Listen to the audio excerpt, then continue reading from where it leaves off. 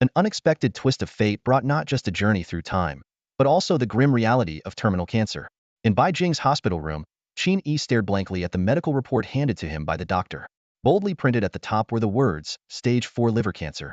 The doctor's sigh, accompanied by the grim prognosis of just 1 month left, echoed in the room. Only a few days ago, this young man had been enjoying drinks with friends. Never in his wildest dreams did he imagine that he would wake up in a parallel world eerily similar to his own. The initial thrill of discovery was soon shattered by the harshness of reality. This world had experienced a spiritual energy revival a century ago, unveiling countless mystical realms and expanding Blue Star's landmass by tens of times. The emergence of alien races and rampaging beasts forced humanity into a 100-year struggle for survival. Confronted with enemies capable of withstanding nuclear blasts with their bare bodies, scientists developed a cultivation system tailored for humans. Unfortunately, none of this had anything to do with Qin Yi. This body he now inhabited was completely devoid of martial talent, incapable of even cultivating the most basic 5-card qi and blood. At just 18, he had started working in a factory, and 3 years later, he was diagnosed with liver cancer. With no family or savings left, he returned to his cramped rental room to await the end of his life. Lying on the wooden bed, Qin Yi writhed in agony from the relentless torment of cancer. As he muttered unwillingly under his breath, a glowing screen suddenly appeared before his eyes. It was a personal data panel, displaying his near-death condition. The most striking feature on the panel was a talent called Adaptive Cellular Evolution. As the excruciating pain began to subside, Qin Yi's cells astonishingly adapted to the cancer, evolving into new abilities: cellular regeneration and pain resistance. His physical condition improved dramatically, and his recovery rate now matched that of a second-rank martial artist.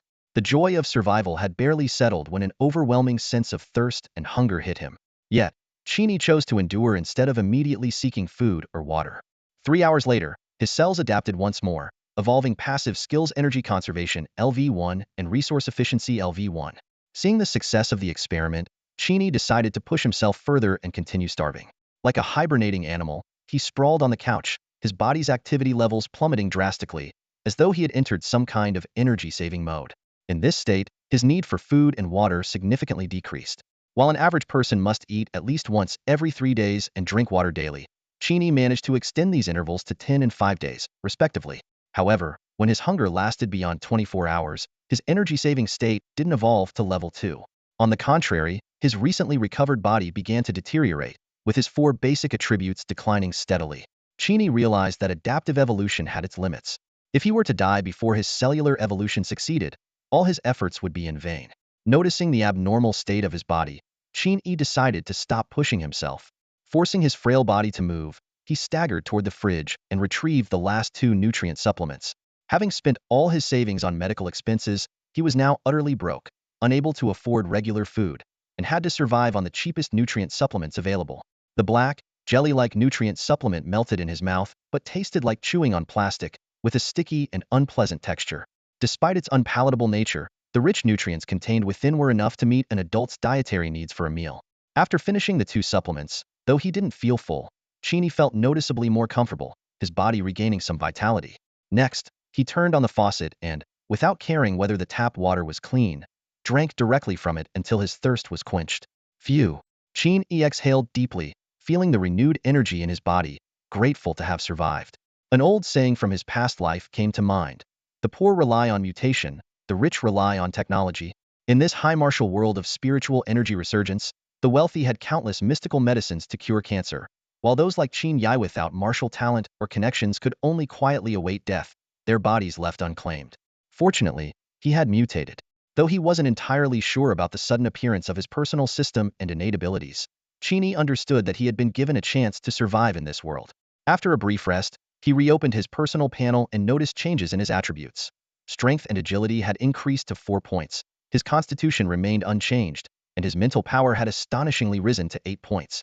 Based on the basic information he had received when the panel first appeared, constitution represented physical resilience and recovery, strength pertained to physical power and vitality, agility influenced movement speed, reflexes, and dynamic vision, and mental power touched upon the mysterious realm of the soul, potentially unlocking abilities akin to those in cultivation novels, such as spiritual senses and divine consciousness. The passive skills of energy saving and conservation he had gained from fasting slightly boosted his mental attributes.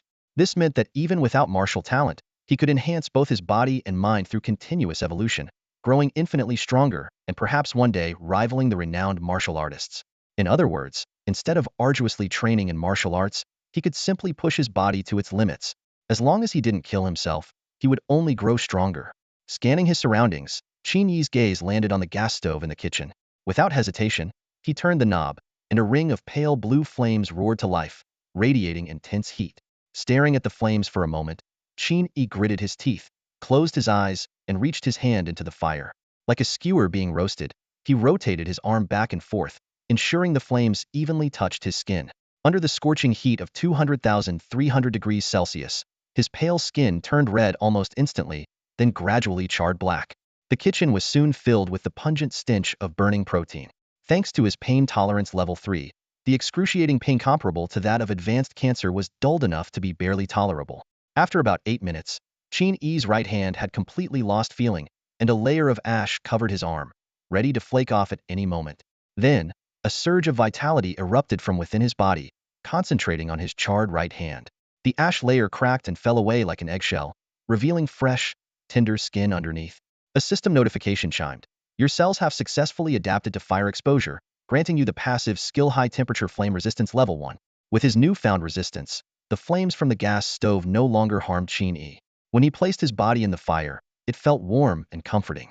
To confirm the effect, he tested each of his limbs in the flames and concluded that the evolution applied to all his cells. Even though only his right hand had been burned, the adaptation was inherited by every part of his body. Well, Qin Yi squinted his eyes, a subtle smirk playing on his lips. A thrilling thought flashed through his mind. If this continued, wouldn't his future self evolve with countless passive skills, physical immunity, magical immunity, eventually forging an invincible body? He gently rubbed the skin that had been burned earlier, recalling the searing pain. Strangely enough, the memory brought with it a peculiar sense of satisfaction. Frowning, Qin Yi muttered to himself, could it be that I've awakened some bizarre trait? Shaking his head, he quickly dismissed the idea. No, that's not it, he analyzed.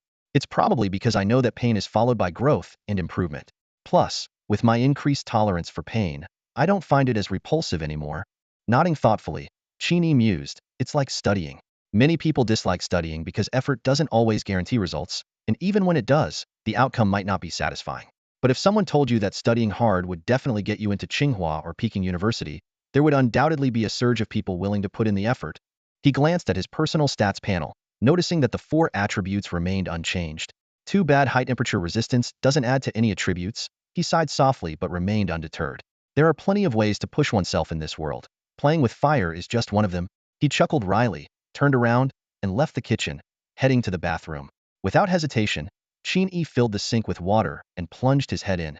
The oxygen in his lungs was quickly depleted, and his face turned crimson as every cell in his body screamed for air.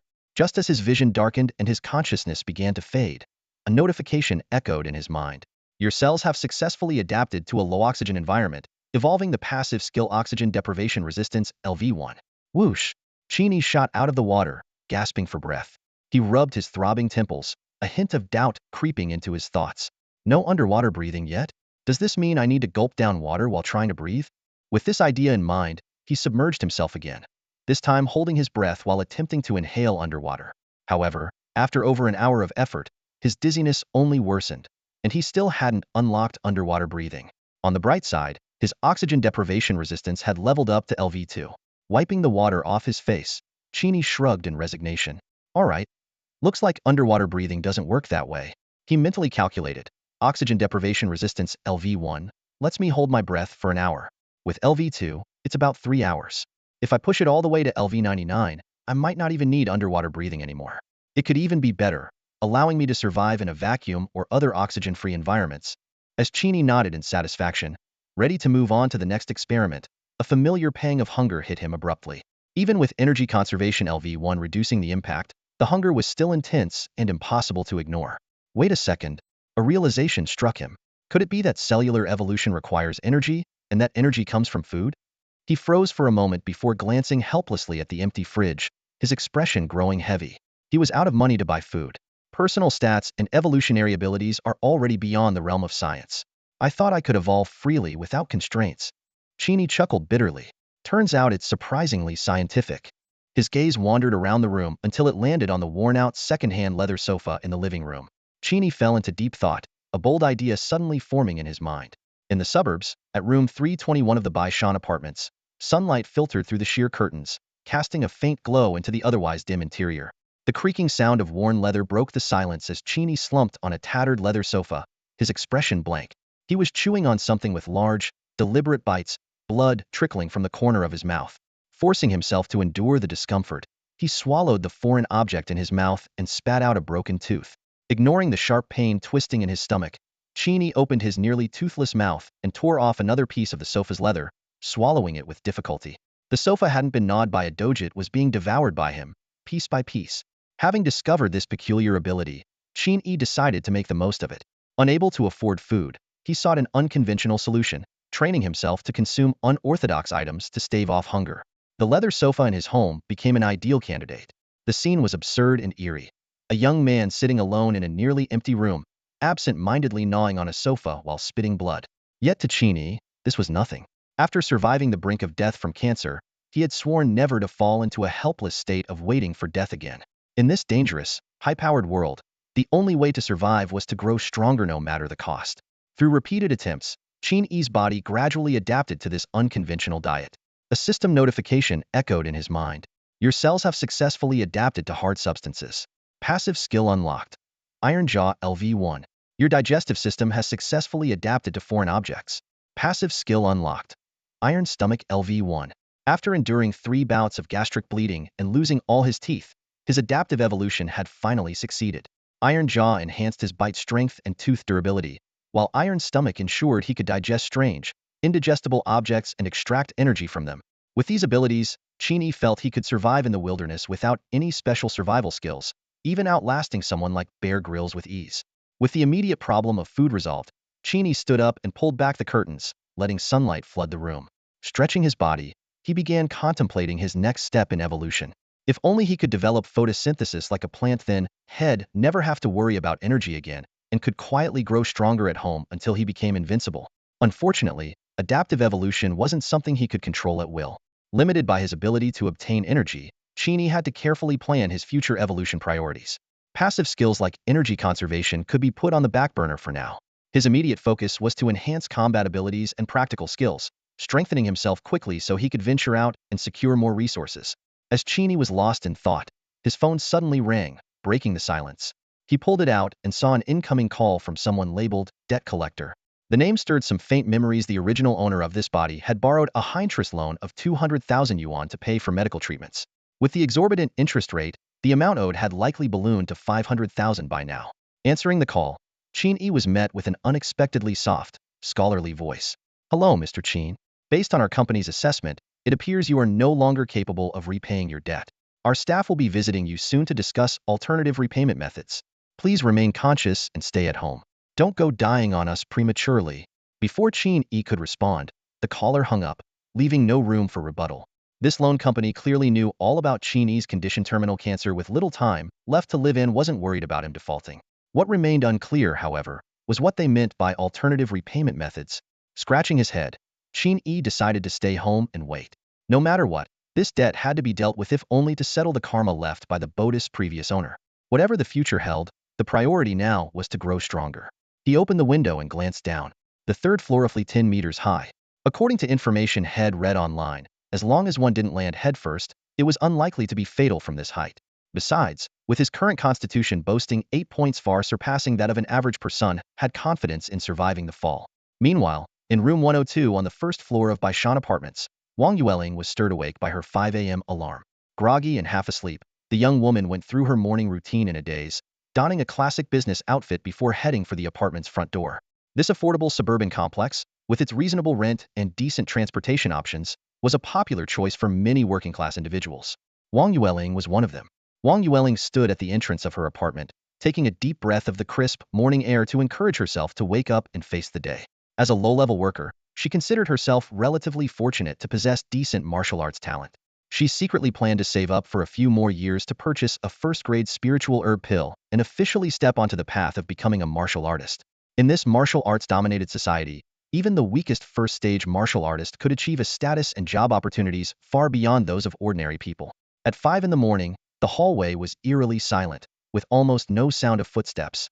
Wang Yueling glanced at the lush green grass outside the door and was about to step out when suddenly, a dark shadow plummeted from the sky, crashing heavily onto the concrete ground not far in front of her. Thud. Blood splattered everywhere, some even landing on Wang Yueling's face. She froze in place, her eyes wide as she stared at the mangled figure on the ground. Despite the gruesome injuries, she recognized the familiar facete was Qin Yi, who lived on the third floor. Terrified, Wang Yueling fumbled for her phone, her hands shaking as she tried to call for an ambulance. Qin Yi, hang in there. I'll call an ambulance right away, you can't die. Her voice trembled, and she could barely hold her phone steady. Just then, a faint voice came from the ground. Don't bother calling an ambulance. I'm fine, it's not a big deal. That sentence shocked her so much that her hand slipped, and the phone fell to the ground. She looked around, realizing there was no one else nearby. It was just her and the corpse on the ground. Under her stunned gaze, Qin Yi's flattened body began to twitch and swell. His bones and organs visibly restructured themselves, and in just 10 minutes, most of his injuries had healed. Qin Yi got to his feet, brushing off the blood and dust on his clothes. He turned to the still dumbfounded Wang Yueling and explained, honestly, it's just 10 meters. With my recovery ability and cellular adaptive evolution, something like this isn't a big deal. He gave an awkward smile. I'm really fine. No need to panic. I was just training my body. Sorry for scaring Yuri. Not hurt, are you? He went on to explain that he had chosen this time of day because he thought no one would be around. For safety, he had deliberately controlled his landing spot to be 2 or 3 meters away from the main path to avoid injuring anyone. Wang Yueling was at a complete loss for words to describe her feelings. Witnessing someone she knew fall from the sky, seemingly die, then come back to life, only to turn around and ask if she was okay, her mind was left with just one thought. I must still be dreaming. Wang Yueling was finally convinced by Qin Yi's performance, though she went to work with a head full of questions. Watching her leave, a flicker of excitement flashed in Qin Yi's eyes. The 10-meter freefall experiment was a success, marking another breakthrough in his evolution. System notifications rang out in quick succession.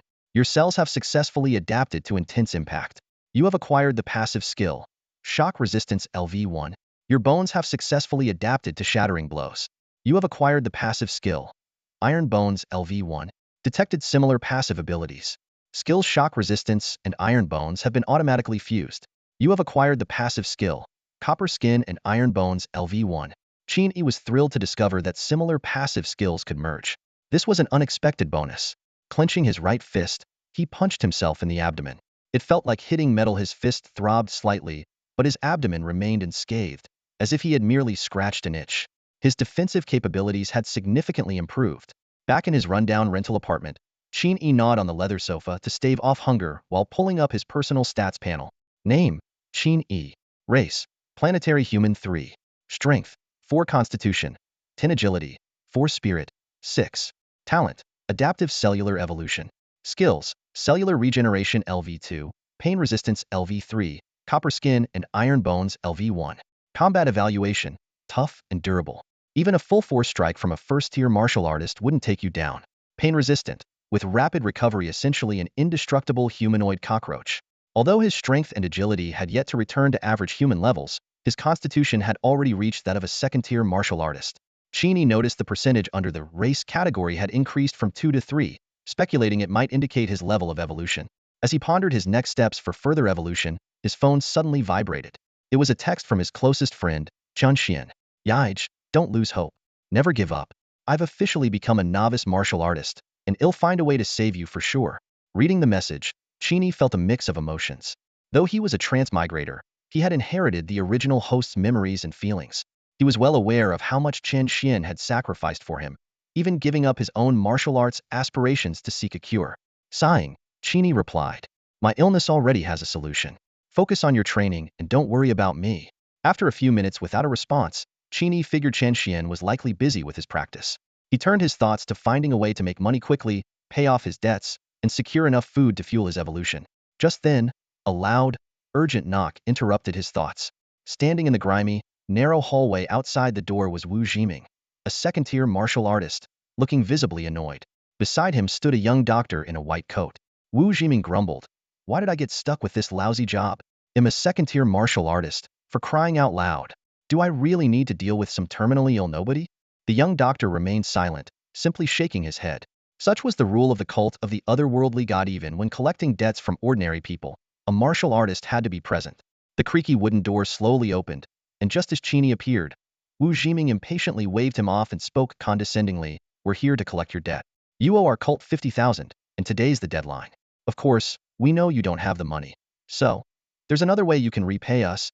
As he spoke, Wu Jiming gave a meaningful glance. The young doctor immediately understood, opening a briefcase from which a chilling cold emanated. Inside lay 3 gleaming surgical knives. "Your cancer hasn't spread to your kidneys yet. 2 kidneys, 500,000. It's a fair deal." The young doctor slipped on his plastic gloves, his tone cold and detached. He picked up the scalpel, completely disregarding Qin Yi's opinion, and walked straight into the room. Pointing at Qin Yi's bed, the doctor said, "We'll operate here. It's clean." Qin Yi remained silent, his gaze fixed on the doctor and the cold gleam of the scalpel. Wu Jiming, seeing this, assumed Qin Yi was paralyzed with fear. A mocking smirk appeared on his face. "Don't just stand there. A warrior's time is valuable. Get in and get it done. Or don't tell me you're thinking of running away." Wu Jiming squinted, his eyes predatory, like a leopard sizing up its prey. As a second-rank martial artist, he possessed 20 calories of blood energy and could deliver punches with a force of 300 kilograms, enough to shatter bones with a single blow. Against him, ordinary people had no chance of resistance. On top of that, his running speed reached an astonishing 12 meters per second, far beyond the limits of any normal human. Even if Qin Yi tried to flee with all his might, escape was impossible. What happened next, however, completely defied Wu Jiming's expectations. Qin Yi slowly shook his head, expressionless, and walked over to the young doctor. Reaching into the doctor's briefcase, he pulled out another scalpel. "What are you doing? You don't seriously think holding a knife will help you beat me, do you?" Wu Jiming chuckled, amused by Qin Yi's actions. But in the next moment, his laughter froze. Before their stunned eyes, Qin Yi did something unimaginable. Without any hesitation, he plunged the scalpel into his own side, slicing open a small incision. Blood sprayed out, staining the floor a vivid red. What was even more horrifying was Qin Yi's composure. His face remained calm, as if he couldn't feel pain. Casually setting the scalpel aside, he reached his right hand into the wound and began to search. Moments later, he found what he was looking for. With a sickening sound of tearing flesh, he yanked out a fresh, bloody kidney and handed it to the wide-eyed doctor. "Young doctor, The doctor stared at the bloody organ in utter shock, unable to form a coherent sentence. Qin Yi smiled faintly and reminded him, "Don't just stand there. While it's still fresh, you'd better store it right away." Then, turning to Wu Jiming, who was frozen at the doorway, Qin Yi offered an apologetic explanation. "You two are creditors. How could I let you do the work? Removing organs is a small matter, I can handle it myself. Just wait a moment, the second kidney is coming right up." Before the words had fully left his mouth, Qin Yi made another incision on his side. With practiced precision, he reached inside again and, in no time, extracted his second kidney. The organ was so fresh that the blood vessels on its surface still pulsed faintly. After finishing, Qin Yi seemed almost unsatisfied. Looking somewhat embarrassed, he turned to the young doctor and asked, 2 kidneys for 500,000. Are you still interested? Don't worry, I have more. Plenty in stock." Silence. A deathly silence enveloped the room of the white shirt apartment. Wu Jiming and the young doctor exchanged glances, too stunned to speak. They had been members of the cult of the other god for years, collecting debts countless times, and had thought they'd seen it all. But this time, the scene before them completely shattered their understanding of reality. Qin Yi, a seemingly frail and sickly teenager, had just taken a scalpel and, without hesitation, plunged it into his own abdomen right in front of them. Blood spurted out, yet Qin Yi's expression remained calm as he skillfully extracted one of his kidneys. What was even more horrifying was his composed demeanor as he casually declared that he could continue providing more organs, as if it were the most mundane discussion. Wu Jiming's instinct screamed danger. As a second-stage martial artist, he was well aware that organ regeneration required at least the strength of a low-tier martial master. Could this seemingly weak teenager actually be hiding his true abilities, pretending to be harmless? Was he, in fact, a martial master, a powerful figure in disguise? Realizing he might have made a fatal mistake, Wu Jiming quickly suppressed the killing intent he had felt earlier. In the presence of a martial master, his status as a mere second-stage martial artist was insignificant. Forcing a flattering smile, he cautiously asked, "May I ask what you mean by this?" Breaking through 9 stages of martial arts was the prerequisite to becoming a low-tier martial master, and in a mid-tier city, martial masters were figures of absolute prestige. Even the governor of Yuhang would have to show them utmost respect. Although martial masters possessed the ability to regenerate organs, no one had ever heard of one willingly selling their own. Wu Jiming and the young doctor couldn't help but wonder if Qin Yi was playing some sort of twisted joke on them. But as they looked at his serious expression and the blood-stained scalpel in his hand, Neither dared to act recklessly. Qin Yi idly twirled the scalpel in his fingers, his tone indifferent as he replied, I don't mean anything by it. I just really need money and want to sell my organs to you on a long-term basis. Don't worry as long as it's not my heart or brain. I can provide anything else. During the brief exchange, the young doctor noticed something terrifying. The 2 wounds on Qin Yi's abdomen had already healed without leaving a trace of a scar. This extraordinary regenerative ability confirmed their worst fears. This boy was undoubtedly a powerful martial master. Wu Jiming and the young doctor felt chills run down their spines, cold sweat dripping down their backs. They exchanged a quick glance, then forced ingratiating smiles, nodding repeatedly. Of course, a long-term partnership sounds like a great idea. As soon as they finished speaking, Qin Yi nonchalantly extracted a few more healthy organs and completed the transaction on the spot. In no time, he had earned 1,000,000 yuan with ease. However, having spent all his internal energy on evolution, Qin Yi soon felt a gnawing hunger. Casually, he tore a piece off a genuine leather sofa and began chewing on it, as though savoring a gourmet meal. Wu Jiming stared, dumbfounded, at the sight before him, his mind consumed by a single thought. What on earth is this creature? After concluding the deal, Wu Jiming and the young doctor dared not linger any longer. They fled the scene in a panic. Watching their hurried departure, Qin Yi couldn't help but muse that these two were truly a blessing in disguise. Selling his organs not only made him money but also accelerated his evolution, a perfect arrangement tailored just for him. Opening his personal panel, Qin Yi discovered that his recent act of self-surgery had unlocked 2 new passive skills, blood regeneration LV1 and organ regrowth LV1. These skills had merged with his previously acquired cellular regeneration recovery LV2, upgrading to flesh restoration LV1. Reflecting on Wu Jiming's reaction, Qin Yi grew thoughtful.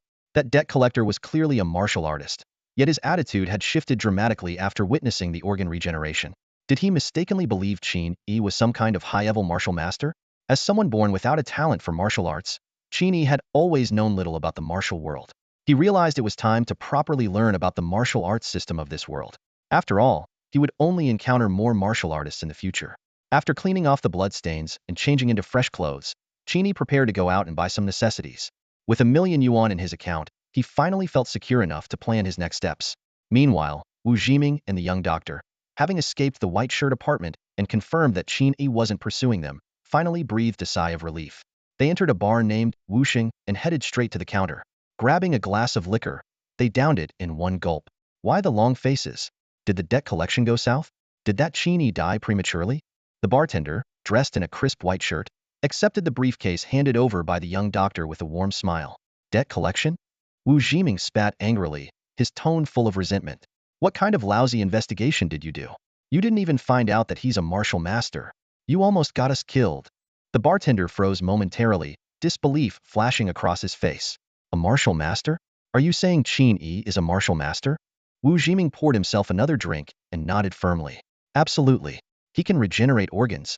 He briefly recounted the events of their encounter, leaving the bartender increasingly shocked. Finally, the bartender interrupted. That's impossible. Absolutely impossible. I personally investigated Qin Yi's background. His entire life, from birth to his cancer diagnosis, is clean. He's just an ordinary person. A tense silence settled over the bar. The bartender set down his mixing glass, his brow furrowed in deep thought. If what you're saying is true, then there's only one explanation. This guy must have had some incredible stroke of luck in the past month, transforming him into a martial master. Wu Jiming was startled. From an ordinary person to a martial master in just a month? That would take at least a Class C spiritual artifact or a Tier 2 spiritual plant, wouldn't it? Such ragstorches stories weren't unheard of in the era of spiritual energy revival. Many treasures found in secret realms had transformative effects and were exceedingly rare. A Class C spiritual artifact would cost no less than 10,000,000 yuan, and even then, it might not be available. A Tier 2 spiritual plant capable of producing seeds could fetch an even higher price. Greed flickered across Wu Jiming's face, but it quickly faded. Competing for a Class C artifact was far beyond the reach of a mere second-stage martial artist like him. The bartender licked his lips, his expression turning serious. You handled this well. Keep Qin Yi placated for now, and don't let word of this spread. They'll report this to the higher-ups in the organization and have someone sent to deal with it. If there's any reward, you won't be left empty-handed.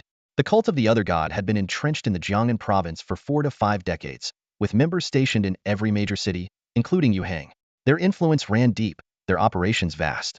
From loan sharking to arson, they left no stone unturned. To them, a lucky teenage martial artist was hardly worth fearing. Within a few sentences, they had already decided Qin Yi's fate.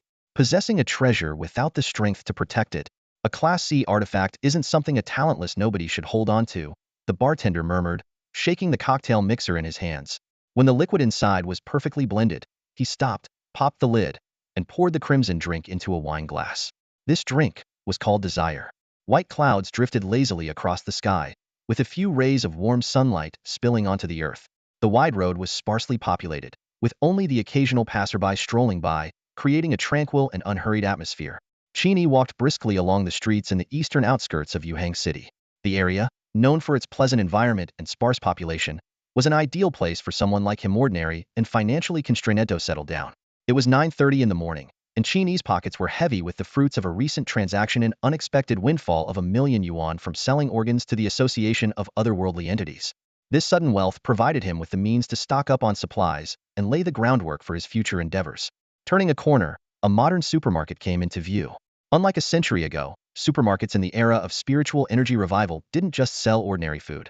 They also offered low-tier spiritual fruits that allowed even common folk to enjoy a taste of the extraordinary. Though these spiritual plants weren't ranked on any formal scale, they were generally beneficial to the human body. Decades of research by the Human Alliance had identified over 1,000 species of spiritual plants deemed safe for consumption. A prominent advertisement board outside the supermarket caught Qin Yi's attention. It announced a special sale on Zigua and Shuegua, priced at 1,000 yuan each. Qin Yi couldn't help but sigh inwardly. What a blatant daylight robbery. These low-level spiritual fruits could be found in abundance on the outer edges of secret realms, where one could easily harvest thousands of them. Bringing them back to the city and selling them at such inflated prices yielded profits greater than real estate speculation. Qin Yi recalled some basic martial arts knowledge that Chen Xian had casually mentioned during his training. Back when money was tight, Qin Yi had once fantasized about venturing into a secret realm to try his luck harvesting spiritual fruits for profit. However, the fear of death ultimately kept him from taking that step. The nearest secret realm to Yuhang was the Xintian realm, classified as a D-level realm by the Spirit Suppression Bureau. According to regulations, one needed to reach at least the level of a Stage 1 martial artist to enter, while the core area required the strength of a low-rank martial master. For an ordinary person, venturing into such a place was tantamount to courting death. The Human Alliance categorized secret realms into 8 levels, from the lowest level to the highest level. Beyond this level, there were even more mysterious domains known as Caves of Heaven. It was said that the scale of a Cave of Heaven rivaled that of an entire world, containing at least 3 level secret realms within its vast and perilous expanse.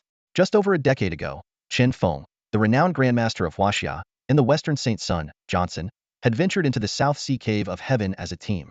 To this day, they remain missing, their fates unknown. Shaking his head to dispel these dangerous thoughts, Qin Yi quickened his pace and entered the supermarket. While these low-tier spiritual fruits couldn't compare to high-tier ones, they were still rare treasures for ordinary people. Regular consumption could enhance physical fitness and unlock martial potential. Unfortunately, the steep cost made them unaffordable for most, relegating these fruits to the status of luxury snacks for the wealthy. At the checkout counter, Qin Yi was surprised to find an elderly man with a head full of white hair serving as the cashier.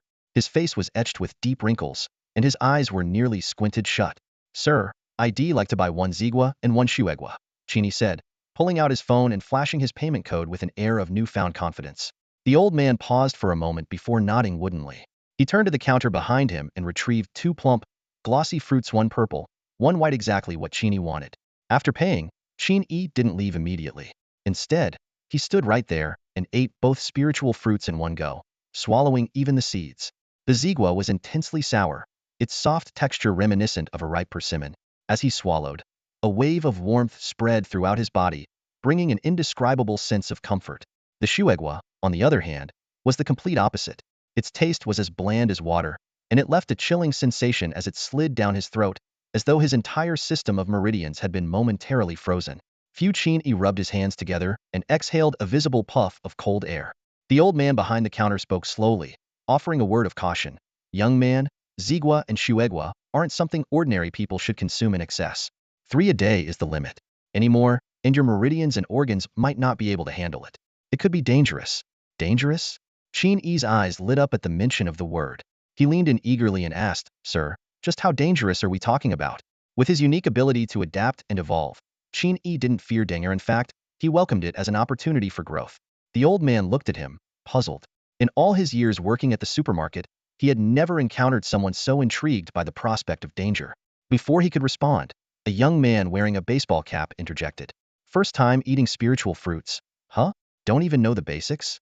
The young man's tone dripped with disdain. An ordinary person eating 5 zigua in a day might scorch their lungs and end up with permanent damage. Eat more than 10, and you'll overdo it, leading to internal bleeding, fainting, or even death. As for shuegua, its potency is even stronger. 5 in a day could chill your heart to the point of cardiac arrest.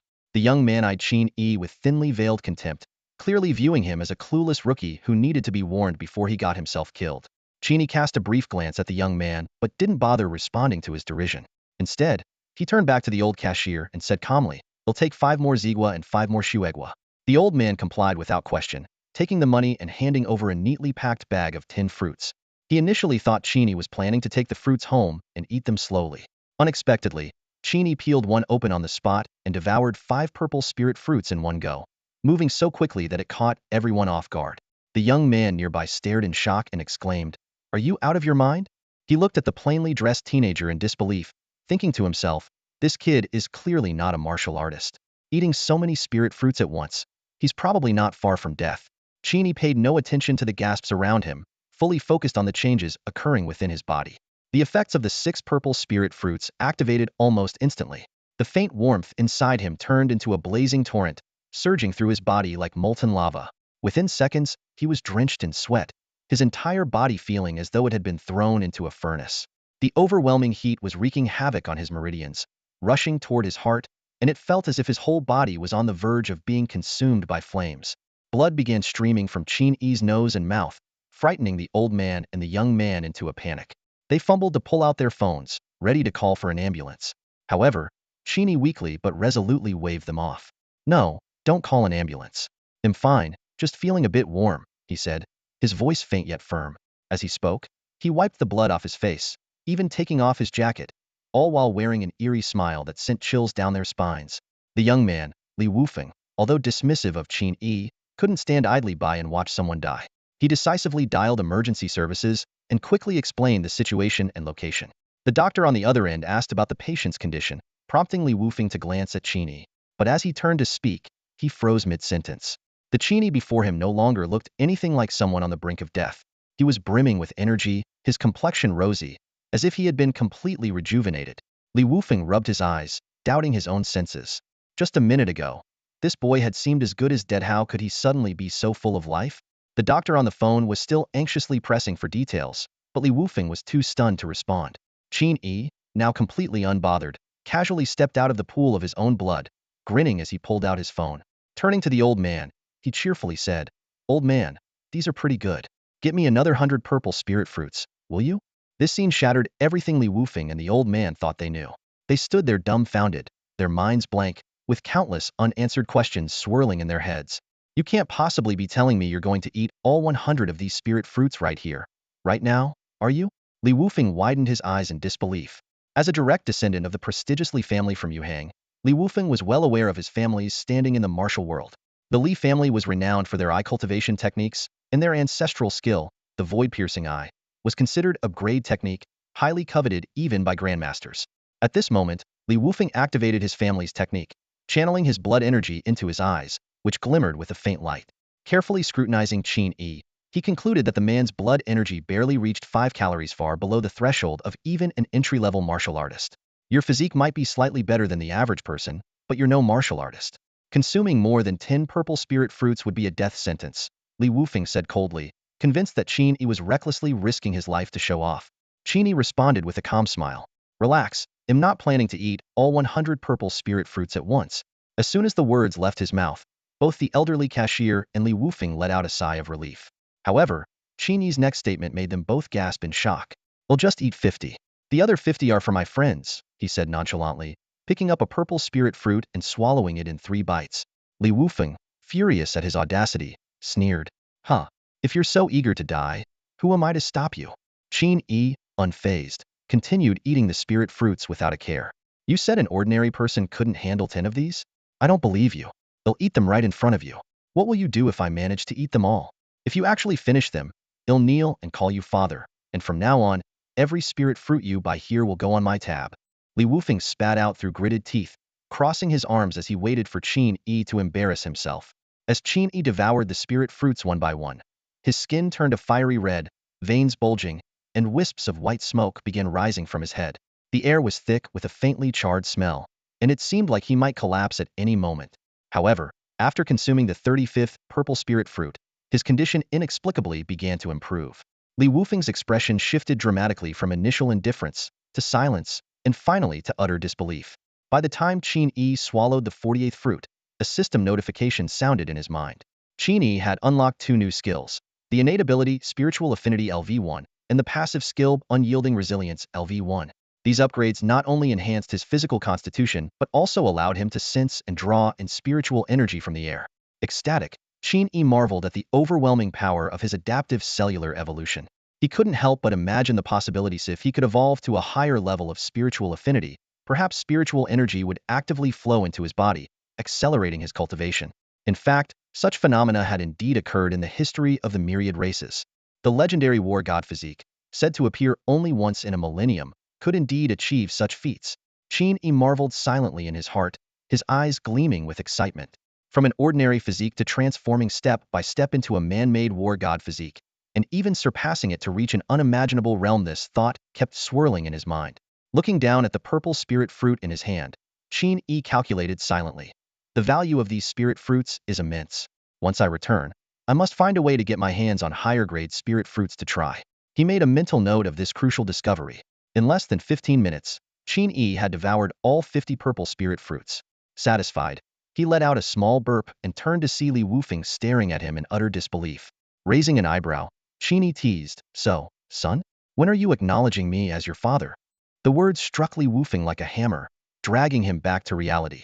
He looked at Qin Yi in shock, realizing that not only was the latter unharmed, but he seemed to be in even better condition than before. Li Wufeng's mind was in turmoil, and he nearly spat blood from frustration. Gritting his teeth, he thought bitterly, what kind of freak is this? He hasn't even stepped into martial cultivation, yet he can recklessly eat spirit fruits like this? Li Wufeng's face turned ashen as he wrestled with his pride and dignity. He didn't want to break his word but was unwilling to kneel. Suppressing his anger, he said through gritted teeth, "I'll offer you one first-tier spirit fruit as compensation. Let's just pretend I never said what I said earlier, all right? Your natural talent is remarkable. Eating one first-tier spirit fruit after entering martial cultivation will yield unparalleled benefits." Qin Yi didn't agree immediately. He noticed that the disdain in Li Wufeng's eyes had completely vanished. With a playful tone, he replied, "You seem to come from a prominent family, probably some big-shot young master. Are you telling me that, as a noble young master, kneeling and acknowledging someone as your father is worth only a single first-tier spirit fruit?" Li Wufeng's face darkened even further, his blood boiling with fury. However, glancing at the old man standing behind Qin Yi, he forced himself to suppress his anger. Clenching his teeth, he said, "Fine. 3 first-tier spirit fruits. If you don't want them, then I'll kneel. Simple as that." "Deal," Qin Yi responded breezily. "Meet me here at the supermarket tomorrow morning at 10. Feeling utterly defeated, Li Wufeng stormed off, leaving the supermarket without looking back. However, just as he stepped outside, the sharp sound of a siren pierced the air. An ambulance sped to a halt in front of the supermarket. A group of doctors and nurses rushed out, immediately surrounding Li Wufeng to ask what had happened. Frustrated, Li Wufeng explained the situation. But when the medical team saw Qin Yi healthy, robust, and full of vitality, they frowned deeply. Turning to Li Wufeng, they scolded him sternly, "Don't misuse emergency services like this. These resources are meant to save lives. Do you even understand that? Look at this young man, as strong as an ox. Does he look like someone who's overdosed on spirit fruits?" Li Wufeng's face turned an even deeper shade of blue, rendered speechless by the reprimand. Internally, he roared in frustration, "Damn it! Who would believe that Qin Yi ate 50 spirit fruits and came out completely fine? Who am I supposed to complain to about this?" As Li Wufeng and the medical staff departed, the commotion inside the supermarket gradually subsided. Qin Yi stood facing the elderly cashier, the tension from earlier still lingering in the air. Qin Yi glanced around, his gaze settling on the pile of purple spirit fruits. 100 spirit fruits cost me 100,000 yuan, he calculated silently. But that's nothing. I'll just sell a few organs later and make it back. A faint smile tugged at the corner of his lips as the thought crossed his mind. "Old man," Qin Yi turned to the cashier with a hint of anticipation in his voice, "do you have any other spirit fruits for sale in the supermarket?" The elderly man shook his head, his deeply lined face showing an apologetic expression. "This week, we only have these 2 types of spirit fruits." Our supply comes primarily from martial artists who venture into secret realms, so the selection varies. If you're looking for something different, you can check back next week. He paused briefly before adding, the spirit fruits at the East Suburb supermarket are all supplied by the Leaf family. You could also try your luck in other areas around Yuhang. The Leaf family? Qin Yi muttered thoughtfully, recalling the young man wearing a baseball cap from earlier. That guy just now must be from the Leaf family, right? A glimmer of approval flickered in the old man's eyes as he nodded with a smile. You're sharp. His name is Li Wufeng, and he's the leading figure of this generation in the Li family. He broke through to the martial master realm at just 18 years old. His future is limitless. Qin Yi's heart skipped a beat, not because of Li Wufeng's identity, but because he was surprised by how much the old man seemed to know. He scrutinized the seemingly ordinary elder in front of him, suspecting that his background might be anything but simple. No wonder Li Wufeng didn't try to throw his weight around. Qin Yi mused inwardly. He was probably mindful of the old man, not wanting to lose face in front of him. With that thought, Qin Yi bowed deeply, expressing his sincere gratitude. The elder's expression grew even more approving as he introduced himself. My surname is Wang. You can just call me Old Wang. If you ever encounter any difficulties in your martial arts practice, feel free to come and ask me. Thank you, Old Wang. Qin Yi bowed again before regaining his usual composure. He hoisted the crate of fruits onto his shoulder and left the supermarket. Old Wang watched Qin Yi's departing figure, murmuring to himself, smart, with a good temperament and decent potential. It's a pity he started practicing martial arts so late. Probably will take him a month just to get the basics. Such a shame. One misstep, and you're forever behind. Starting at 18, he's bound to suffer for it. The afternoon sun bathed the streets in golden light as the once quiet neighborhood began to stir with life. Carrying the crate of fruits on his shoulder, Qin Yi stood out among the passers-by. Despite being in the poorly policed East Suburb, he showed no sign of caution, instead opting to take a less traveled path. As he passed through a dim alleyway, two suspicious-looking young men took notice of the crate he was carrying. The buzz-cut man sniffed the air and whispered, "That's the scent of spirit fruits. A whole crate of them. This is going to be a big score. Don't rush," the burly man beside him said in a low voice, patting the buzz-cut man's shoulder. "We're martial artists, even if just beginners. We can't stoop to acting so desperate." The buzz-cut man chuckled sheepishly. Right, big bro. So, how do we pull this off?" The burly man squinted, sizing up the direction Qin Yi was heading. Judging by his route, he's probably heading back to the Baishan apartments. We'll take a shortcut, lie in wait by the staircase and catch him off guard. The two moved swiftly through the maze of alleys, soon arriving at the Baishan apartments. This rundown housing complex had no security guards, and its doors were perpetually left open. They slipped in easily, hiding in the shadows at the bottom of the staircase. Steel rods gripped tightly in their hands as they waited for their prey. Before long, steady footsteps echoed from a distance, growing closer. Through the narrow gap, the buzz-cut man caught sight of the enticing crate of spirit fruits, and his heartbeat quickened. He shot a glance at the burly man, signaling that it was time to act.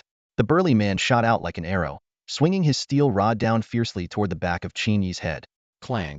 A deafening metallic clang reverberated through the air, as if the rod had struck an unyielding steel plate. The burly man felt a jolt of pain in his hands, his entire arm trembling uncontrollably. "Does this guy have a steel plate in his head?" the burly man muttered in disbelief. Refusing to accept defeat, he swung the rod against 6 more heavy strikes, all aimed at the vulnerable spot on the back of Qin Yi's head. Clang, clang, clang. The repeated metallic clashes echoed through the narrow stairwell, yet Qin Yi remained completely unfazed, as if he hadn't felt a thing. The burly man froze in place, the steel rod slipping from his hands and clattering to the ground. The buzz-cut man, still hiding in the shadows, was equally dumbfounded, unable to comprehend what he had just witnessed. Why stop now? Qin Yi turned around slowly, a warm smile on his face. He bent down to pick up the steel rod, tapping it lightly against his own arm to produce a crisp sound. Then, he handed the rod back to the burly man, pointing at his own forehead. "Go on, keep hitting. Aim here this time. Your strikes are way too weak. Anyone would think you haven't eaten. Or maybe you guys should eat a couple of spirit fruits first before continuing. Big bro, we've run into some serious trouble. Let's get out of here." The buzzcut man, who had been hiding in the corner, finally snapped out of his daze. He leaped forward, swinging a steel rod straight at Qin Yi's head. However, Qin Yi was not only incredibly strong but also possessed a body far superior to the average person. His passive ability, Iron Skin, though only at level 1, was more than enough to withstand a full-force attack from an entry-level martial artist. With a sharp crack, the steel rod smashed down on Qin Yi's head, only to unexpectedly snap in two. One half clattered to the ground, while the other remained in the buzzcut man's trembling hand. Both men stared in disbelief, first at the broken piece of steel rolling on the floor, then at Qin Yi, who stood there grinning, completely unscathed. Cold sweat dripped down their faces as a wave of fear engulfed them. With a resounding thud, the two men dropped to their knees in unison, their entire bodies shaking as they begged for mercy. "Sir, if I said this was all just a misunderstanding, would you believe me?" One of them stammered. Qin Yi looked down at the two trembling thugs, his smile unwavering. The more he smiled, the more terrified they became. They couldn't fathom why someone with the power of at least a third-tier martial artist would be living in the rundown apartments of East Suburb. In truth, these two were bait Qin Yi had deliberately lured in. Having lived in East Suburb for years, he was well aware of its chaotic state where petty criminals and thugs ran rampant. However, their strength was typically mediocre, with the strongest barely reaching the level of entry-level martial artists. Anyone who had achieved even the first tier of formal martial arts wouldn't bother remaining a street thug. Qin Yi had chosen this group of troublemakers to test his own abilities and approach that was both safe and cautious. The difference in power between a first-tier martial artist and an entry-level one wasn't vast. And as it turned out, while Qin Yi lacked offensive techniques and his strength and agility were only at the level of an average person, his defensive and regenerative capabilities alone were enough to easily overpower a first-tier martial artist. In other words, Qin Yi could stand still and let a first-tier martial artist attack him relentlessly, and they'd eventually exhaust themselves to death without leaving a scratch on him. As for second- or third-tier martial artists, while he couldn't defeat them yet, he was confident in his ability to survive. After all, what doesn't kill him only makes him stronger. Qin Yi calculated silently. A few more days of improvement, and he'd be ready to venture into the outskirts of the secret realm on his own. The environment there was said to be extremely harsh, making it an ideal place to hone his abilities. He had long been eyeing the spiritual plants within the secret realm, as they offered a shortcut to growing stronger. Snapping back to reality, Qin Yi glanced at the two still kneeling before him and said politely, "Thank you for your cooperation. I appreciate your efforts." The two men exchanged confused looks, unsure why Qin Yi was thanking them. Did this mean they were off the hook? Just as they were about to express their gratitude, Qin Yi added, "Now do me a favor and head over to the East Suburb police station to turn yourselves in. I'm too busy to escort you there myself." With that, Qin Yi turned and walked upstairs, leaving them with one final, chilling remark, "In a few days, I'll swing by the station to check on you. If I don't see you there, well, let's just say no one will ever see you again." This blatant death threat, coupled with Qin Yi's overwhelming display of power, left the two men too terrified to gamble with their lives. They had no choice but to comply. Swallowing hard, the buzzcut man and his companion exchanged a nervous glance, any lingering hope of escape vanishing completely. Back in his familiar apartment, Qin Yi stared at the worn-out leather sofa in the living room, lost in thought. Just a few days ago, he had been so broke that he jokingly considered eating the sofa to stave off hunger. Now, he was a millionaire with a bright future ahead. He couldn't help but think of Qin Xian, who still hadn't replied to his messages. That absence of communication was troubling. A brother who had shared hardships with him was undoubtedly a true friend. Qin Yi wasn't one to forget those who had stood by him. Now that he was doing well, he naturally wouldn't leave his brother behind. He had left 50 pieces of purple fruits and snow fruits for Qian and kept another 50 snow fruits for himself. Without hesitation, he began devouring them. Even though the 50 purple fruits he had eaten earlier in the day had provided ample nutrition, he forced himself to eat more in order to accelerate his growth. Soon, an intense, icy energy coursed through his meridians, spreading rapidly to his organs. Within a minute, a thin layer of frost formed on his skin. Despite the still warm September weather, his body was cold enough to freeze, a phenomenon that defied logic. Qin Yi felt as though his blood and heartbeat were on the verge of freezing. His breath came out in visible puffs of cold air as he trembled uncontrollably. The pain was unimaginable, but having endured the agony of cancer and developed a level 3 pain tolerance, he endured it without a sound. The suffering was not without reward. After over half an hour of enduring the intense cold, his body gradually returned to normal. His temperature stabilized, and his breathing evened out. In the depths of his consciousness, Qin Yi sensed a peculiar transformation taking place. His vision suddenly expanded, and the whirling cyclones floating in midair became distinctly visible, their numbers far greater than before. To his delight, the difficulty of manipulating these cyclones had significantly decreased, and the process of absorbing and accommodating them had become effortless. A system notification echoed in his mind. Your cells have successfully adapted to the excessive nourishment of the ungraded ice attribute spirit fruit, evolving the innate skill spiritual affinity LV2. Your cells have undergone remolding through the freezing of spiritual ice, evolving the passive skill cold resistance LV4. Joy surged in Qin Yi's heart, as the improvement in spiritual affinity was precisely what he had been most concerned about. As for the level 4 cold resistance, though an unexpected bonus, it was incredibly practical. He estimated that this ability would allow him to walk bare-chested in environments as cold as -10 degrees Celsius without any discomfort, a significant step toward forging an indomitable physique. Clenching his fists, he felt the surging power within him. It wasn't just strength that had improved. Even his agility had seen some enhancement. Qin Yi silently analyzed the situation, concluding that this was likely the result of the spirit fruit, improving his physical constitution. His passive skill, iron stomach, granted him a digestion and absorption capacity far beyond that of ordinary people, rivaling that of some fearsome beasts. While an average person would need 100 days to consume and absorb 100 spirit fruits gradually, he had done it in just 3 hours, reaping immediate benefits. Eagerly, he opened his personal stats panel to examine the changes in his attributes. Name: Qin Yi. Race: planetary human 9. Strength: 7. Constitution: 13. Agility: 6. Spirit: 6. Innate ability: adaptive cellular evolution. Skills: cold resistance LV4, pain tolerance LV3, spiritual affinity LV2, anaerobic endurance LV2. Battle power evaluation: physical strength surpasses a tier 3 martial artist. A full force punch rivals a tier 1 martial artist.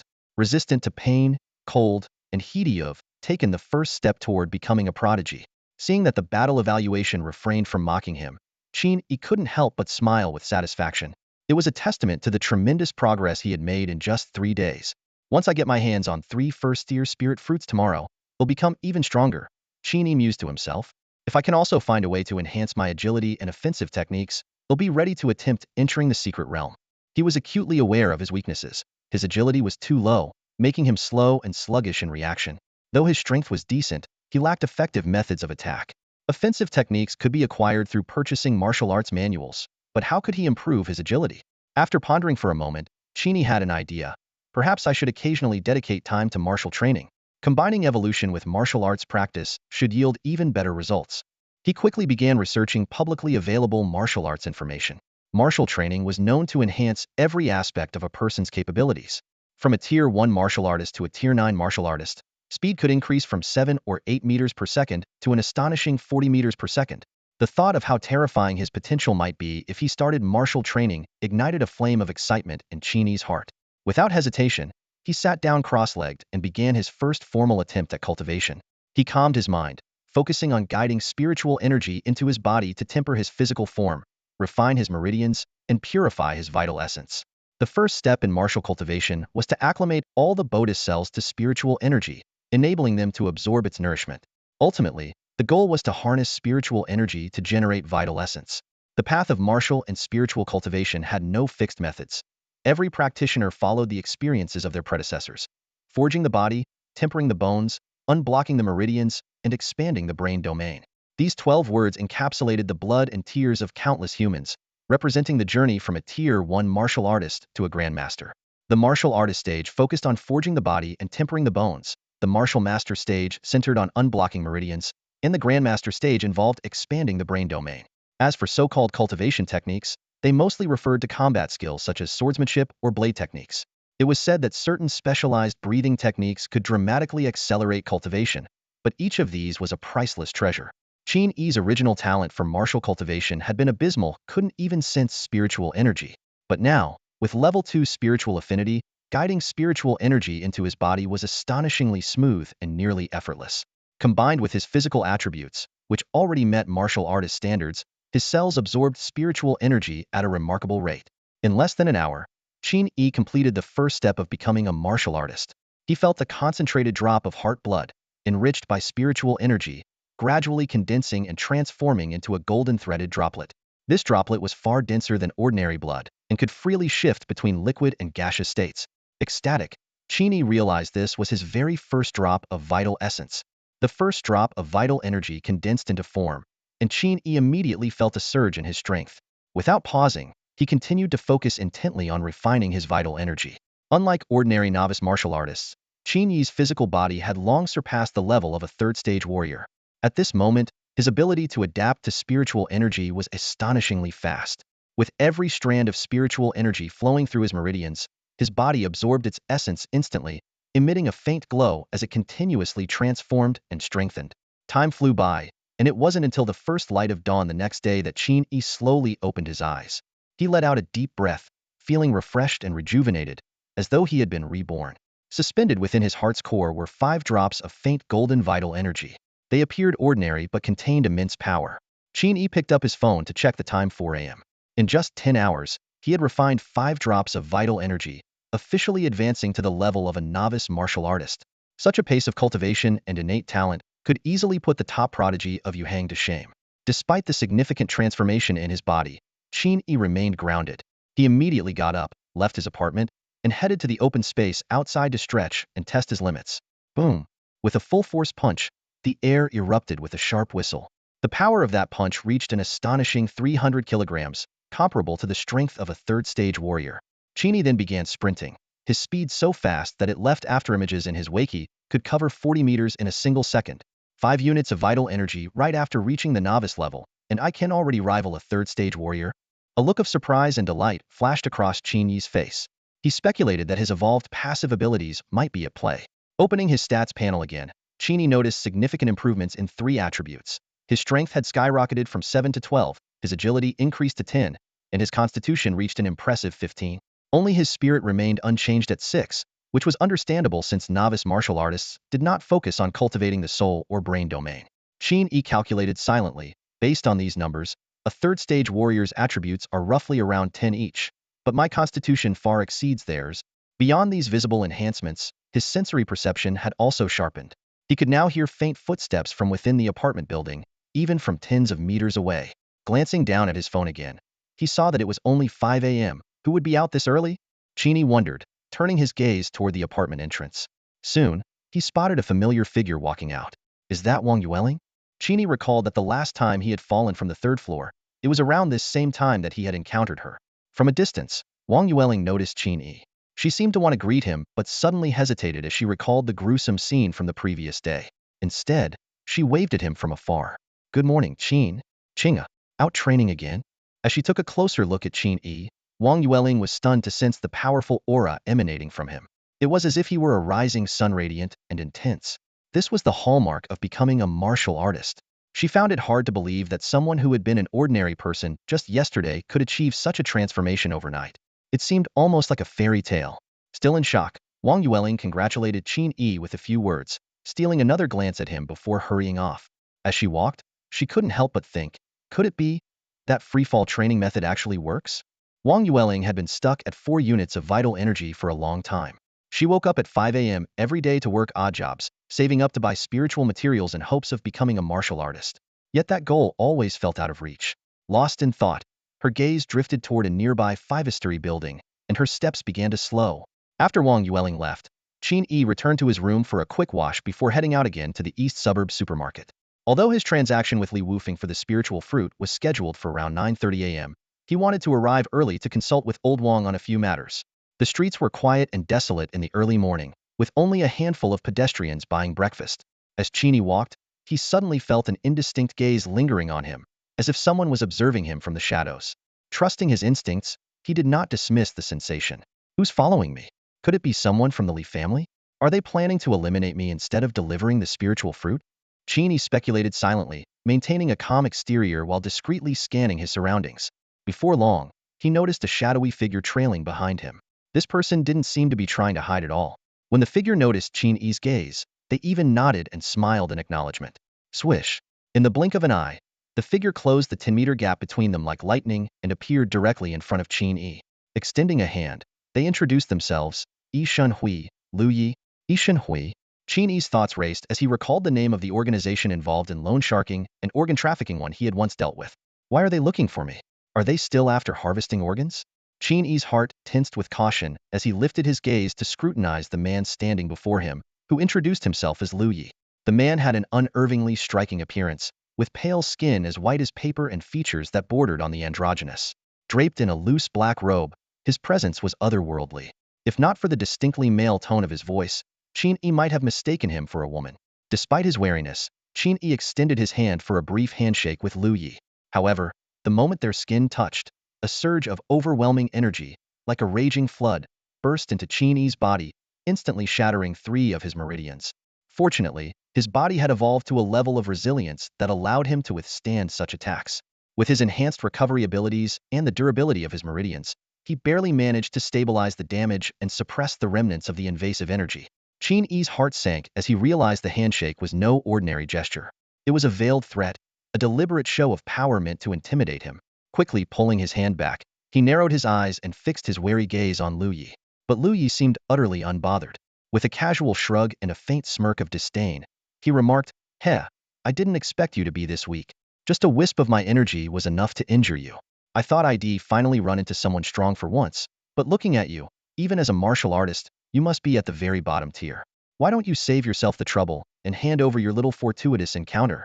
You're too weak for me to bother fighting. Be smart, and you might just live. What do you say?" Though Lu Yi's outward demeanor was calm and delicate, his words dripped with arrogance, making it clear he viewed Qin Yi as nothing more than an insignificant obstacle. Yet, his offhand remark sent a chill through Qin Yi's mind, confirming a suspicion that had been forming. The Ishan Society must have uncovered detailed information about him. They had likely noticed how he had gone from an ordinary person to suddenly possessing martial prowess, leading them to suspect he had come across some extraordinary opportunity. Their assumption wasn't wrong. The system was indeed such a miraculous encounter. But Qin Yi knew one thing for certain. This was something he could never, under any circumstances, give up. Frustration bubbled within him as he realized he had underestimated the Ishan Society. What he had thought was merely a powerful lone shark group turned out to have the resources to send someone as formidable as Lu Yi after him. Lu Yi, at the very least, was a low-tier martial master, a whole level above Qin Yi. The gap in their abilities was immense. Qin Yi's mind raced as he weighed his options should he flee or fight. Yet, before he could make a decision, Lu Yi's patience had clearly run out. With a sharp whoosh, the sound of air being torn apart reached Qin Yi's ears. Before he could even react, a fist the size of a sandbag came hurtling toward his abdomen with terrifying speed. The punch was so fast that Qin Yi couldn't follow it with his eyes. He could only hear the deafening sound of a sonic boom. In the blink of an eye, the fist had already struck his body, unleashing a violent shockwave. Bang! Qin Yi was sent flying like a broken kite, landing heavily over 10 meters away. The force of the punch churned the blood in his veins, shattered every bone in his body, and left most of his internal organs in ruins. That simple punch carried a force of 1 ton, a casual strike from a martial master, but it was enough to leave Qin Yi clinging to life by a thread. The difference between a martial artist and a martial master was as vast as the gap between heaven and earth. No wonder Wu Jiming had been so horrified when he suspected Qin Yi might be a martial master. Lu Yi shook out his fist and strolled leisurely toward Qin Yi from the other end of the street, a condescending smirk on his face. He showed no concern that Qin Yi might try to escape. Pathetic. Absolutely pathetic. Why did you have to make me do this? Wouldn't it have been easier to just hand over your little opportunity? Lu Yi had deliberately held back, avoiding a fatal blow. He feared Qin Yi might have hidden his so-called opportunity somewhere, and if he died without revealing it, recovering it would be a hassle. Qin Yi lay on the ground like a lifeless heap, but he had noticed Lu Yi's restraint during the punch. A plan began to form in his mind. Heh. Qin Yi let out a cold chuckle. What didn't kill him would only make him stronger. His level 1 body regeneration ability kicked in, and his shattered bones and organs began to repair themselves at a frenzied pace.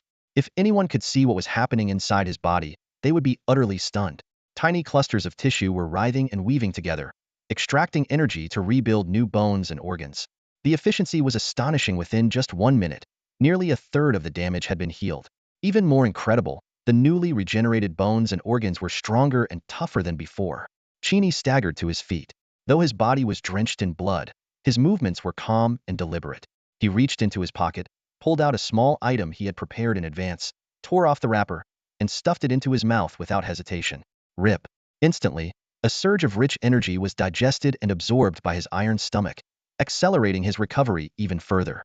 Lu Yi's expression shifted as he scrutinized the item Qin Yi had taken out. A few seconds later, he froze, his face twisting with anger.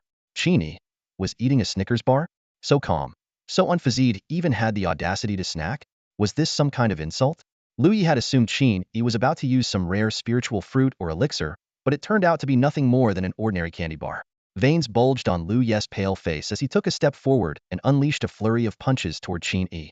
His fists rained down like a violent storm, but even then, Lu Yi maintained precise control over his strength and aim, ensuring he didn't deliver a killing blow. Come on, scream, beg for mercy, kneel and submit. Lu Yi's attacks grew more frenzied, blood splattering onto his face as he roared like a madman. He wanted to see Qin Yi break loose his composure, abandon his dignity, and beg for his life. But things didn't go as planned. Qin Yi remained as composed as ever, his expression devoid of fear, despair, or even pain. Compared to the agony of late-stage cancer, this physical suffering was nothing. Thanks to his level 3 pain tolerance, Qin Yi didn't feel the punches as pain at all if anything. He felt a strange sense of exhilaration, so much so that he almost laughed out loud. His body, his meridians, his bones, they were being destroyed and rebuilt again and again. With each cycle, they grew stronger, tougher, more terrifying. How is this possible? Lu Yi finally noticed something was wrong. His brows furrowed deeply in disbelief. As a martial master, he could channel his life force externally, and every punch he threw carried that destructive energy, designed to damage his opponent's internal organs and meridians to halt regeneration. Yet against Qin Yi, it had no effect. Incredible. It must be that opportunity of his. Greed flashed across Lu Ye's face as he launched another ferocious barrage of attacks, determined to completely incapacitate Qin Yi and drag him away before he could resist any further. But to Lu Ye's shock, Qin Yi now seemed to have some ability to fight back. If Lu Yi didn't use his full strength, he couldn't easily overpower Qin Yi, who was desperately holding his ground. After countless exchanges, Qin Yi could barely block Lu Ye's attacks and even managed to lift an arm to strike back. Though his counterattacks posed no real threat to Lu Yi, the sheer defiance behind them was intolerable. Is that all you've got? Qin Yi taunted as he was sent flying once again. This time, he got up even faster than before and casually pulled another Snickers bar from his pocket, unwrapping it and taking a bite. With sufficient energy, his cells could adapt and evolve endlessly. You're courting death. Lu Yi finally lost all composure. He couldn't tolerate being mocked by someone so much weaker than himself, especially someone who, by all rights, shouldn't even be alive. He no longer held back, his attacks now several times more ferocious than before. Each punch carried a sharp wind, causing tremors to ripple across the ground. Lu Ye's figure left after images in midair, his movements as fast as a speeding bullet. However, after the intense clashes earlier, Qin Yi had undergone a transformation. His cells evolved under the relentless flow of energy and blood from a low-tier martial master's aura, granting him the innate skill of Spirit Affinity LV3. Continuous training had also given him the passive skill of Physical Regeneration LV2. Enduring the relentless impact of over a ton of force had even unlocked a unique innate divine ability, Boneless Flexibility. One battle, 3 new skills. Qin Yi's strength had skyrocketed. This was the very embodiment of his belief. As long as he wasn't killed, the harsher and more terrifying the environment, the greater the power he would gain in return. Lu Ye's eyes gleamed with ferocity, holding nothing back anymore. His energy surged like a rainbow. His punches roared skyward, aiming directly for Qin Yi's vital points. In the face of this peril, Qin Yi immediately activated his newly acquired boneless flexibility. In an instant, Qin Yi's body seemed to lose its skeletal structure, becoming soft and deflated, like an uninflated balloon. This divine ability was a perfect counter to Lu Ye's assault, as if it had been created specifically to neutralize his attacks. Lu Ye's fist, imbued with immense force and wrapped in a fierce gale, slammed into Qin Yi's chest. What should have been a devastating blow, capable of shattering his chest and exploding his heart, was instead absorbed like a sponge. Qin Yi's chest caved inward, dissipating over half the force within seconds. Though Qin Yi was sent flying over 10 meters again, this time he emerged completely unscathed. With the support of his Physical Regeneration LV2, the damage from Lu Ye's full-force punch was healed almost instantly. This is impossible. Lu Yi stared at the unharmed Qin Yi in utter disbelief. Qin Yi smiled nonchalantly, standing at the street corner as he spread his arms. What's the matter? Skipped breakfast, brother? Come on, hit me harder. If you don't manage to kill me today, I promise I'll kill you someday. He patted his chest confidently, exuding an air of fearless defiance. Lu Ye's face darkened, his expression stormy. Just as he prepared to strike again, he sensed someone approaching. Gritting his teeth, he shot Qin Yi a venomous glare before retreating. He had been so confident, expecting to subdue Qin Yi quickly right there on the street. Yet, Qin Yi had proven as unyielding as an indestructible cockroach, leaving Lu Ye's efforts in vain. What are you glaring at? Can't win, so you're running away? Hey, if you've got the guts, stay and fight me. Qin Yi taunted loudly in a mocking tone, his words almost making Lu Yi cough up blood in anger. Not until Lu Ye's figure disappeared completely at the end of the street did Qin Yi finally stop, exhaling a long breath. Wiping the blood from the corner of his mouth, he muttered to himself, "Damn it, what bad luck." Finishing the last bite of a chocolate bar, Qin Yi looked up, only to see a graceful figure appear at the far end of the street. After the intense battle between 2 martial artists, the once peaceful street was left in ruins. Dust and debris scattered everywhere, the road was riddled with potholes, and several large, circular craters resembled the aftermath of meteor impacts. The entire scene looked like a post-apocalyptic wasteland. Qin Yi surveyed the street cautiously, his eyes catching sight of a figure approaching. The newcomer was dressed in a crisp police uniform, with short, neat hair and sharp, well-defined features that gave off an air of natural authority. The commanding presence of the female officer made it clear to Qin Yi in an instant. The police were here, and this time, it was a woman in charge. Qin Yi felt his tense nerves relax slightly. As expected, causing such a commotion on the street was bound to attract attention sooner or later. The female officer stood expressionless in front of Qin Yi, her piercing gaze scanning his injury-ridden body before shifting briefly to the direction where Lu Yi had fled. Her tone was stern as she asked, "The person you were fighting with, did they escape?" Qin Yi studied the officer carefully. Based on his extensive experience dealing with martial artists, he was certain she was one as well and not a novice either. Scratching his head awkwardly, he replied with a sheepish grin, "Officer, I wasn't fighting him. He came after me, trying to kidnap me. Luckily, you arrived in time. Otherwise, I might have been taken away." The officer listened to his explanation without much reaction. She calmly produced her credentials, following protocol, and prepared to escort him to the station for a statement. Qin Yi glanced at her badge and saw the name, Xiao Shi, printed on it. Without protest, he followed Officer Xiao back to the police station. It was around 8 a.m., and the station had just opened for the day, but there were already a few guests present. As Qin Yi stepped into the lobby, he was greeted by the sound of a stern lecture, seemingly directed at someone in need of advice. Life is precious. Whatever you're struggling with, talk to your family or loved ones about it, don't bottle it up. You're so young, with your whole life ahead of you. Why would you resort to something so extreme? Promise me you won't do this again, okay? Curious, Qin Yi turned toward the source of the voice and was surprised to see a familiar face sitting on one of the chairs in the station. The person had their head lowered in shame, nodding repeatedly at the officer's words. It was none other than Wang Yueling. Instinctively, Qin Yi raised his hand in greeting. Hearing his voice, Wang Yueling froze for a moment before sneaking a glance at him. Her face instantly turned crimson, and she quickly looked away, clearly embarrassed to her core. She looked so mortified that even her toes seemed to curl in discomfort. It turned out that in her quest to become stronger, Wang Yueling had tried to imitate Qin Yi's so-called free-fall training method. Instead of succeeding, she had been mistaken for attempting self-harm and was rescued by a concerned passerby who called the police.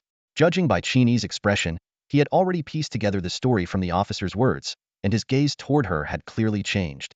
Qin Yi never imagined that his casual remark about training would actually lead Wang Yueling to try such a reckless stunt. This was truly an unbelievable turn of events. After the lecture ended, Wang Yueling stood up awkwardly.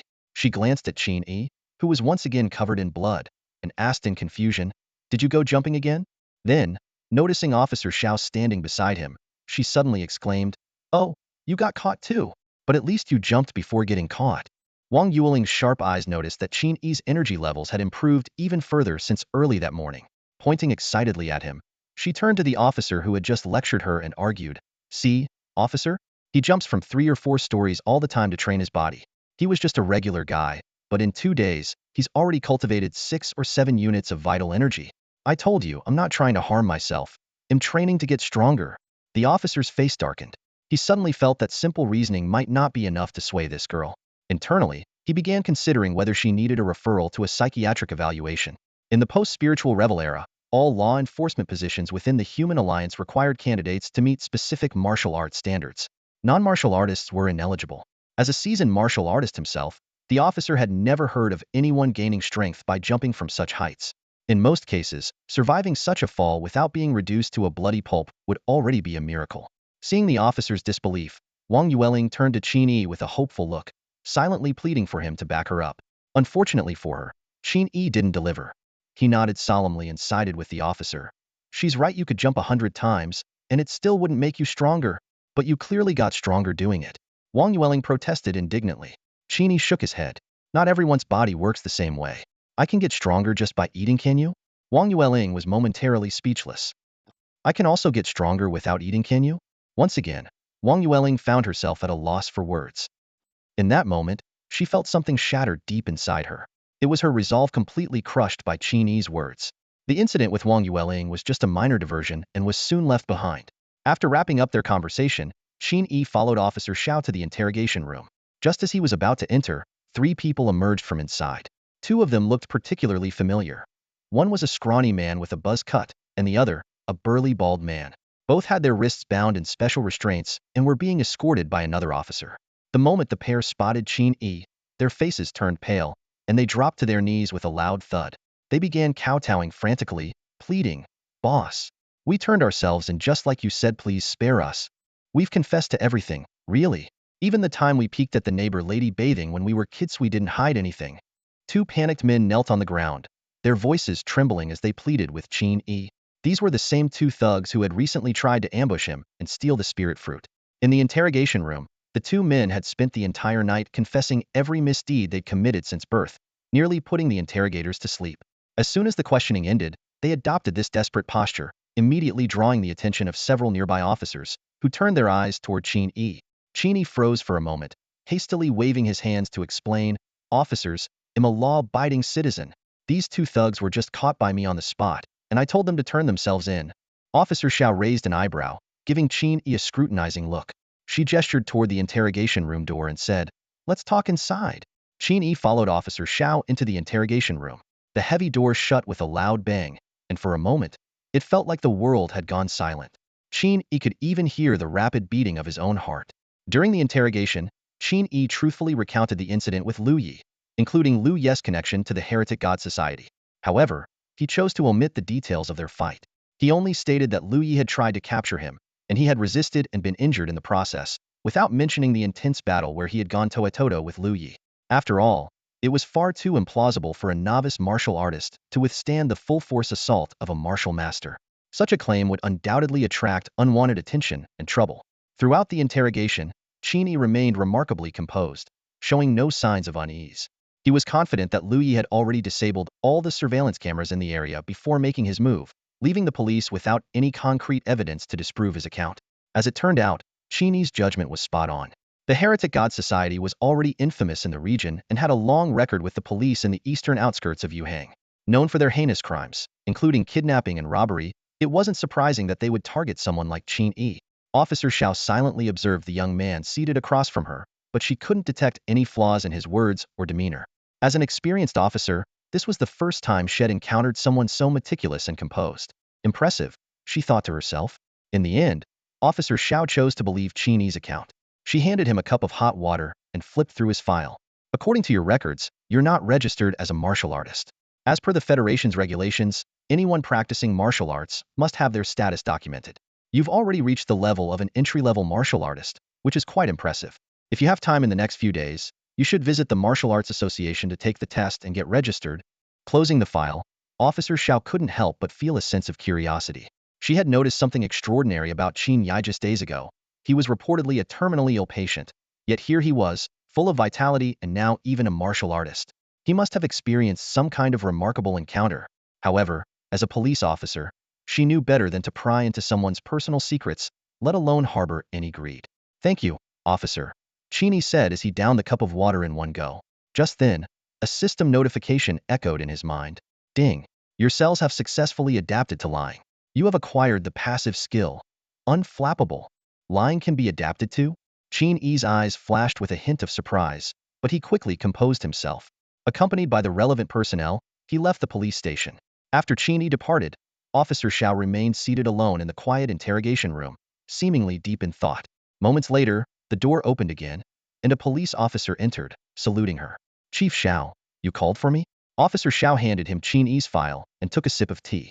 After reading through the file, the officer's eyes lit up, and he asked tentatively, "Are you suggesting?" Setting down her teacup, Officer Xiao gave a slight nod. "Exactly. The Heretic God Society won't give up on whatever it is they're after with Qin Yi. If we keep a close watch on him, we're bound to reel in a big catch sooner or later. Starting today, you'll be responsible for protecting him. If we can take down a major figure from the Heretic God Society, that'll be at least a first-class merit for you." The officer respectfully accepted the task and left the room. Once again, Officer Xiao was alone in the interrogation room, savoring her tea with a calm yet thoughtful expression. Stepping out of the police station, Qin Yi glanced at the time. It was exactly 9 o'clock, with 30 minutes to spare before his appointment. Walking unhurriedly down the street, he swiped his fingers across his personal panel, opening it. His eyes immediately landed on a newly evolved skill, calm and composed. Just as the name suggested, this skill allowed him to remain natural and unflustered when lying, delivering falsehoods as convincingly as truths. It had no level indicator, as though it was at max level the moment it appeared. While it didn't enhance his combat capabilities, Qin Yi found it to be incredibly practical. His gaze shifted downward to the 4 main attributes displayed on the panel. A look of surprise lit up his face's strength, agility, and constitution had all improved. He now possessed 13 points in strength, 11 in agility, and 16 in constitution, far exceeding the average third-tier martial artist. He could even rival a fourth-tier martial artist to a certain extent. Qin Yi quietly calculated in his mind. Martial artists were divided into 9 tiers, with every 3 tiers forming a new rank. While a fourth-tier martial artist might seem only one level above a third-tier, the actual disparity was vast. He couldn't help but feel grateful for Liu Ye's tough but intentional approach. For someone with such immense strength to control their power and avoid causing fatal damage, it was this restraint that had given him the opportunity to transform. With this thought, Qin Yi's mood lifted, and he began to hum a tune. Martial arts training required refining the body and tempering blood energy with spiritual energy. Liu Ye's external strikes with his blood energy had essentially helped Qin Yi strengthen his body, a process far more efficient than the slow absorption and circulation of spiritual energy. In just over 10 minutes, he had refined a drop of blood energy. Now, Qin Yi had accumulated 6 units of blood energy, edging closer to the 10-unit standard required for a first-tier martial artist. More importantly, Liu Yi had inadvertently helped him evolve a third-level affinity for spiritual energy, which meant his cultivation speed would only accelerate in the future. Qin Yi whispered to himself, "Such a great favor when I achieve success in my training, I'll repay it with my life." A glint of cold determination flashed in his eyes. Before he realized it, the police station had long faded into the distance. In the horizon, the sign for the Yuhang East Suburb supermarket came into view. Qin Yi quickened his pace and soon spotted Li Wufeng standing at the supermarket's checkout counter, holding 3 exquisite wooden boxes in his hands, clearly waiting for someone. A smile spread across Qin Yi's face as he strode into the supermarket and greeted him warmly. "Long time no see, brotherly." Hearing this, Li Wufeng's expression darkened, and he remained silent. Internally, he sneered. "We just saw each other yesterday, and you're saying long time no see? Are we even that close for you to call me brotherly?" As for how Qin Yi knew his surname, Li Wufeng wasn't surprised. It was likely the older employees at the supermarket had told him. Li Wufeng turned to face Qin Yi, his expression indifferent, his dark eyes as calm as a still lake. Yet in the next moment, his face betrayed a flicker of shock, nearly losing his composure. He rubbed his eyes and looked at Qin Yi again, the astonishment on his face deepening. He was certain he wasn't mistaken. In just one night, the previously ordinary Qin Yi had somehow refined 6 units of blood energy. In disbelief, Li Wufeng asked, "Did you really not hide your strength yesterday?" Even for a prodigy like himself, who had been nurtured with spiritual medicines and treated spirit fruits like candy since childhood, it had taken over a week to refine 6 units of blood energy. Qin Yi shook his head lightly, a hint of mischief in his tone. In front of Elder Wang, what strength could I possibly hide? The supermarket's owner, Elder Wang, was a figure of profound cultivation. Unless one was a grandmaster, it was impossible to conceal their true capabilities from him. Li Wufeng understood the implication and his expression grew more complex, his gaze flickering with intrigue. Even the typically composed Elder Wang behind the checkout counter revealed a trace of surprise. Just yesterday, he had lamented that Qin Yi had started learning martial arts too late. Yet today, the young man had already stepped into the realm of martial arts. Refining 6 units of blood energy in a single day, such talent was exceedingly rare. Qin Yi stole a glance at Elder Wang. Seeing the old man's ever-kind smile, he let out a quiet sigh of relief. Having lived so long, Elder Wang had undoubtedly realized that Qin Yi harbored secrets. However, he had no intention of prying, let alone exposing them. At his level, as long as a human talent acquired opportunities, no matter how extraordinary, he wouldn't covet them. Li Wufeng quickly regained his usual composure and handed the 3 wooden boxes to Qin Yi, saying, "You've got some talent, they'll give you that. But in the path of immortal martial arts, talent alone isn't enough. You must actualize it to become truly strong. I hope to see you in the depths of some secret realm in the future. Don't get yourself killed too early." Taking the boxes, Qin Yi glanced down and noticed that although they were small, they were intricately crafted. Each box was adorned with carvings of dragons and phoenixes, exuding a restrained spiritual energy. The first-tier spirit fruits stored within emitted no scent or aura, indicating that the boxes themselves were valuable storage artifacts. Clearly, the Li family's wealth meant that Li Wufeng didn't think twice before casually giving them away. TCH, filthy rich people. Think being wealthy makes you so great? Qin Yi grumbled inwardly. With the spirit fruits exchanged, Li Wufeng turned and left without hesitation.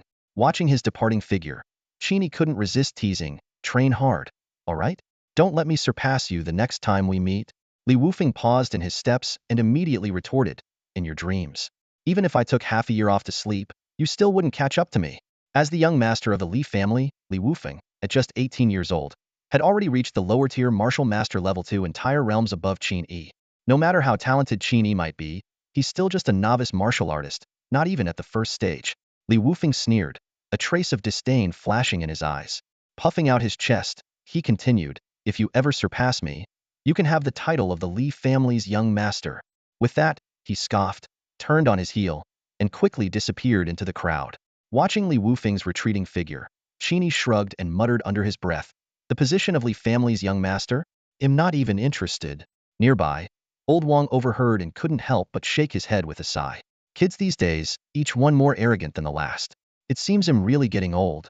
He hunched over slightly, a look of helplessness on his face. After obtaining the Tier 1 spiritual fruits, Qin Yi decided not to head straight home like last time.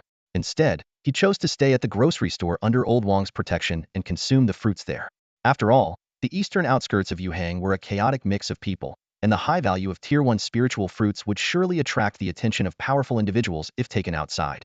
Old Wang seemed to understand Qin Yi's intentions and didn't object. Opening the door to the storage room, he said, you can eat them in here. Qin Yi quickly followed him inside. In the storage room, Qin Yi placed 3 wooden boxes on the table and opened them one by one. As soon as the first box was unlocked, a refreshing, fragrant aroma filled the air, like a cool spring breeze brushing against his face. The scent alone was enough to make one's spirit feel uplifted. Old Wang nodded slightly and explained, this is the spring heart fruit. It ripens once a year in early spring, and is known for its ability to nourish the mind and soothe the soul. It's considered a top-tier, Tier 1 spiritual fruit. Nourish the mind? Qin Yi's eyes lit up, and without hesitation, he ate the spring heart fruit. Instantly, he felt a warm, soothing sensation in his chest, as if basking in the gentle sunlight of a spring day. Curious, he opened his personal stats panel and saw that his long static mental attribute had jumped from 6 to 10. Old Wang elaborated, before reaching the Grandmaster stage, martial artists don't develop their brain regions or cultivate their souls. As such, their mental strength is entirely dependent on their natural talent. Generally, even the most gifted individuals start with around 7 points of mental strength. Consuming a spring heart fruit might raise it by 1 or 2 points at most. Qin Yi couldn't help but feel grateful for his unique ability, the level 1 iron stomach skill. Its effectiveness far exceeded his expectations, allowing him not only to consume things others couldn't, but also to fully digest spiritual fruits and absorb their benefits more completely. Next, Qin Yi opened the remaining 2 wooden boxes, which contained a scarlet blood orange and an earthwind chestnut, both Tier 1 spiritual fruits known for enhancing vitality. After consuming them, Qin Yi felt a surge of energy coursing through his body. His vitality, originally at 6 points, rose directly to 10 points, officially propelling him into the ranks of Tier 1 martial artists. Seeing this, Old Wang was initially astonished, but his expression soon turned to concern.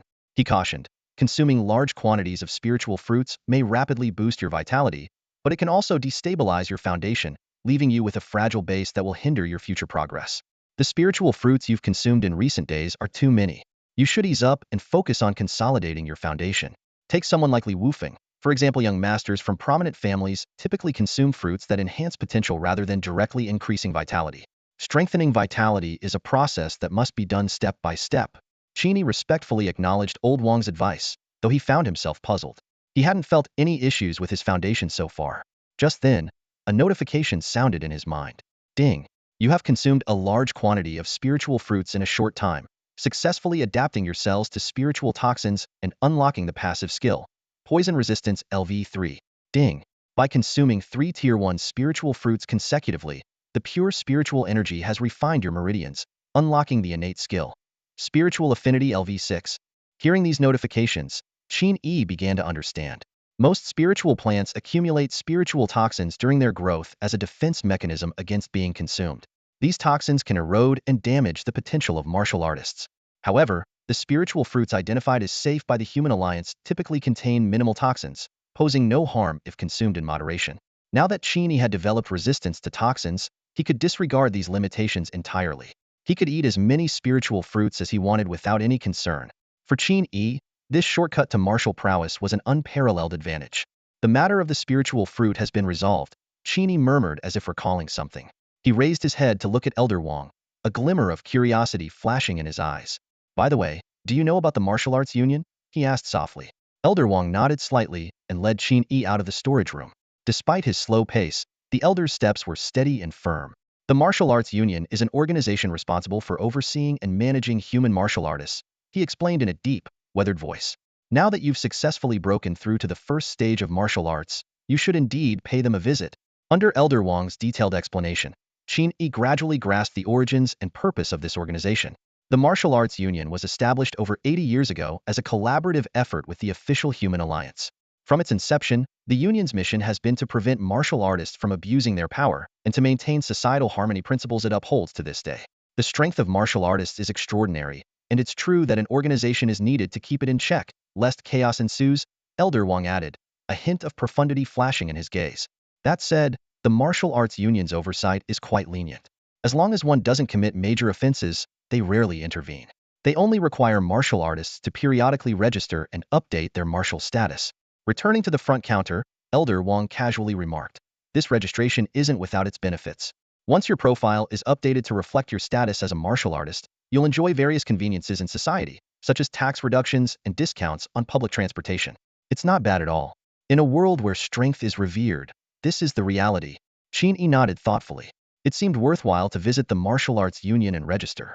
If handled carefully, it shouldn't pose much risk of exposing his system. Having made up his mind, a new question came to him. Elder Wang, I want to learn some offensive techniques. Do you know where I can find them? Qin Yi asked, his tone tinged with urgency. Though he now possessed formidable strength and physique, he lacked proper combat skills and relied on crude, unrefined punches. To face the impending challenges, he needed to address this shortcoming. Elder Wang smiled faintly and pointed him in the right direction. The Martial Arts Union can help with that. Once you register as a martial artist and join the union, you'll gain access to a website called Martial World. This platform offers everything related to martial arts, including techniques. You can browse and choose what suits you best. I see, Qin Yi exclaimed, a look of understanding dawning on his face. The Martial Arts Union is quite innovative to establish such a platform, clearly an effort to nurture human martial artists. Thank you for enlightening me, Elder Wang. I'll take my leave now. Growing increasingly curious about the Martial Arts Union, Qin Yi decided to set out immediately for the city to see for himself. Before Elder Wang's explanation, he had only a vague awareness of the organization. If not for Qian Xian's brief mention of it, he might not have even known of its existence. Go ahead. Once you've broken through to the martial master level, come visit me again, Elder Wang said, closing his eyes as if to rest, signaling the end of their conversation. Qin Yi felt a surge of excitement. He bowed respectfully to Elder Wang before taking his leave. The elder's identity was shrouded in mystery, and his strength seemed unfathomable. Among all the martial artists Qin Yi had encountered, not even Lu Yi exuded the same invisible pressure as Elder Wang. Beneath his seemingly ordinary appearance lay a boundless power. Qin Yi couldn't help but wonder what level of martial artist Elder Wang truly was. Lost in thought, Qin Yi made his way briskly toward the subway station. Instead of returning home, he headed straight for the city center. The Yuhang branch of the Martial Arts Union was located there, while the headquarters resided in the capital of Huaxiayanjing. If I go home now, I might be ambushed by the Yi Shenhui. But if I head to the crowded city center, they probably won't dare make a move, Qin Yi reasoned, glancing at the bustling crowd on the subway. He felt a bit more at ease. Unlike the outskirts, Yuhang City Center boasted formidable security. If Lu Yi dared to cause trouble here, he'd likely be subdued by official martial artists within minutes. Before long, the subway arrived at its destination. Qin Yi followed the crowd out of the station. As the towering skyscrapers came into view, he paused momentarily, then exhaled deeply, his expression resolute. Once, he had been nothing more than an insignificant ant in this vast city, too weak to establish himself here and forced to retreat to the outskirts. But from today onward, everything would change. Wasting no time, Qin Yi opened his navigation app and headed toward the Yuhang branch of the Martial Arts Union. The streets were bustling with people and vehicles, a cacophony of urban life. After about half an hour, he arrived in the city center. Among the steel and glass buildings, a massive martial arts hall constructed entirely of redwood stood out prominently. Above the hall's entrance hung a gilded plaque inscribed with 5 large characters, Martial Arts Union. The calligraphy was bold and imbued with a subtle sword intent. As expected of a top-tier martial arts organization, even a branch exuded an extraordinary aura. Qin Yi nodded in appreciation and stepped into the hall. Outwardly, the Martial Arts Union's entrance seemed unguarded, but there appeared to be some concealed screening mechanism. Non-martial artists were unable to enter. Qin Yi noticed a few ordinary people lingering at the entrance, unable to step inside no matter how hard they tried. He, however, passed through effortlessly. Could it be that the plaque held some hidden power? Qin Yi speculated silently. Inside, he found himself in a spacious hall. The floor was paved with white tiles, and 4 massive pillars stood at the corners, each adorned with carvings of the 4 divine beasts: vermilion bird, black tortoise, white tiger, and azure dragon. The atmosphere was grand and awe-inspiring. At the front of the hall hung an enormous wooden board, several dozen meters in size, engraved with numerous names. Upon closer inspection, there were exactly 1,000 names. The board resembled the ancient golden lists of imperial examinations and commanded attention. This board, known as the Limit Board, recorded the strongest 1,000 martial artists below the martial master level in terms of physical prowess over the past century. It was established by the Martial Arts Union's first chairman, Qin Yi, to explore the limits of physical strength in martial arts. Many talented martial artists spent years honing their bodies to perfection, delaying their breakthroughs just to make it onto this board. Similar limit boards existed for the martial master, grandmaster, and great grandmaster levels. At some point, a middle-aged man appeared beside Qin Yi. With a mustache and squinting eyes, he wore a white robe and carried himself with an air of otherworldly detachment, like a reclusive cultivator. He studied Qin Yi for a moment before introducing himself. I am Su Ruoxu, the chairman of the Yuhang branch. This must be your first time here, young friend? Qin Yi stood in the grand hall of the Martial Arts Academy, staring at the limit rankings on the wall with a puzzled look. As a first-stage martial artist, he was clearly a newcomer. In Yuhang, there were not many new martial artists, most of whom came from martial arts families or schools, registering collectively. Solo arrivals like Qin Yi, often referred to as scattered individuals, tended to stand out in some way. In Huaxia, a 12-year compulsory martial arts training system had been implemented. Those with exceptional talent were usually recruited early by prestigious martial arts schools. For scattered individuals to reach the first stage of martial artistry, it was often due to some extraordinary encounter, making them more likely to exhibit genius potential. Su Ruoxu, who had been stationed here for many years, was particularly skilled at identifying prodigies. The last time a scattered individual came to register was 7 or 8 years ago, and that person had since become a top-tier master. Su Ruoxu personally came forward to guide Qin Yi, curious to uncover the young man's potential. Qin Yi turned to thank him, then asked, "Senior, what's the point of having a limit ranking for lower realms? Is it purely to motivate newcomers to train harder? No matter how high the limit of a lower realm is, it can never surpass that of a higher realm, right?" Pointing at the rankings, he continued, "Take the first place, Yunhua, for example. 40 years ago, he achieved a record of 2 tons of strength as a 9th-stage martial artist, which is practically invincible. But what's the significance of that? Just for show? Instead of pushing the limits of a lower stage, wouldn't it be better to focus on breaking through to the next realm? The difference in results is worlds apart for the same amount of time." Su Ruoxu glanced at Qin Yi with a hint of surprise. Young people at this age were usually hot-blooded and eager to show off, but Qin Yi's disdain for such vanity was rare. Nodding, Su Ruoxu said, "Getting on the rankings does indeed require significant time and resources, which can lead to stagnation. However," he paused, his tone turning meaningful, "if one day you are fortunate enough to reach the level of a marquis or king, you'll understand why martial artists pursue the limits at all costs." Marquis? King? It was said that these titles were reserved for the absolute powerhouses of the Shanhai realm and the King Sealing realm. These realms were far beyond Qin Yi's reach. He had only seen a few of these figures online. He hadn't expected the limit rankings to harbor such profound opportunities, and he quietly made a mental note. The two of them walked through the hall and arrived at the training room in the back.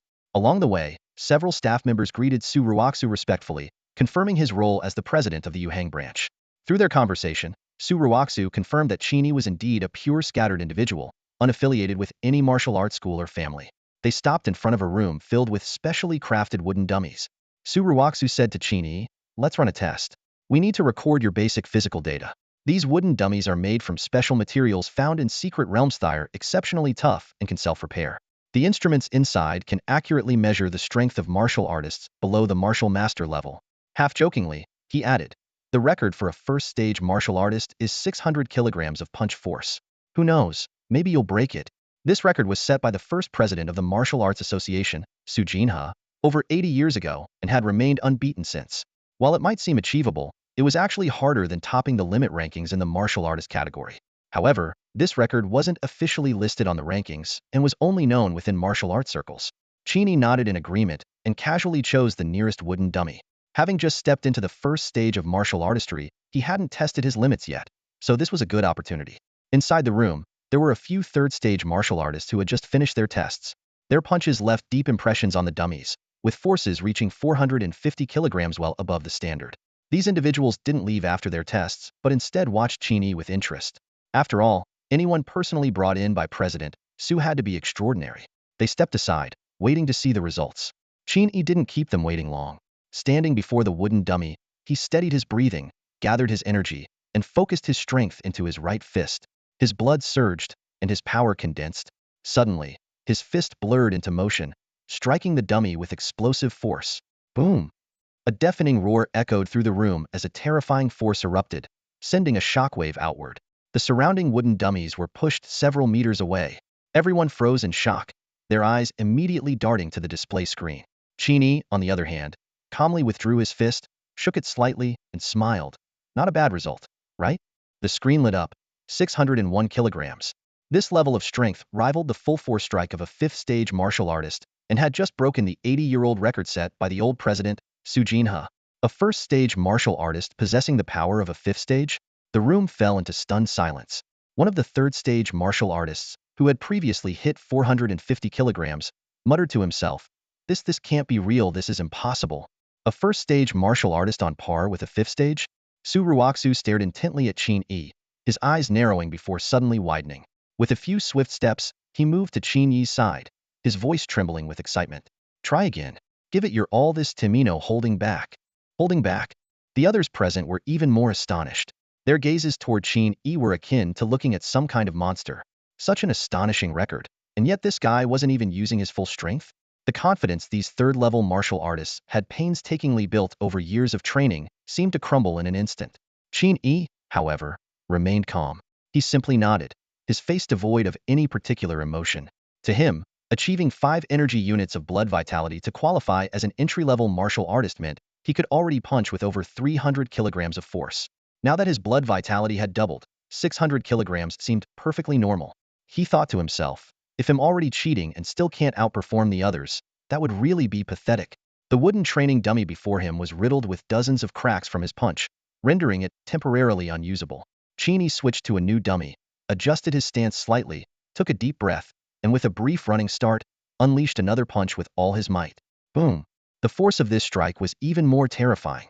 Qin Yi felt his blood vitality surging violently, as if boiling, and it took him a while to calm down. The condition of the wooden dummy was even more shocking. A fist imprint, 30 to 40 centimeters deep, was clearly visible. From the center of the imprint, countless cracks spread outward, making it look as though the entire dummy was on the verge of total collapse. 780 kilograms of force. Su Ruoxu exclaimed in disbelief.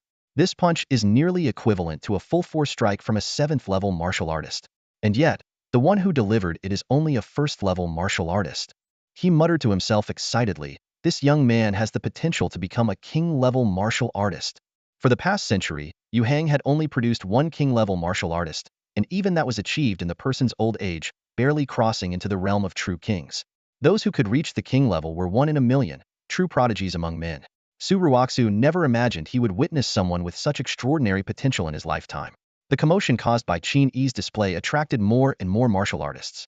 They crowded the entrance and corridor of the strength testing room, leaving no space to move.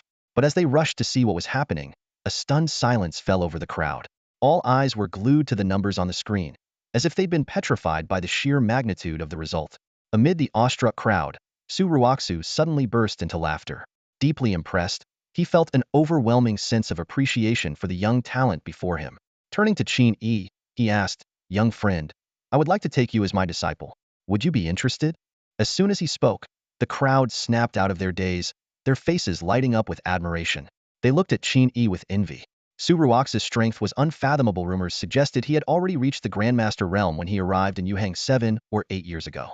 His current capabilities were beyond imagination. More importantly, Su Ruoxu was backed by the Su family, one of the 10 great families of Tianjing, which controlled the martial arts union and wielded immense power. Becoming associated with the Su family meant access to a wealth of advanced cultivation resources. Yet, to everyone's astonishment, Qin Yi only hesitated briefly before politely declining. I already have a teacher and cannot take another. This response sent another wave of shock through the crowd. Many silently criticized Qin Yi for being too young and foolish, failing to recognize the strength and influence of the Su family. Even Yu Hang's highest-ranking official couldn't compare to Su Ruoxu. Su Ruoxu himself was slightly puzzled. This was the first time he had ever been refused. Qin Yi didn't appear to have undergone formal martial arts training, was unfamiliar with many basic concepts.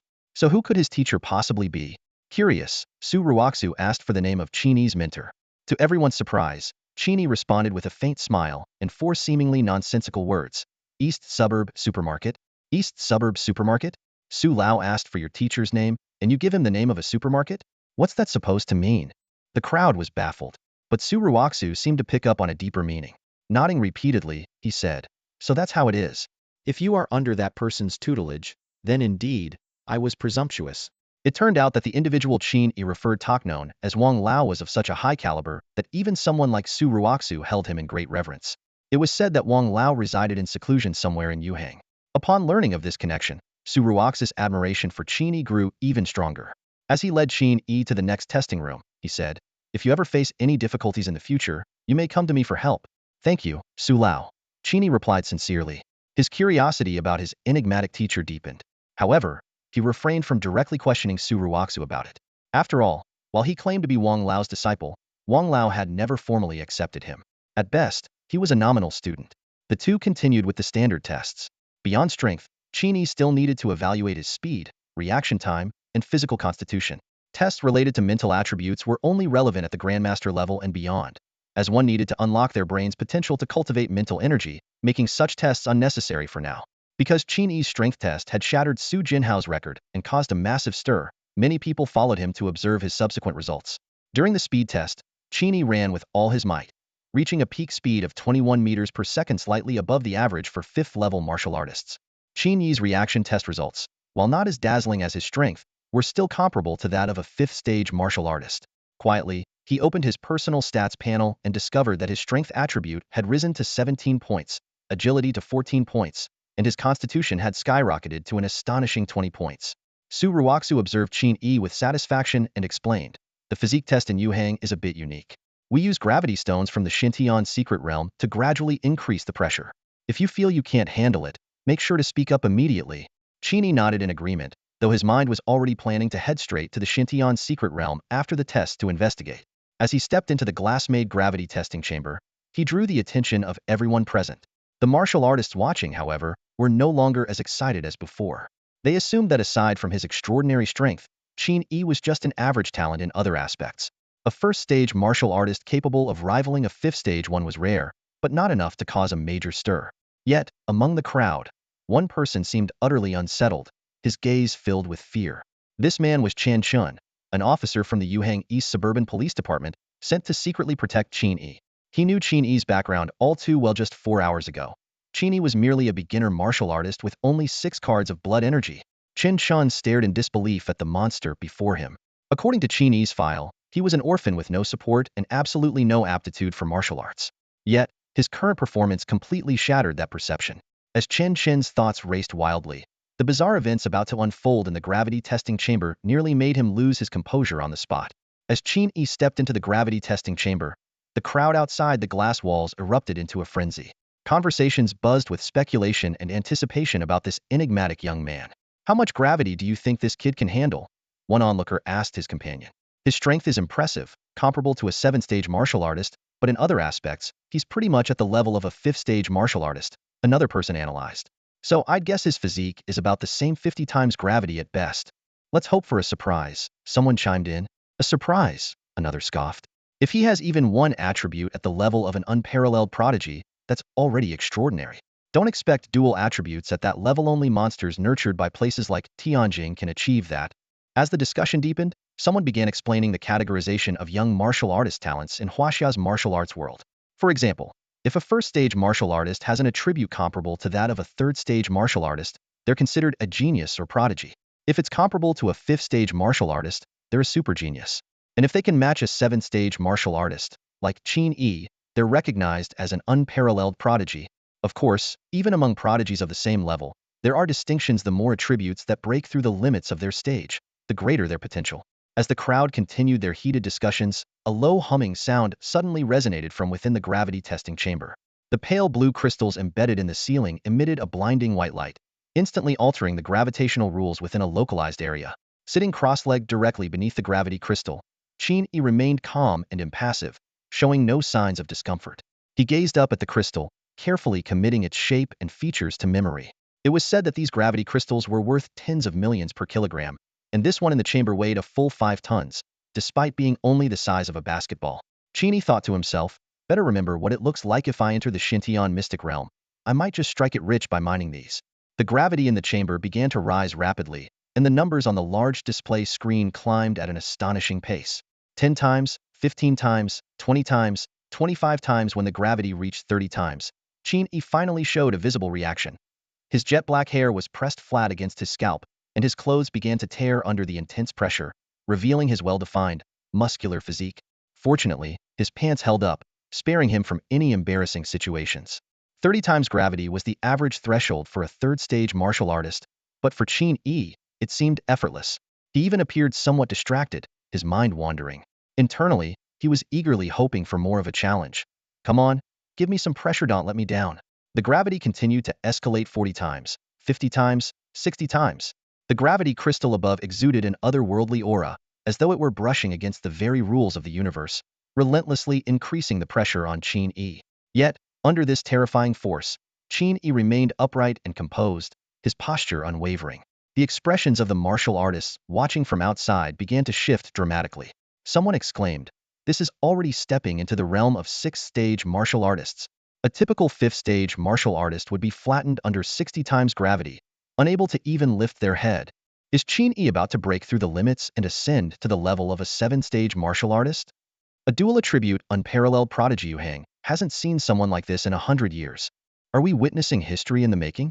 Until today, this young man was an unknown figure, his name unfamiliar to all. But after today, he might shake Yuhang to its core and carve his name into the annals of history. When the display screen hit 70, a fourth-stage martial artist couldn't help but shout, "Sev 70 times gravity."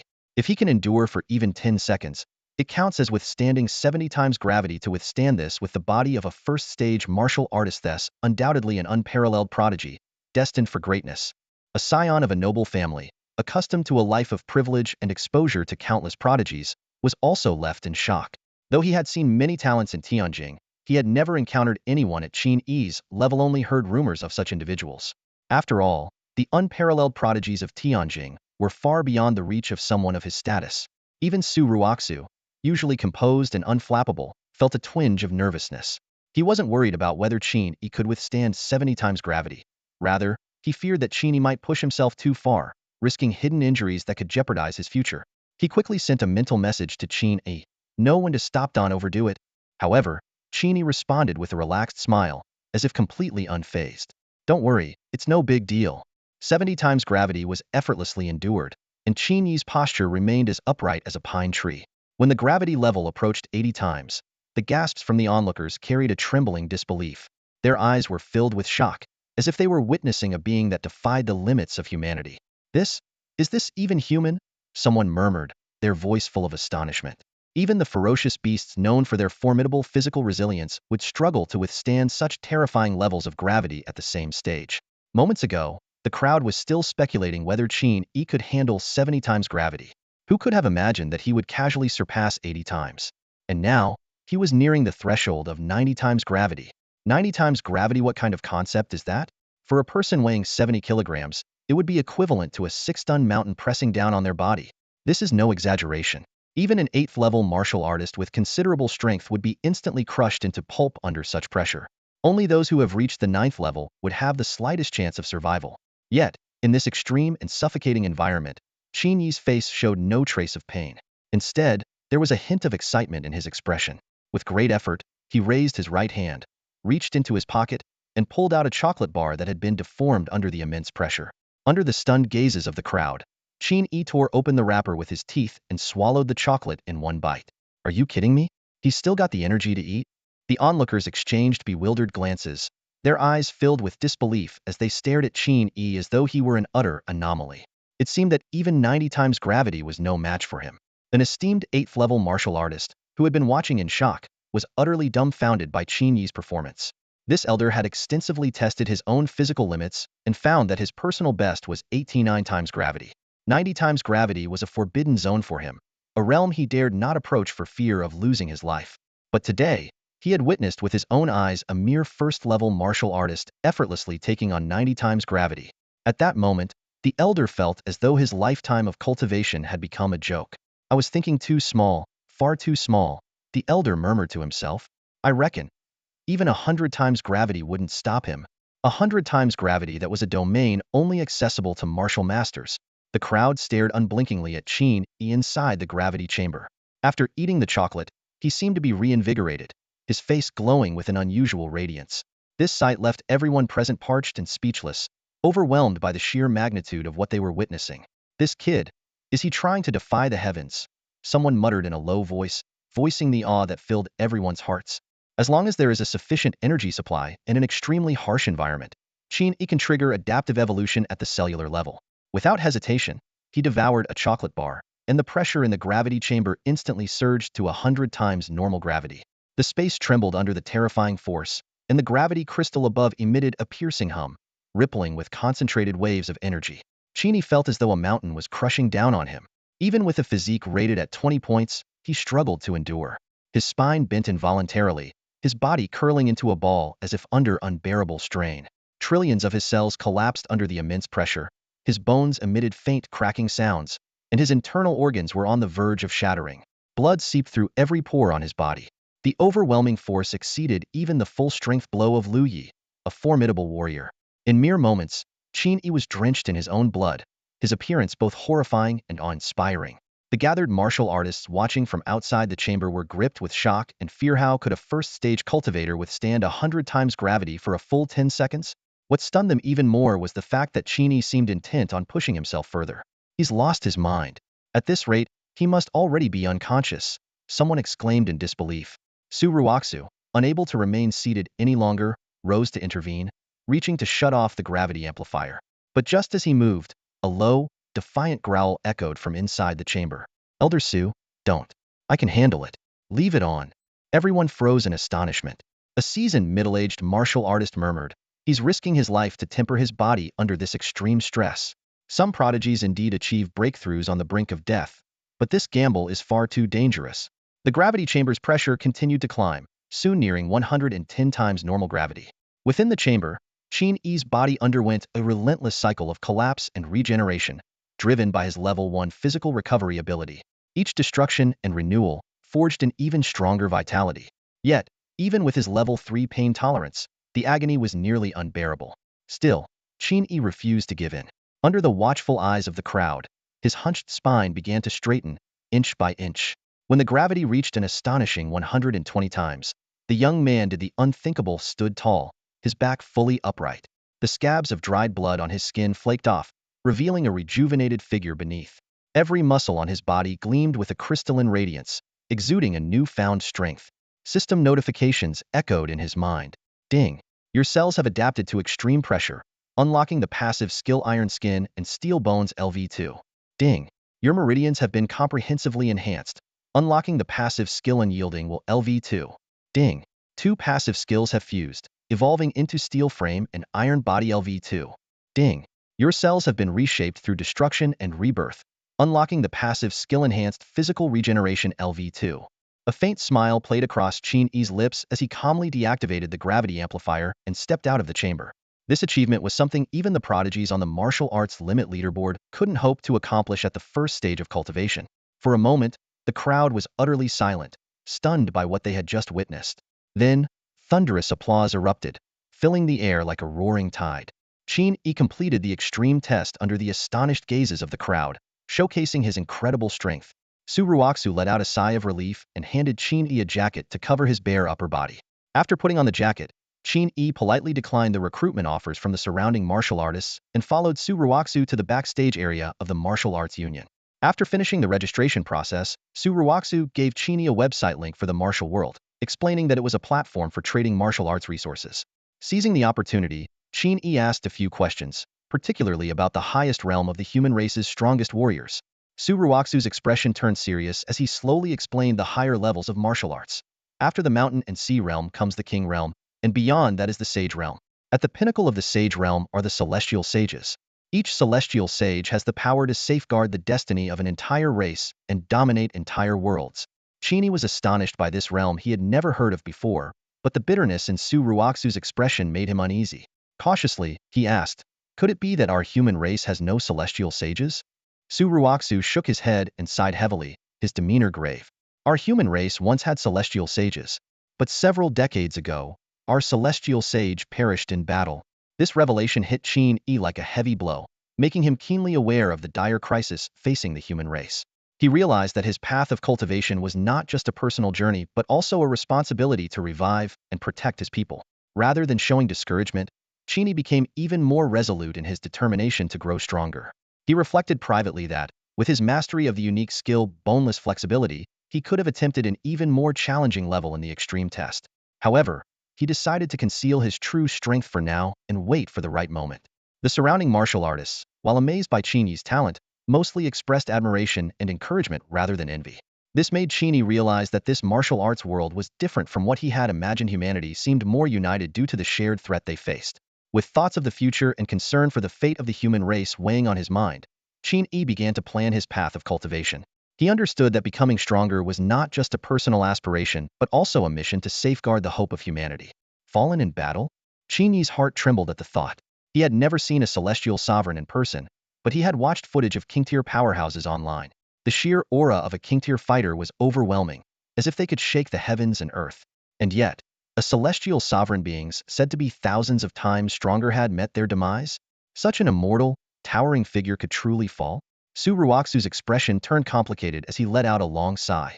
You only know of the celestial realm's descent onto Blue Star a century ago, but you are unaware of the terrifying threat that came with it. Traces from the starry skies.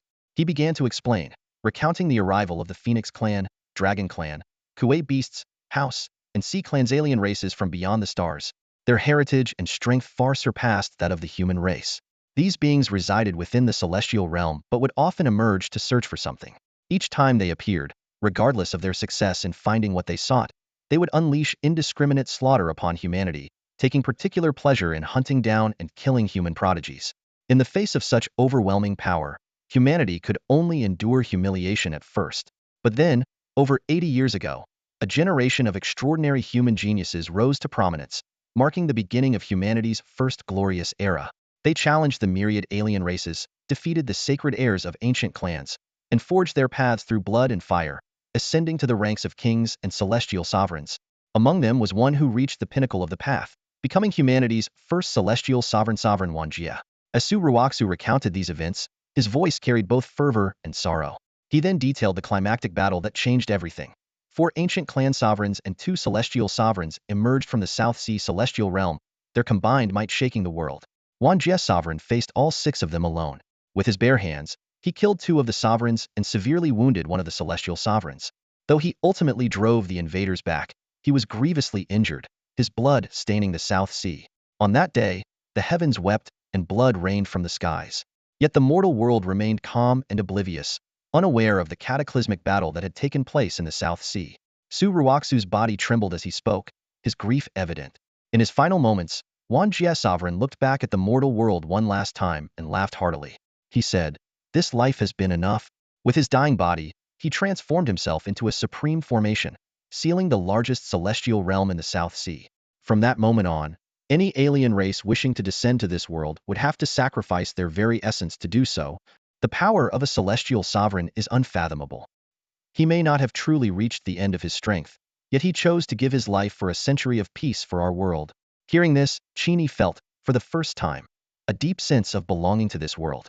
He believed that anyone who learned of this story would feel the same. After a long silence, Su Ruoxu finally spoke again. If you ever visit the South Sea celestial realm in the future, you should seek out the stone stele there. What is inscribed on the stele? Qin Yi asked. It holds a single sentence, Wan Jie's sovereign's final words. Su Ruoxu's eyes suddenly lit up with pride as he recited them, word by word. For every sovereign of humanity, it is their duty to suppress the enemies of an era. That night, Qin Yi decided to stay at the Martial Alliance headquarters. The presence of countless experts there was enough to deter the alien deity society. Reflecting on the day's events, he realized how much had transpired. He had fought Lu Yi, a martial artist from the alien deity society, been questioned by the police, consumed 3 Tier 1 spiritual fruits at Old Wang's store, advancing to martial artist level 1, and finally, met Su Ruoxu, the president of the Martial Alliance, where he completed 4 attribute tests and unlocked a stronger passive ability. When he opened his personal status panel, it was clear that his life had undergone a complete transformation. Name: Qin Yi. Race: planetary human. Attributes: Strength 20, Constitution 20, Agility 25, Spirit 17, Talent 10. Skills: Adaptive Cell Evolution, Spiritual Energy Affinity LV6, Cold Resistance LV4, Poison Resistance LV3, Iron Body LV2, Physical Regeneration LV2. Qin Yi stood at the entrance of the gravity chamber, his muscles trembling slightly, sweat sliding down his well-defined physique. He took a deep breath, feeling the surging power coursing through him. On the surface, he appeared to be a second-stage martial artist, but in truth, he could kill a seventh-stage martial artist with a single punch. He could even stand still and let a ninth-stage martial artist attack him for 5 minutes without sustaining any injuries. During his recent training session, Qin Yi had broken through once again, advancing from the first stage to the second stage. His blood energy had skyrocketed from 10 calories to 20 calories. Achieving 2 breakthroughs in a single day was an astonishing feat that, if revealed, would undoubtedly cause an uproar in the martial arts world. Level 6 Spiritual Energy Affinity. I wonder what it feels like to cultivate with this, Qin Yi murmured to himself, a glimmer of anticipation in his eyes. He recalled how earlier, he had consumed 3 first-grade spiritual fruits, raising his spiritual energy affinity by 3 levels. Additionally, his sparring match with Lu Yi had boosted it by 1 more level. This made him realize that engaging in combat with mid to high-level martial artists and enduring their blood energy impact could also enhance his affinity with spiritual energy. With a faint chuckle, Qin Yi remarked, "Once I grow a bit stronger and break through to the martial master realm, maybe I can ask President Su to give me some special training?" He made his way to the cultivation chamber, sat cross-legged, and closed his eyes, beginning to guide spiritual energy into his body. About an hour later, Qin Yi completed 1 cycle of energy circulation, allowing the spiritual energy to nourish his entire body. At this rate, 10 cycles would refine 1 calorie of blood energy. Cultivating for 10 hours a day, he could reach the 3rd stage within just 10 days. This cultivation speed has already surpassed 90 of human martial artists, Qin Yi said, opening his eyes, his gaze sharp and determined. But it's still too slow. Level 10 Spiritual Energy Affinity might be a key threshold. Until then, I should focus on cell evolution as my main priority. After finishing his cultivation, Qin Yi pulled out his phone and logged into a mysterious website, Martial World. This exclusive platform was accessible only to martial artists. It was said that as long as one had sufficient wealth, anything could be purchased here, even time and life itself. On the main page of the martial realm, countless categories of items caught Qin Yi's attention. Techniques, weapons and equipment, spiritual plants, elixirs. Each of the dozen major categories branched into even more detailed subcategories. Driven by curiosity, Qin Yi clicked into the Techniques category. Instantly, a long list of subcategories appeared at the top of the screen. Fist techniques, spear techniques, sword techniques, everything one could imagine, even the extremely rare breathing techniques. Intrigued, Qin Yi entered the breathing techniques section. His eyes widened in amazement, almost staring blankly. A striking product description immediately grabbed his attention. Yang Flame Breathing Technique Grade A Technique. Proven to increase cultivation efficiency by 5-fold for those below the Grandmaster realm, and by 2-fold for those above it. No side effects. Price, 250 million yuan. Includes a 5 yuan discount coupon. Qin Yi couldn't help but gasp. 250 million. That was an astronomical figure, something an ordinary person couldn't earn even if they worked tirelessly for 1,000 years. As for the 5 yuan discount coupon, it was almost laughable in its absurdity. Holding onto a sliver of hope, Qin Yi decided to check the price of the cheapest breathing technique. He sorted the items from lowest to highest price and quickly found a Grade D technique. 9 Mysteries Breathing Technique Grade D Technique. Proven to double cultivation efficiency for those below the Martial Master level. Ineffective for mid-level Martial Masters and above.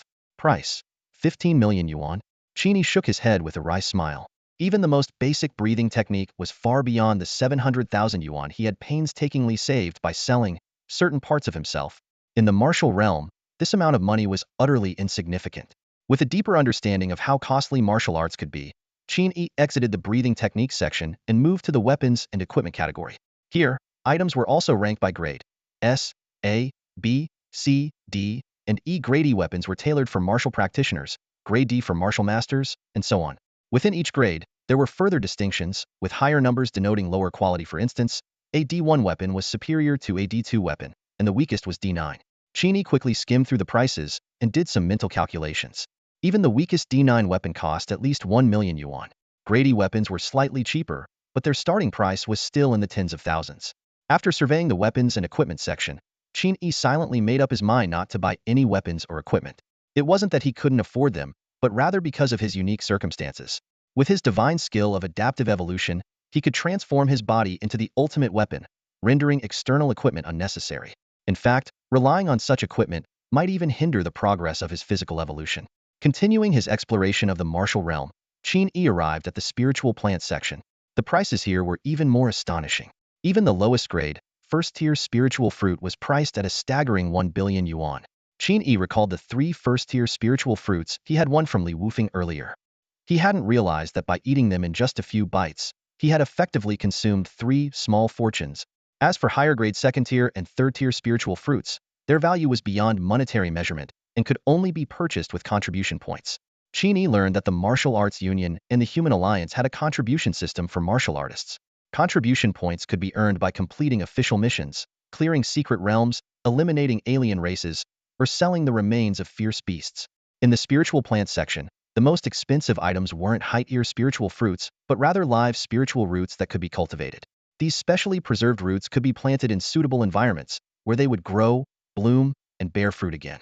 Even the lowest-grade first-tier spiritual roots, symbolizing an endless supply of spiritual fruits, were priced exclusively in contribution points and couldn't be bought with money. Though the items in the spiritual plants section were far out of reach, Qin Yi wasn't discouraged. He knew that one day, he would be able to afford these exorbitantly priced treasures. Finally, Qin Yi clicked into the fierce beasts and alien races section. Aside from purchasing rare materials from these creatures, he noticed a unique sell button. Martial artists who obtained the corpses of fierce beasts or alien races from secret realms but couldn't process them themselves could sell them to the local martial arts union or government offices in exchange for money and contribution points. After browsing through the entire martial realm, Qin Yi couldn't help but marvel at how overwhelming it all was. He felt like a country bumpkin stepping into a bustling metropolis, utterly stunned by the dazzling array of items and their astronomical prices. However, instead of dampening his spirits, this experience ignited a newfound determination within him to keep moving forward. Qin Yi's eyes lit up as he finally understood the path to wealth for martial artists. He mused to himself that those who merely picked low-grade spiritual fruits from the outskirts of secret realms and sold them at supermarkets were just dabbling in small-time endeavors, incapable of amassing real fortune. To achieve overnight riches, one had to venture into the core of secret realms, hunt ferocious beasts and alien races, harvest high-level spiritual fruits, and excavate rare spiritual roots. He carefully memorized the traits of high-value ferocious beasts and the categories of alien races, quietly strategizing his future hunting plans. A complete carcass of a first-tier ferocious beast could fetch over 1 million, and if it were an alien of the same tier, the price would be double.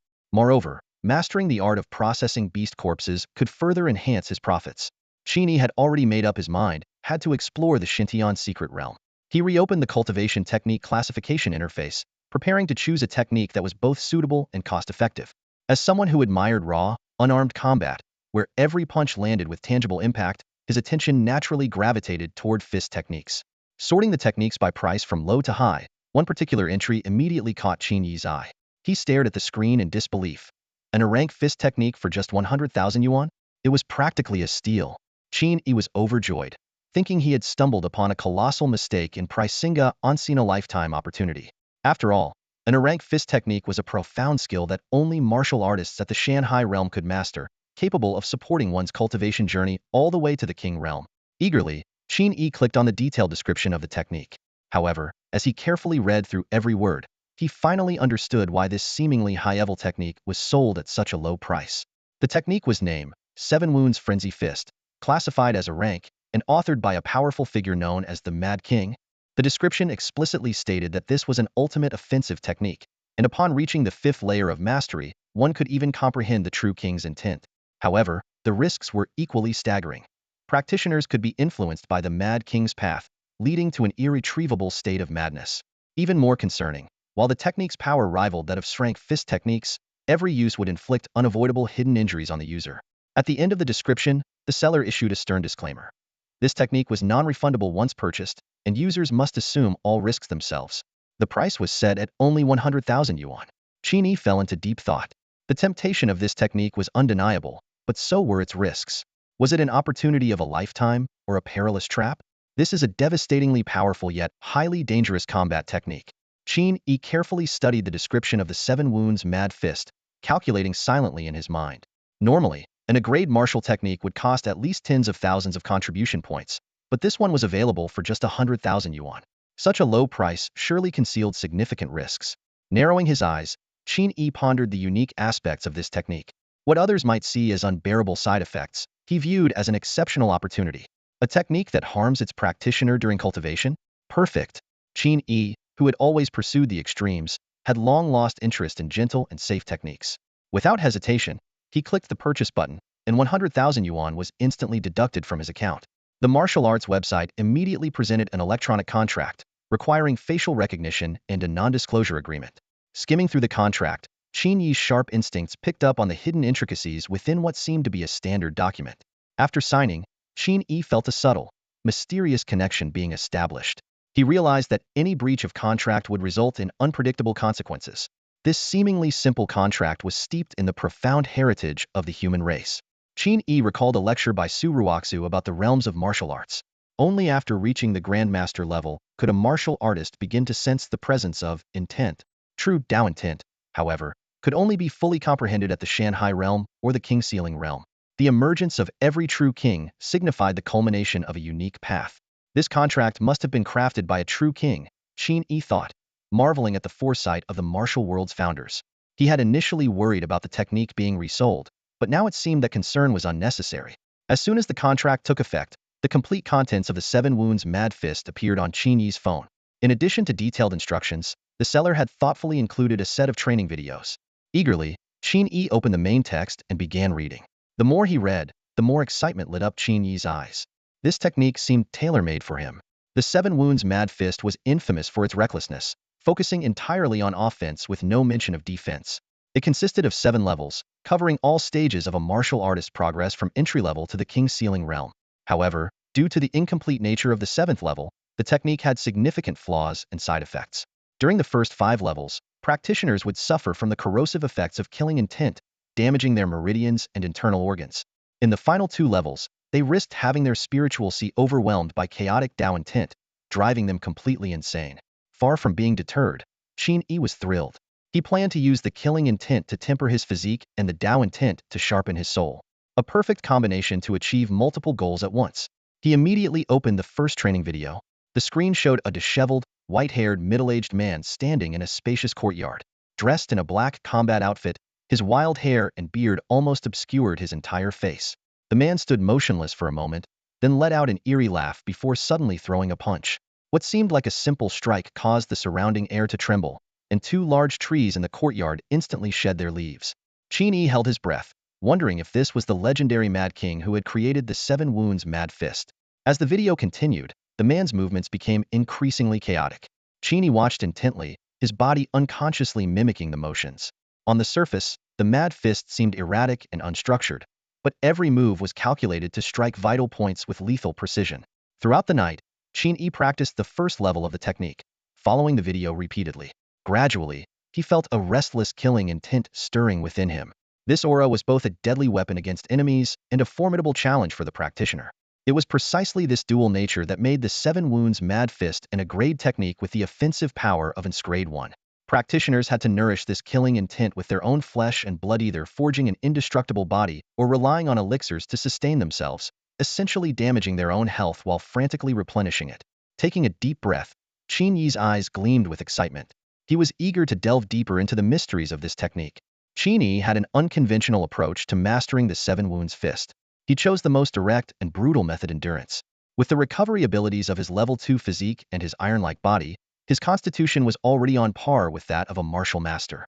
The damage caused by the first layer of the Seven Wounds Fist was negligible to him. The cool, flowing energy in his meridians made him nod in satisfaction. Although the killing aura accumulated in his body was still minimal and its damage to his physique couldn't surpass his recovery speed for now, he was well aware that as his training progressed, the transformative effects would undoubtedly manifest. Suddenly, Qin Yi's eyes sharpened, and his right fist shot out with explosive force. His arm turned into a blur, tearing through the air and creating a shockwave. With the enhancement of this A-level martial art, the power behind this punch had surged from 800 kilograms to an astonishing 1 ton. What made it even more terrifying was the killing aura infused in his punch. If any enemy dared to withstand it hidden, the icy energy would invade their meridians, severely hindering their recovery abilities. Once I ascend to the martial master level and combine it with external blood energy, the destructive power of this punch will reach an entirely new height. Qin Yi mused as he retracted his fist, a glimmer of anticipation in his eyes. If a fellow martial artist at the same level takes this punch, they'd probably lose half their life. Noticing the sunlight streaming through the window, he realized it was already midday of the second day. After an entire night of practicing, his stomach was growling with hunger. It was time to bid farewell to President Su, have a hearty meal, and head straight to the Xintian secret realm. On the surface, he might still appear to be a mere second-stage martial artist, but his strength was already comparable to a martial master, more than enough to dominate the outskirts of the secret realm. Qin Yi pushed open the door and strode confidently toward President Su's office. Along the way, he couldn't resist throwing a few punches into the air, testing out his newly mastered technique. Passers-by cast him odd glances, deliberately keeping their distance from the lunatic. Only Qin, who was secretly tailing him, saw through the surface and was utterly stunned. Those seemingly casual punches, if they landed on him, would undoubtedly be fatal. This was at least a clever technique. How on earth had Qin Yi mastered it in just one night? Recalling how Director Xiaoxi had assigned him to protect Qin Yi, Qin couldn't help but find the situation laughable. This kid could take his life with a single punch, so what protection did he even need? The Martial Arts Association, President's Office. Su Ruoxu sat upright in a grand, carved mahogany chair, holding a yellowed newspaper in both hands, his eyes carefully scanning each line of text. Every now and then, he would take a sip of steaming Tiguanyin tea, exuding an air of calm and contentment. On his desk sat a brand new smartphone, but Su Ruoxu paid it no heed. He often joked about being an old relic of the past, preferring traditional ways of reading over modern technology. Suddenly, the oak door of the office creaked softly as it was pushed open. Without lifting his head, Su Ruoxu, with years of honed intuition, already knew who had entered. He set down the newspaper, a warm smile emerging on his face as he raised his gaze to meet the confident young man standing before him.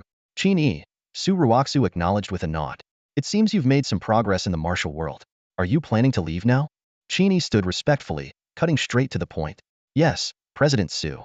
Thank you for your guidance. I plan to head to the Xintian secret realm next. The Xintian secret realm? Su Ruoxu's brows furrowed slightly as he gestured toward the newspaper on his desk. Well, given your current strength, venturing into a dank secret realm is indeed a fitting challenge.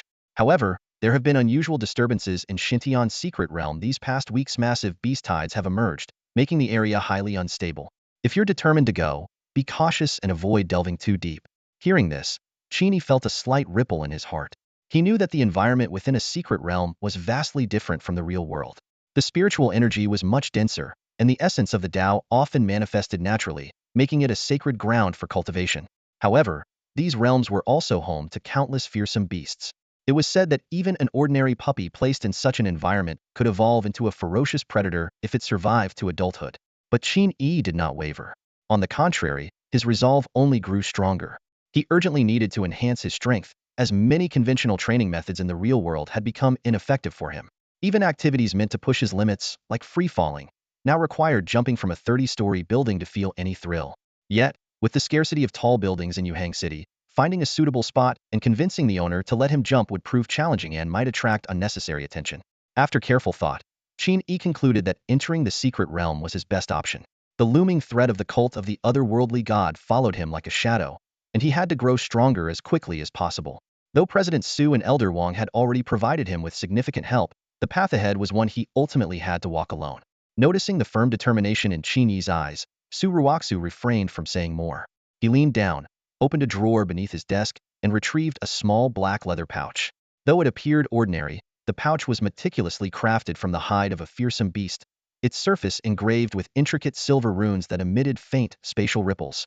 Su Ruoxu handed the pouch to Qin Yi, explaining, "This is a spatial storage pouch. Since you're set on entering the secret realm, you'll need a proper way to store your gains. I happen to have an extra one, so consider it a gift." Qin Yi accepted the pouch, feeling a warmth in his heart as he silently noted this act of kindness. He understood the immense value of such an item. Spatial storage pouches were incredibly expensive, with even the most basic ones costing tens of thousands of yuan. The materials came from beasts known as void beasts, and their creation required skilled rune masters to inscribe spatial runes. Su Ruoxu added, "This grade storage pouch has a capacity of 1,000 cubic meters, which should serve you well until you reach the mountain and sea realm." As he spoke, his gaze lingered on the pouch in Qin Yi's hands, a hint of nostalgia flickering in his eyes. This pouch had been his companion for over 20 years, witnessing his journey from a fledgling warrior to a celebrated master, and finally to his quiet retirement in Yuhang. It carried countless memories.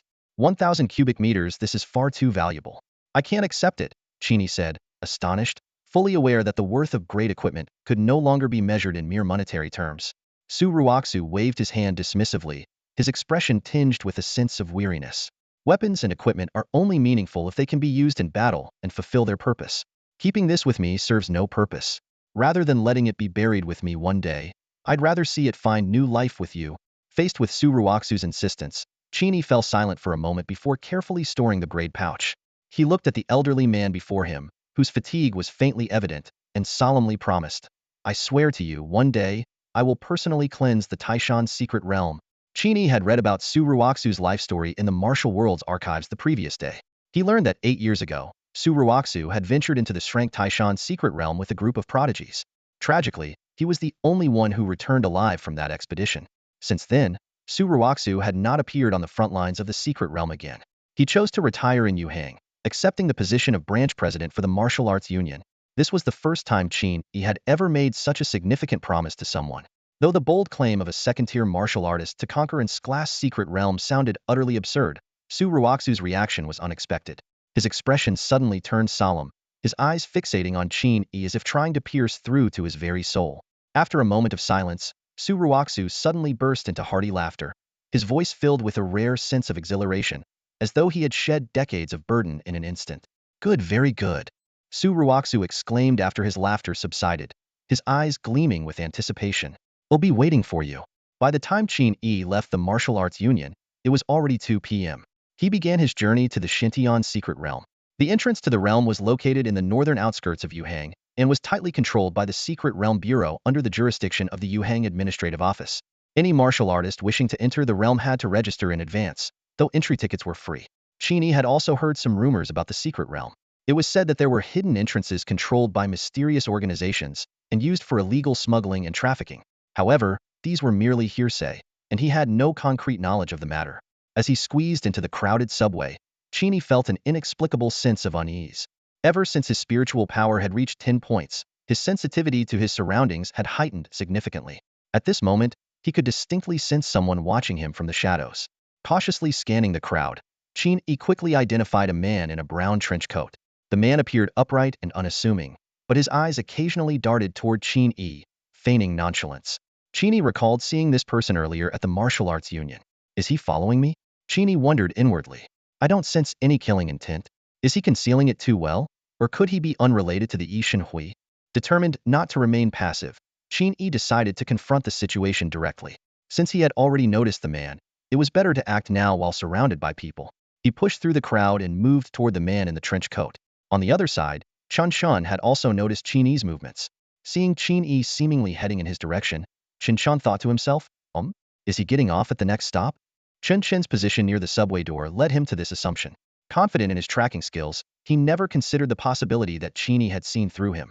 As Chen Chen contemplated Qin Yi's next move, he buried half his face in the collar of his trench coat, attempting to conceal his identity. Yet, to his utter shock, Qin Yi walked straight up to him. Standing tall, Qin Yi looked down at Chen Chen, his eyes narrowing slightly, and spoke with a hint of authority in his voice, Brother, is there a reason you are following me? Chen Chen's expression froze instantly, and a storm of emotions surged within him. He could not have imagined that his meticulously planned tailing operation would be uncovered so effortlessly. Qin Yi stood motionless in front of Chen Chen, an invisible sense of pressure radiating from him. As the deputy chief of the Yuhang East Suburban Police Station and a martial artist of the lower-tier Wuxia realm, Chen Chen found himself momentarily dazed. When he snapped back to his senses, he struggled to believe that he, of all people, had been intimidated by a mere second-stage martial artist. Yet, recalling Qin Yi's earlier display of breathtaking skill, it all made sense. Such a prodigious individual defying expectations was hardly unusual. Qin Yi's tone was polite as he inquired about the situation, but his demeanor carried an intimidating edge, making Chen Chen feel as though he were the one being interrogated. Forcing himself to stand tall and maintain composure, Chen Chen briefly explained the reason for the surveillance. As soon as he finished speaking, the oppressive aura around the young man vanished in an instant. So, you're with the police. Well, that clears up the misunderstanding, Qin Yi said with a relaxed smile. I came to ensure you wouldn't fall victim to retaliation from the Yishan Society. Chen Shun let out a quiet sigh of relief, silently admitting that the young man before him was indeed far superior. Thank you for your concern, Qin Yi said warmly. But I'm planning to enter the Xintian secret realm next. Are you planning to follow me in? You're entering the Xintian secret realm? Chen Shun raised an eyebrow, pondering for a moment before shaking his head. No, I won't be going in with you. Realizing that Qin Yi's strength far exceeded his own, he wisely chose to step back. Pulling a business card from his pocket, He handed it to Qin Yi and offered a few procedural reminders before quickly departing as the subway reached its next stop. Watching Chen Qin's figure disappear into the crowd, Qin Yi toyed with the card in his hand, lost in thought. It was clear the Yuhang police were also keeping an eye on the Yishan society, though they were likely waiting for the right opportunity to act. Once he returned from the secret realm, it might be worth collaborating with them. While eradicating the society entirely wasn't realistic, capturing a few high-ranking members certainly seemed feasible. Slipping the card into his pocket, Qin Yi began to strategize. Unlike the typical protagonists of web novels, he preferred to work alongside official forces. Despite having access to his detailed records, the police had shown no intention of exploiting his opportunities. This restraint spoke volumes about their reliability. Recalling the female officer he had encountered and his experiences at the station, Qin Yi's trust in the organization deepened. Still, those matters could wait until after his journey into the secret realm. The subway soon arrived at the North Suburban Station. Following his navigation app, Qin Yi headed toward the Secret Realm Administration Bureau, but the winding alleys nearly led him astray. Fortunately, he noticed groups of martial artists traveling together and discreetly followed one such group, eventually reaching his destination. The street before him was shaded by lush trees and lined with bustling stalls, where martial artists hawked resources from the secret realms. At the street's end stood a traditional Chinese-style building with green tiles and red walls, its entrance busy with martial artists coming and going.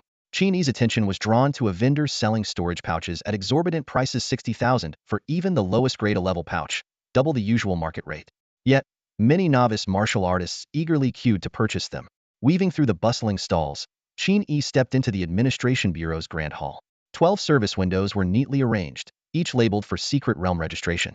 Due to the recent surge in beast attacks and the heightened danger levels, only 2 windows had short lines of 3 or 4 people each.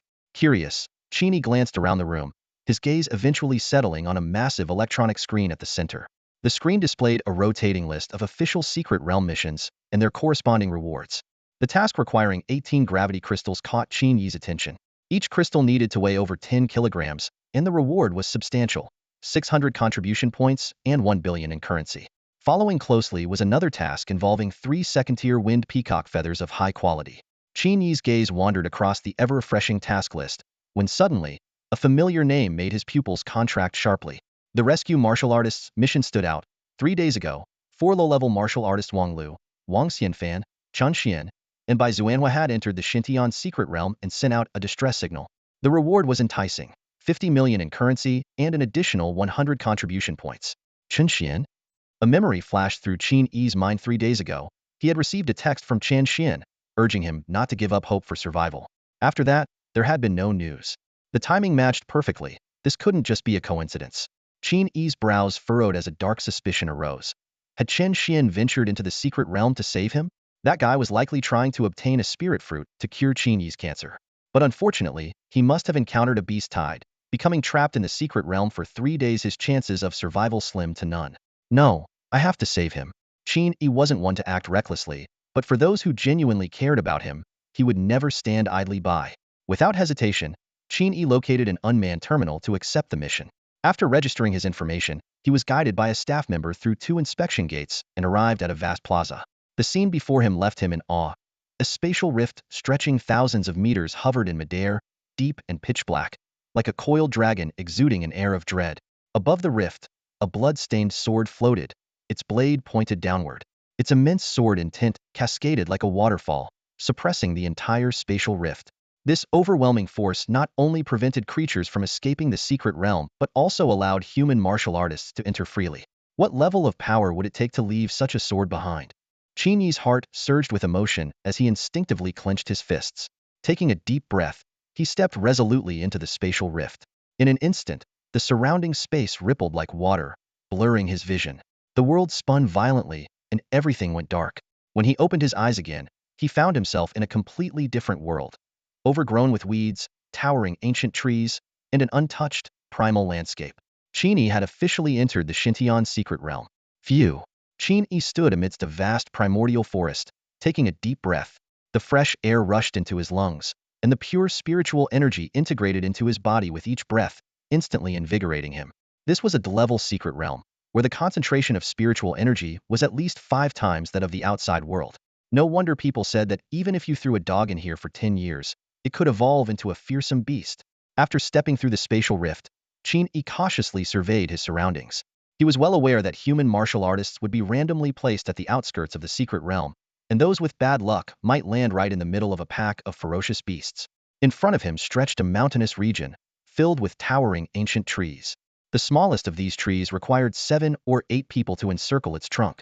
Their canopies spread like giant umbrellas, blocking out the sky, with only a few rays of sunlight filtering through the gaps. The damp, shadowy ground was carpeted with ferns and weeds, occasionally disturbed by the scuttling of black beetles the size of a human head. Qin Yi felt as if he'd stepped into another world. He pulled a map out of his pocket, and as he unfolded it, he noticed a faint yet distinct pressure on his right hand. This was one of the unique traits of the Xintian secret realm. At its center lay a massive gravitational crystal mine, causing the entire realm to have abnormal gravity. Thanks to his 10 points of mental attribute, Qin Yi could keenly sense that the current gravity was approximately 2.7 times that of Blue Star. Carefully studying the map, he quickly pinpointed his location, the towering insect forest on Xian Peak. This area was known for producing high-quality spiritual wood, but was also overrun by swarms of insects, making it unsuitable for martial artists below the 9th rank. As Qin Yi contemplated his next move, he was startled to discover a few small holes in his pants. His legs were crawling with yellowish-brown soft-bodied worms. These creatures resembled oversized leeches, with the smallest being the size of a palm. Using sucker-like mouths, they latched onto Qin Yi's legs, grinding away at his skin. Strangely, Qin Yi hadn't felt a thing. Within seconds, he realized that these low-level insects couldn't even penetrate his steel-like body. Pathetic, Qin Yi muttered, grabbing the worms in one swift motion and crushing them into a squishy pulp before tossing them aside. He then approached a towering ancient tree and unleashed a full-strength punch. Boom! A dull thud echoed as his fist left only a faint dent on the tree trunk, which quickly vanished. Yunfeng cedar. Qin Yi immediately recognized the spiritual wood. These trees reached the first tier when they grew to 100 meters tall, and every additional 500 meters elevated them by another tier. The tree before him was over 600 meters tall, marking it as a second-tier spiritual wood.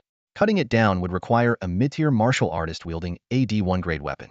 Looking around, Qin Yi saw that all the Yunfeng cedars in the area were at least first tier. He quickly realized he had been transported to the deepest part of the towering insect forest.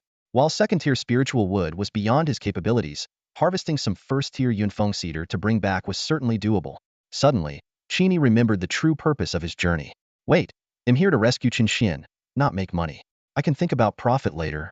He pulled a shimmering tracking talisman from his pocket, designed to guide him to a specific location. Qin Yi didn't know much about rune crafting, only that rune masters were incredibly lucrative. Even a first-tier rune could sell for hundreds of thousands. Formation masters were essentially rune masters as well, specializing in studying and engraving the patterns of the Tao. The team Chen Xian had joined seemed to have considerable resources. Not only had they purchased communication talismans to call for help, but they had also issued a reward mission after encountering danger. Gripping the tracking talisman tightly, Qin Yi prepared to embark on his rescue mission. Qin Yi tightly clutched a sensing talisman in his Palman item purchased by the wealthy member of Chen Xian's squad, specifically designed to locate that very person. As his mental energy infused into the talisman, a clear set of coordinates instantly surfaced in his mind. Northeast, roughly over 200 kilometers away. They've already entered the core area of the Xintian secret realm, Qin Yi thought to himself. Without hesitation, he sped off in the determined direction. However, he had barely run 10 meters when a chilling, grating sound echoed from his side. Turning his head, he saw a massive, red-armored beetle about the size of a grown adult emerging from the dense weeds, voraciously devouring a lump of leeches. In the next moment, the giant insect abruptly spun around and charged straight at Qin Yi with terrifying force. It was only then that Qin Yi realized the lump of leech meat he had casually discarded earlier had inadvertently become bait for this monstrous creature. The red-armored beetle had already stepped into the category of first-tier ferocious beasts. Its momentum was overwhelming, and with its wings buzzing furiously, its speed far surpassed that of an ordinary martial artist at the first or second level. The wild grass all around was flattened by the fierce gusts stirred up by the beetle's charge. Yet, Qin Yi stood firm, staring straight at the massive insect that was as tall as he was. There was no trace of fear on his face. Instead, he burst into laughter. "Good timing," he exclaimed. Before his words had fully left his mouth, he lowered his head like a bullfighter and, with a powerful stomp of his legs, launched himself forward with a deafening roar. In an instant, two blurred figures collided like lightning, unleashing a thunderous shockwave that rippled through the air. The red-armored beetle, clearly unprepared for the human's audacious move to meet its horned hedon, was left stunned. It had never encountered anything like this in its limited memory. With a resounding crack, the beetle was sent flying over 10 meters, crashing heavily into a towering Yunfeng cedar tree. Its horn was shattered on impact, its body split open, and a disgusting spray of green fluid splattered everywhere. Meanwhile, Qin Yi stood motionless, completely unfazed, not even a red mark visible on his forehead. He was no longer someone that a mere early-stage first-tier ferocious beast could challenge. At the very least, it would take a second-tier beast to pose any significant threat to him. Striding over to the mangled remains of the beetle, Qin Yi felt a pang of regret. TSK, I should have been more careful. This wrecked carcass will probably only fetch around 500,000, he muttered to himself. Oh well, even a mosquito's leg is still meat. Just as Qin Yi was about to take out his storage bag to collect the remnants, an unexpected turn of events unfolded. A scruffy yellow wand-white mottled wild dog suddenly emerged from the thick trunk of the Yunfeng cedar. With a precise leap, it landed directly on the beetle's corpse and began feasting ravenously. In mere seconds, the massive red-armored beetle, as large as a grown man, was devoured completely, shell and all. Standing just a few meters away, Qin Yi was utterly dumbfounded. Where did this dog come from? Isn't this the towering insect forest? He froze in place for a moment, then his expression darkened. Gritting his teeth, he glared at the wild dog and growled, "Fine then. Guess I'm having dog meat tonight." A menacing aura emanated from Qin Yi, and the stray dog immediately froze as if struck by lightning. Trembling all over, it turned to flee toward a hollow in the Yunfeng tree. But Qin Yi's reflexes were sharp. In one swift move, he closed the 5-meter gap and grabbed the dog midair. Clutching the scruffy mutt by the scruff of its neck, Qin Yi narrowed his eyes and sneered, "You ate my beetle, so I'll eat you. Fair enough, right?" The big dog instantly wilted, whimpering pitifully. Just as Qin Yi was about to strike, the dog, in its panic, spoke in human language. "Hey, brother, let's not do this. Cut me some slack, all right? I didn't mean to steal your food." Qin Yi's expression darkened. Not only could this dog talk, but it also had the audacity to act all buddy-buddy. He glanced at the hollow in the Yunfeng tree and noticed the jagged edges around the opening, as if they had been gnawed. "Did you chew this?" Qin Yi asked suspiciously. The dog immediately puffed up with pride. "That's right, I did." "Impressive, huh?" Qin Yi frowned. "You're only at first-tier strength. How could you possibly bite through second-tier premium spirit wood?" "That's because I'm naturally gifted," the dog declared smugly. "You can call me Dog Lord from now on. Spare my life, and it'll save yours someday." Unable to tolerate the arrogance any longer, Qin Yi raised his hand and gave the dog a sound beating. The mutt struggled and retaliated, managing to sink its teeth into Qin Yi's second-tier, steel-reinforced skin, leaving a row of bite marks. "Not bad teeth you've got there," Qin Yi remarked, his eyes glinting. "I bet they'd fetch a good price if I pulled them out." The dog instantly cowered, groveling on the ground. "I was wrong. I'm just a lowly mutt. Please don't hit me anymore. I really do have a way to save your life." Qin Yi smirked coldly. "I'm not in any danger right now. Either you go and catch me a beast of equal value, or you sell yourself to me. Your choice." The dog slowly got up, standing on its hind legs with an air of self-importance. "Aren't you curious why I live in a tree?" "Not at all," Qin Yi replied bluntly. "I'm not interested in studying the habits of stray dogs." "Stray dog?" The term seemed to strike a nerve. "Have you ever seen a talking stray dog?" "Well, I have now."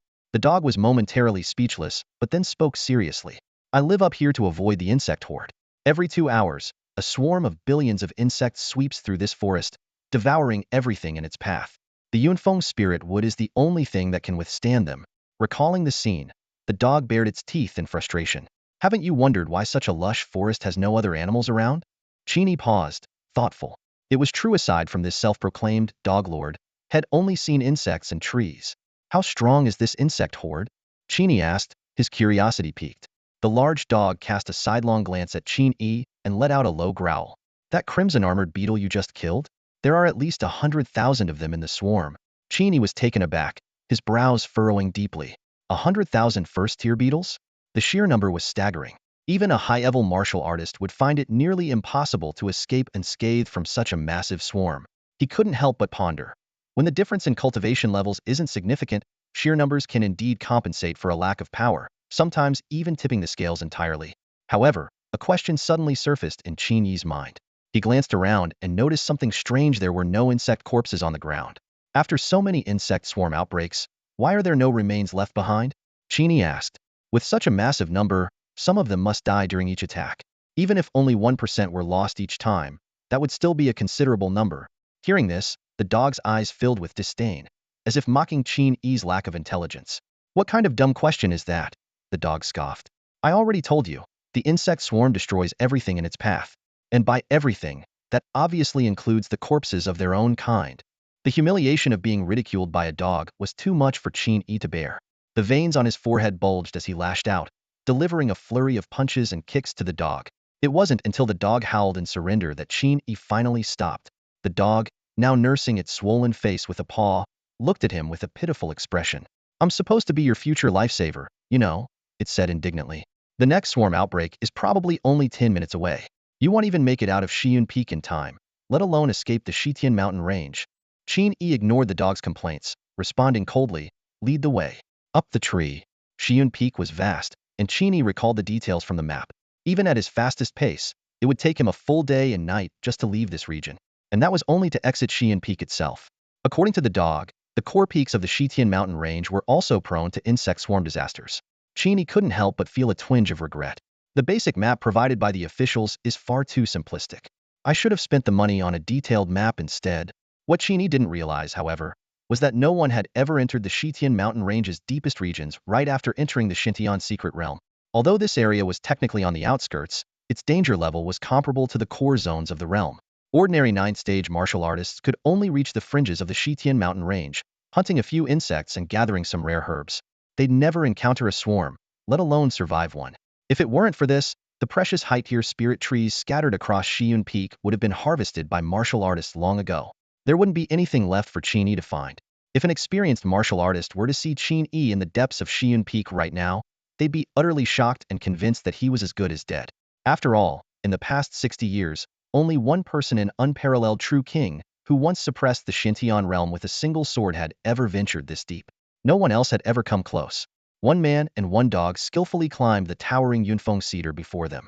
This massive tree, known for its unique and challenging texture, was typically difficult to scale. However, the large dog, clearly accustomed to such activities, had left numerous fresh claw marks on the trunk, making it easier for Qin Yi to follow. I have to climb this Yunfeng cedar 3 times a day, the dog explained smugly as it ascended with practiced ease. Otherwise, the claw marks fade too quickly, and making new ones is such a hassle. It seemed quite pleased that Qin Yi had to rely on its efforts to climb the tree. Following closely behind, Qin Yi couldn't help but reflect. The regenerative speed of a second-tier Yunfeng cedar is truly incredible. Without regular maintenance, these marks would probably vanish overnight. The hole the dog had gnawed into the tree was about 40 meters high. While that might sound lofty, it was insignificant compared to the tree's massive 800-meter trunk. As the man and the dog continued their climb, a commotion suddenly arose from the ground below. A rustling sound emerged from the grass, as though something was moving through it. Then, a violent tremor struck, causing the entire giant peak to shake intensely. The vibrations were so strong that Qin Yi nearly lost his grip. Steadying himself, Qin Yi leaned down to observe the ground. As a martial artist, his vision, enhanced by spiritual energy, was sharper than a hawk's. Even from over 20 meters away, he could clearly see what was happening below. One by one, insects of various shapes and sizes burst out of the earth. They shook off the dirt clinging to their bodies and extended their sensory organs, silently searching for their kin. These sensory appendages, whether antennae or elongated mouthparts, enabled the insects to organize themselves with astonishing precision. Beetles grouped with beetles, mosquitoes followed mosquitoes, forming orderly ranks reminiscent of ancient armies assembling for battle. The dog also glanced down, a trace of wariness in its eyes. There must be a queen insect hiding deep underground in this cursed place, responsible for reproduction and command, it remarked uneasily. I'd wager it's at least a second-tier queen. Even a first-tier queen can summon enough troops to overwhelm a human grandmaster. They're not to be underestimated. Qin Yi nodded thoughtfully, listening as the dog continued. The insect race is utterly absurd, the dog went on. They act independently, but once they develop, they destroy everything in sight. They're the sworn enemies of all other races. If word got out about a queen insect's presence, countless powerful beings from different races would descend to annihilate it. Even queens are hostile to one another. An isolated and self-reliant species? Interesting, Qin Yi mused. No wonder this area remains largely undeveloped. For human grandmasters, who are already pillars of strength, entering a D-level secret realm is rare, let alone risking their lives to hunt a second-tier queen insect. The potential rewards are too insignificant. Even a third-tier spirit tree wouldn't tempt them if the danger outweighed the benefits. They'd simply walk away. Having reached the entrance to the tree hollow, Qin Yi stopped climbing and secured himself firmly to the trunk. Looking at the dog, he teased. You dumb mutt sure know a lot for a dog. Dumb mutt? The dog's expression soured, and it growled in irritation. I'll have you know, back in the day, I served under a supreme being. Naturally, I know far more than a novice like you who's only just stepped onto the martial path. A supreme being? Qin Yi's curiosity was piqued. Who? What race, what level, what name? At the mention of these specifics, the dog appeared momentarily confused. Shaking its head, it replied, I don't remember. My master left me here on Xian Peak and erased all memories of him before departing. All I know is that there was such a supreme being who was my master. Beyond that, I have no clue. Qin Yi raised an eyebrow, speculating. Leaving his pet in the outside world ID, guess your master ran into some trouble and didn't want you caught up in it. Erasing your memories was probably to prevent his enemies from capturing you and using soul-searching techniques to uncover his secrets or worse, exploit his weaknesses. Your master sure is cautious. Honestly, he might be even more of a schemer than you. Woof woof. The dog barked indignantly at Qin Yi for mocking its master, its protective instincts flaring. But realizing it couldn't take on Qin Yi, it settled for a few angry barks before quieting down. After a moment of silence, the dog seemed to ponder Qin Yi's words. You might be right, it finally admitted. Every time I try to leave Xiyun Peak, I get an inexplicable sense of dread, a premonition of danger. As the dog of a supreme being, I'm naturally extraordinary. Besides my teeth, I also have an innate ability to sense danger and avoid it.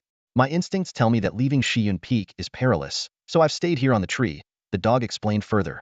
While a second-tier queen insect is dangerous, as long as I steer clear of her, this place can actually serve as a safe haven. Few creatures would dare to invade. Qin Yi's expression grew subtle as the dog's words triggered a thought. When you snatched that beetle from me earlier, was it because you didn't sense any danger? The dog nodded, confirming Qin Yi's suspicion. Qin Yi felt a mix of exasperation and amusement. So I've been deemed harmless, huh? He recalled how Head initially harbored killing intent toward the dog, but ultimately decided against acting on it. I have to admit, your instincts are impressive. No wonder you're the dog of a supreme being. Qin Yi narrowed his eyes and looked over, only to see the big dog nimbly squeeze through a dog hole. It lay at the entrance, peering down at the vast sea of insects below with a contented expression, as if enjoying a thrilling movie. From time to time, it gnawed on the edge of the hole, sending wood chips flying, chewing them up with gusto. Do you usually eat bark and wood chips? Qin Yi frowned, enviously eyeing the big dog in its comfortable and safe spot, while he could only cling to the tree in an exhausted climbing position. The big dog replied matter-of-factly, of course. When the insect tide erupts, it usually lasts for 5 hours. Aside from bugs and spirit wood, there's hardly any other life in the forest. Climbing down to catch bugs is both dangerous and tiring. Chewing on bark is way more convenient and satisfying. As it spoke, the big dog's eyes sparkled with pride. It teased, let me warn you. Thuff don't even think about copying me and eating spirit wood. You humans just can't pull it off. Without my titanium alloy dog jaw and stomach, you won't even manage to bite through it, let alone absorb its nutrients or spiritual essence. If you try, you'll only end up shattering your teeth.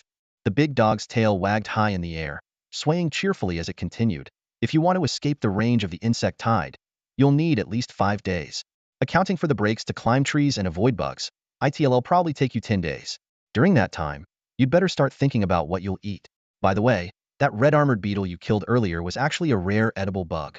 Most of the insects in this forest aren't fit to eat, and the ones that are edible are hard to find. The big dog adopted a watching posture, staring at Qin Yi with great interest, as though eagerly awaiting his reaction. However, to its surprise, Qin Yi showed no hint of hesitation or unusual expression. Instead, he opened his mouth expressionlessly and bit down hard on the bark in front of him. Crack! A sharp snapping sound echoed as 2 of Qin Yi's teeth instantly broke, blood seeping from his mouth. Hey, are you crazy? I told you humans can't chew through second-tier spirit wood, let alone digest it.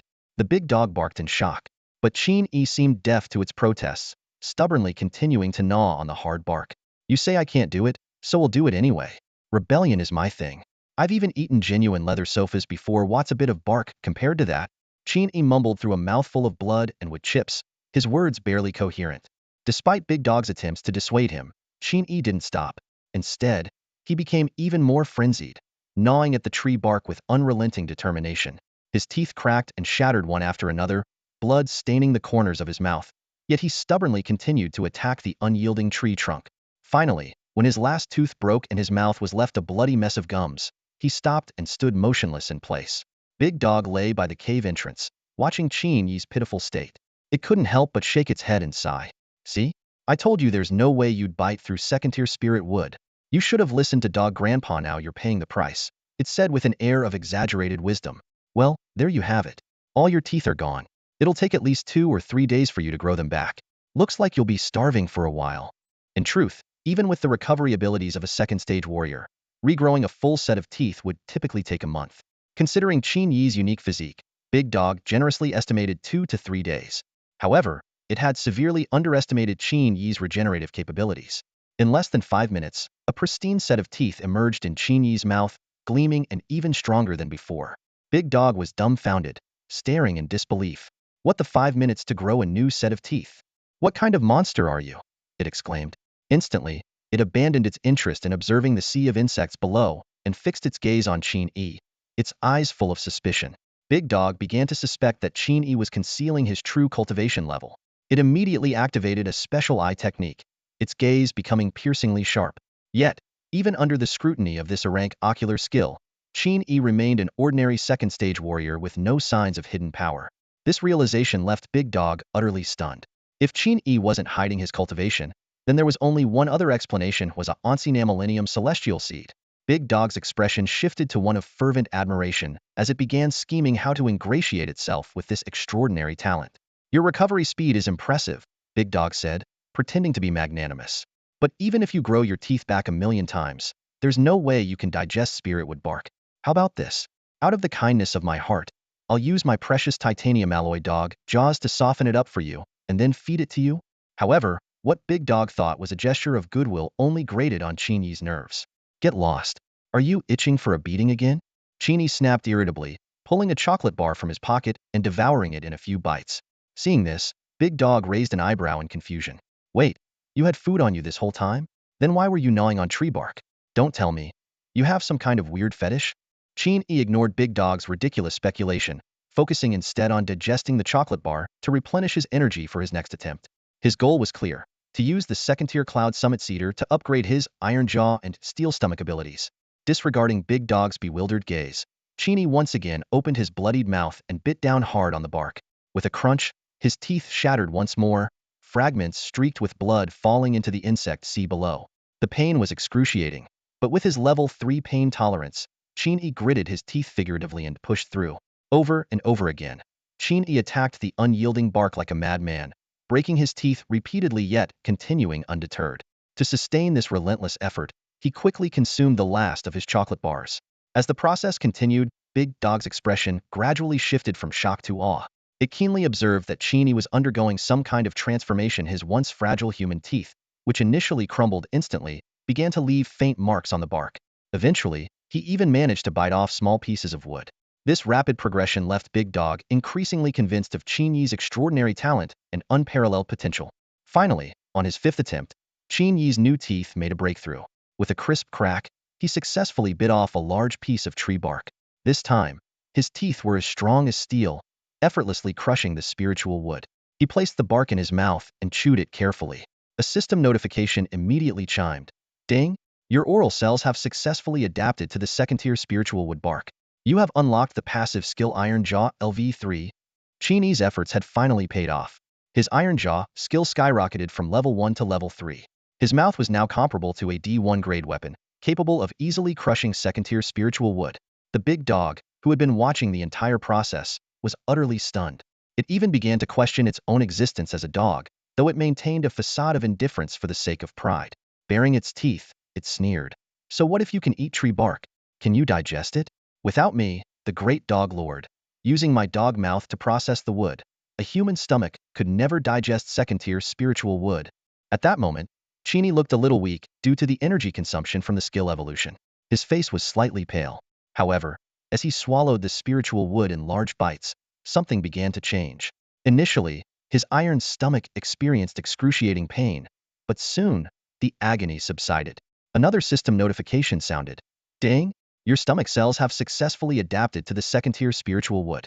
You have unlocked the passive skill Iron Stomach LV3. With a level 3 Iron Stomach, Qin Yi could now easily extract nutrients and spiritual essence from the second-tier spiritual wood.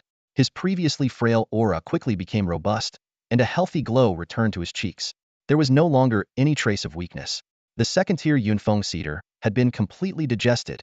Qin Yi smiled faintly and shot a mocking glance at the dejected big dog hiding in the hollow of the tree. The big dog snapped out of its daze, angrily biting into the bark a couple of times. Seeing this, Qin Yi became even more smug. Right in front of the big dog, he bit off another large piece of bark and swallowed it. This time, he deliberately let out a satisfied ah, as if savoring a delicious meal. Second-tier spiritual wood? Big deal, Qin Yi thought to himself. If a dog can do it, how could I possibly fail? He continued to provoke the big dog with his actions, trying to rile it up. Unexpectedly, the anger on the big dog's face suddenly vanished. Its mouth curved into a sly grin as it sneered. Oh, everything I can do? You think you can do too? What a joke. I can eat poop. Can you do that? Qin Yi was dumbfounded. He paused, thinking to himself, well played. You win. That's a move I didn't see coming. Equipped with level 3, Iron Stomach, and level 3, Unyielding Bite, Qin Yi was voraciously gnawing on a second-tier spirit tree. The Yunfeng cedar's regenerative abilities were astonishing, as the bite marks he left behind would continuously heal, providing him with an endless supply of food. To his delight, the spiritual essence contained in the wood not only satisfied his hunger but also nourished his body, offering benefits comparable to consuming second-tier spiritual fruits. Focused on his task, Qin Yi unknowingly carved out a small hollow in the tree trunk. While this cavity was as insignificant as a freckle on the massive second-tier Yunfeng cedar, to Qin Yi, it was spacious nearly twice the size of a large dog's den. After about 2 hours of chewing, his efforts finally bore fruit. A system notification chimed. Ding! Your cells have been infused with an abundance of second-tier spirit wood's essence, successfully evolving into a new innate skill spiritual affinity LV7. A level 7 spiritual affinity. Qin Yi's heart leaped with joy. He immediately sat cross-legged, preparing to test this newly acquired ability. However, just as he closed his eyes, the large dog from upstairs poked its head out and loudly cautioned. Get ready. The regenerative power of the second-tier spirit wood is about to surge. It's time to compete on speed if you're too slow. The tree hollow you've worked so hard to carve out will heal itself in no time. Puzzled, Qin Yi asked, the spirit wood's regenerative ability is going to spike? Why is that? The dog leaped down gracefully, landing directly in Qin Yi's hollow. It glanced around with a mischievous grin and explained, I'm not exactly sure of the reason, but every time the insect swarm appears, about 2 hours later, all the spirit trees on Xian Peak experience an explosive burst of vitality. Their growth rate skyrockets, and their healing speed increases several-fold. Then, with a teasing tone, the dog added, by the way, you wouldn't happen to secretly be a dog in human form, would you? The way you've gnawed out this tree hollow, it's better than anything I've ever managed. Looks pretty cozy too.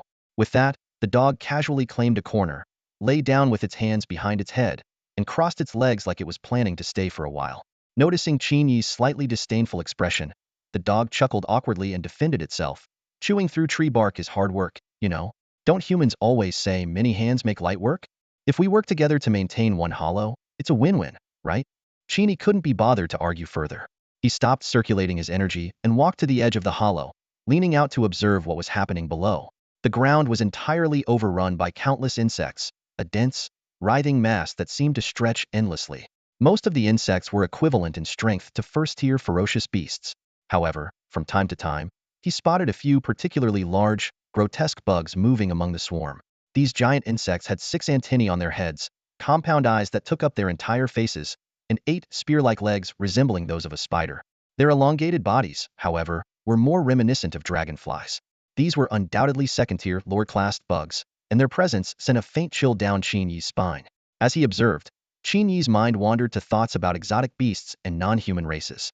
By human standards, the primary distinction between exotic beasts and otherworldly races was intelligence, the ability to think and communicate. Clearly, the insects below were classified as exotic beasts, while the large dog beside him belonged to the latter category, an otherworldly race. It was said that the cultivation paths of humans and otherworldly races were quite similar, even sharing nearly identical terminologies. Although historical records didn't explicitly confirm it, Qin Yi speculated that humanity's path to martial arts might have been heavily inspired by these otherworldly races. After all, these races had existed for hundreds of thousands of years, while humanity's era of spiritual awakening had only begun less than a century ago. It seemed unlikely that humans could have developed a comprehensive cultivation system entirely on their own in such a short time. Still, Qin Yi couldn't shake the thought that a cultivation system derived from otherworldly races might never perfectly suit humanity. Perhaps one day, If he grew strong enough, he could create a system tailored specifically for humans. Such an idea, if spoken aloud, would undoubtedly be met with ridicule. After all, even the legendary Tin Tribulation sovereign had failed to reform humanity's cultivation methods. But Qin Yi possessed a gaudier innate talent. He refused to sell himself short. Just because the Tin Tribulation sovereign couldn't achieve it didn't mean he, with his unique advantages, would fail as well. Suddenly, Qin Yi noticed an anomaly. He turned to the dog and asked, "Those bizarre second-tier lore-class bugs clearly have wings and can fly. Why haven't they come up here to attack us?" The question seemed to stump the dog. It paused, momentarily lost in thought. Although this had crossed its mind before, it had never been able to come up with a satisfying explanation. To save face, Qin Yi had no choice but to bluff his way through. Forcing a calm demeanor, though his voice trembled slightly, he said, maybe they were intimidated by my sheer presence as Lord Dog." The big dog sneered at his words, a hint of ridicule flashing in its eyes. It let out a cold huff, its sharp canine teeth faintly visible. "Qin Yi, you're something else. With the strength of a 6th or 7th rank martial artist, you think you can suppress a tier 2 lord?" Qin Yi's face froze, just as he was about to retort. But the big dog cut him off, its tone dripping with arrogance. "Why not? This lord was born noble. Ever heard of bloodline suppression?" Realizing he wouldn't get any useful information from this self-absorbed dog, Qin Yi steadied himself and refocused his attention on the writhing sea of insects below. Suddenly, his pupils contracted as he noticed that nearly half of the insects had stopped moving. Observing closely, he saw that every stationary insect, whether carrying something in its mouth or on its back, bore some form of loot. The spoils were diverse: spiritual soil, rare minerals, and even remnants of fierce beasts. The stationary insects began to dig furiously. Their bodies twisted as their sharp claws clawed at the earth. Though each insect's excavation left only a narrow hole, the depth was astonishing. Qin Yi watched intently as the insects burrowed into the ground, only to emerge moments later, their loot nowhere to be seen. "They're leaving their harvest underground?" Qin Yi murmured, his brows furrowed. Just then, a peculiar movement caught the corner of his eye. The edges of the tree hollow were expanding at an alarming rate, nearly doubling in size in mere moments. "Hey, stop spacing out and come help me chew this down." The big dog's anxious shout interrupted Qin Yi's thoughts. Watching the tree hollow shrink rapidly, the dog, who had initially been slacking off, now panicked. It scrambled to devour the tree bark, working itself into a frenzy. But Qin Yi ignored the dog's pleas, his focus unwavering as he studied the insect swarm below.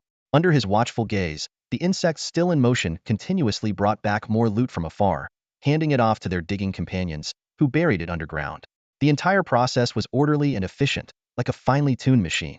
The Tier 2 broodmother controlling this many insects must have an incredibly powerful mental capacity. Qin Yi thought to himself, involuntarily sucking in a sharp breath. Crack! With a crisp sound, Qin Yi bit off a large chunk of tree bark that was obstructing his view. Chewing thoughtfully, he muttered under his breath, "I think I'm starting to understand." Nearby, the big dog, drenched in sweat from its frantic efforts, snapped irritably, "Understand what? Stop philosophizing and start eating already." Qin Yi remained unfazed.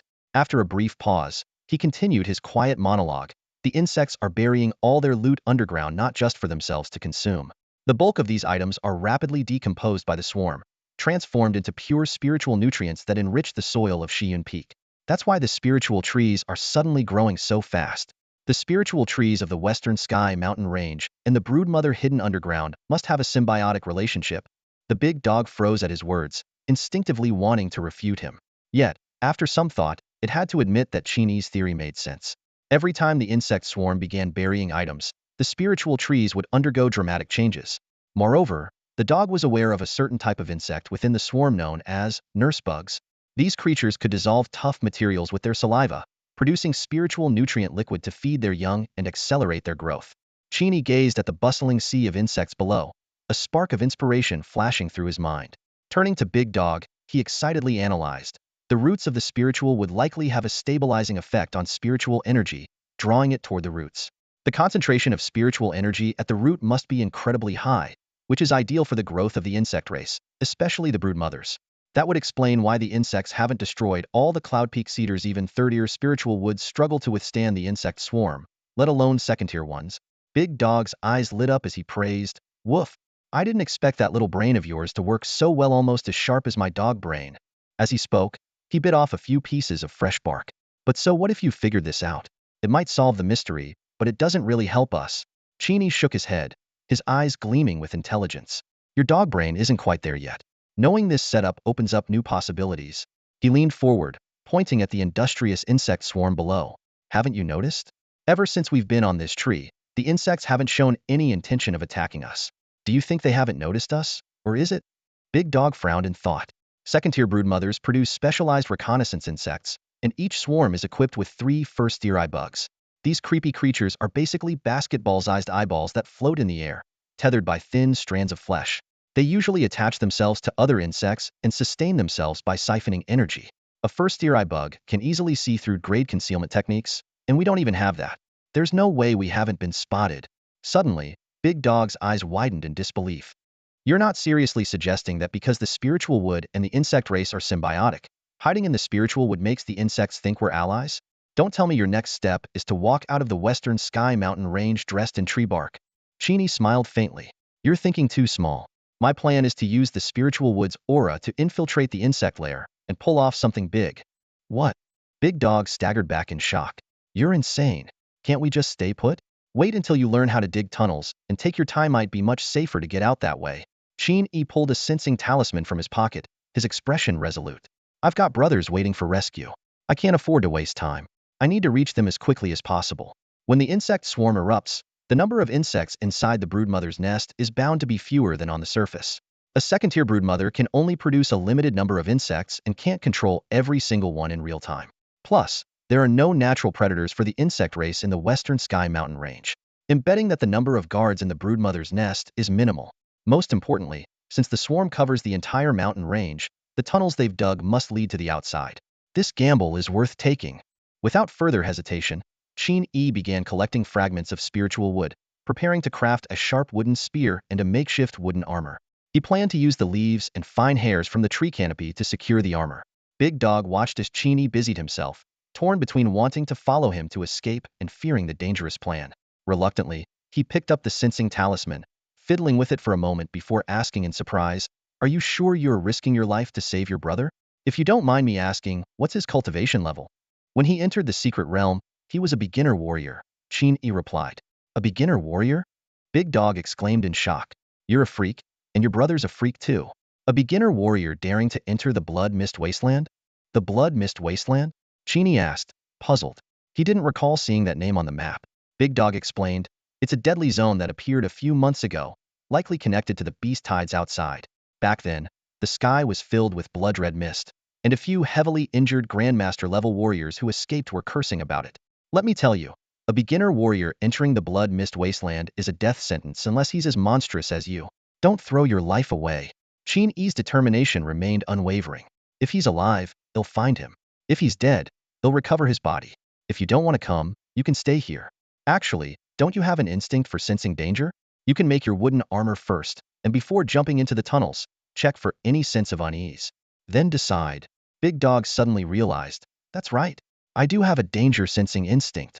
Although it wasn't always entirely accurate, it had saved him from many crises back when he followed the Supreme Being. After a moment of hesitation, he gritted his teeth and agreed, fine, they'll go crazy with you. Following someone who might be a child of destiny could bring me some good fortune. This time, I'm betting on it. With that, Big Dog also began gathering materials. Although his smaller size required less, he still stockpiled excessively for safety. Being adept at climbing, he took on the task of harvesting leaves and fine hairs from the 800-meter-high canopy. Running up and down the tree, he was exhausted with every trip, grumbling internally, this insufferable human is treating me like free labor. Arg, so annoying. But he'll endure it for now. It took one man and one dog a painstaking 8 hours and 25 minutes to perfect their disguise. Every piece of spiritual wood from the hollow tree had been dismantled and used as raw material. Qin Yi now resembled an oddly dressed ancient soldier. A makeshift wooden helmet on his head, a crude wooden armor covering his torso, and a rather flamboyant wooden skirt around his lower half, resembling a grass skirt. This wasn't for some peculiar fashion statement, but rather because such a design was easy to craft and didn't hinder movement. He also held a wooden spear, its tip sharpened by the dog's teeth, still faintly smeared with canine saliva. The dog proudly explained that the spear could deliver a magical attack when piercing an enemy, inflicting poison. Hearing this, Qin Yi's face darkened instantly. After all, had been bitten by the dog a few times before.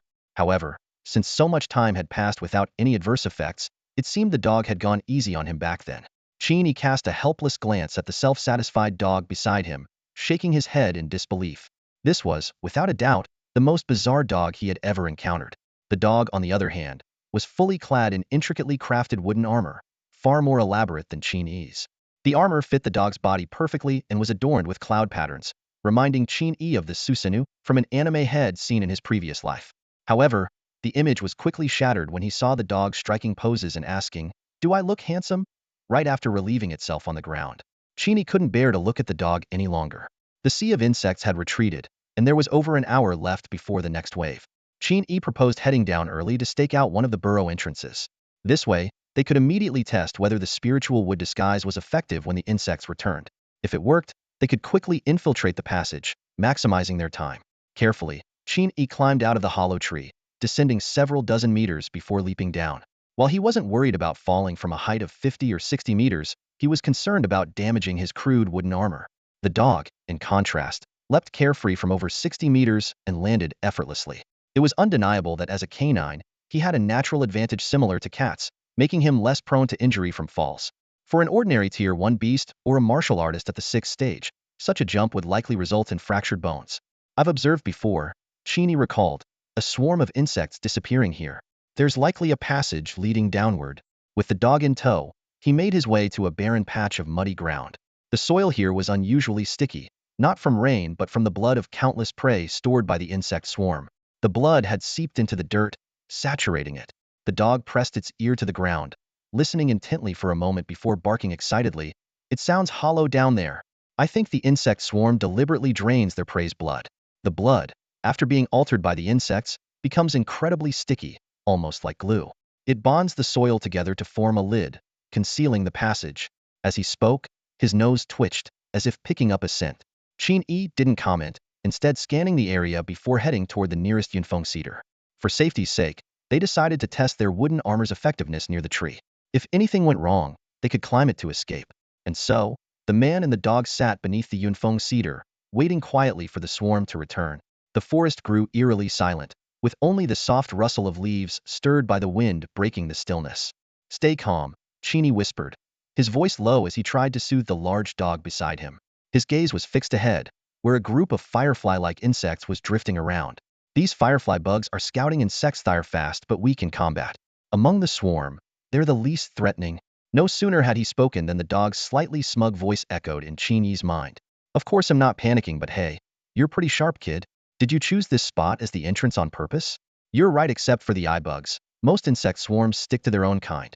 This place only has firefly bugs, so it's a lot less dangerous." The dog, a master of the art of survival, had impressively used a telepathic method to communicate, leaving no trace of sound. As a bonus, it even taught Qin Yi this crank telepathy technique. This skill didn't require the use of mental energy. It worked purely through spiritual power and vitality, making it quite valuable. The only downside? Its name was utterly ridiculous dog speak. Clearly, the dog had come up with this name just to mess with Qin Yi. Qin Yi didn't dwell on it. Instead, he focused on practicing the telepathy technique while keeping a close watch on the movements of the firefly bugs and the eye bug. Suddenly, the massive eye of the eye bug and the compound eyes of the firefly bugs turned toward their direction, causing the dog's heart to skip a beat. Thankfully, the second-tier spirit wood material they used for concealment proved highly effective. The approaching insects didn't notice them at all, continuing to pass by as if Qin Yi and the dog were invisible. Gradually, the dog grew bolder. First, it swatted at a passing insect with its paw. When there was no reaction, it went a step further and leapt onto the back of a giant bug. "Haha, these bugs are so dumb," the dog proudly transmitted to Qin Yi, clearly delighted with itself. But in the next moment, the giant bug froze in place. The dog nearly lost control of itself in fright and quickly scurried back. Thankfully, the insect still didn't seem to detect them. After pausing briefly, it resumed its march, oblivious to what had just happened. "All right, enough fooling around," Qin Yi said with a sigh, his gaze shifting to the now reopened entrance not far away. Determination gleamed in his eyes. "It's time to go in." Qin Yi and Big Dog cautiously weaved through the gaps in the swarm of insects, finally making their way back to the previously discovered tunnel entrance. The area was teeming with firefly-like insects of various sizes, their tails glowing brilliantly without exception. Countless clusters of light merged into a sea of radiance, so bright it nearly blinded Big Dog's titanium alloy-enhanced eyes. The ground, once solid, had been torn apart by the swarm, revealing a gaping hole over 10 meters in diameter. Firefly insects continuously emerged from the tunnel, their wings buzzing as they joined the larger swarm. Timing it just right, the man and dog leapt into the tunnel. They pressed themselves against the smooth walls, sliding downward, using the glow of the insects to observe their surroundings. The tunnel, carved by the insect swarm, was a perfect circle. The walls, reinforced by some unknown method, were smooth and solid, showcasing an impressive level of craftsmanship. The sliding experience was more thrilling than a high-speed car chase, especially with firefly insects zipping toward them at breakneck speed. A single misstep could lead to a collision and chaos. However, Qin Yi seemed to think the situation wasn't exciting enough. As a firefly insect sped toward him, he neither dodged nor flinched. A wild grin flickered across his face as he suddenly threw a punch. Boom! A sonic blast echoed through the tunnel, and a surge of air rippled outward. The force of his punch, exceeding a ton, obliterated the insect's head, sending green ichor splattering in all directions. The insect's lifeless body fell, creating a small crater and partially blocking the tunnel. Big Dog stared in stunned silence. Before he could even speak, Qin Yi swiftly pulled out the wooden spear strapped to his back, thrust it into the tunnel wall with a powerful motion, and carved a long groove to bring himself to a halt. What are you doing? Aren't you afraid of alarming the swarm? Big Dog asked nervously, his ears already picking up the sound of approaching insects. Qin Yi didn't respond. Instead, he sat down cross-legged, efficiently dissecting the insect's corpse with his wooden spear. He smeared the glowing substance from the insect's tail onto the spear. Instantly, the spear shone like a magical torch, far brighter than any ordinary flame. Before the other insects could arrive, Qin Yi quickly retrieved a grade storage bag and stuffed the insect's remains inside. Within 3 seconds, all that was left at the scene was a pool of green blood. His speed and precision made it seem as though he had dispatched thousands of firefly insects before. A buzzing sound drew their attention. 2 firefly insects arrived at the scene, pausing momentarily as they detected the scent of their fallen comrade. After lingering briefly on the tunnel walls, they quietly bypassed Qin Yi and Big Dog, continuing to repair the damaged section of the tunnel. They say dogs are fearless, but your guts put me to shame, Big Dog muttered, wiping the cold sweat from his brow. Qin Yi remained calm and collected. It seems the insect swarm doesn't share a collective consciousness. Killing one doesn't cause an uproar. As long as we act quickly, we can systematically clear out the insects in the tunnel. You mean to tell me you did all that just to test this theory? Big Dog asked incredulously, staring at the glowing wooden spear. You're insane. Risking your life like that. This was merely a brief episode on their journey. Soon after, they resumed sliding deeper into the tunnel. Over the next 20 minutes, the slope gradually leveled out until they were walking on flat ground. By now, they had descended at least 10 kilometers below the surface. The environment was dark and cold, with no light source in sight except for the glowing spear in Qin Yi's hand. The firefly insects had completed their gathering, leaving the underground tunnels devoid of their glow. Big Dog's eyes emitted a faint green light. As a member of the canine race, he naturally possessed night vision and was usually unafraid of the dark. However, he suddenly realized the purpose behind Qin Yi's earlier actions. Wait, you coated the spear with luminescent material on purpose, didn't you? For illumination down here? Big Dog exclaimed, his eyes lighting up with understanding. Drip, drip, the sound of water echoed throughout the vast underground cavern. Big Dog took the lead, his eyes scanning the distance. But then, he froze in his tracks. He was horrified to discover that his night vision was completely ineffective in this place. Even activating his grade ocular technique, he felt an invisible force blocking his perception. Not even a grade ocular techniques can penetrate this? Big Dog muttered, his voice trembling slightly. For intelligent beings, nothing was more terrifying than the unknown.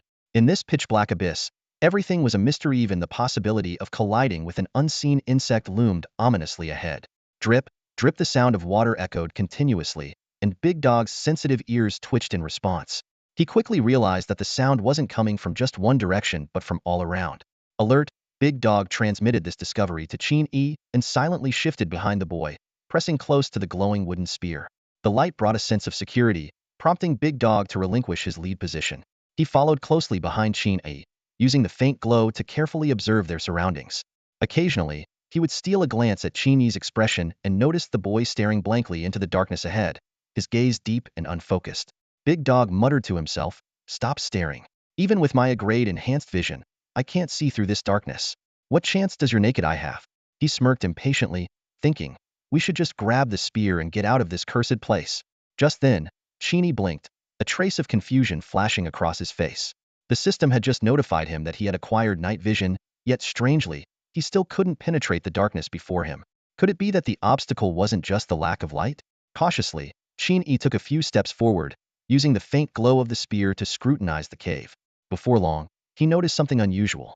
The stone walls and ground of the cave were covered with patches of green fungal mats.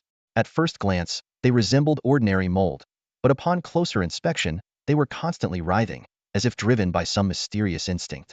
Qin Yi crouched down and examined them carefully, letting out a sharp gasp of shock. These seemingly ordinary fungal mats were actually composed of countless tiny insects clustered together.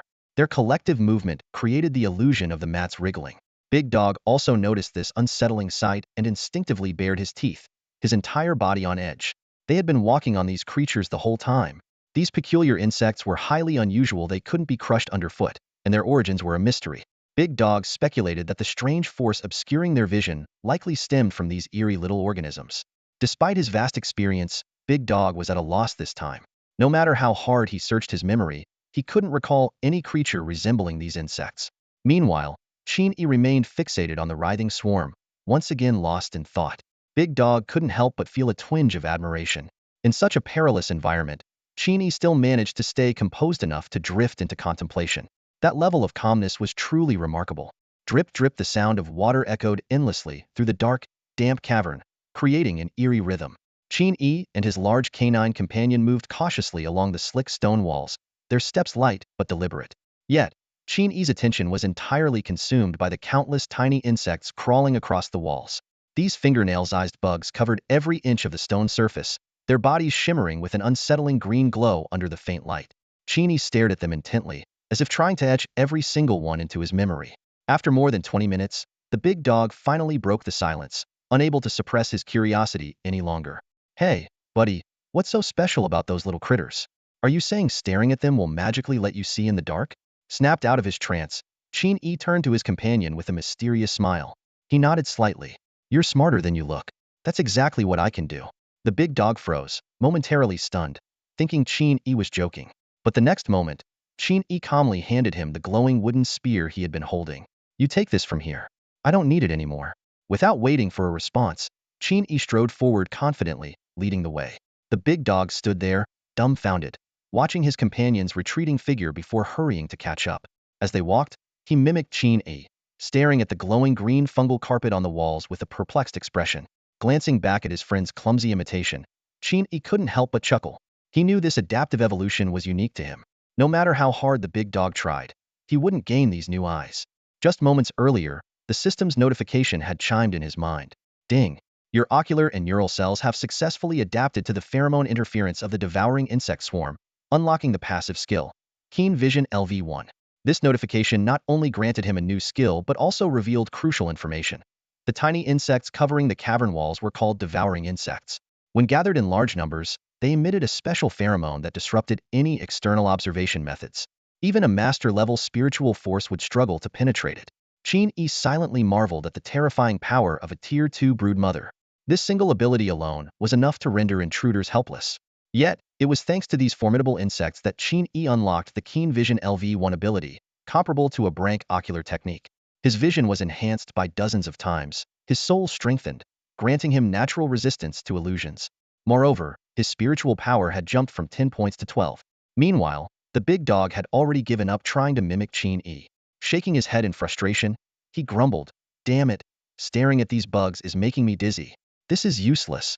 With that, he quickened his pace to catch up to Qin Yi, no longer lagging behind.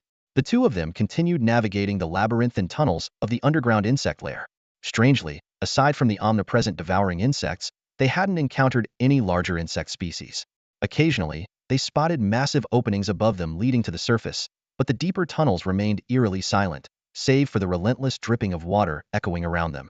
Suddenly, they arrived at a six-way junction. Each tunnel was over 10 meters in diameter, wide enough for giant insect creatures to pass through. All the paths were lined with the green glow of devouring insects, like ominous carpets stretching into the darkness. The Big Dog hesitated before asking, "Another split. Which way do we go?" To his surprise, Qin Yi didn't answer immediately. Instead, he sat cross-legged at the junction, closed his eyes, and began meditating.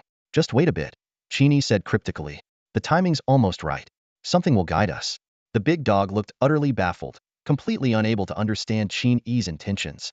Watching his companion meditate with such focus, he couldn't help but wonder if he was, in fact, the dumb one here.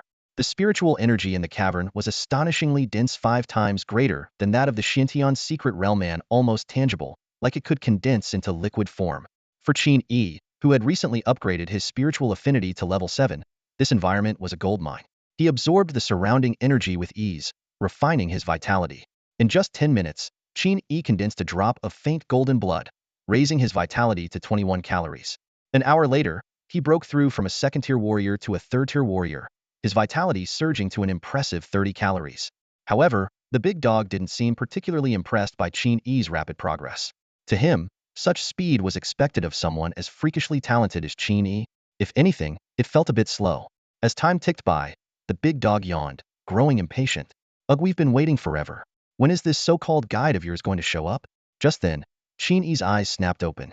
He sensed faint vibrations from above. Rising to his feet, his expression turned serious. It's here. The large dog stood up alongside Qin Yi, his gaze falling upon 4 of the 6 tunnel entrances ahead, which were now violently trembling. The walls of the tunnels, densely covered with moss-like swarms of devouring insects, suddenly became agitated and surged outward in massive numbers. These insects moved with a mechanical precision, as if part of an industrial conveyor belt, methodically transporting various prey of all shapes and sizes deeper into the insect lair. What was even more astonishing was that during the transportation process, the insects continued to break down the prey. They systematically decomposed large prey into easily storable black droplets, which they then ingested and transported through an intricate network of tunnels to different areas. Previously dormant, the green swarms of insects were now fully active, resembling a rushing emerald river. In that moment, Qin Yi had a sudden realization: the incessant dripping sound that had been lingering in his ears was actually the sound of nutrient droplets, broken down by the insects, falling. He speculated that these nutrient droplets were used to nourish the roots of spiritual trees, which were hidden in the unexplored caverns around him. The insect lair grew increasingly chaotic, and the large dog appeared uneasy, anxiously asking, "Damn it, where's that guide you mentioned? Isn't it here yet?" "It's already here. Woof. Follow me."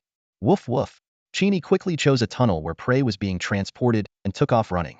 The large dog froze for a moment before dashing after him. Both of them accelerated to their limits. When faced with massive prey being transported on the conveyor-like path, Qin Yi didn't dodge or hesitate. Instead, he pulled out a grade storage bag and swiftly stored the entire prey inside. It was outright plundering the resources of the insect swarm. The insects' hard-earned spoils were being brazenly seized right in their own territory. In just 5 minutes, Qin Yi had already collected 2 first-tier beast corpses and half the body of a second-tier lord. Damn, this feels amazing. The large dog was green with envy, lamenting his lack of a storage bag. It was then he finally understood what Qin Yi meant by a guide. It was the prey being transported from the outside world. In the core area of the Western Sky Mountain Range, huntable creatures had long been exhausted, forcing the insect swarm to venture to the periphery for prey. By following the prey against the flow, they could naturally find their way back to the outer edges. Qin Yi continued to collect the massive spoils. Though the insects below seemed puzzled, they still maintained their motions of carrying prey forward. Qin Yi, aware of the dangers of overindulgence, chose to stop before drawing too much attention. Even so, the half-hour haul was staggering, reaching a scale of billions in value. Truly, this secret realm was a place where one could amass a fortune in no time. "I'm so tired. I can't run anymore," the large dog panted heavily, tongue lolling out. Qin Yi was also feeling the strain, not just from running against the flow of the insect swarm, but also due to the extreme gravity of the Xintian's secret realm, which vastly increased the physical burden. "I'm done." The large dog leapt up and draped himself over Qin Yi's shoulders, feigning exhaustion. Qin Yi didn't push him away, continuing onward with the dog in tow. He pressed on relentlessly, even as his legs grew numb, refusing to stop. "Tired? That's exactly what I want." Qin Yi roared inwardly, his body darting forward like an arrow loosed from a bow. Around him lay the corpses of countless ferocious beasts, and he had to dodge these obstacles while sprinting at full speed, a grueling test of his endurance. Every cell in Qin Yi's body felt like it was operating beyond its limits, as if they were about to burn out. Yet, instead of slowing down, he gritted his teeth and pushed himself even harder, accelerating madly. His figure became a blur as he charged forward against the tide. From deep within his body, a surge of potential and energy erupted like a spring. The fatigue that had weighed him down seemed to dissolve, replaced by an exhilarating sense of transcendence. Suddenly, a system notification echoed in his mind. "Ding. Your cells have successfully adapted to extreme overload. You have evolved a passive skill, Blood Fury LV1. Yes. Qin Yi couldn't suppress a low growl of excitement. He felt an overwhelming surge of energy coursing through every inch of his muscles and veins. His exhilaration reached its peak, and with a mighty roar, he threw a devastating punch. Boom! The punch struck the corpse of a second-tier beast lord with the force of lightning. In an instant, the body strong enough to rival a mid-level martial master exploded into a shower of flesh and blood. Qin Yi stood amidst the carnage, his face alight with a crazed, ecstatic expression, embodying a raw and violent beauty. The large dog perched on Qin Yi's shoulder witnessed the scene and shuddered, its eyes filled with awe.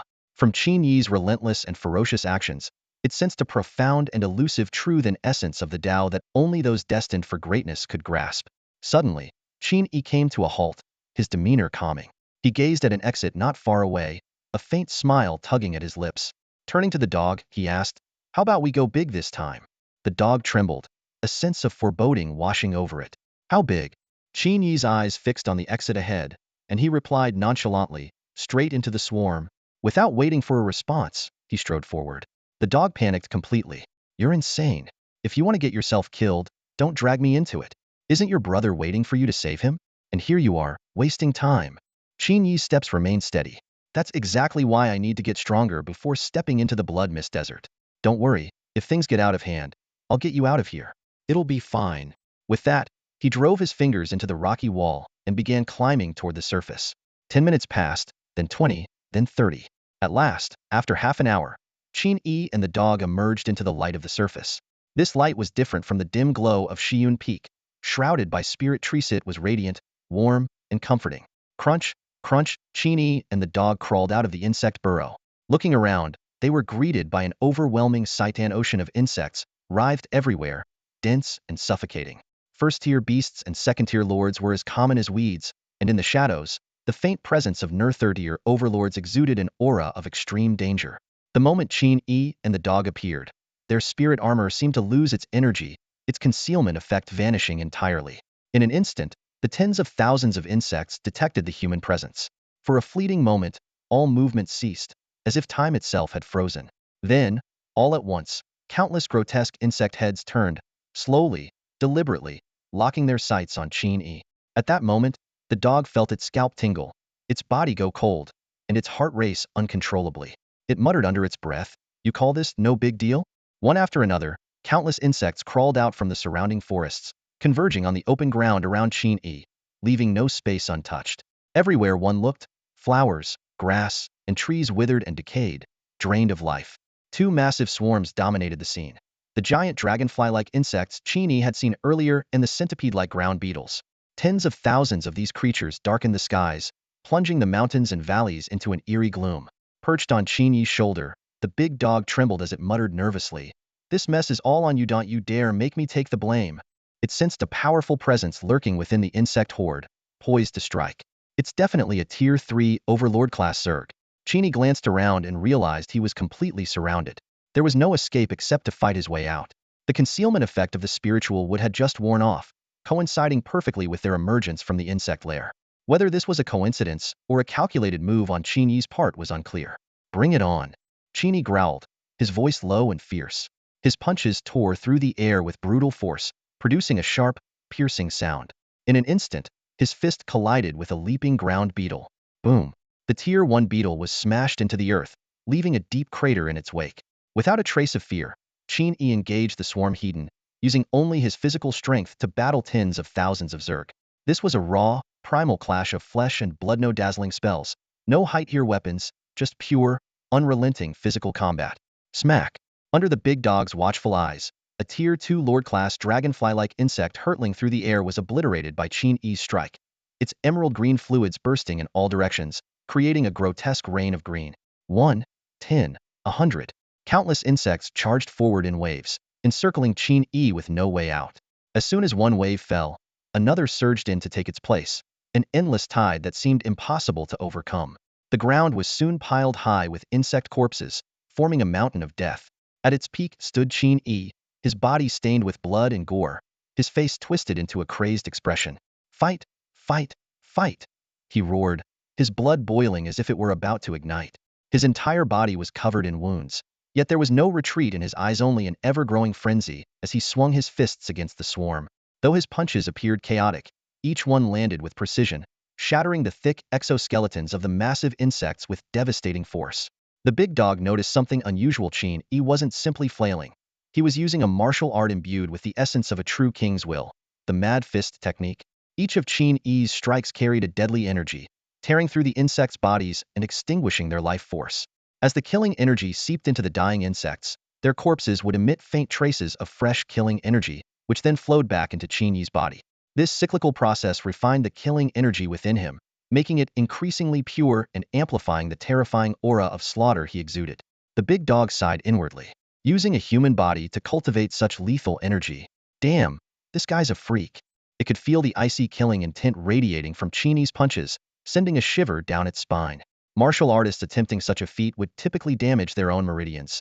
Yet Qin Yi seemed unfazed, simultaneously cultivating his energy and tearing through the insect horde. As Qin Yi became more familiar with the weaknesses of these two types of insects, his kill rate began to outpace the swarm's reinforcements. The big dog watched in astonishment. You're just a tier 3 martial artist, aren't you? Is there no limit to your strength? Suddenly, the ground trembled violently. Boom! A massive ground beetle with a dragon-like horn burst forth, charging straight at Qin Yi.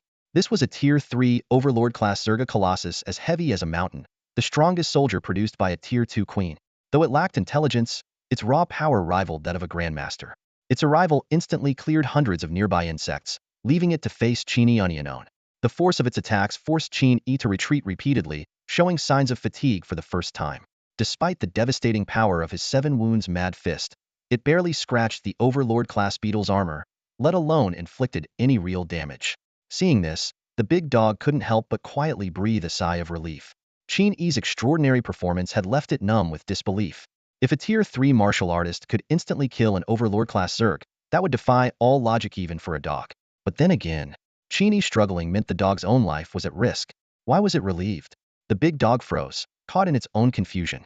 It was clearly Qin Yi challenging the swarm of insects, yet the scenes unfolding before his eyes seemed more like the swarm was testing the resolve of the great demon king, Qin Yi. Suddenly, an earth-shattering roar tore through the skies. A third-tier Overlord-grade armored beetle burst out from the ground, its dragon-like head adorned with terrifying horns several meters long. Before Qin Yi could even react, the sharp tip of one of the horns pierced straight through his chest. Splurt! Blood sprayed into the air as Qin Yi violently coughed up a mouthful of it. His body was flung backward uncontrollably, retreating dozens of steps. This was the first time he had suffered such a severe injury since acquiring his level 2 steel body ability. His face turned pale in an instant, and his breathing became labored. Qin Yi wanted to take a brief moment to recover, but the swarm clearly had no intention of giving him that chance. Seeing him retreat, dozens of insects swarmed toward him from all directions, surrounding him completely. The battle felt endless, destined to continue until one side was utterly annihilated. Under the relentless assault of hundreds of insects, Qin Yi's situation grew increasingly dire. His movements began to slow, and the wounds on his body multiplied. Blood continuously seeped from the gashes, staining his clothes deep red. Perched on Qin Yi's shoulder, the large dog was frantic, hopping up and down in agitation. It could sense Qin Yi's weakness more acutely than anyone. The once blazing vitality within him, as radiant as the sun, now flickered like a candle about to extinguish. Damn it, are you really about to give out? Should we just retreat for now? The dog said anxiously. It still had a few life-saving techniques up its sleeve. If it came to the worst, it could take Qin Yi and escape from this perilous place. However, Qin Yi showed no intention of backing down. He understood all too well that only through life-and-death battles and bathing in the blood of countless foes could he evolve rapidly and become truly strong. He had sworn to himself that he would never again be the helpless, terminally ill version of himself, lying hopelessly in a cold, rented room, waiting for death to claim him. Gritting his teeth, Qin Yi reached up and tore off the tattered remains of his wooden armor. He stuffed the broken pieces into his mouth and began chewing forcefully. Crunch, crunch, the fragments made crisp sounds as he ground them between his teeth, swallowing the remaining nutrients within and converting them into the energy he desperately needed for his evolution. Qin Yi's gaze turned sharp and fierce, his eyes locking once more onto the third-tier Overlord-grade dragon beetle. That creature was the key to his transformation. What doesn't kill me will only make me stronger. Qin Yi roared in his heart. I will use this endless swarm as the battlefield for my rebirth.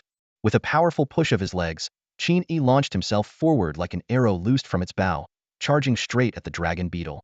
Come and fight, he bellowed, his voice brimming with unyielding determination and fighting spirit. The overlordier dragon insect let out a low, guttural roar, its massive dragon horns glinting coldly as they pointed directly at the approaching Qin Yi. This colossal creature seemed to take Qin Yi's actions as a provocation, and its killing intent surged. Suddenly, the earth-armored dragon insect charged forward like a collapsing mountain, its enormous frame powerful enough to crush a tank with ease. Dago felt an overwhelming sense of pressure. This was the full-force impact of a Tier 3 Overlord Zerg, capable of turning even a martial master into pulp. Yet Qin Yi neither dodged nor retreated. Instead, he charged heat. His frenzy fist erupted, aiming straight for the dragon horn. A ferocious aura of slaughter surged as his fist collided with the horn, unleashing a deafening blast of gale force energy. With a sharp crack, Qin Yi's entire skeletal system and organs were instantly shattered by the terrifying shockwave. His body was flung through the air like a kite with a broken string, crashing heavily to the ground. Dago, watching in alarm, couldn't help but suggest, maybe we should retreat for now. Qin Yi's condition was horrifying. His body was a mangled mess with no intact bones left, and he struggled even to stand. Yet, he didn't back down. Instead, he spat out blackened blood and fragments of his organs as the regenerative power of his Tier 2 physique kicked into high gear, rapidly regenerating tougher, stronger bones and organs. Bang! Qin Yi suddenly lunged forward and headbutted Tier 1 Zerg that tried to pounce on him, killing it instantly. Staggering but resolute, he rose to his feet once more and continued his slow yet determined march toward the Tier 3 Earth-armored dragon insect. His steps, though heavy, echoed with unwavering resolve. A new round of brutal combat began. Despite the vast disparity in size and power, the battle between human and Zerg was ferocious, with blood splattering everywhere. This time, Qin Yi fought with even greater tenacity. His newly evolved body managed to hold its own against the earth-armored dragon insect for a full 3 minutes before he was forced to retreat. Even so, whenever the dragon insect attempted to deliver a finishing blow, Qin Yi would somehow summon the strength to stand again, continuing the fight while his broken body rapidly healed. Meanwhile, Tier 1 and Tier 2 Zergs swarmed him, trying to prevent his recovery, but this human seemed indestructible, always bouncing back from the brink of death in mere moments.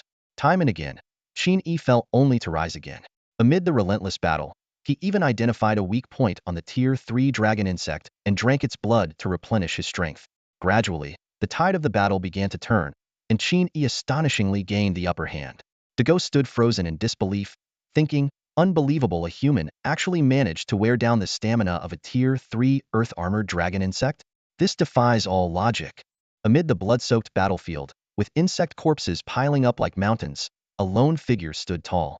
Qin Yi, his face calm and resolute, resembled an unstoppable war machine, tirelessly cutting down Zergs. His clothes were in tatters, and he tore off his ruined shirt, revealing his muscular, gleaming body. Every inch of his skin radiated a mysterious vitality.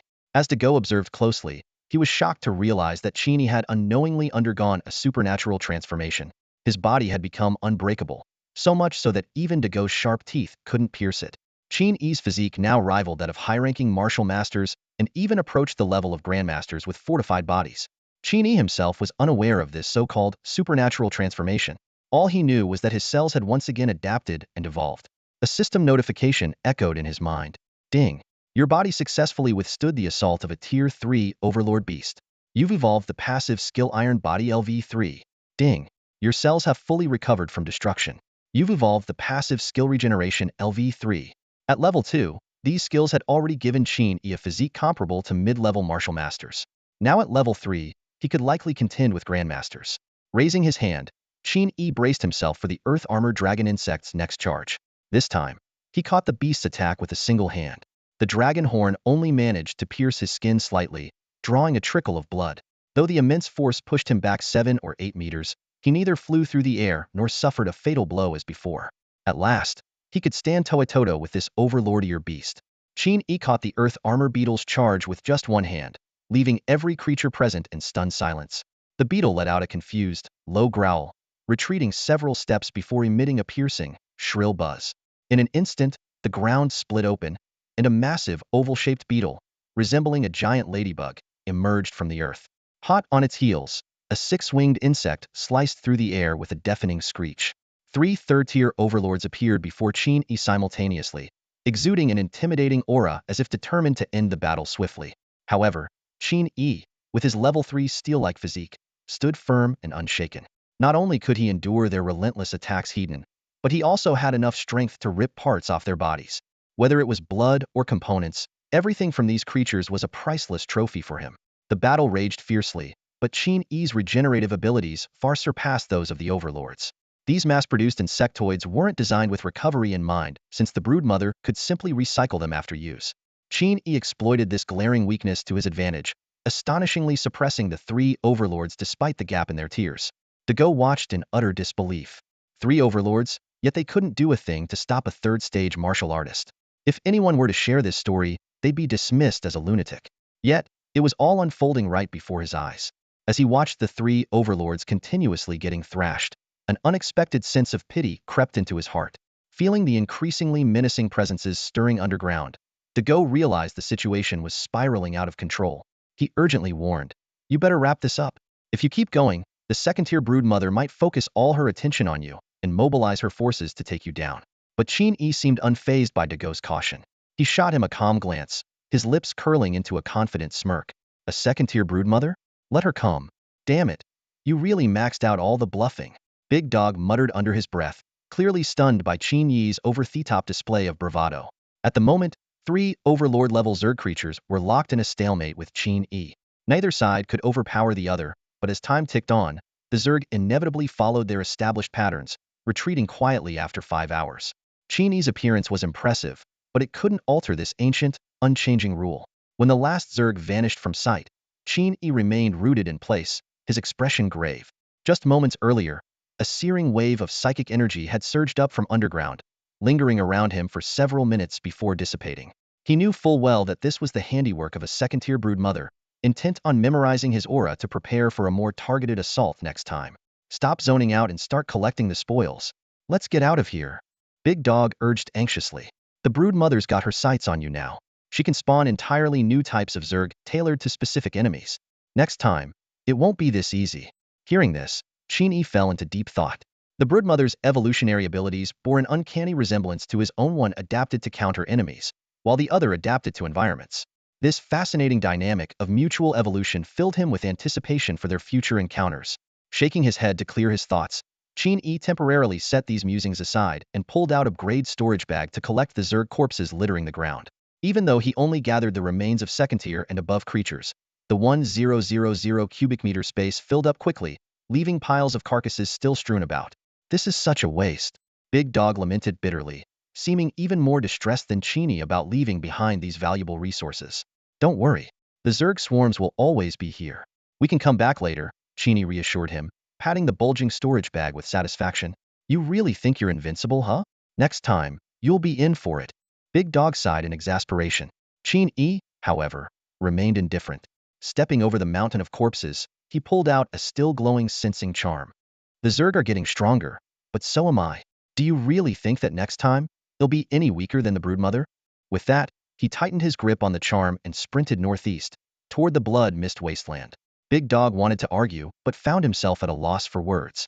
Qin Yi's growth rate was indeed astonishing. By the time they returned, he might very well be capable of sweeping through the entire Shitian mountain range. As the man and dog disappeared into the distance, silence once again enveloped the Shitian mountain range. Zerg blood seeped into the ground, nourishing the barren land and causing spiritual herbs to grow wildly. Days later, the scene remained just as gruesome, with broken Zerg corpses scattered everywhere and blood still pooling. Strangely, the Zerg swarms made no effort to clear the battlefield. It wasn't until the 4th day that a small team of human warriors ventured into the area, breaking the eerie stillness. "The Shitian mountain range is swarming with Zerg. We can't stay long, and we definitely can't go too deep. Stick to the outskirts, and retreat at the first sign of trouble." At the front of the group, a young man in white robes warned the others while turning to address a man in green beside him. "Woofing, your ocular technique is the strongest here. Once we enter Zerg territory, keep a close watch on our surroundings." Behind him, Li Woofing dropped his usual roguish demeanor and nodded solemnly. According to his family's intelligence, the Zerg in the Shitian mountain range were exceptionally ferocious, posing a lethal threat even to Grandmasters, let alone their small team of low-ranking martial artists. But the greater the danger, the greater the reward. It was this promise of treasure that had driven the 3 of them to band together and brave the perilous region. Li Woofing stood at the edge of the western Tian Mountains, his gaze deep and contemplative. This young man, renowned for his mastery of ocular techniques, was the same individual who had lost 3 first-tier spiritual fruits to Qin Yi in a previous gamble. At this moment, he was investigating the interior of the mountain range alongside his team captain, Fang Yu, and Qin Shoutian from the Qin family of Yuhang. Li Wufeng's eyes glimmered with an eerie light as he activated the Li family's self-created class technique, Void-Piercing Eye. This technique allowed him to foresee hidden dangers in his surroundings. However, as he focused intently on his observation, a horrifying vision suddenly appeared before him, leaving him frozen in place. This can't be real, Li Wufeng murmured in disbelief, rubbing his eyes as if to dispel the illusion. What unfolded before him was a gruesome battlefield drenched in blood. Hundreds, if not thousands, of second-tier insectoid corpses piled up like mountains, forming a scene straight out of a nightmare. Each corpse exuded a terrifying aura, as if any one of them in life could have posed a significant threat to Li Wufeng. A chilling, deathly stillness mixed with an overwhelming sense of madness seemed to surge forward, as though it had transcended the boundaries of time and space. Overwhelmed by the sight, Li Wufeng's composure faltered, and he instinctively took 2 steps back before collapsing to the ground. Wufeng, are you all right? Qin Shoutian and Fang Yu called out in alarm, their faces filled with concern. Snapping out of his daze, Li Wufeng slowly returned to his senses. Fang Yu, visibly anxious, pressed him. What did you see? Insect corpses? Endless insect corpses. Li Wufeng muttered in a daze. There were first-tier ones, second-tier ones, and even fragments of third-tier overlords, along with their blood. Third-tier overlords? Fang Yu and Qin Shoutian were visibly shaken by his words. Coming from prominent families, they were well aware of the terrifying power of third-tier overlords, beings so powerful that encountering them was tantamount to certain death. Are those insects all dead? Are there any still alive? Qin Shoutian asked urgently. Li Wufeng's expression twisted with terror, as if his void-piercing eye had glimpsed fragments of a horrifying past. In a trembling voice he replied, they're all dead, every last one of them. Something killed them all. A monster. It wiped them out completely. The 3 of them cautiously observed the battlefield for a long time. Only after confirming that no living creatures remained did they carefully step into the area. Fang Yu crouched down, his fingers lightly tracing the wounds on the insect corpses, his expression grave. Each body had been killed with a single punch-off force of at least 2 tons, instantly obliterating these second-tier insects. Suddenly, his fingers trembled, and blood seeped from the corner of his mouth. These fist imprints carried something extraordinary, and overwhelming and frenzied intent. Which noble or king had passed through here and taken action? The concept of intent belonged to the realm of Shanhei-level powerhouses, a domain difficult to even touch. While unparalleled prodigies might grasp it prematurely, their numbers were exceedingly rare. Fang Yu stood up respectfully and deeply bowed toward the fist imprints, a gesture of reverence toward those who had achieved the rank of king or marquis. Beside him, Li Wufeng remained silent. Activating his void-piercing eyes, he analyzed the lingering aura in the area. To his shock, he detected a presence that felt oddly familiar, as if it belonged to someone he had encountered before. He delved into his memories to uncover the answer, only to be struck with disbelief. That person? Impossible! Li Wufeng gasped inwardly. Before entering the secret realm, he had seen that individual a mere novice martial artist. Forget killing second-tier insects, even a single first-tier insect could have easily ended his life. I must be mistaken about the aura, Li Wufeng muttered to himself, shaking his head vigorously to dispel the absurd thought. The 3 quickly left the battlefield, not daring to harbor any greedy thoughts about the insect corpses scattered everywhere. Kings and marquises were not to be offended. Even the discarded remnants left behind by such figures were beyond their courage to claim. The scene shifted to an endless desert, where yellow sand blanketed the horizon. A few desert lizards, each the size of a crocodile, lay camouflaged against the sand. Suddenly, a muffled sound erupted as Qin Yi's right fist shot out like lightning from the shadows, striking one lizard squarely on the head and killing it instantly. Sensing danger, the other lizards burrowed into the sand and disappeared, leaving only the fresh corpse behind. Qin Yi swiftly processed the lizard's flesh, tearing off several chunks of its pale meat and tossing them to the large dog. It had been nearly 5 days since they had emerged from the western heavenly mountains. Traveling day and night, they had finally reached the northeastern desert of the Xintian secret realm. The area was desolate and lifeless, though they occasionally stumbled upon desert resources to replenish food and water, such as the desert lizards and the massive cacti that the dog used as firewood. The dog deftly plucked a few of its own hairs from its tail, tossing them onto the dried cactus. Using its sturdy teeth, it ground out sparks, igniting the hairs and the cactus. Under the intense heat, the chunks of tender meat soon released a mouth-watering aroma. Man and dog devoured the meal ravenously. Since following Qin Yi, the dog had experienced irregular meals, seldom eating its fill. It increasingly doubted whether Qin Yi was even human, as his ability to endure hunger far surpassed that of any dog. In truth, Qin Yi had acquired level 2 energy conservation and efficiency through adaptive evolution. If he refrained from action, he could go 10 days and nights without food or water. As he chewed on the delicious lizard meat, Qin Yi felt even more grateful for his decision to enter the secret realm. The meat of the ferocious beasts here was not only highly nutritious and capable of enhancing physical strength, but it also tasted exceptional. During the 5 days of relative peace, Qin Yi had trained relentlessly. Thanks to his level 7 affinity with spiritual energy, he had cultivated over 30 more units of vital energy. Combined with the physical enhancements from his earlier transformation, his current level of cultivation and strength was leagues beyond what it had been. Qin Yi, a planetary-level human, possesses 55 strength, 34 points in constitution, 50 points in agility, and 32 points in spirit. With a talent level of 10, he has mastered the skill of adaptive cellular evolution. He excels in various aspects, including spiritual energy affinity, cold resistance, toxin resistance, unyielding physical resilience, and rapid bodily recovery. Qin Yi's combat prowess is astonishing. His vitality has reached 85 calories, placing him among the ranks of 8th-tier warriors. Even more impressive, his physical strength is nearing the level of a grandmaster. This means he can easily defeat opponents of higher tiers, and even a mid-tier martial master would struggle to withstand his full-force strike. In just 5 days, Qin Yi skyrocketed from a 2nd-tier warrior to an 8th-tier warrior, breaking through 6 tiers in rapid succession.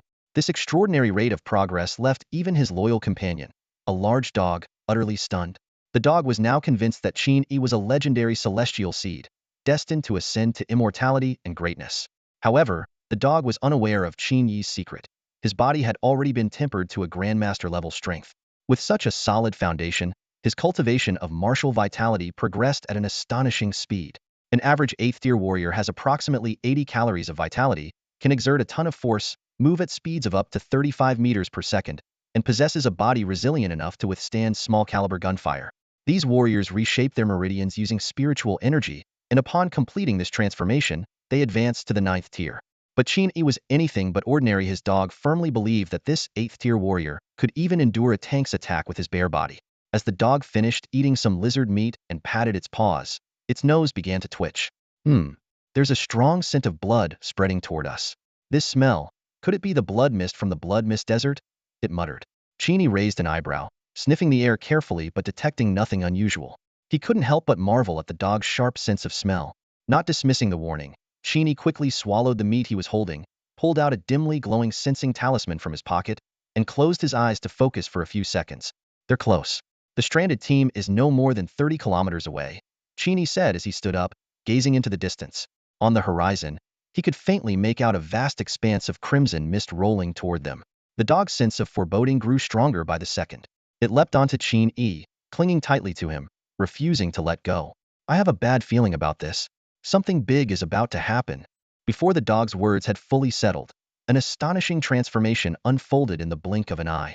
The once blazing sun was abruptly swallowed by thick mist, plunging the entire world into darkness, as if someone had switched off all the lights in a room.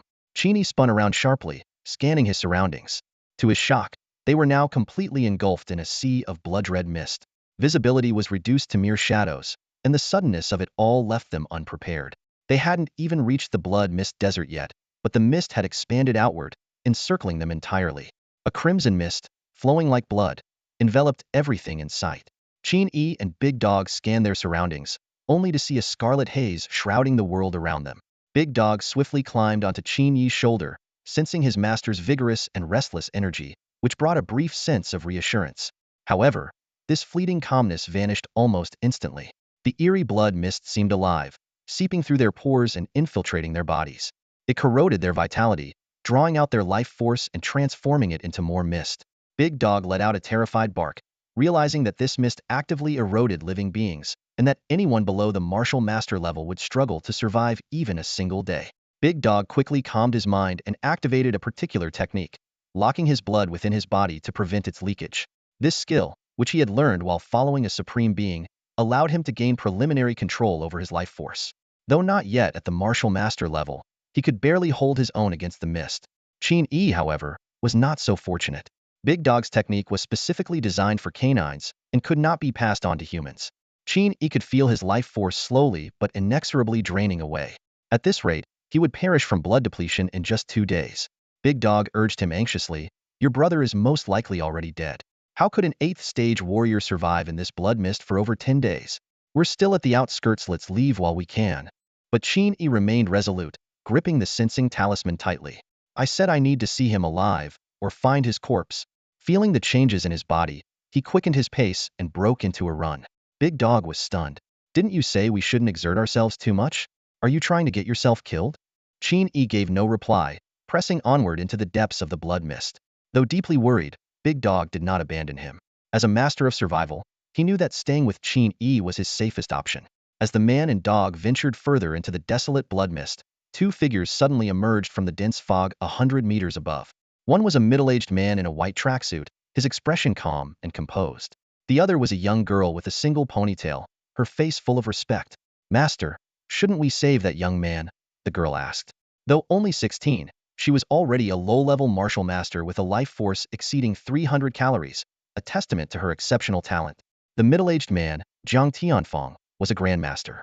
He had been commissioned by the Yuhang Administrative Office to investigate the blood mist and beast tide in the Xintian secret realm. With a faint smile, he replied, "No rush. Let him suffer a bit, it'll teach him a lesson."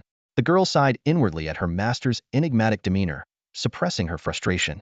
Jiang Tianfeng had always been the type to play the role of a mysterious master, frequently appearing out of nowhere to offer guidance to strangers, particularly those young individuals with extraordinary talent. As a cultivator who had reached the level of grandmaster in his 30s, he certainly had the credentials to play the part of a high-level expert. At this moment, he was intently watching a young man in the distance who was recklessly taking risks. He thought to himself that letting this ignorant kid suffer a little might not be a bad idea. After all, he could always step in to save him at the last moment. The master and disciple duo trailed leisurely behind Qin Yi and his large dog. Suddenly, Qiu Yihan let out a soft hum of surprise, a hint of confusion appearing on her delicate face. Master, look at that young man, why did he suddenly start running? Surely he knows that intense physical activity will accelerate the loss of his vital energy and blood. Jiang Tianfeng frowned deeply at her words. Even with his vast experience, he found himself puzzled. There was no way that young man couldn't feel his blood and energy being drawn out by the blood mist, so why would he deliberately move faster? Was he actively courting death? Could it be that he has mastered some kind of bloodlocking technique? Qiu Yihan ventured cautiously. Absolutely not. Jiang Tianfeng dismissed the idea without hesitation. I can clearly see his vital energy and blood gushing out like air from a punctured balloon. That's definitely not the sign of someone using a bloodlocking technique. Qiu Yihan glanced sideways at her master, a teasing tone in her voice. Maybe he has some special life-preserving method that you just haven't noticed yet. Huh? Jiang Tianfeng scoffed, clearly unwilling to lose face in front of his disciple. If he had any such life-saving technique, how could it possibly escape my notice? Ridiculous. I've never heard of any method where bleeding yourself out could save your life. If he keeps this up and I don't intervene, he'll completely drain his vital energy and blood and turn into a dried-up corpse. A dead end. Jiang Tianfeng declared confidently. Mark my word, she won't last an hour before collapsing from exhaustion and awaiting death. Seeing her master so certain, Qiu Yihan could only shrug and remain silent. In her opinion, Qin Yi likely wouldn't even last an entire hour before he succumbed. However, the young man whom the master and disciple were convinced was on the brink of death seemed utterly unfazed by his so-called suicidal actions. More than that, he appeared dissatisfied with the pace of simply running to bleed himself dry. To their astonishment, he started throwing punches as he ran. In the midst of the blood mist, Qin Yi unleashed his full energy and began frantically practicing the frenzied 7 wounds boxing technique. Each punch he threw sent ripples through the surrounding blood mist. Watching the sheer ferocity of his movements, the master and disciple duo were left utterly dumbfounded, staring at each other in disbelief. They had seen people unafraid of death before, but never someone so eager to meet it. Are you sure you're okay? Big Dog asked worriedly, his eyes fixed on Qin Yi. The young man before him staggered with unsteady steps, his cheeks hollow, his entire being resembling a lifeless husk, ready to collapse at any moment. He looked even weaker than he had after the grueling 5-day battle in the Daughter Kingdom. Qin Yi ignored Big Dog's concern, his vacant gaze locked forward as he trudged on. Suddenly, without warning, he swung his hands and unleashed 2 punches into the empty air. Despite his frail state, the punches tore through the space with such force that they stirred up gusts of wind and even produced faint sonic booms. This was none other than the 7 Wounds Frenzy Fist, an rank martial art created by the legendary Mad King. On the brink of death, Qin Yi had pushed himself to continue punching, unexpectedly grasping the essence of its wild, reckless nature. This was a technique born of madness, a desperation to accelerate one's own demise even when death was certain. It was a resolve so extreme that even the Mad King himself might have been awestruck. In that critical moment, Qin Yi broke through to the second level of the Seven Wounds Frenzy Fist. The killing intent within him condensed exponentially, surging through his body. But his frail form was incapable of containing such overwhelming power. With a violent shudder, he coughed up a mouthful of blood and collapsed to the ground, lifeless. High above, in the crimson-streaked sky, Jiang Tianfeng frowned. This kid is courting death.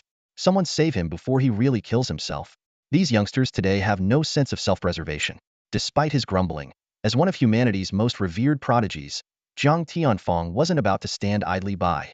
With a single step, he and his disciple Qiu Yihan crossed 100 meters, ready to intervene. But before they could act, Qin Yi's motionless body trembled. His sunken cheeks seemed to inflate like a balloon, regaining color and vitality. Within a single minute, the boy who had been at death's door was back on his feet, fully rejuvenated. "Ah, now that's refreshing," Qin Yi exclaimed, stretching his limbs with audible pops and cracks. A system notification echoed in his mind, informing him he had acquired the passive skill foundation strengthening. This sudden boon left him puzzled, especially when paired with the cryptic mention of the devoured true god. Big Dog, who had witnessed the entire sequence, stood frozen in shock, forgetting even to bark. Meanwhile, Jiang Tianfeng and Qiu Yihan, hidden in the distance, were equally dumbfounded. Even with their vast experience and mastery, they couldn't comprehend how Qin Yi had managed such a miraculous recovery without the aid of any spiritual elixirs or treasures. "Let's go talk to him," Jiang Tianfeng said, stepping out of the blood-tinged mist with Qiu Yihan in tow. Their sudden appearance startled Big Dog, who immediately whispered a warning to Qin Yi, urging caution toward the mysterious duo. Jiang Tianfeng raised his hand, producing an official emblem to demonstrate his goodwill. "I was only trying to help," he explained, his tone calm but authoritative. Qin Yi, sensing no hostility from the powerful pair, relaxed his guard. After a brief exchange, he introduced himself, intrigued by the enigmatic master and his disciple. Hearing his explanation, a trace of surprise flashed across Qiu Yihan's delicate face. "You ventured deep into the blood mist to save a brother?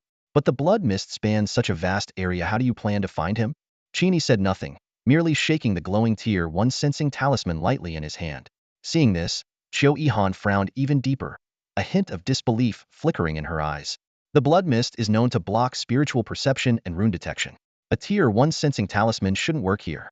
Are you saying this talisman can still guide you?" Her words hit Qin Yi like a bucket of cold water. He froze, a chill running down his spine, and fell silent. Was this glowing talisman truly leading him to Chen Xian's team? Taking a deep breath, Qin Yi steadied his resolve. "I have to try." Back when Chen Xian was still a novice warrior, he risked his life to venture into the Xintian's secret realm for me. Now it's my turn to save him. It's the right thing to do. Jiang Tianfeng silently observed the talisman in Qin Yi's hand. Though he couldn't discern anything extraordinary about it, the young man's determination piqued his curiosity. Besides, rescuing fellow clan members trapped in the blood mist aligned with one of his own objectives. Lending a hand wouldn't hurt. Noticing Jiang Tianfeng's willingness to follow, Qin Yi, though cautious, chose not to say anything. He simply continued forward, guided by the talisman, gradually navigating through the dense blood mist. As they ventured deeper into the desolate terrain, the blood mist grew increasingly thick, clinging to their skin with a cold, liquid-like sensation. Faint, indistinct wails echoed through the mist, neither male nor female, mournful and haunting. Qin Yi couldn't shake the feeling that something unseen was watching them from the shadows. Suddenly, Qin Yi came to a halt, his gaze fixed on the swirling fog ahead. He spoke in a low, steady voice, "We're here." Jiang Tianfeng let out a cold snort, releasing a surge of powerful spiritual energy that swept the surrounding blood mist aside. As the fog cleared, a decayed stone staircase, 5 to 6 meters wide, came into view, descending steeply into the unknown depths. At that moment, the once muffled wails grew louder and clearer, seemingly emanating from the bottom of the staircase. Qin Yi's gaze lingered on the entrance to the staircase, shifting back and forth. He noticed a faint crimson mist seeping through the fine sand, slowly rising and merging with the dense fog above. The eerie sight solidified his suspicion the source of the blood mist was hidden underground. "Are you really going to keep going?" Jiang Tianfeng asked, his expression grave. He, too, felt the ominous presence lurking beneath the stairs. "We've come this far," Qin Yi replied calmly, his tone steady. "Want me to carve a night vision array for you?" Qiu Yihan offered, biting the tip of her right index finger. As blood welled up, she began tracing intricate patterns with practiced precision. The designs bloomed like lotus flowers at the corners of her eyes, radiating a pure, sacred white glow. In a hushed mental voice, the large dog perched on Qin Yi's shoulder spoke to him. A second-grade night vision array, quite refined, probably a unique technique. This girl's got some skills. He explained that anyone capable of engraving arrays directly onto their body was undoubtedly a top-tier genius. In this world, array masters weren't just adept at setting up formations, they could also inscribe mystical effects onto people or objects. No need, but thank you. Qin Yi declined her offer politely. With his first-level passive skill, keen sight, combined with innate night vision, his perception far surpassed what the second-grade array could provide. The three descended the staircase slowly. Qin Yi and Jiang Tianfang led the way, while Qiu Yihan brought up the rear, her footsteps so light they made no sound. As they proceeded, Qiu Yihan couldn't help but marvel at how Qin Yi navigated the dim surroundings with just his bare eyes. Her curiosity about this enigmatic 8-stage martial artist deepened. The dog remained motionless on Qin Yi's shoulder, deliberately suppressing its presence to appear as nothing more than an ordinary beast. Qin Yi, speaking through their mental link, casually asked if the dog could teach him the art of concealing one's aura. The creature quipped back, "Only dogs can learn it. You planning to become a dog?" After nearly half an hour of descending, the staircase seemed endless. Suddenly, Jiang Tianfang signaled for them to stop, pointing toward a shadowy corner ahead. There, two corpses. Qin Yi's attention snapped to the glowing talisman in his hand, its light now noticeably brighter. They approached cautiously and discovered two skeletal remains. One of the skeletons clutched a tracking talisman. Though the bones appeared ancient, Qin Yi could sense these individuals had died within the past month. The blood mist here is far denser than above, Jiang Tianfang observed, his voice low. They were drained not just of their blood, but their life force, their very essence. But why retreat downward if they were seeking refuge? It doesn't make sense, Qin Yi muttered, his brows knitting in thought. Just then, a chilling, mournful wail echoed through the air, reaching Qin Yi's ears like a whisper carried on the wind. The voice was filled with rage and resentment, yet tinged with an unsettling, almost divine reverence. Blood for blood. Blood for blood? Qin Yi's mind raced as he turned his head, intending to ask Qiu Yihan and Jiang Tianfang whether they had also heard the eerie wailing. However, he was caught off guard by a horrifying scene. Qiu Yihan's eyes suddenly turned blood red, her expression dazed and out of control. It was as if she was being pulled by an invisible force, and she abruptly dashed madly down the steps. At the same time, Jiang Tianfang's condition was equally alarming. The once composed grandmaster now had his facial features contorted, as though struggling fiercely against some unseen power.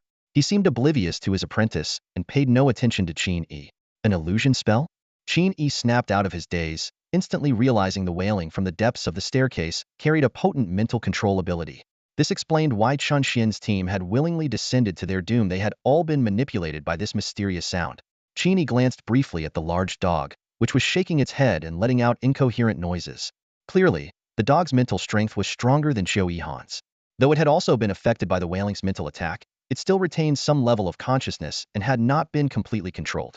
As for Qin Yi himself, he was fortunate to remain unaffected, thanks to the passive skill, clear mind and keen eyes, he had acquired earlier. This skill, derived from a Tier 2 broodmother's nest, significantly boosted his mental resistance, allowing him to completely ignore the influence of the eerie wailing. While even a grandmaster like Jiang Tianfang had succumbed, Qin Yi remained unscathed, a fact that filled him with quiet relief. Taking a deep breath, Qin Yi heightened his vigilance to the maximum. Ignoring Jiang Tianfang, who was still struggling in place, he strode forward, chasing after Qiu Yihan as she rushed downward. As he descended further, the surrounding blood mist grew denser. The chilling wailing was no longer faint and intermittent, but instead reverberated constantly in his ears, as if trying to devour his sanity entirely. At last, Qin Yi reached the bottom of the staircase. Before him lay an open, desolate expanse. Looking ahead, he saw a silent yet sinister blood pool. Qiu Yihan stood motionless before the pool, her intentions unclear. Here, the blood mist abruptly dissipated, revealing the area enclosed by towering red walls. The rough, uneven walls exuded a primal and savage aura. Beyond the blood pool, Qin Yi noticed the blood flowing into several mysterious openings, their destinations unknown. Cautiously, Qin Yi moved forward a few steps, only to notice a broken stone tablet rising from the center of the blood pool. Upon its surface were several jagged, unfamiliar characters. They were neither Chinese nor any known human script, yet Qin Yi found himself understanding their meaning instantly. Today, I have slain the Titan in the Xintian realm. This short line of text radiated an overwhelming aura of slaughter. Just a single glance caused Qin Yi to feel a sharp pain between his brows, and blood began streaming from his 7 orifices. Woof, woof, woof. Qin Yi was intently studying the stone tablet when the sudden barking of a large dog startled him. He quickly shifted his gaze, his mind racing with questions. How could the dog have broken free from the wailing control faster than Jiang Tianfeng, who was suspected to be a grandmaster? Qin Yi, run. Don't listen to the wailing, it's a soul trap, the dog warned him telepathically. However, when it noticed Qin Yi's calm expression, it froze in confusion. How could someone trapped in a soul trap look so composed? The dog couldn't help but marvel inwardly. Could it be that celestial seeds are this extraordinary, immune to even high-level soul traps? Just wander around, but stay safe, the dog eventually said, waving its paw, unsure of what else to add. As Qin Yi walked toward Qiu Yihan, who remained motionless by the blood pool, he asked, is your mental strength stronger than a grandmaster's? How did you recover so quickly? The dog tilted its head in puzzlement. Not sure. It might have something to do with the stone tablet. The killing intent emanating from it woke me up earlier than expected. Qin Yi nodded thoughtfully. I see. So the whales in the blood mist desert might be coming from the fallen titan slain by the owner of the stone tablet. The lingering aura of the stone tablet must suppress the wailing. Does that mean the titan's corpse lies at the deepest part of the blood pool? Just as Qin Yi was about to carry Qiu Yihan to the stone tablet to use its killing intent to awaken her, the calm surface of the lake suddenly erupted into chaos. Splash! Thick, sticky blood droplets flew into the air, coalescing into a distorted fog-like figure that lunged directly at Qin Yi. A surge of danger overwhelmed him, and he instinctively unleashed a full-force punch. The strike, powerful enough to shatter metal and stone, passed right through the fog figure, leaving a gaping hole in its form. In the blink of an eye, the hole closed up. Qin Yi's right hand was severed at the wrist, his entire fist vanishing into the fog creature's body. This blood mist monster is immune to physical attacks? Qin Yi's face turned pale as he quickly withdrew his severed arm. Thanks to his Bodhi's extraordinary regenerative abilities, a new hand would soon grow in its place. The dog's eyes gleamed with understanding. The core of the fog figure is the soul of the deceased. After the blood mist drains all their vitality, even their souls are pulled into the blood pool. The stronger their soul was in life, the more dangerous the fog figure becomes. Get out of here now. There's no way that Blood Lake holds just one of these fog creatures.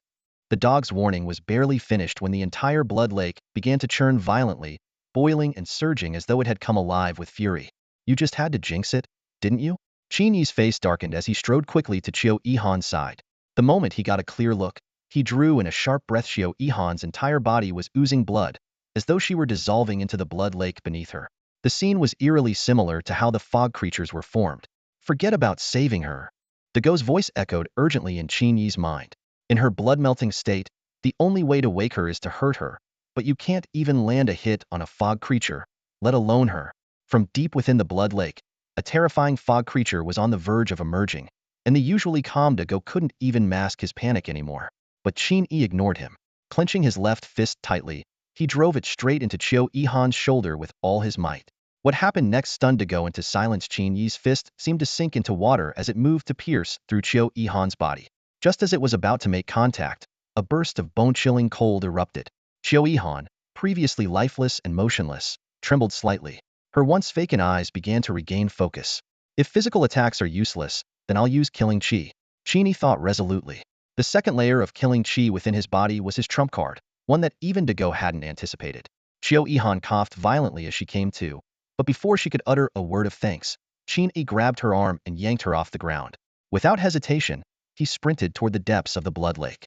Instead of retracing their steps, he headed straight for the blood cavern ahead. It was a shorter and more direct escape route compared to the long way back. With a powerful leap, Qin Yi carried Qiu Yihan across most of the blood lake. Along the way, two small fog creatures attempted to block their path, but his killing chi obliterated them in an instant, leaving them completely unhindered. The pair landed firmly at the mouth of the pitch-black cavern. Without hesitation, they looked down at the blood-red stream flowing below and jumped in. Meanwhile, back in the palace outside, hundreds of grotesque fog creatures were forming one after another, their movements wild and frenzied as they chased after Qin Yi's trail. But just as they were about to enter the blood cavern, the stone steel in the center of the blood lake trembled faintly. Instantly, all the fog creatures froze in place, then began retreating step by step, as though some unseen force had confined them within the boundaries of the lake. Once again, Qin Yi's decision proved his foresight. Had he chosen to go back the way they came, they would have been overwhelmed by the fog creatures before getting far. However, Their current situation was hardly ideal either. The narrow blood cavern stretched endlessly before them. Wading through the knee-deep blood was exhausting, and the wails echoing from all directions grew louder and more haunting. It felt as though they were drawing closer to the resting place of the fallen giant god. Suddenly, a chilling thought struck Qin Yi. The inscription on the stone stele said, "Sever the giant god at Xintian," but it never specified slay. The difference of a single word could conceal an earth-shattering secret. In the narrow cave, Qin Yi and Qiu Yihan walked side by side, their steps light and silent as they treaded through the bloodied water without causing a single ripple. Qiu Yihan's injuries were severe. Not only had the blood water corroded her, but Qin Yi's murderous aura had inflicted devastating damage. Strands of his lethal energy lingered in her body, obstructing her attempts to recover through energy circulation. Her entire meridian system was icy cold and filled with searing pain, leaving her, a low-tier martial master fortified by second-tier formation patterns, in utter disbelief. She had been reduced to such a miserable state with just one punch from Qin Yi. What puzzled her even more was the mysterious wailing that had affected both her and her master, while Qin Yi remained completely unscathed. "Are you sure you're not hiding your true strength?" Qiu Yihan couldn't help but ask.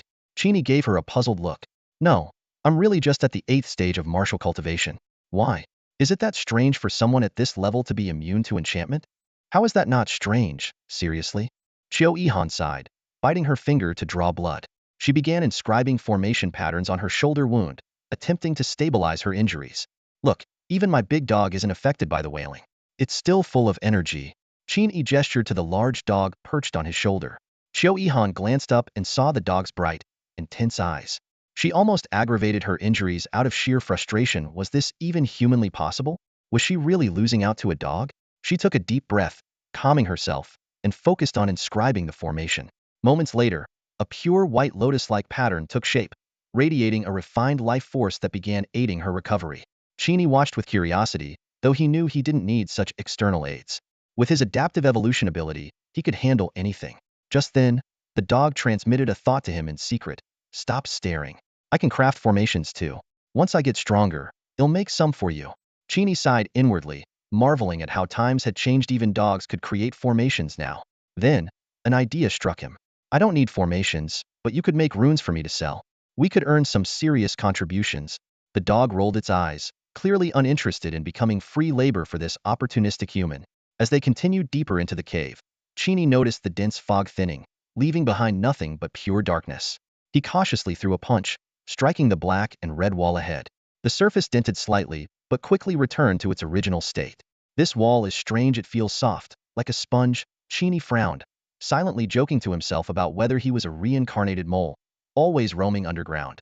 Leaning against the wall to rest, Qiu Yihan suddenly opened her eyes. "Do you feel it?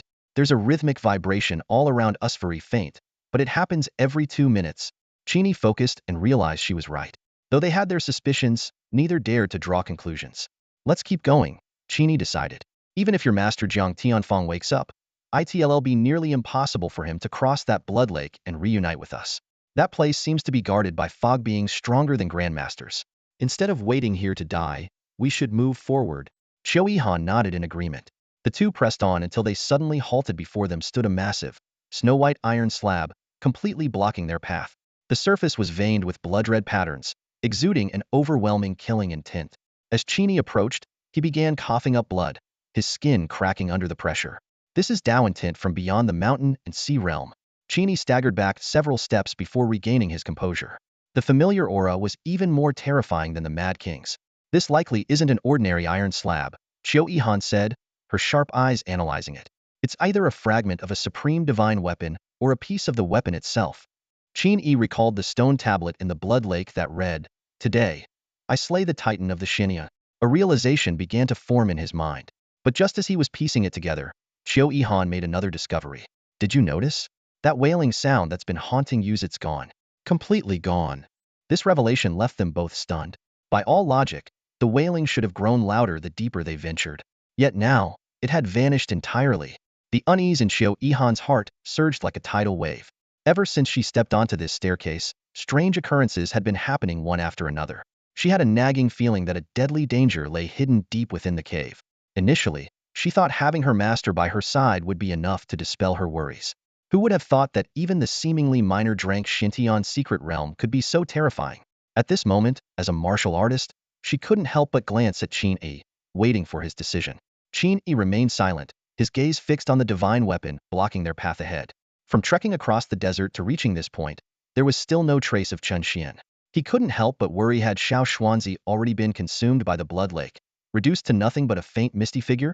Yet, deep down, a voice urged him to press on, to never turn back. However, the divine weapon before him, its rank so high it was unfathomable, stood squarely in the way. How could they get past it? He found himself caught in prolonged hesitation. In the midst of this silence, the large dog that had been obediently lying on Qin Yi's shoulder suddenly grew alert. It straightened up, barking sharply at the divine weapon ahead. Woof, woof, woof. What happened next was nothing short of miraculous. The massive divine weapon began to emit a radiant glow. Dense Taoist energy swirled around it like mist, though it carried no hint of hostility. Qiu Yihan and Qin Yi exchanged a startled glance, their muscles tensing as they prepared for any potential danger. The dog leapt down and approached the divine weapon cautiously, barking once more. To their astonishment, the high-ranked weapon did not harm the dog.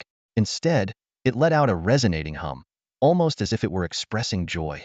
Suddenly, the entire cave began to quake violently. Under Qiu Yihan and Qin Yi's shocked gazes, the divine weapon slowly shifted, revealing a narrow passage just wide enough for one person to pass through. A realization dawned on Qin Yi. He sent a mental message to the dog. This weapon, could it have been left behind by your master? Was your master the one who wielded it to slay gods? The stone tablet in the blood lake had helped the dog regain its clarity, and now it seemed connected to this divine weapon. The truth behind it all was becoming increasingly apparent. The dog scratched its head, looking puzzled. Maybe I've forgotten everything about my master, so I can't say for sure. With that, it jumped back onto Qin Yi's shoulder.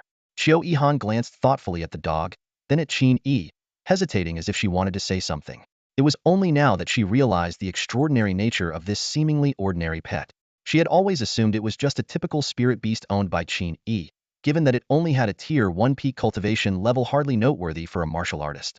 In the martial world, a Tier 1 peak spirit beast was worth at most 1,000 contribution points unless it belonged to a rare species. But a creature capable of influencing a mysterious weapon like this? It clearly harbored a significant secret. Not wanting to provoke Qin Yi, Qiu Yihan decided to keep quiet about the matter. I'll keep this to myself. Don't worry, I'm not one to gossip, she said casually.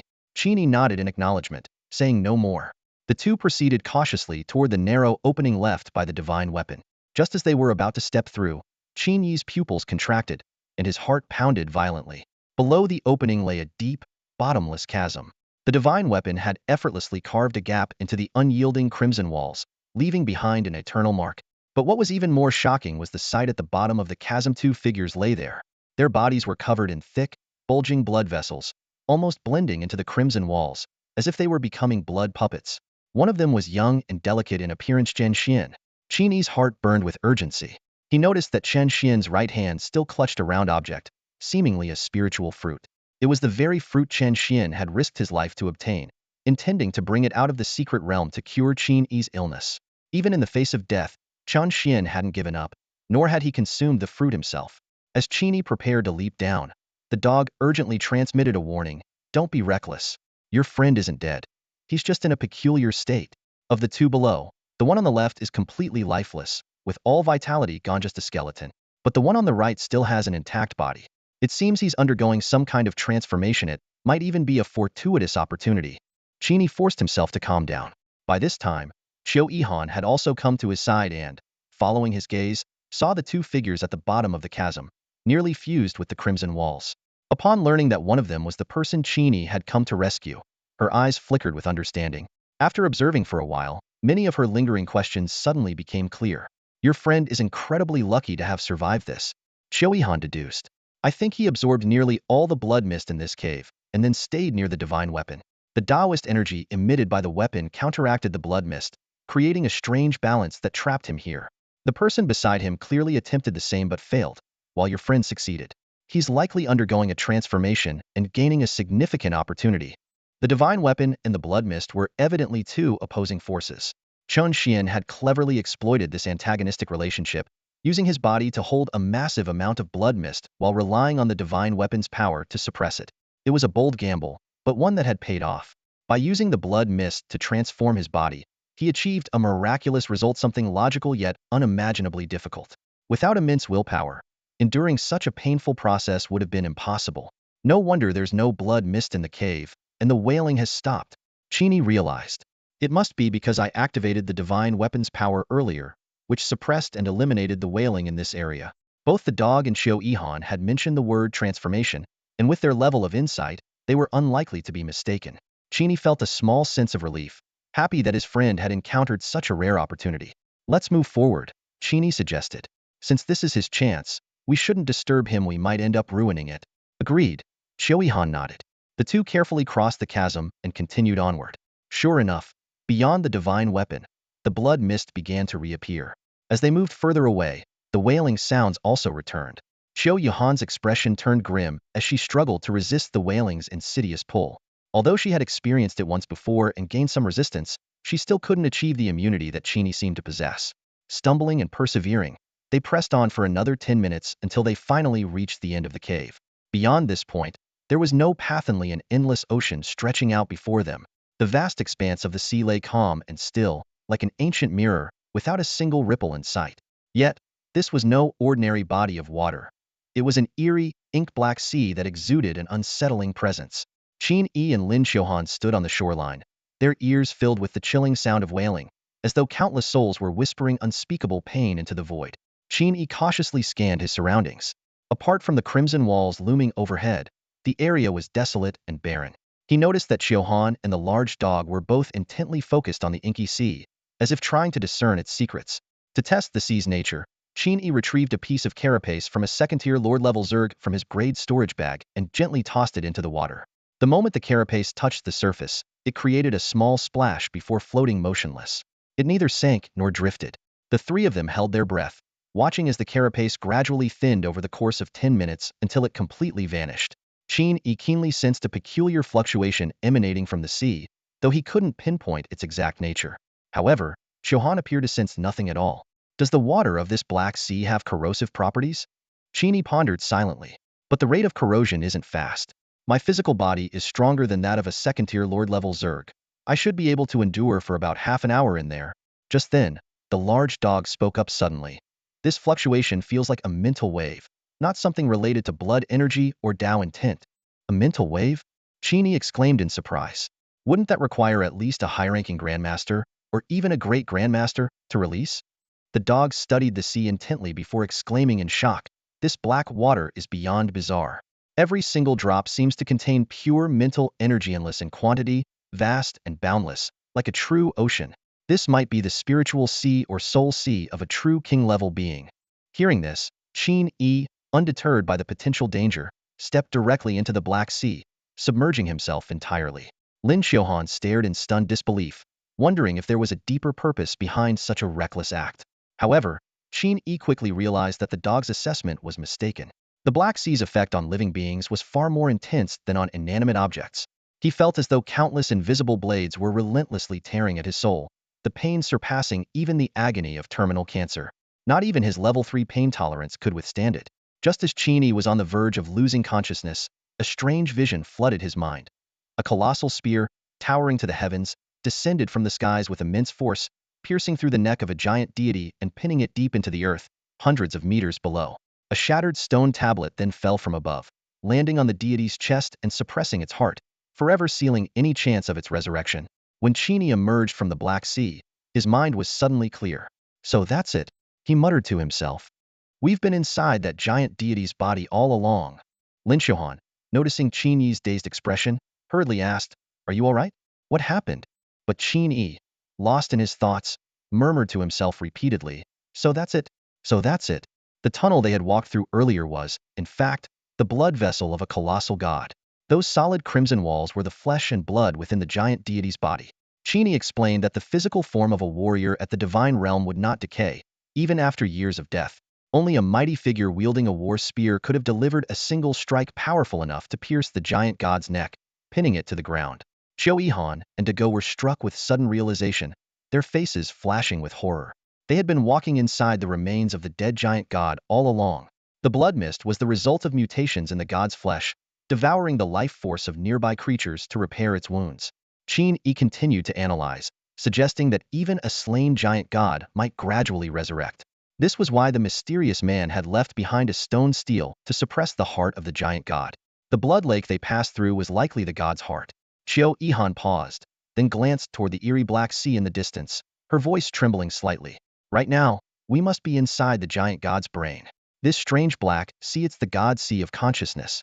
Qin Yi was awestruck by the sheer size of the giant god, pondering just how powerful its cultivation level must have been. Dago explained that this giant god was likely a sovereign, a being with a lifespan of 100,000 years, capable of resurrection even after death. In the vast expanse of the cosmos and the myriad worlds, sovereigns were known as immortal deities. Qin Yi recalled Su Ruox's mention of the heavenly sovereign of 10 tribulations, and asked if a heavenly sovereign was a level beyond a sovereign. Dago shook his head, explaining that a heavenly sovereign was a sovereign who had broken through their limits, akin to the marquee realm within the mountain and sea stage. Dago then excitedly added that within the body of an immortal deity lies a single drop of pure divine blood, the essence of their immortal divinity. If Qin Yi could obtain it, it would establish his godlike potential, paving the way for an effortless path of cultivation. As Qin Yi contemplated the possible location of the pure divine blood, he also checked his attribute panel. To his surprise, he discovered that his mental power had surged from 10 to 20 points, and he had acquired a new skill, My Heart is Like Iron. After weighing his options, Qin Yi decided to take a bold risk and venture into the Black Sea once more. Entrusting Dago to Qiu Yihan, he approached the edge of the dark waters. The black surface reflected a twisted, monstrous visage, but Qin Yi showed no fear as he leapt in. Qiu Yihan watched the spot where Qin Yi had disappeared, her expression complicated. She moved closer to the Black Sea, silently wondering, could the sea of consciousness of an immortal deity really be so easy to enter? The dialogue between the big dog and Qin Yi continued in secret through their peculiar form of dog-language communication, entirely unnoticed by Qiu Yihan. At this moment, Qin Yi had already slipped silently into the depths of the Ink Sea, searching for traces of the pure divine blood. Meanwhile, the big dog trailed behind Qiu Yihan, blending in as if it were nothing more than an ordinary, inconspicuous little dog. However, the big dog's sharp instincts picked up on something unusual. Qiu Yihan's steps were gradually heading toward the mental sea of the deceased titan, a deviation that left the big dog tilting its head in confusion. Suddenly, it saw Qiu Yihan reach her hand into the Ink Sea, an action that immediately triggered alarms in the big dog's mind. It wanted to bark out a warning, but held back for fear of exposing its identity, forcing itself into silence. With a splash, Qiu Yihan's right hand plunged fully into the mental sea. She had expected physical corrosion, but instead, the mental sea had a different kind of lethal trap for living beings. It directly tore at the soul. A low hum emanated from the disturbed mental sea. In an instant, a strange and overwhelming spiritual force pierced into Qiu Yihan's forehead, clinging tightly to her soul.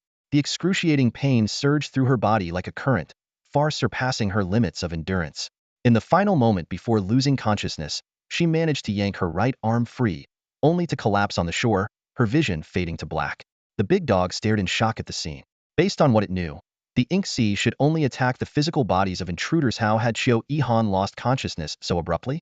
What baffled it even more was that her right hand, which had just been submerged, appeared completely unharmed. Driven by curiosity, the big dog cautiously approached the edge of the Ink Sea. Mimicking Qiu Yihan's actions, it tentatively extended a paw into the water. A war! A heart-wrenching yelp tore through the air. The big dog recoiled as if electrocuted, its eyes rolling back before collapsing unconscious as well. On the silent shoreline, the human and the dog lay side by side, both trapped in a deep slumber. Meanwhile, Qin Yi was diving deeper into the Ink Sea. The mental sea seemed boundless, not only in its vastness but also in its staggering depth. Even after more than 10 minutes of diving, he had yet to reach the bottom. As he descended further, the oppressive mental force of the Ink Sea grew increasingly terrifying. Were it not for his recent evolution to Iron Will LV2, he might have already been reduced to a lifeless husk, his soul obliterated. Despite being long deceased, the residual mental sea of the immortal deity remained incredibly potent, beyond the resistance of even grandmasters. Thanks to the enhancements of Iron Will LV2 and Clarity of Mind LV1, Qin Yi's soul strength had surpassed that of ordinary grandmasters, reaching the level of a formidable Shan High Realm expert. However, he still lacked the ability to project spiritual energy outward, a skill that allowed grandmasters to form divine senses. I must have gone over 500 meters deep by now, Qin Yi thought, unease creeping into his mind as time passed. He worried he might never find the bottom, or worse, that he might dive too deep to resurface in time. Fortunately, his evolution had granted him oxygen resistance LV2, allowing him to hold his breath for nearly 3 hours. Otherwise, he would have already succumbed to suffocation. This adaptive evolution talent had undoubtedly provided Qin Yi with numerous advantages. He continued his descent for another half hour, estimating that he had exceeded a depth of 1,000 meters. By this point, his soul began to ache faintly, a clear sign that the mental sea at this depth was capable of harming him. Only thanks to his pain tolerance, which had risen from level 3 to level 4 after his first dive, was he able to endure the soul-wrenching agony. 10 more minutes. If I still don't see the bottom, I'll retreat, Qin Yi resolved internally. He was willing to take risks, but he wasn't reckless enough to throw his life away. Sacrificing himself for a mere drop of elusive pure divine blood was not worth it. To him, the pure divine blood was a luxury, not a necessity. It could accelerate his cultivation, but it wasn't essential. With his adaptive evolution, he believed he could achieve invincibility without relying on external aids. As the seconds ticked by, Qin Yi's persistence finally paid off. In the 8th minute, a peculiar glow appeared in the distance. In the endless darkness of the ink sea, the pure white light stood out like a brilliant star in the night sky, instantly capturing Qin Yi's full attention. He observed the light cautiously, ensuring there was no immediate danger before approaching slowly. As he drew closer, he noticed that streams of soul water continuously flowed from the glowing mass, feeding into the ink sea and expanding its vastness. At the same time, specks of starlight from all directions gathered upon the glowing mass, solidifying its immense aura. Qin Yi speculated that this could very well be the source of the ink sea, and as the origin of the mental sea, it could only be one Tina soul. The glowing mass before him was likely the remnant soul of the deceased Titan, currently in a dormant state, unable to awaken. The starlight converging around it might even signify the early stages of the Titan's soul revival. However, the presence of this soul did not guarantee the pure divine blood's location. Qin Yi approached the glowing mass with utmost caution, stopping just a meter away. At such close proximity, he was stunned by its sheer size. It was far larger than he had anticipated. Holding his breath, he focused all his attention on the glowing mass, his gaze piercing through its dazzling brightness. Or rather, it felt as if the light was actively drawing in his gaze. In an instant, a completely different world unfolded before Qin Yi's eyes. The sky was dim and desolate, shrouded in an oppressive silence. As far as he could see, there was no sign of life, no vegetation, not even a single blade of grass or a lone flower. The sky was devoid of clouds, save for a massive rift in one corner of the heavens, through which starlight cascaded down. The landscape was barren and devastated. Not far from him, the cracked earth was littered with countless corpses, too many to count. Some of the bodies showed no signs of decay, their appearances perfectly preserved, exuding an aura of immense power. Clearly, these individuals had been extraordinary beings in life. These corpses bore features distinct from ordinary humans. A thin slit on their foreheads, as if they had a third eye, and withered wings on their backs. Their faces were strikingly beautiful, radiating an almost divine aura. Even the most glamorous celebrities among humans would pale in comparison to their ethereal charm. Are these an alien race? Qin Yi wondered, astonished. Within the soul of the deceased Titan lies a withered world, a graveyard of countless otherworldly beings. Instinctively, Qin Yi leaned closer to the glowing orb, yearning to catch a clearer glimpse of the images within. At that very moment, the radiant light surrounding the orb flickered and dimmed for a brief instant. Suddenly, a wisp of golden, ethereal energy shot out like an arrow, piercing straight into Qin Yi's forehead. Ah! A searing pain exploded throughout his body, so intense that even his level 4 pain tolerance was powerless against the agony. Qin Yi clutched his head tightly, as though it might shatter at any moment. Amid the torment, he sensed a foreign presence invading his body, and a new consciousness abruptly emerged in his mind. It was the fragmented soul of a mighty god beginning to awaken. Seizing the opportunity, it infiltrated Qin Yi's mind, intending to obliterate his soul, take over his body, and claim it as its own. An ocean of memories, vast and tumultuous, flooded into Qin Yi's consciousness, accompanied by a storm of violent emotions. His face twisted in agony, yet he couldn't utter a single sound. Just then, the surrounding dark sea began to manifest a bubble, encasing Qin Yi within it. He couldn't escape, but it gave him a brief respite to breathe. However, this was no act of kindness. It was clearly part of the god's premeditated plan. From the moment Qin Yi entered the sea, the fragmented soul had already prepared to possess him. The bubble was like a carefully crafted cage, ensuring Qin Yi's body remained alive while preventing his return to the surface, buying time for the possession to succeed. Yet, this maneuver also revealed the fragmented soul's weakened state. If it had retained even a fraction of its former strength, suppressing Qin Yi would have been effortless. But it was forced to resort to such indirect tactics, not out of choice. but out of necessity. The fragmented soul's chaotic memories, laced with piercing spiritual energy, began to erode Qin Yi's soul. However, the process did not go as smoothly as the soul had anticipated. It was far more arduous than expected. Qin Yi's soul proved to be extraordinarily resilient, far surpassing the god fragment's expectations. In all its millennia of existence, it had never encountered a martial artist at the 8th stage with such an indomitable soul. This body was undoubtedly a rare and exceptional vessel. Despite its fragmented state, the god's consciousness was sharp enough to discern Qin Yi's potential. This human body was a prize it was determined to claim. Within Qin Yi's uncharted sea of consciousness, still shrouded in chaos, two orbs of light clashed and intertwined fiercely. One was golden, representing the god's fragmented soul, and the other was white, symbolizing Qin Yi's original soul. The god's vast, millennia-spanning memories surged like a torrential flood, overwhelming Qin Yi's comparatively meager 50 years of life experience. If the two ultimately merged, the god's memories would dominate entirely, erasing Qin Yi's identity. If this keeps up, I'm doomed, Qin Yi thought, panting heavily within the bubble, his body trembling as the shadow of death loomed over him. The god's fragmented soul created this bubble to wear me down slowly, draining my soul over time. The vast disparity in power between an immortal deity and an 8th-stage martial artist was despairingly insurmountable. Breaking free seemed like an impossible task, leaving only a sliver of hope. The torrent of memories pounding his mind caused Qin Yi unbearable pain, but over time, he noticed the intensity of the pain gradually subsiding. It was as if his consciousness was beginning to adapt to the onslaught. Even more astonishingly, his soul seemed to be undergoing a transformation, catalyzed by the invasion of the god's fragmented soul. The god's fragmented soul, enveloped in golden flames, had already partially merged with Qin Yi's soul, staining his originally pure white essence with a faint golden hue. The possession process was already well underway. Unlike a direct obliteration of its target, this possession employed a more insidious method, severely weakening the opposing soul before initiating a fusion. This was a compromise, as the god's fragmented soul lacked the strength to directly annihilate Qin Yi's soul at its current state. Once the fusion was complete, the god, armed with its millennia of memories, would undoubtedly take full control. To it, Qin Yi's mere 50 years of memories were insignificant, incapable of affecting the outcome. After regaining sufficient strength through Qin Yi's body, the god could then completely purge his soul, eliminating any lingering threats. But Qin Yi was not one to simply surrender. He had been waiting for an opening, a critical moment when the god's fragmented soul would falter. At last, the opportunity arrived. Ding! Your brain cells, subjected to the torrent of divine memories, have successfully evolved a passive skill, Boundless Imagination LV2. Ding! Your cells, enduring the agony of soul fragmentation, have successfully evolved a passive skill, Pain Tolerance LV5. The moment the system's notifications echoed in his mind, the excruciating pain and discomfort vanished without a trace. The overwhelming sensation of his soul being unable to bear the influx of memories dissipated as well.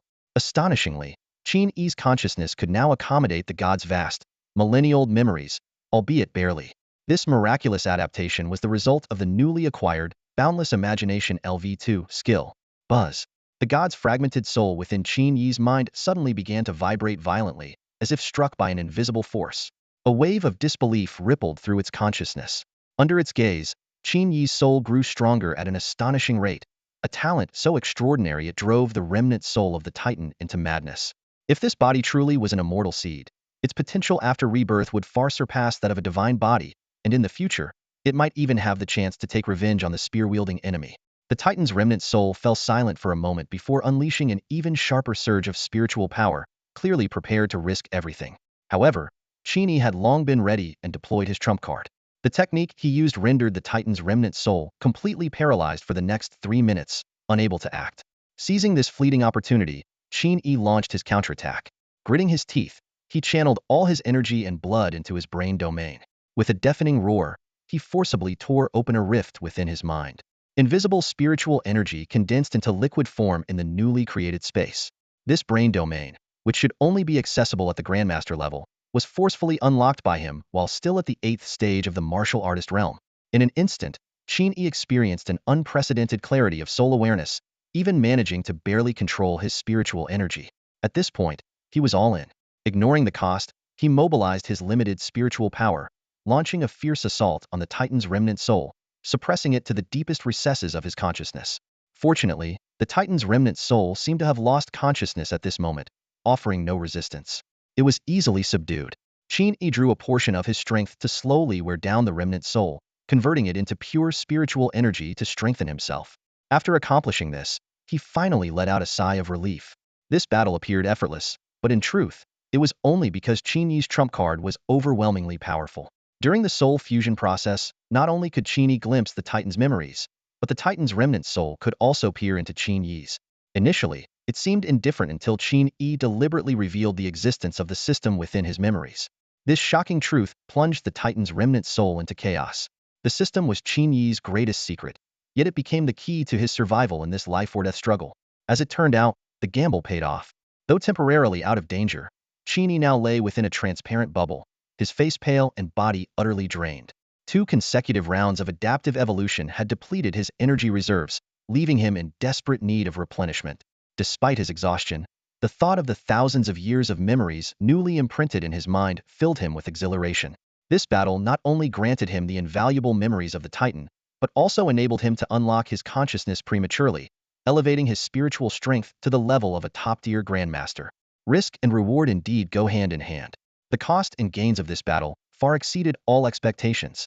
Qin Yi awoke from a brief rest, a wave of hunger surging over him like a tide.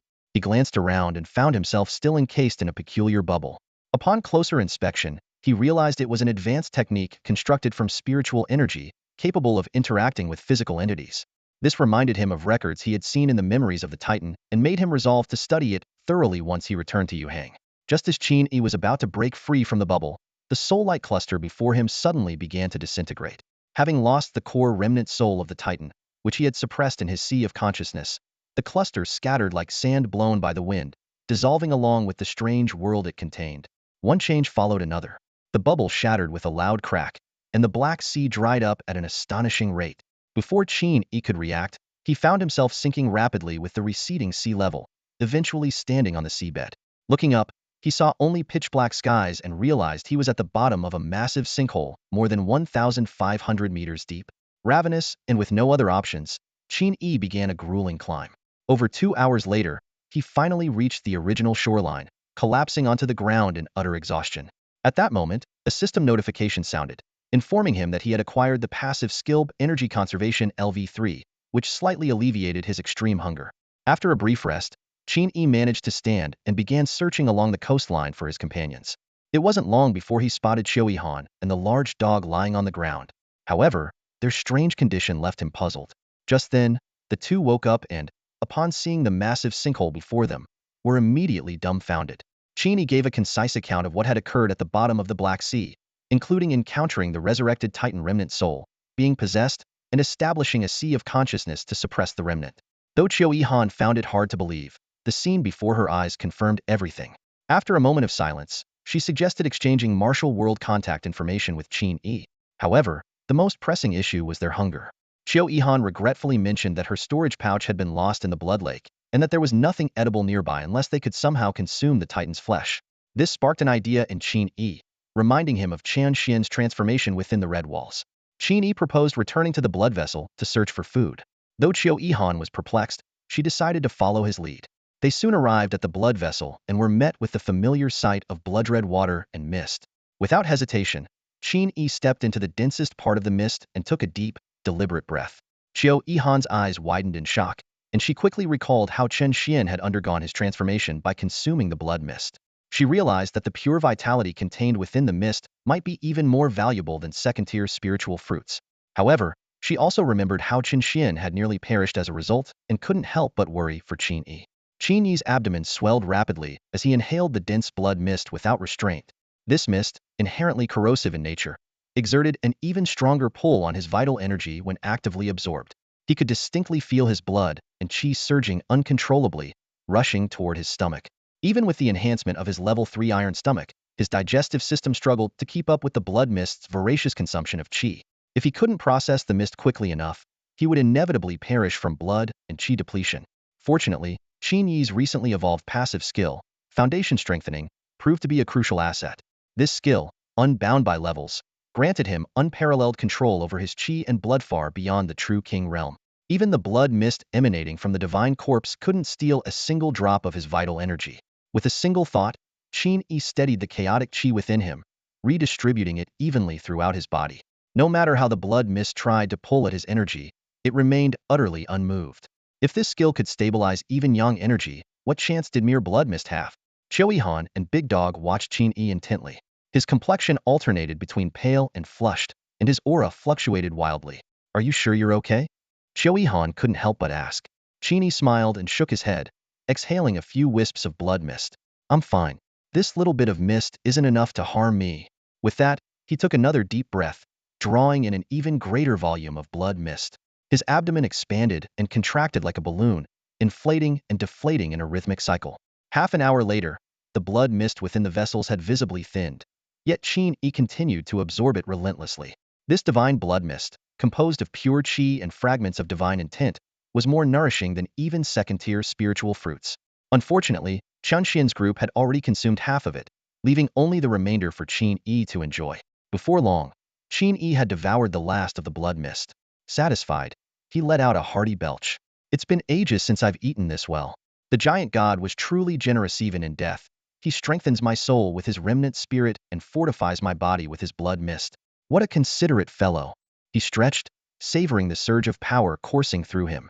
At that moment, a system notification chimed. Ding. Your digestive cells have successfully adapted to the violent qi and blood of a deceased true god, evolving your passive skill Iron Stomach LV4. Ding. You have absorbed the divine essence within the immortal god's flesh, evolving your innate skill Spiritual Affinity LV9. The Iron Stomach upgrade was expected, but the 2-level leap in spiritual affinity was a delightful surprise. He was now just one step away from maxing out the skill at level 10. Sorry to keep you waiting. I'm full now, and we can leave, Qin Yi said, his face radiating vitality. Qiu Han could sense that Qin Yi had undergone yet another transformation, though she couldn't pinpoint the specifics. She couldn't help but wonder, was absorbing the blood mist truly that simple? Recalling her earlier experience of fainting from merely touching the dark ocean while attempting to imitate Qin Yi, she quickly dismissed the thought. This man was no ordinary person. Trying to mimic him was a surefire path to death. It's fine. Where are we heading next? Having recently broken through to the martial master realm, Qiu Han could now sustain herself with spiritual energy and felt no immediate hunger. We should head back to the Blood Lake, Qin Yi said, his eyes glinting with determination. All right, Qiu Han replied woodenly, not even questioning how they would deal with the misty figures in the lake. Noticing her distracted demeanor, Qin Yi asked, by the way, why were you and Big Dog unconscious on the shore earlier? Did something happen? Qiu Han snapped out of her thoughts, her cheeks tinged with red. It's nothing, just a minor accident. No danger, so don't worry about it. Seeing her evasiveness, Qin Yi chose not to press further and sighed inwardly. He then turned to Big Dog with a mental inquiry, only to receive a similarly vague response. The trio continued their journey in silence, retracing their steps until they reached the spot where the peerless divine weapon had severed the blood vessels. Qin Yi paused, peering down to assess Qianxian's situation. He saw that Qianxian had been enveloped by the intertwining blood vessels, forming a cocoon of blood. Meanwhile, his teammates had been reduced to mere pools of blood. At that moment, Qin Yi detected a faint trace of life emanating from the blood cocoon. Ever since unlocking his sea of consciousness, his soul strength had increased significantly, making his perception highly accurate. Sure enough, a thin crack soon appeared on the side of the cocoon, slowly spreading and growing wider. The entire structure seemed on the verge of collapse. Could it be Qianxian is about to complete his transformation? A flicker of excitement flashed in Qin Yi's eyes as he turned to Qiu Han, his tone brimming with anticipation. Qianxian should be coming out soon. Let's wait a little longer. Qiu Han nodded and stood shoulder to shoulder with Qin Yi at the edge of the blood cocoon, gazing down below. Suddenly, the blood cocoon began to writhe violently. A powerful thumping sound echoed through the surroundings, deafening and rhythmic. Boom boom boom boom. Upon closer listening, it wasn't the sound of drums but the loud, resonating beats of Qianxian's heart. As the heartbeat intensified, the blood cocoon split along its seams, revealing a figure within. Slowly, Qianxian opened his eyes, a sharp glint flashing through them. He looked around dazedly and was about to rise when he caught sight of a familiar face above him. Qin Yi, he exclaimed, rubbing his eyes in disbelief. Am I dreaming? Qin Yi called out with a grin. Xiaoxian, what are you standing there for? Hurry up and come up. Only then did Qianxian realize that what he was seeing was real. Agilely, he climbed up the fleshy wall of the cocoon and stood before Qin Yi. Despite just undergoing the divine blood refinement and ascending to the level of a 9th-rank warrior, Qianxian couldn't help but feel an inexplicable sense of pressure in Qin Yi's presence. Yij, how did you end up in the blood mist desert? Is your cancer cured? Chun Xian blurted out a series of questions, his gaze shifting to Qiu Yihan. And this is your sister-in-law? Qiu Yihan quickly clarified. We're just friends, nothing more. Patiently, Qin Yi answered Chun Xian's questions, though he left out the existence of the system, attributing his recovery from cancer to a rare spiritual fruit he had stumbled upon. After hearing Qin Yi's story, Chun Xian's eyes widened in disbelief. You mean to tell me I've only been asleep for less than a month? Qin Yi nodded affirmatively. Chun Xian fell into deep thought, comparing his own progress, achieved through divine blood, to Qin Yi's astonishing growth. It was almost unfathomable. When Qin Yi finished recounting his experiences in the Blood Mist Desert, Chun Xian was completely dumbfounded. Yaich, be honest with me. Are you cheating, or something? Qin Yi burst into laughter. You got it. Your brother here is totally a cheat. Though spoken as a joke, there was a kernel of truth in his words. So, where are we heading next? Chun Xian asked. To the Blood Lake, Qin Yi replied succinctly. Chun Xian frowned. The fog people in the depths of the Blood Lake are incredibly strong. Aren't we just walking into our own deaths? Qin Yi tapped his temple lightly and said with ease, relax. I've got the solution all up here. I wouldn't be stupid enough to throw myself into harm's way. Qiu Yihan and Chun Xian suddenly realized what he meant. After subduing the remnant soul of the giant deity, Qin Yi must have gained valuable knowledge about the fog people. The two exchanged glances, and a shared sense of anticipation for the upcoming adventure sparkled in their eyes. Qin Yi and his companions had been traversing the colossal blood vessels of the giant deity for most of the day and were finally nearing the Blood Lake once more. Along the way, Qin Yi, practicing cultivation as he walked, unexpectedly broke through to the next level, advancing from an 8th-rank warrior to a 9th-rank warrior, just one step away from becoming a martial master. This scene further deepened Qiu Yihan's awe of Qin Yi's extraordinary talent. Humbly, Qin Yi explained, it's nothing. I just found walking too boring, so I cultivated while moving, and luckily, I broke through. He pointed out that the blood mist in the area was rich with blood energy, which could be absorbed and refined into one's own vitality with a little effort. Qin Yi now possessed 90 units of vitality, with additional scattered blood energy stored within him, significantly benefiting his cultivation. With a spiritual affinity of level 9, Qin Yi could effortlessly multitask, walking while cultivating without difficulty. This was nothing unusual for Dego and Chen Xian, but Qiu Yihan still looked on with amazement. To Dego, Qin Yi was nothing short of a celestial prodigy. According to ancient records, a celestial level talent could allow a warrior to enter a state of passive cultivation, where the body automatically maintained a training state, refining vitality regardless of the activity. Achieving this required at least level 50 spiritual affinity. While Qin Yi had not yet reached this level, his potential seemed limitless. Clearing his throat, Qin Yi shifted the conversation, saying, it seems the recent beast tides in the Xintian secret realm are likely caused by this deity's corpse. This divine body is unimaginably massive. After all this time, we've only explored its chest, neck, and head, and there's still more to go. The lower half of the deity's body might even extend beyond the desert into other regions. The blood mist it releases has likely disturbed the exotic beasts in certain areas of the secret realm, triggering the beast tides. The so-called beast tide might just be large-scale migrations of beasts forced to relocate. Chun Xian, feeling uneasy, reminded the group, let's set aside the beast tide issue for now. Shouldn't we be discussing the situation with the Blood Lake instead? He felt that Qin Yi and Qiu Yihan were far too calm, showing no concern for the impending danger. At that moment, the group had reached the blood vessel's opening, less than 10 meters away. Chun Xian could already see the slow flow of blood within. So, what's our next plan? Chun Xian asked, unable to hold back his curiosity. Qin Yi confidently replied, it's simple. You and I will enter the Blood Lake directly, while Qiu Yihan and Dego remain here in the blood vessel. Once we've retrieved the steel from the center of the Blood Lake, we'll return to bring them back. Chun Xian looked puzzled. That's it? What about the fogmen in the Blood Lake? They're the most dangerous part. Sensing Chun Xian's concern, Qin Yi elaborated, don't worry. Both of us have absorbed some of the blood mist, so we now carry a similar aura to the fogmen. No matter how strong they are, they'll perceive us as their own kind and won't attack. As for the steel in the center of the Blood Lake, it was left by the one who slew the giant deity. It suppresses the blood mist. Once we have it, there's no need to fear the fogmen. The fragmented memories bestowed upon Qin Yi by the remains of the deity had proven invaluable, containing countless secrets that would take him a long time to fully comprehend. Hearing this explanation, Chun Xian felt reassured, recalling that during their previous encounter with the Blood Lake, the fogmen indeed did not seem to clash with each other.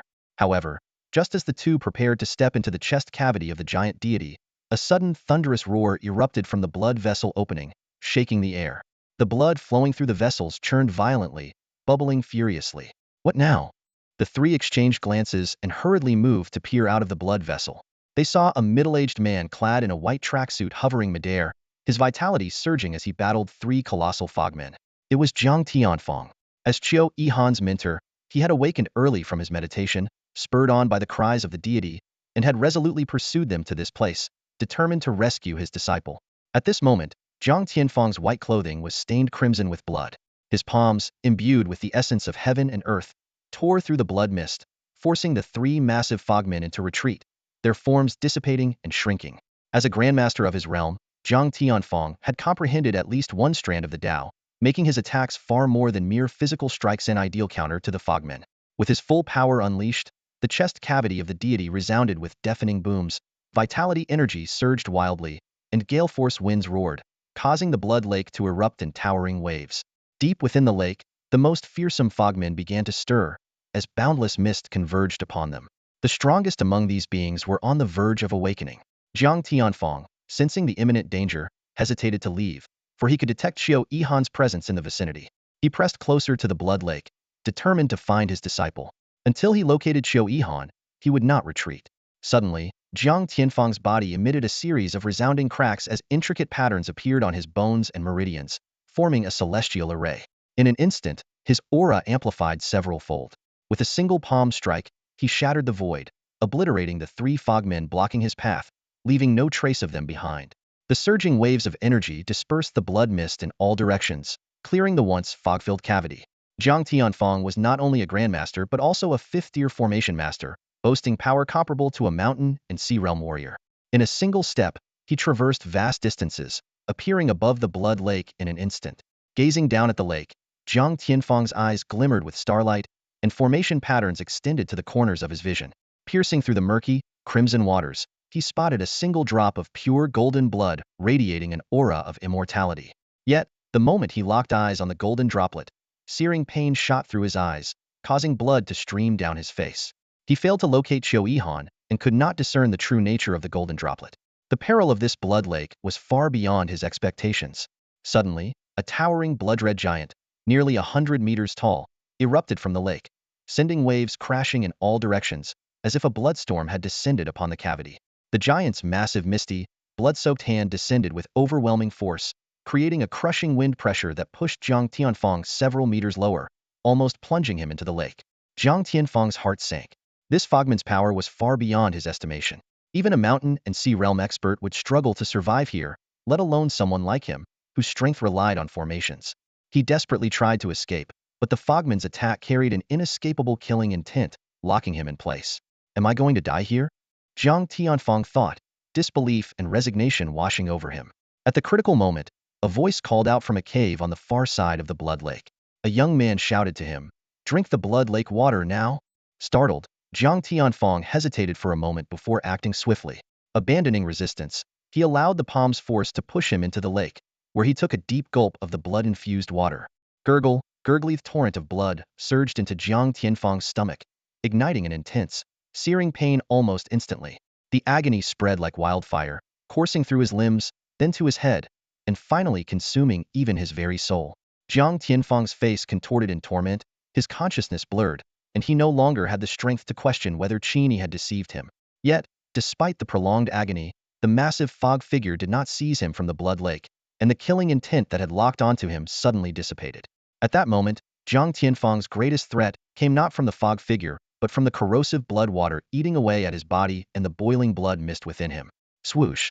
The glowing patterns on Jiang Tianfeng's body began to dim, eroded by the blood water and on the verge of failing.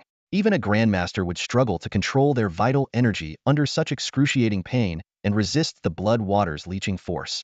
If the protective pattern shattered, Jiang Tianfeng would be reduced to a skeleton within 10 minutes. At the critical moment, Qin Yi leapt into the water, grabbing Jiang Tianfeng by the shoulder and swimming toward the surface. With a loud splash, water sprayed everywhere as Qin Yi broke through the surface, hoisting Jiang Tianfeng onto the shore before climbing out himself. He's in a dangerous state. We need to retrieve the stone tablet quickly to help him process the blood water, Qin Yi said, wiping the blood water from his face as he turned to Chen Xian. After drinking the blood water, Jiang Tianfeng, like them, now carried the aura of the blood mist, allowing him to evade the fog figure's pursuit. However, The Grandmaster's digestive system was no match for Qin Yi's level 4 iron stomach, and they needed the power of the Godslayer to aid in the Bloodwater's digestion. Qin Yi entrusted Jiang Tianfang to Chen Xian's care and dove back into the Blood Lake, swiftly swimming toward its center. 7 or 8 minutes later, he reached the stone tablet, its surface engraved with fierce, powerful characters exuding a chilling, killing intent. Cautiously extending his hand, Qin Yi was suddenly met with a violent surge of energy that forced him to squint and left his heart pounding in alarm. He immediately realized that touching the tablet recklessly would mean certain death. Retracting his hand quickly, he broke out in a cold sweat. The situation was dire. Without the stone tablet, Qiu Yihan's life was at risk, and Jiang Tianfang's fate was equally uncertain. After a brief hesitation, Qin Yi glanced back at the suffering Jiang Tianfang on the shore, his body writhing as if consumed by fire. Gritting his teeth, Qin Yi resolved to take the risk. Turning toward the blood vessel where the big dog and Qiu Yihan were located, Qin Yi transmitted a message in dog language. "Big dog, give me some of your fur." Though puzzled, the big dog scratched off a tuft of fur, infused it with vital energy, and tossed it to Qin Yi from a distance. Catching the fur, Qin Yi approached the stone tablet again. Whoosh! A wave of killing intent rippled through him, bringing with it a chilling sense of impending death. But in the next moment, the tablet seemed to detect the aura on the dog's fur, and the killing intent abruptly receded, leaving the tablet calm and unthreatening. Letting out a sigh of relief, Qin Yi realized that the big dog's owner was indeed the Godslayer. Without wasting time, he secured the stone tablet and swam back to the shore as quickly as possible, placing the tablet beside Jiang Tianfang. The tablet began to emit an otherworldly glow, drawing ethereal beams of energy from the void that seeped into Jiang Tianfang's body. Gradually, his burning hot body cooled, and the tension in his face eased. Clearly, the tablet also had the power to suppress the blood mist and the colossal entity. Within half an hour, Jiang Tianfang was expected to make a full recovery. Qin Yi gestured for Chen Xian to carry Jiang Tianfang on his back, while he himself took the tablet to the blood vessel's entrance to meet Qiu Yihan and the big dog. With the tablet's influence, the blood lake grew calm, and the fog figure did not reappear. The three of them breathed a sigh of relief, and even the big dog found time to boast. "So, how impressive is your grandpa dog now?" This time, Qin Yi didn't argue, silently acknowledging the dog's significant contribution. After a brief rest, Jiang Tianfang groaned softly, slowly opening his eyes and sitting up. His first action was to confirm that Qiu Yihan was safe, and only then did he relax. Then, he looked at Qin Yi with a complex expression and asked, "Did you save me?" "Yeah, it was nothing. No need to overthink it," Qin Yi replied with a smile, briefly explaining the situation inside the giant entity's body. Jiang Tianfang listened in stunned disbelief. If he hadn't experienced it himself, he would never have imagined that an 8-stage martial artist could accomplish such a feat. Deeply moved, he silently vowed to remember Qin Yi's kindness. Suddenly, something came to Jiang Tianfang's mind, and he spoke up. "By the way, when I was observing the blood lake, I noticed a mysterious golden blood droplet at the bottom. It seemed extraordinary. Do you know what it might be?" Hearing this, Qin Yi was taken aback. A golden blood droplet? Could it be pure divine blood? After the fall of an unnamed immortal deity, 3 precious relics were left behind. The imperishable divine body they now inhabited, a lingering fragment of a resurrected soul deep within their mind, and beneath the blood lake, the purest divine blood infused with all the deity's immortal essence. This pure divine blood held boundless transformative power, capable of granting astonishing enhancements to anyone who could use it to cleanse their body. However, when Qin Yi realized this, his reaction was unexpected. His initial excitement lasted only a moment before it was replaced by an inexplicable calm. What puzzled him even more was his instinctive aversion to the drop of pure divine blood. Strange. Why am I feeling this way? Qin Yi frowned in thought. As someone highly attuned to the changes within himself, he never ignored even the briefest strange emotion. After a moment of contemplation, he speculated that this sense of repulsion might be linked to his suppression of the giant god's residual soul and the partial memories of the deity he had absorbed. Turning to Jiang Tianfang and Qiu Yihan, Qin Yi said in a serious tone, "Focus on recovering for now. Don't dwell on the matter of the golden blood." With that, he sat cross-legged, closed his eyes, and entered meditation, seemingly intent on investigating the anomaly within himself. Seeing Qin Yi begin his cultivation, Chen Xian was unwilling to fall behind. He immediately steadied his breathing and concentrated on consolidating his martial master foundation. Just then, the voice of the big dog echoed in Qin Yi's mind. "Hey, the golden droplet Jiang Tianfang mentioned is definitely pure divine blood. How can you sit here cultivating when you should be rushing to claim it?" The dog's voice was filled with urgency and disbelief. "That's pure divine blood. Refined over millennia by an immortal being, it's invaluable, even to celestial beings." Yet Qin Yi remained unusually calm. After a long pause, he replied slowly, "There's something wrong with the pure divine blood." Huh, are you serious? How would you know? The big dog sounded skeptical. In his understanding, pure divine blood was the pinnacle of divine treasures, at least of 7th-tier quality, and he'd never heard of it having any issues. Qin Yi opened his eyes, a hint of disdain flashing in them. "What's wrong with your brain? Did you forget I absorbed part of the immortal deity's memories?" He explained. "I just reviewed the giant god's memories and discovered that the immortal essence they left behind contains a hidden trap. If we consume it, we will inevitably become seeds for their resurrection. To eliminate this trap, we would need power of the same level to purify the pure divine blood. But where would we find a being at the level of a sovereign?" As he spoke, Qin Yi suddenly shifted his tone and asked telepathically, "Can you wield that divine spear? Maybe we still have a chance to use the pure divine blood. Otherwise, forget it. It would only lead to us being assimilated by the divine essence and becoming the next giant god." The big dog, irritated by Qin Yi's mocking gaze, snorted in displeasure. "If I could wield the divine spear, I'd have gone on a rampage myself. Why would I even need you to claim the pure divine blood?" Although the big dog shared a special connection with the spear, capable of triggering some passive responses, he was far from being able to fully control the artifact. Even the stone tablet's hidden powers were beyond his reach.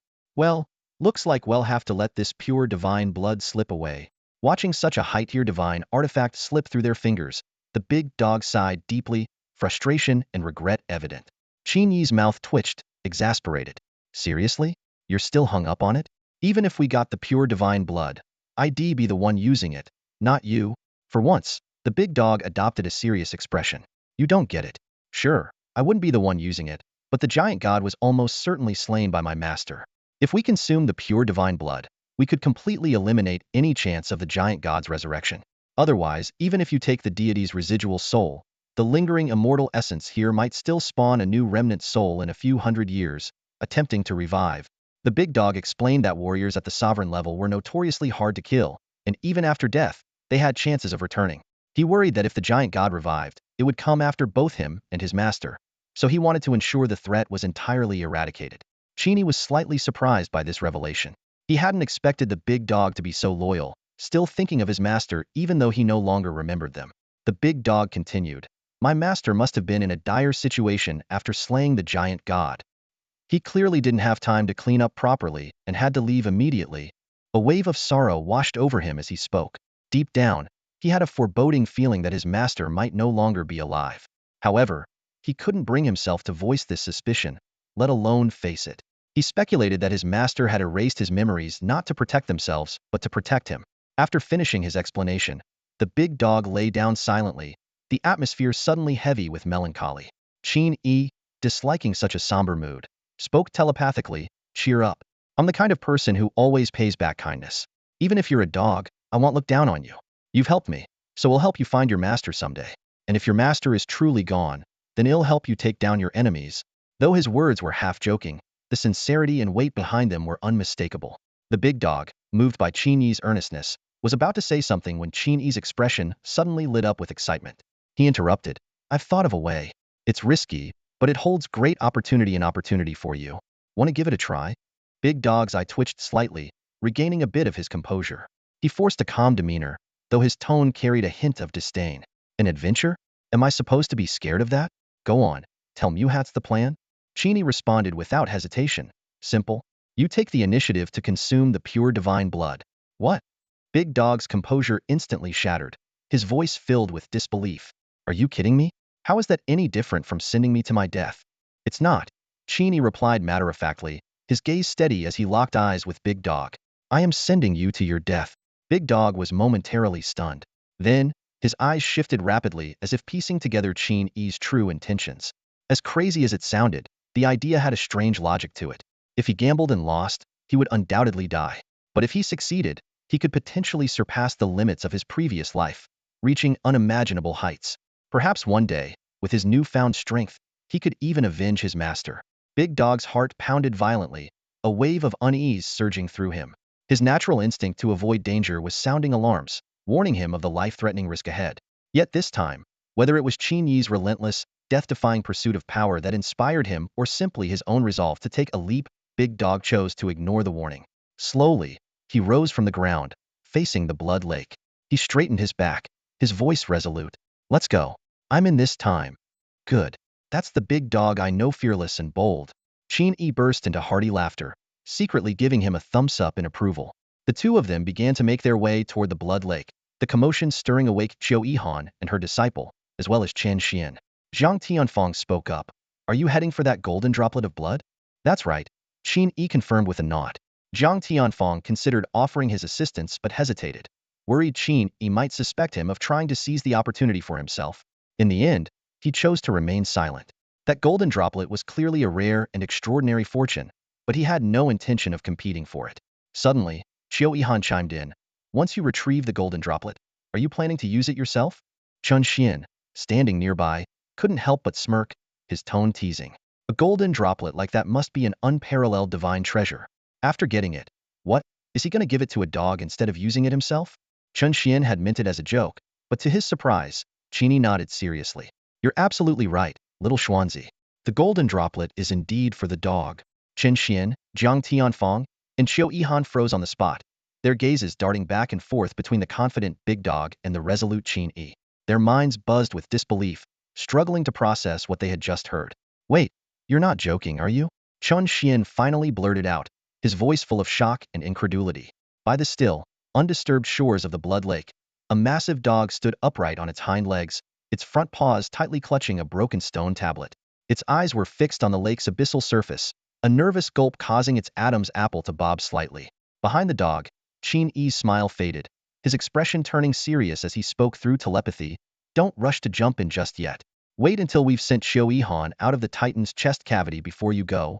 Among the 4 humans and 1 dog present, Qin Yi, Chen Xian, and Zhang Tianfang had all previously inhaled the blood mist, which granted them the aura of the mistfolk and ensured they wouldn't provoke an attack from the lake's inhabitants. However, the dog and Qiu Yihan lacked this protection and could only rely on the stone tablet's shield to remain unharmed. With the dog preparing to leap into the lake with the tablet, it was imperative to send Qiu Yihan to safety first. Everyone understood the situation clearly. Mistfolk would never stray beyond the confines of the blood lake. Hearing Qin Yi's instructions, the dog felt a wave of frustration. After psyching itself up for so long, it was just about to take the plunge when Qin Yi interrupted. You couldn't have mentioned this earlier, the dog grumbled internally. Together, the dog and Qin Yi escorted Qiu Yihan, along with the stone tablet, back to the staircase leading to the surface. After ensuring her safety, they returned to the lake's edge. Chen Xian and Zhang Tianfang remained near the blood lake, vigilantly scanning their surroundings to guard against any unexpected dangers that might leave Qin Yi isolated and vulnerable. Back at the lakeshore, the dog hesitated once more, attempting to rebuild its resolve. Behind it, Qin Yi grew impatient. Without a second thought, he extended a hand and shoved the dog into the lake. Without pausing, he waved at Chen Xian and dove in after it. With a loud splash, water erupted in all directions. The dog's indignant voice echoed in Qin Yi's mind through telepathy. Damn it! I may not be human, but you're the real dog here. As they entered the blood lake, the dog's body was fully submerged in the crimson water, which began to erode its flesh and drain its vitality. At first, it felt like countless ants crawling over its skin of faintage. But after a minute, the sensation escalated into excruciating pain, as if its nerves and marrow were being stripped away. The dog grimaced in agony, wanting to howl in pain but refraining for fear of swallowing the blood water and worsening its plight. It could only endure in silence, its canine face flushed red from the strain. Despite the torment, it had to concentrate on circulating its blood energy control technique, meticulously managing its internal energy to avoid being overwhelmed and consumed by the lake. The experience was akin to undergoing surgery without anesthesia while solving complex mathematical equations at the same time. Were it not for the dog's exceptionally strong soul and the foundation of its past lives' experiences, it would have crumbled long ago. Buzz, buzz, buzz, the broken stone tablet in the dog's grasp began to emit a low hum, causing the surrounding blood water to churn violently. Far from providing protection, the tablet only intensified the dog's burden. Exhausted, the dog glanced toward Qin Yi, who swam ahead to lead the way. To its dismay, Qin Yi's face remained calm, betraying no signs of discomfort. Damn it, you really are a freak, the dog cursed internally. To be this unfazed, you must have already adapted to the lake's corrosive effects. For about 10 minutes, the man and the dog swam through the blood lake. Guided by the residual presence of the Titan's soul fragment in his mind, Qin Yi sensed the location of the pure divine blood. Turning his gaze downward, he spotted a single droplet of pure golden blood suspended about 10 meters below, standing out brilliantly amidst the lake's crimson expanse. Upon closer inspection, the golden droplet was encircled by tiny chains radiating a dense aura of the great Tao. It emitted a sacred and untainted glow, captivating anyone who laid eyes on it. The mere sight of it filled their minds with an irresistible urge to devour it. The dog's mouth watered at the sight. Even Qin Yi, fortified with level 2 iron will and level 1 clear mind, struggled to resist the temptation. His heart itched with desire. To snap himself out of it, he pinched the dog's flesh hard. The sudden sting, combined with the ongoing pain of the lake's corrosion, jolted the dog back to its senses. "Damn it, why do you pinch me? Couldn't you just remind me through telepathy?" the dog complained. "Your flesh feels nice." "I couldn't help myself," Qin Yi replied nonchalantly. He realized that chatting with the dog through telepathy helped him resist the allure of the pure divine blood. "You forget it. I, Dog Lord, won't stoop to your level. Well, go on ahead. Wait for my good news," the dog said, its tone lightening as it relaxed. Exhaling a few bubbles, it mustered its strength and, clutching the stone tablet, paddled toward the pure divine blood with a doggy-style stroke. As the dog drew closer to the pure divine blood, the tablet in its grasp began glowing more intensely. When it was about to touch the divine droplet, the tablet trembled violently, causing the entire blood lake to boil. Qin Yi followed closely, ready to intervene and bring the dog back to the surface if necessary. However, he soon realized that the closer he got to the divine droplet, the more aggressive the blood water became, its corrosive properties amplifying exponentially. Every meter forward brought a doubling of the pressure. With a sudden lunge, Qin Yi advanced a significant distance. Despite possessing a level 3 steel body, his flesh felt as fragile as glass, cracking and bleeding profusely. The spilled blood was immediately absorbed by the surrounding water, as if drawn by a powerful suction.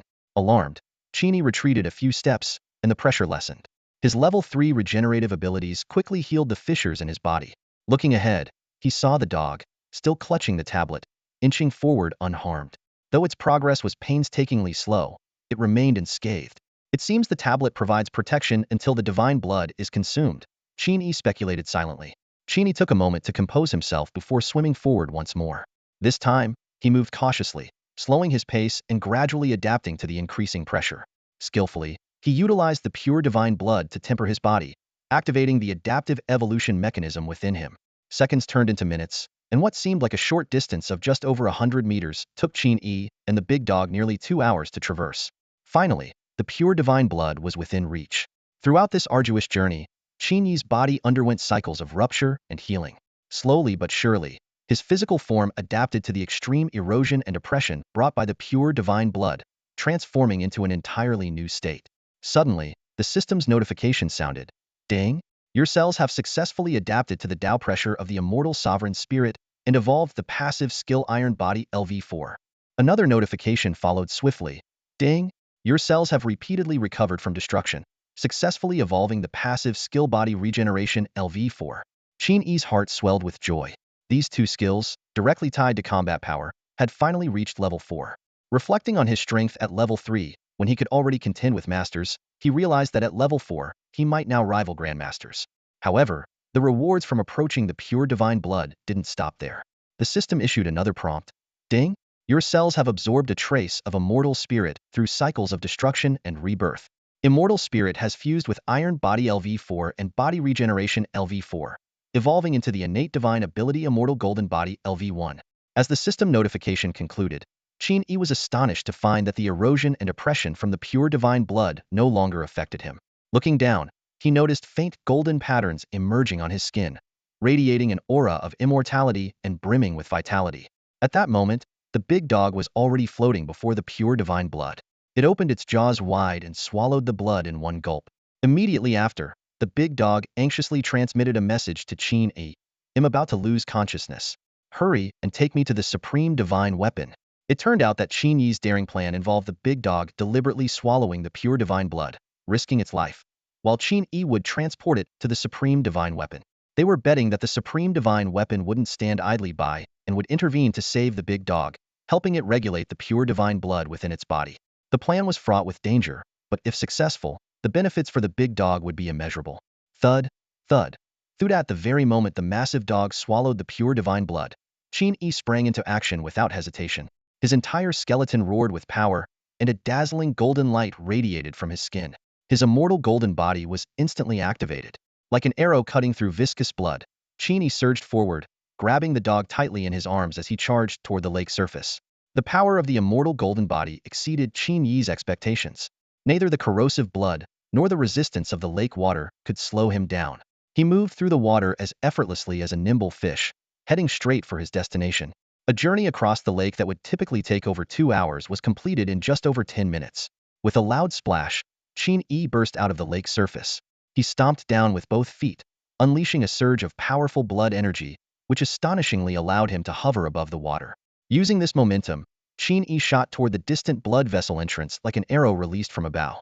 His feet skimmed lightly across the surface of the lake, as if performing the legendary art of walking on water, graceful and agile. This incredible sight left Jiang Tianfeng utterly stunned, his eyes wide and his breath caught in his throat. Externalizing blood energy was a feat typically reserved for martial masters, yet Qin Yi, still a mere 9th-level martial artist, had achieved it with ease. Even more astonishing was his precise control over his blood energy. With just a small amount externalized, he managed to create a platform for himself to step on. What appeared to be a simple maneuver was, in truth, a highly advanced technique that even master-level martial artists struggled to perform. Jiang Tianfeng fell silent. After years of martial training, he had encountered countless prodigies and never once felt inferior. But now, the gap between him and Qin Yi was as vast as the heavens and the earth, plainly visible for all to see. For the first time, he genuinely acknowledged that he and Qin Yi were not even on the same level as martial artists. Tap, tap, tap. The sound of Qin Yi's light footsteps reverberated across the lake's surface, like a dragonfly skimming the water. Jiang Tianfeng could never have imagined that Qin Yi, having unlocked the core energy refinement skill, had reached a level of blood energy control that defied comprehension. With the unconscious dog in his arms, Qin Yi quickened his pace, moving like a phantom streaking across the water. In less than a minute, he arrived at the familiar blood vessel entrance and stepped inside without hesitation. By now, the dog in Qin Yi's arms had turned completely blood-red. Its fur was charred black, and its entire body seemed to be burning, with its surface temperature rising alarmingly.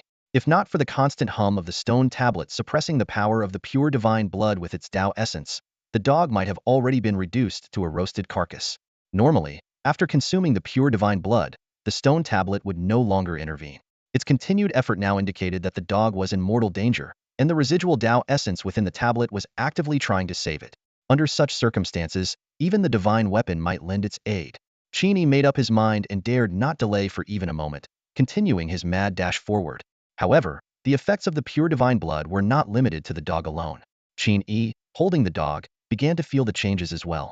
A mysterious force of gravity pressed down on him, growing exponentially stronger, and it seemed poised to exceed 150 times normal gravity. It was important to note that 100 times gravity was the upper limit for a 9th-level martial artist. Anything beyond that, like 150 times gravity, ventured into the realm of martial masters. Fortunately, for the immortal golden body, such pressure was trivial. Qin Yi remained swift and unaffected, continuing his sprint with ease. From the fragmented memories left behind by the remnants of the giant god soul, Qin Yi had learned an astonishing secret. The giant gods race, known as the Divine Clan, was an extraordinary species. Born with divine souls, they had wings on their backs and a third eye on their foreheads, capable of perceiving the mysteries of life and death. As a revered figure, the giant god had once mastered the Tao of gravity and comprehended the laws of attraction. This explained why the pure divine blood could impose such overwhelming gravitational pressure on others. Qin Yi even suspected that the unique gravity crystals found in the Xintian secret realm were somehow connected to the long-deceased giant god. Within seconds, the gravity weighing down on Qin Yi had surged to 200 times normal. He felt as though he were carrying a mountain on his back. On solid ground, each of his steps might have left deep craters and caused tremors. Thankfully, within the giant god's body, such gravity caused no catastrophic effects. Just as the gravity was about to reach 300 times normal, Qin Yi finally caught sight of the massive spear embedded in the divine flesh. Without a second thought, he placed the dog beside the spear. The dog's condition was now beyond dire. Its fur had been completely incinerated, leaving its body bare, and the air was thick with the acrid stench of burning flesh. Qin Yi reached out to touch the dog's neck, and his expression instantly darkened. His right hand felt an intense heat, yet he could detect no pulse at all. It was worth noting that Qin Yi had developed a level 1 heat resistance, rendering temperatures below 300 degrees Celsius nearly imperceptible to him. But now, the dog's body was hot enough to make him feel searing heat. Just how high was this temperature? A pang of panic gripped Qin Yi. He had assumed that with the stone tablet's assistance, the dog could hold on for at least an hour. Could it be that the dog had already been cooked alive? However, Consuming the pure divine blood was no easy feat. Qin Yi knew all too well that achieving divine assimilation required enduring a series of extreme trials. This was a selection mechanism set by the Titan, designed to eliminate those with frail bodies. At this moment, the situation for the big dog was dire. Its body had been crushed under immense pressure, its internal organs burned to ashes, leaving it barely distinguishable from a corpse. Qin Yi held his breath and focused intently, using his faint spiritual energy to carefully probe through the wreckage. At last, he discovered a faint spark of life. The big dog's will to survive was unyielding, clinging desperately to the edge of death. Qin Yi crouched beside the big dog, his heart racing, not daring to make a sound. Their time together had forged a deep bond, and Qin Yi now regarded the big dog as a dear companion. Silently, he prayed, hoping that the divine spear might act on its own to save this loyal creature teetering on the brink of death. Big dog, you can't just die like this. Qin Yi growled under his breath, gritting his teeth. You haven't even found your master yet. Calling yourself dog lord, how embarrassing would it be to end up as a plate of cooked dog meat? Hold on for me. As if in response to Qin Yi's plea, the big dog's body trembled faintly. Suddenly, the enormous spear before it erupted with dazzling light, unleashing a sharp and overwhelming aura that surged into the big dog's body, suppressing the violent energy of the pure divine blood. Qin Yi's eyes widened in disbelief at the sight. The imprint left by the spear's original master had finally awakened, assisting the big dog in absorbing and assimilating the boundless power contained within the pure divine blood. Though the divine weapon and the stone tablet lacked consciousness, they instinctively gravitated toward the big dog, unwilling to see it perish. Under the suppression of the divine weapon's power, the adverse effects of the pure divine blood were forcibly subdued. The remnants of the big dog's master's strength began to gradually extract the immortal essence from the golden blood, infusing it into the big dog's body. Miraculously, the dog's entire coat began to regrow at a visible pace. The newly sprouted fur shimmered faintly with vitality, brimming with life. Threads of blood began to drift from the big dog's 7 orifices, intertwining in the air and slowly forming into a complete red cocoon that enveloped its entire body. Qin Yi held his breath, his eyes fixed unwaveringly on the crimson cocoon marking the beginning of the big dog's transformation and rebirth. The blood cocoon formed by the large dog was about a meter long, with a surface temperature soaring to 200 degrees Celsius, radiating an intense heat. For Qin Yi, who had just tempered his immortal golden body, such heat was negligible. Inside the blood cocoon was not only the large dog, but also the stone tablet it had been holding all along. As the blood cocoon solidified, all disturbances gradually subsided. The divine weapon lost its luster, its pulsations faded, and it now resembled nothing more than an ordinary iron plate. Qin Yi, stroking his chin, tentatively reached out to touch the weapon and found he could do so effortlessly, an entirely different experience from before, when approaching it posed a life-threatening risk. Clearly, the large dog's aura had provided a protective effect. Despite the divine weapon having lost most of its power, Qin Yi still felt a sharp pain when his right hand came into contact with its surface. Retracting his hand, he noticed a clean, bone-deep cut on the skin of his index finger. This made him realize that the material of the weapon alone was sharp enough to pierce his immortal golden body, highlighting the vast gap between himself and truly powerful beings. I'm just a 9th-stage martial artist, not even a martial master yet. Stay humble and disciplined, Qin Yi reminded himself silently, cautioning against letting others' praise cloud his judgment. He hoisted the blood cocoon onto his shoulder and strode out of the blood vessel, preparing to leave the Titan's body with Jiang Tianfeng and Qiu Yihan. Though only a few days had passed, the experience made Qin Yi feel as though years had gone by. When they returned to the blood lake, they noticed the water was losing its crimson hue after the pure divine blood had been removed, gradually transforming into a clear, ordinary lake. The mist people, who had depended on the blood lake for their existence, dissolved into nothingness amidst anguished wails. Even the 2 high-ranking mist creatures at the bottom of the lake, comparable to Mountain Sea realm experts, struggled briefly before meeting their end. Let's go. It's time to leave this place, Qin Yi said, withdrawing his gaze and addressing Chen Xian and Jiang Tianfeng. The 3 of them ascended the stairs leading back to the surface. Before long, they encountered Qiu Yihan, who had been waiting for them. Is it all settled? She asked curiously, eyeing the blood cocoon on Qin Yi's shoulder. Qin Yi nodded in confirmation. It's settled. The pure divine blood was consumed by the large dog and needs time to be digested and transformed. Although they had anticipated this outcome, hearing Qin Yi say it out loud still left Jiang Tianfeng and the others with mixed feelings. The legendary 7th-grade spiritual treasure, the pure divine blood, had actually been given to a dog. Even more surprising was the complete lack of regret or distress on Qin Yi's face. Your composure might even surpass that of an old man like me, Jiang Tianfeng remarked with a sigh. Suddenly, he sensed a subtle yet profound fluctuation emanating from Qin Yi. Following the trace, he realized it bore some resemblance to the pure divine blood, carrying a hint of immortal vitality. When we return, you should immediately exchange for a level or higher concealment technique in the martial realm to mask your aura and cultivation level, Jiang Tianfeng advised without exposing Qin Yi's secret of having prematurely nurtured immortal vitality. If you don't have enough contribution points, come find me. We can add each other as friends in the martial realm. Qin Yi was touched by Jiang Tianfeng's concern and nodded firmly in gratitude. The four of them traveled in silence for over 2 hours before finally reaching the surface and seeing daylight again. Looking around, they were met with a desolate scene of endless yellow sand under the scorching sun. The blood mist had dissipated entirely, leaving no trace behind. From this day forth, the blood mist desert would become a part of history. Qin Yi instinctively turned back to gaze at the abyss-like staircase, his heart filled with complex emotions. He knew that many treasures still lay undiscovered within the Titan's body, and that he would inevitably return to this place in the future. This forbidden zone is far more dangerous than a level designation and is unsuitable for martial artist training in the Xintian secret realm. I plan to seal off this entrance, Jiang Tianfeng announced as he began inscribing a large formation on the ground, carefully taking out materials from his storage pouch. Think it over. If there's anything you've left behind, retrieve it now. Once the sealing formation is complete, it won't be easy to break it. Qin Yi and Xiao Yihan exchanged a glance and shook their heads, indicating there was nothing left to retrieve. Jiang Tianfeng then focused fully on constructing the formation, a meticulous task requiring his utmost precision. Xiao Yihan observed intently from the side, eager to learn from his expertise in high-level formations. Meanwhile, Chen Xian crouched on the ground, studying the large dog's blood cocoon with curiosity. Unable to resist, he lightly touched it with his finger. A wisp of black smoke rose as the intense heat burned him, forcing him to withdraw his hand quickly. Wow, it's so hot. How did Brother Yi carry it all the way back without even flinching? Chen Xian exclaimed, glancing at Qin Yi. He noticed that although Qin Yi's shoulder had a large burnt hole in his clothing from the heat, his skin remained flawless white and jade-like, with a faint vitality coursing across its surface. Chen Xian was stunned, realizing just how unfathomably strong Qin Yi's physical body had become. His own recently enhanced potential suddenly seemed insignificant in comparison, and he resolved to redouble his efforts in cultivation. At that moment, Qin Yi was fully engrossed in reviewing his personal status panel.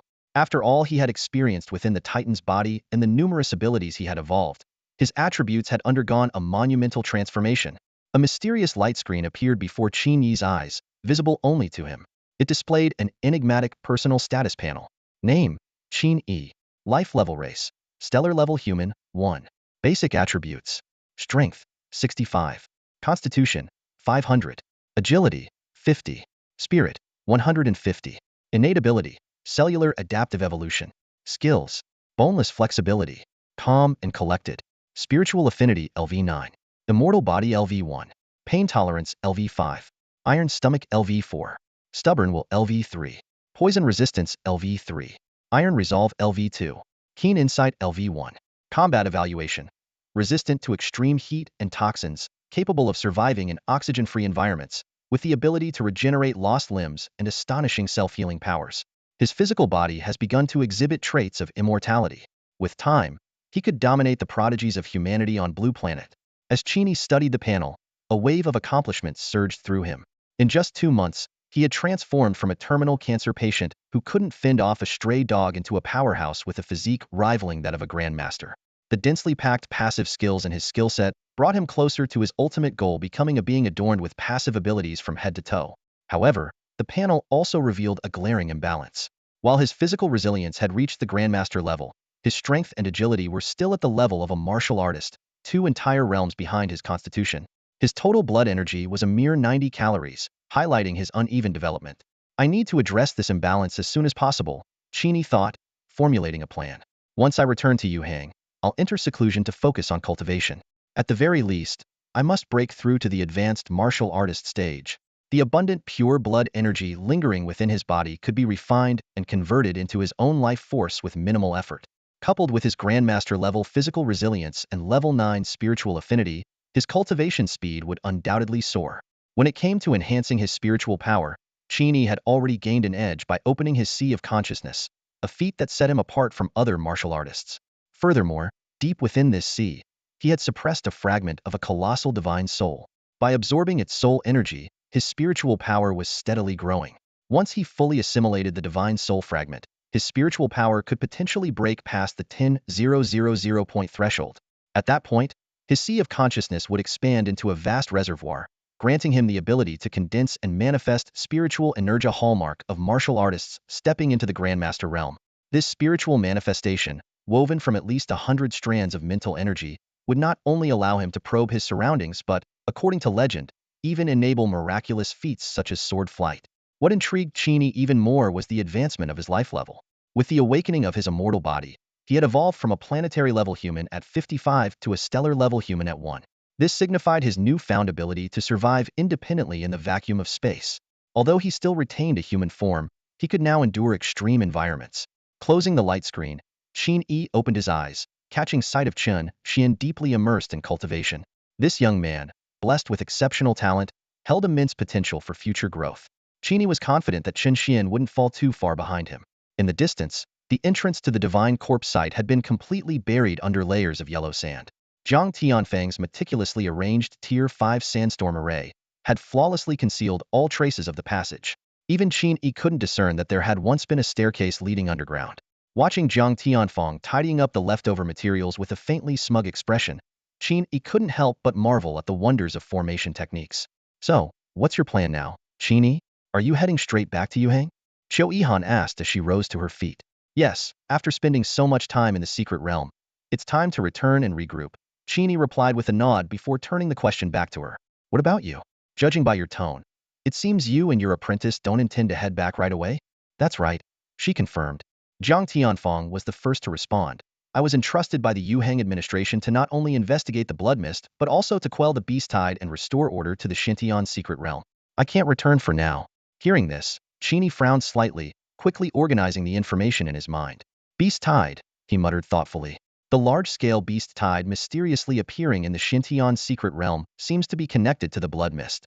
The habitats of the ferocious beasts are being corroded by the mist, forcing them to band together and migrate, which has resulted in these frequent large-scale beast tides. Zhang Tianfang listened and nodded slightly, a trace of surprise flashing in his eyes. This young man's keen insight was impressive. Deducing the cause of the beast tide from the blood mist had saved him a lot of time. He thought to himself, looks like I owe him a favor now. Your guess is likely correct, Zhang Tianfang said approvingly. Without the blood mist, the ferocious beasts in the Xintian secret realm wouldn't be this restless. His admiration for Qin Yi grew, and he added with a reminder, when you get out, make sure to add me on Wujia. Just search for my name. Don't forget it's important. Standing nearby, Qiu Yihan glanced repeatedly at Qin Yi with her beautiful eyes, as if wanting to say something but hesitating. Noticing her gaze, Qin Yi scratched his head and agreed, promising to add both of them as friends. However, deep down, Qin Yi remained cautious. I'm fully focused on martial arts. Before I achieve invincibility, I won't allow myself to be distracted by emotions. Women will only slow down my progress. But then, a stray thought crossed his mind. Wait, maybe that's not entirely true. If I get a girlfriend and, say, work tirelessly day and night, could I develop some unusual skills, like unyielding spear LV1 or something?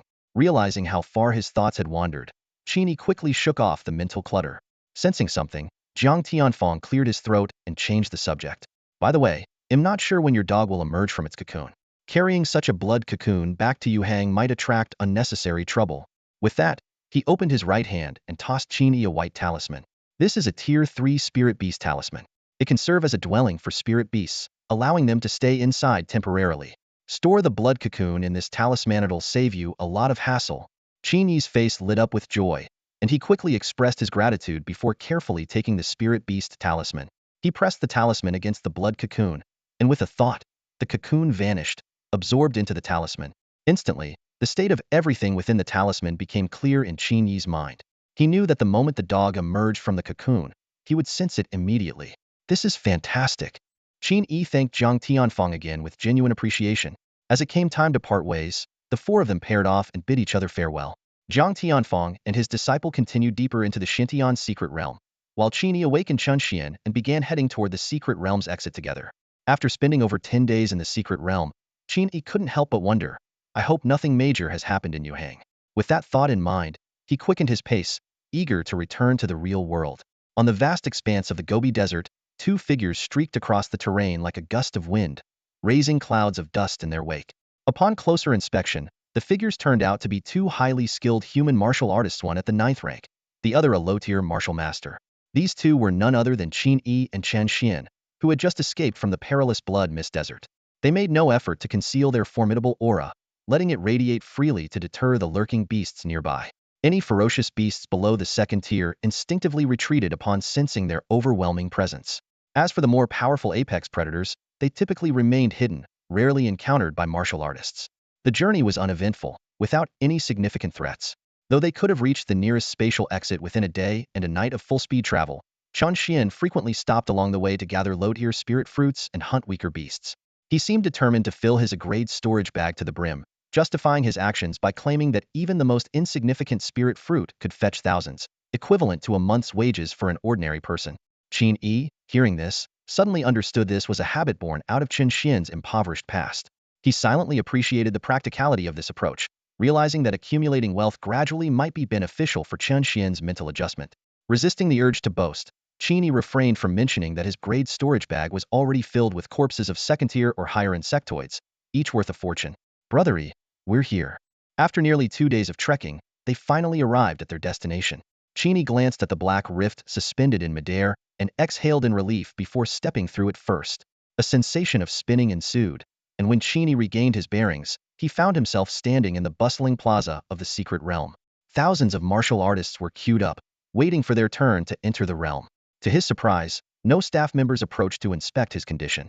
Looking up at the blood-red sword hovering near the spatial rift, Qin Yi suddenly understood the terrifying weapon had silently conducted security checks on all returning martial artists. In the distance, a few staff members were disposing of a corpse sliced apart by the sword's energy, a clear indication that the individual had failed the inspection.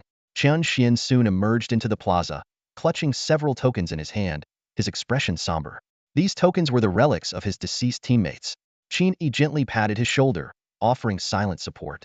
To bring a prospective martial artist into the secret realm required a close bond, and the loss of such companions was deeply poignant.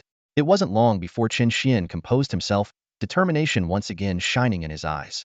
The two of them proceeded to the main hall of the Secret Realm Bureau, where Chen Xian volunteered to register their information and settle the rescue mission on Qin Yi's behalf. Qin Yi nodded in agreement and headed to a separate window to log his safe return. With that done, he began pondering how to handle the valuable items stored in his storage bag. There were two main ways to sell the corpses of exotic beasts. One was to open a shop on the Martial World platform, akin to an e-commerce site from his previous life, where he could set his own prices but face longer sales cycles. The other was to sell them directly at the Secret Realm Bureau for quick cash, albeit at a lower price. After careful consideration, Qin Yi decided to sell a portion of the second-tier insectoid corpses on the spot, while reserving the premium specimens to list on the Martial World platform for a better profit over time. Qin Yi took off his storage pouch and was about to ask the receptionist where insect corpses were sold when he suddenly heard a loud shout coming from outside the hall. He immediately closed his mouth and perked up his ears to listen closely. Buying ferocious beast corpses in bulk. Only second tier and above, no first tier. Fair prices, we'll take as much as you've got. The voice rang out clearly. Raising an eyebrow, Qin Yi thought to himself, it's not unusual to see martial artists setting up stalls to sell various spiritual items on the streets outside the Secret Realm Bureau. A buyer showing up isn't all that surprising either. But that slogan, we'll take as much as you've got, is certainly intriguing. He quickly walked out of the hall and locked his gaze on a rotund man surrounded by a crowd. This man had a small mustache, and his facial features were notably compact. His eyes were mere slits, making it difficult to discern his expression. Dressed in a suit, his bulky frame made him look somewhat comical. The man was energetically repeating his purchasing advertisement. As Qin Yi observed him, the phrase fat but not greasy came to mind. He looked like an honest fellow on the surface, but those narrow eyes betrayed a sharp and shrewd demeanor. What surprised Qin Yi even more was that this man's cultivation level had reached the mid-tier martial master stage. No wonder he had the confidence to personally handle such a business without real skills. Who would dare? Qin Yi squeezed through the crowd and strode straight up to the man. Most of the onlookers were of average strength and didn't actually possess any second-tier beast corpses. They were merely there for the spectacle. You said your prices are fair. How much exactly? Give me a clear number, Qin Yi asked directly. The man squinted further, scrutinizing Qin Yi carefully. Seeing that the young man was only at the 9th stage of the martial practitioner level, he chuckled inwardly but maintained a serious expression. That depends on the corpse's condition and freshness, the man explained. We have professional appraisers. If the quality is high enough, I can offer 3 million for a second-tier low-level Lord Beast, plus 3,000 contribution points. Of course, you can choose to forego the money and contribution points and trade directly for equivalent spiritual items. The man thought to himself, a ninth-stage martial practitioner? At best, he might have one second-tier beast if he's lucky. Still, professionalism is key. Treat everyone politely, even if a mere novice comes to inquire. Qin Yi nodded subtly. 3 million yuan plus 3,000 contribution points was indeed a fair price. He recalled that in the martial world, a single first-tier spiritual fruit was worth only a few hundred contribution points. I happen to have quite a few second-tier beast corpses, Qin Yi continued, testing the waters. You claim you'll take as much as I have. Can you really handle it all? The man raised his eyebrows in mild surprise. A ninth-stage martial practitioner worried that he couldn't handle all the goods? Could this young man be from some prominent family, selling second-tier beasts on their behalf? But wouldn't a family already have its own channels? Why come here to compete with outsiders? Cautiously, the man cupped his hands and asked, May I ask which family you hail from? Qin Yi shook his head and replied honestly, I don't have any background. I'm just a lone wanderer. It's just that I happen to have a lot of second-tier beasts. If you can really take them all, I'll sell them to you. A lone wanderer, huh? Bold claim. The man let out a sigh of relief and laughed cheerfully. Anyone who doesn't know better might think you're a grandmaster. Don't worry, young man. I, Jin Fong, have never in my life encountered goods I couldn't handle. Bring it on. Whatever you have, I'll take. And if I can't, I'll collateralize a fifth-tier spiritual fruit from my family at a premium value for you. A fifth-tier spiritual fruit? Qin Yi's heart skipped a beat. This man was clearly a hidden tycoon. He chuckled along. You said it, so I won't hold back. Snap. Qin Yi's mind stirred as he lightly tapped his storage pouch. The opening responded with a soft pop, and the spatial energy rippled. Suddenly, a massive Zerg corpse materialized on the ground. The insect's body, perfectly preserved, stretched 4 to 5 meters long with transparent wings on its back, resembling a giant mosquito.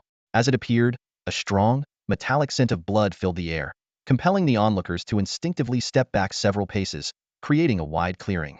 A mid-tier second-rank firefly beetle, fresh and remarkably intact.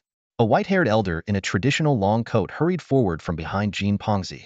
He crouched beside the insect corpse, gently touched it, and instantly identified its specifics with precision.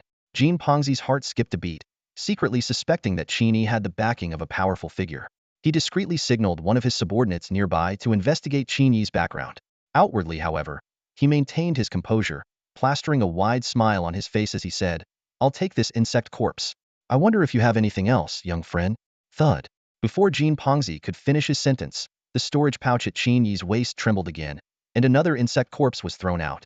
This one was also a second-rank firefly beetle, identical to the first in every detail. Even the wounds and cause of death were eerily the same. The experienced elder in the long coat carefully examined the second corpse and was inwardly shaken. He sent a discreet voice transmission to Jin Pongzi. Young master, be cautious. This young man must have a formidable expert behind him.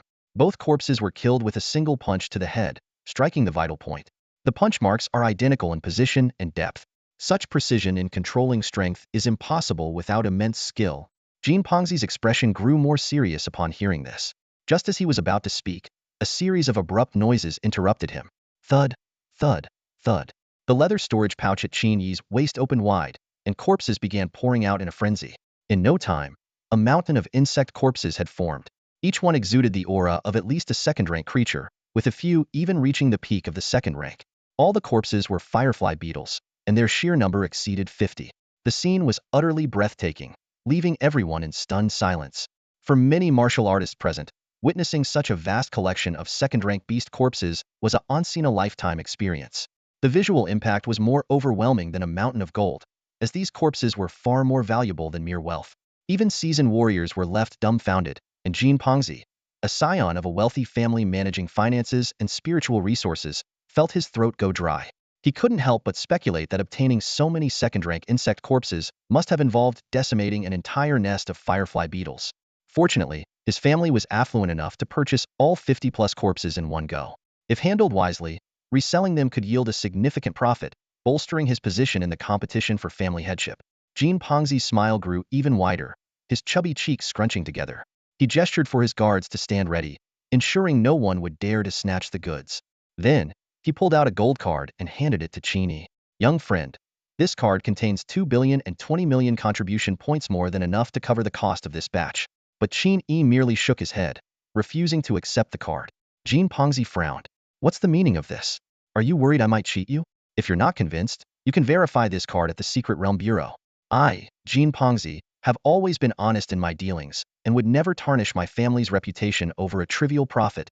Qin Yi shook his head again, his face breaking into a warm, easygoing smile. No need to rush, Mr. Jean. I haven't finished unloading my goods yet. What? There's more? Jean Pangzi's heart sank with a foreboding sense of dread. His gaze dropped to Qin Yi's waist, where he noticed, to his shock, that the storage pouch was a brank spatial bag. This spatial fluctuation, it's definitely brank. Jean Pangzi thought, his mind reeling. There's no way this kid doesn't have a powerful backer. A brank storage bag costs over 1,000,000 contribution points alone. In a trembling voice he asked, wait, you didn't fill that brank storage bag entirely with second-rank insect corpses, did you? No, Qin Yi calmly denied. He wasn't lying. His storage bag also contained parts of third-rank overlord-class Zerg bodies, meticulously disassembled through his efforts. That's a relief, Jean Pangzi said, exhaling in relief. If the bag had been entirely filled with insect corpses, he wouldn't have enough contribution points to buy them all. In that case, he'd have no choice but to part with the 5th-rank spiritual fruit in his possession.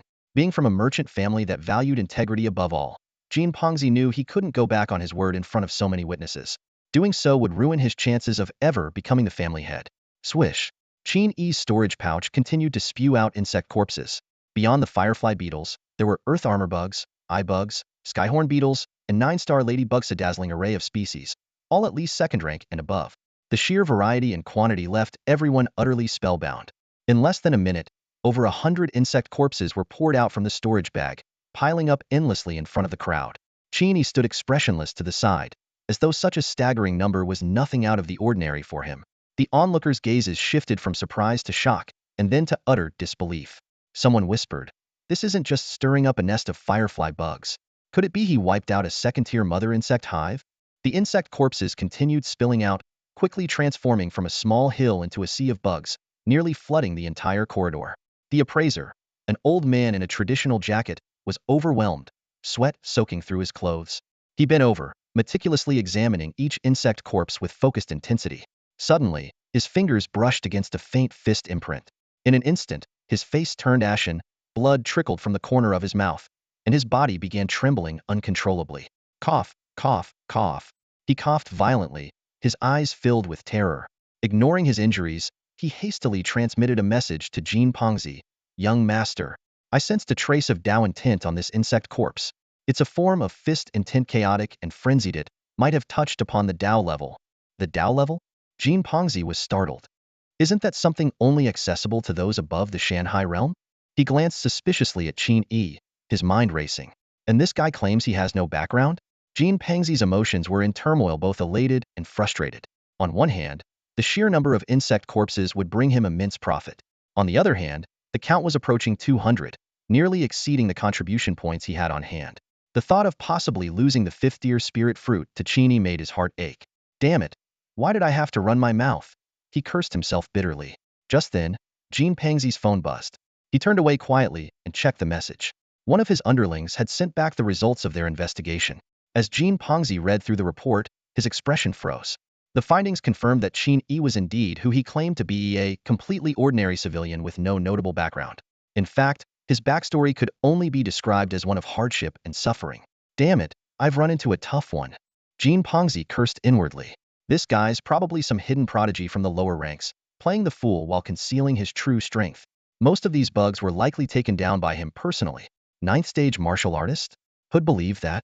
It's clearly just a smokescreen. Regret surged over him like a tidal wave. Jean Pangzi slapped his phone hard, wishing he could give himself 2 slaps across the face. Damn it, I fell for it. Why couldn't I just keep my mouth shut? Although the top echelons of martial arts within the human race are largely dominated by major families, they are far from achieving a complete monopoly. Thanks to the official system of checks and balances, ordinary individuals, even those from the lowest rungs of society, can rise to the top through public martial arts schools if they possess talent.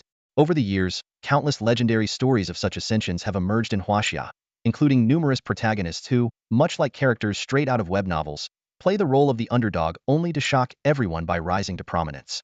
Jean Pangzi sat in his luxurious study, flipping through his family's treasured ancient tomes. He was well aware that every era would produce 1 or 2 extraordinary individuals who defied all odds, not to mention the countless slightly less dazzling geniuses. As a descendant of the Jean family, a lineage renowned for generations of successful merchants, His family's intelligence network was even more extensive than that of the Yuhang Administrative Office. However, the latest intelligence report left him frowning deeply. Qin Yi? Just over a month ago, he was a zero-card nobody, and now he's already a ninth-tier martial artist? Jin Pengzi muttered to himself, a flicker of doubt flashing in his eyes. Such rapid progress was almost inconceivable. The stronger the individual, the more they emphasized building a solid foundation. Even if someone could achieve such swift breakthroughs, they would typically suppress their realm to stabilize their base. Unless, Jin Pengzi suddenly shot to his feet, his eyes gleaming with clarity. He's definitely been hiding his true strength, he concluded firmly. He's planning to make a big entrance, gain fame, and secure official support. Recalling the stories of those who had risen from nothing, Jin Pengzi's mind raced. He had no intention of becoming the stereotypical spoiled scion who ends up humiliated. Instead, he decided to act preemptively, would bet on this potential future powerhouse and build a good relationship with him. With this plan in mind, Jin Pengzi made his way to the area where Qin Yi was located. The sight before him left him utterly stunned. The entire area was nearly buried under a sea of insect corpses, with Qin Yi continuously pulling more out of his storage bag. Cautiously approaching Qin Yi, Jin Pengzi forced a strained smile onto his face. Brother Qin, perhaps you should take a break? This is drawing way too much attention. How about letting me purchase some of these first? You can release the rest slowly, I promise to buy every last one. Qin Yi glanced at Jin Pengzi's ingratiating expression and gave a slight nod of approval. Without hesitation, Jin Pengzi pulled out 2 gold cards, each loaded with 1.5 billion in cash and 100,000 contribution points, enough to pay for 100 insect corpses. These high-level savings cards, issued officially, allowed withdrawals directly from the Secret Realm Bureau or the Treasury Department, making them extremely convenient. While most transactions were typically done via digital transfers, Jin Pengzi had a particular fondness for handing over physical cards. He felt it added a touch of flair and left a stronger impression on his clients. As Qin Yi accepted the gold cards, he experienced, for the first time, the thrill of sudden wealth. The rush of excitement made his heart race, but it was quickly followed by an inexplicable sense of emptiness. Seizing this moment, Jin Pengzi swiftly added Qin Yi as a friend on the martial arts network and sent over the card passwords.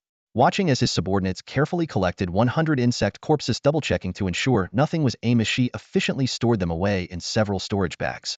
Qin Yi found himself slightly surprised by Jin Pengzi's actions.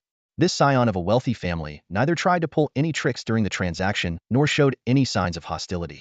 It seemed the Jin family's upbringing indeed had its merits. Web novels really warp your perception. Qin Yi mused inwardly, realizing his preconceived notions about privileged science might have been unfair. Upon further reflection, in the face of alien invasions and humanity's ongoing crises, it was likely that families of such stature imposed even stricter discipline on their descendants, making the emergence of true wastrels less common. Despite selling 100 insect corpses, Qin Yi's storage bag continued to produce more at an alarming rate. Before long, the road was once again piled high with insect corpses. Jin Pengzi could only sigh in resignation as he pulled out more gold cards to continue purchasing. He had brought 10 gold cards and 30 silver cards with him, thinking it would be more than sufficient. Yet, he hadn't anticipated encountering someone as monstrous as Qin Yi. Inwardly, Jin Pengzi couldn't help but grumble. Seriously, are you some kind of bug extermination expert? Why do you only target insects?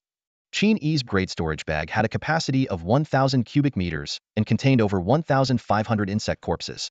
After releasing over 200, there were still more than 1,300 left. Each time Qin Yi released another 100, Jin Pengzi would dutifully hand over a gold card, and the cycle repeated. This bizarre scene left the onlookers utterly flabbergasted. Half an hour later, Jin Pengzi handed over his final savings card. Watching Qin Yi's storage bag continue to spew out insect corpses, his face turned pale.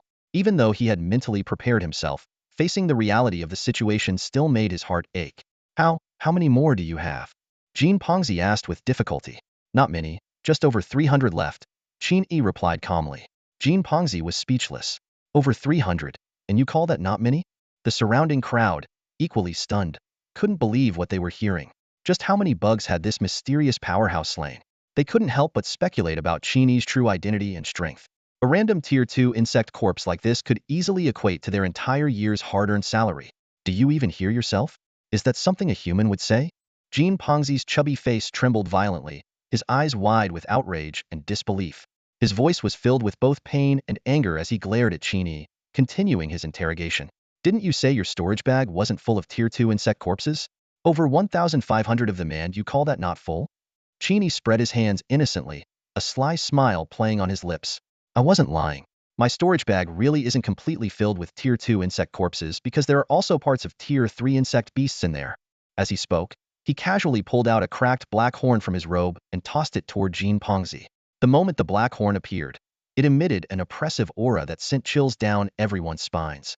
Even a single glance at it made the warriors present feel their hair stand on end, as if they were facing an overwhelmingly powerful foe. Jin Pongzi's pupils shrank as he stammered. This is a dragon insect horn, from a Tier 3 Overlord-level beast. There's no mistaking it. You actually killed a Tier 3 Overlord? Losing his composure, he leaned closer to Qin Yi, staring intently at the black dragon insect horn with eyes brimming with disbelief. Qin Yi calmly put the horn away, shaking his head. Not quite. I just managed to get part of its body. Oh, I see. Jin Pongzi inexplicably let out a sigh of relief, his mind racing. If someone could kill a Tier 3 Overlord, they'd definitely be a top-level Grandmaster. Since Qin Yi didn't manage to kill it, it means he's not at that level yet. That means I still have time. I can invest in him while he's not too powerful yet. Jin Pongzi nodded to himself, his thoughts becoming more resolute. Qin Yi's current strength must be around the lower-tier Grandmaster level. He's already comprehended the essence of Tao, which makes him a genius with unparalleled potential. Excellent, excellent. If I get in early, this investment won't be a loss. However, just as Jin Pongzi began to relax, Qin Yi's next words hit him like a sledgehammer to the chest. At the time, I was surrounded by 3 Overlord-level insects. Qin Yi shrugged, a hint of regret in his tone. I fought them for a while but couldn't finish them off. They managed to escape after teaming up, leaving behind just a few pieces of their bodies. Hearing this, Jin Pongzi felt his vision blur, his mind spinning as he internally wailed. Holding his own against 3 overlords at once. This kid, could he already be a top-tier Grandmaster? If that's the case, then my investment in this Tier 5 spiritual fruit doesn't seem all that valuable anymore. Jin Pongzi's brain worked at lightning speed, and soon, he made a bold decision. No, I've already gone this far. I might as well double down. He'll bring out something so precious that even a Grandmaster would be tempted, and he'll use it to secure a good relationship with Qin Yi. I have to take the gamble. He took a deep breath, a determined glint flashing in his eyes. This was shaping up to be the riskiest investment of his life, but he was betting on Qin Yi's character, betting that he was someone who would remember kindness and repay it. If his gamble paid off, and Qin Yi one day rose to the rank of a king or lord, supporting Jin Pongzi to claim the position of family head would be a trivial favor. Having read Qin Yi's dossier thoroughly, Jin Pongzi had no doubts about his potential to ascend to kingship. He was ready to go all in on this rising star. The fire of ambition burned fiercely in his eyes as he imagined the bright future that lay ahead. From the crowd, a man with a defiant expression strode forward, his gaze sweeping over Qin Yi and Jin Pongzi with disdain. He spoke, his tone dripping with sarcasm. Old Jin, have you lost your mind? How can you believe such nonsense? This guy's insect corpses have an unclear origin. Be careful if you take them, you might stir up trouble you can't handle. Jin Pongzi's eyes flickered with a hint of apprehension at these words, but he didn't immediately retort. This man was from the Li family of Yuhang, a prestigious clan known for their martial prowess. The Li family's younger generation boasted 2 prodigies, Li Wufeng and the man before them, Li Wuyun. Both had broken through to the martial master level at the age of 18, and Li Wuyun had even become an apprentice to a grandmaster, a rare honor. After a moment of deliberation, Jin Pongzi decided not to give Li Wuyun any face. He laughed heartily and retorted, the Jin family's business is our own concern. Since when does an outsider like you get a say in it? Li Wuyun's expression darkened as he let out a cold snort. You're truly ungrateful. I'm helping you deal with a fraud, and yet you're siding with him? Jin Pongzi clasped his hands in mock courtesy, his tone laced with sarcasm. Whether he's a fraud or not, I can judge for myself. No need for your concern, young Master Li. Li Wuyun's anger flared, his eyes narrowing dangerously. With a pointed tone, he said, if this man's insect corpses are tied to the foreign clans, you'd better be prepared for the entire Jin family to face the consequences. The mention of foreign clans visibly unsettled Jin Pongzi. His unease was apparent as he cast a wary glance at Qin Yi, doubt creeping into his mind. He began to question Qin Yi's background, fearing he might be a traitor. Just then, the spiritual energy in the air surged violently. White clouds spiraled into a massive vortex, and within a radius of several miles, the spiritual energy converged frantically, whipping up fierce winds.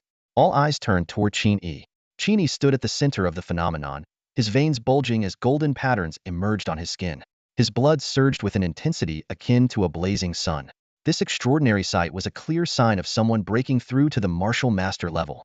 The crowd was stunned. A mere 9th-rank martial artist had silently ascended to martial master in the midst of their argument. With a sudden motion, Qin Yi threw a punch, the sonic boom reverberating through the area as shockwaves rippled outward. Everyone present felt an overwhelming and ferocious aura emanating from him. A martial master comprehending the Tao. What unparalleled talent! An elderly martial artist in the crowd exclaimed in awe. This young man's future is limitless. Fighting across realms might not just be a dream. If he had one or two spiritual artifacts, he might even stand a chance against 3 overlords simultaneously. The Jin family's appraiser turned pale, his expression shifting drastically. From the Tao intent emanating from Qin Yi, he could sense an unmistakable connection to the fist imprint on the insect corpses. Trembling, he stammered. The one who killed those insects is Qin Yi. Everyone present understood that Tao intent could not be faked. This revelation left no doubt those insect corpses had all fallen to a single strike from Qin Yi. With this confirmation, Jin Pengzi's face lit up with joy, his confidence fully restored. Turning to Li Wuyun, he grinned broadly, his eyes brimming with mockery. Didn't you say there was something suspicious about the origin of these insect corpses? Now it's confirmed theory 100 the work of Qin Yi. What else can you say? Li Wuyun's face turned ashen, his fists clenched tightly.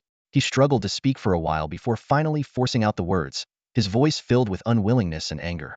He's just a 9th-level martial artist. Even if his power was suppressed, there's no way he could kill so many second-tier insectoids, let alone repel a 3rd-tier overlord. Li Wuyun's voice grew louder with every word. He has a clean background, no connections or backing. The only explanation is that he received help from the other races or he himself is one of them. Before his words could fully settle, a sharp, resonant sword hum echoed from the depths of the Secret Realm Bureau. Before anyone could react, a piercing sword aura shot through the air, striking directly between Li Wuyun's brows in the blink of an eye. He staggered backward, blood spilling from his mouth, before collapsing to the ground in violent convulsions. Everyone present knew that anyone emerging from the Xintian Secret Realm had to pass the inspection of the suspended blood sword, which would only allow passage after confirming the individual was free of any abnormalities. Li Wuyun's statement was tantamount to questioning the authority of the suspended blood sword, a blasphemous act that immediately provoked the sword's punishment. At that moment, a figure emerged from a shadowy corner, a black-robed old man who appeared silently. With a resigned expression, he approached the trembling Li Wuyun, grabbed him firmly, and offered a brief apology to the onlookers before turning to leave with him. This scene reminded everyone of an unspoken truth. Heirs of noble families, especially those vying for the position of family head, often had powerful figures protecting them in secret.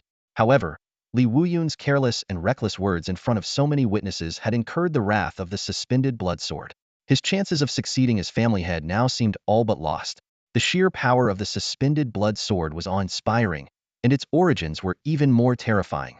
It was tied to an existence that the Li family dared not provoke in the slightest, not even risking the faintest chance of offending it. As the black-robed elder carried Li Wuyun away, the chaotic episode finally came to an end. Meanwhile, Qin Yi, who had just completed his breakthrough to a martial master, was in high spirits. As he channeled his energy, he felt his blood and essence surge through his veins, the residual vitality in his cells undergoing an intense refinement. To everyone's astonishment, just as he finished his breakthrough, he felt another opportunity for advancement arise.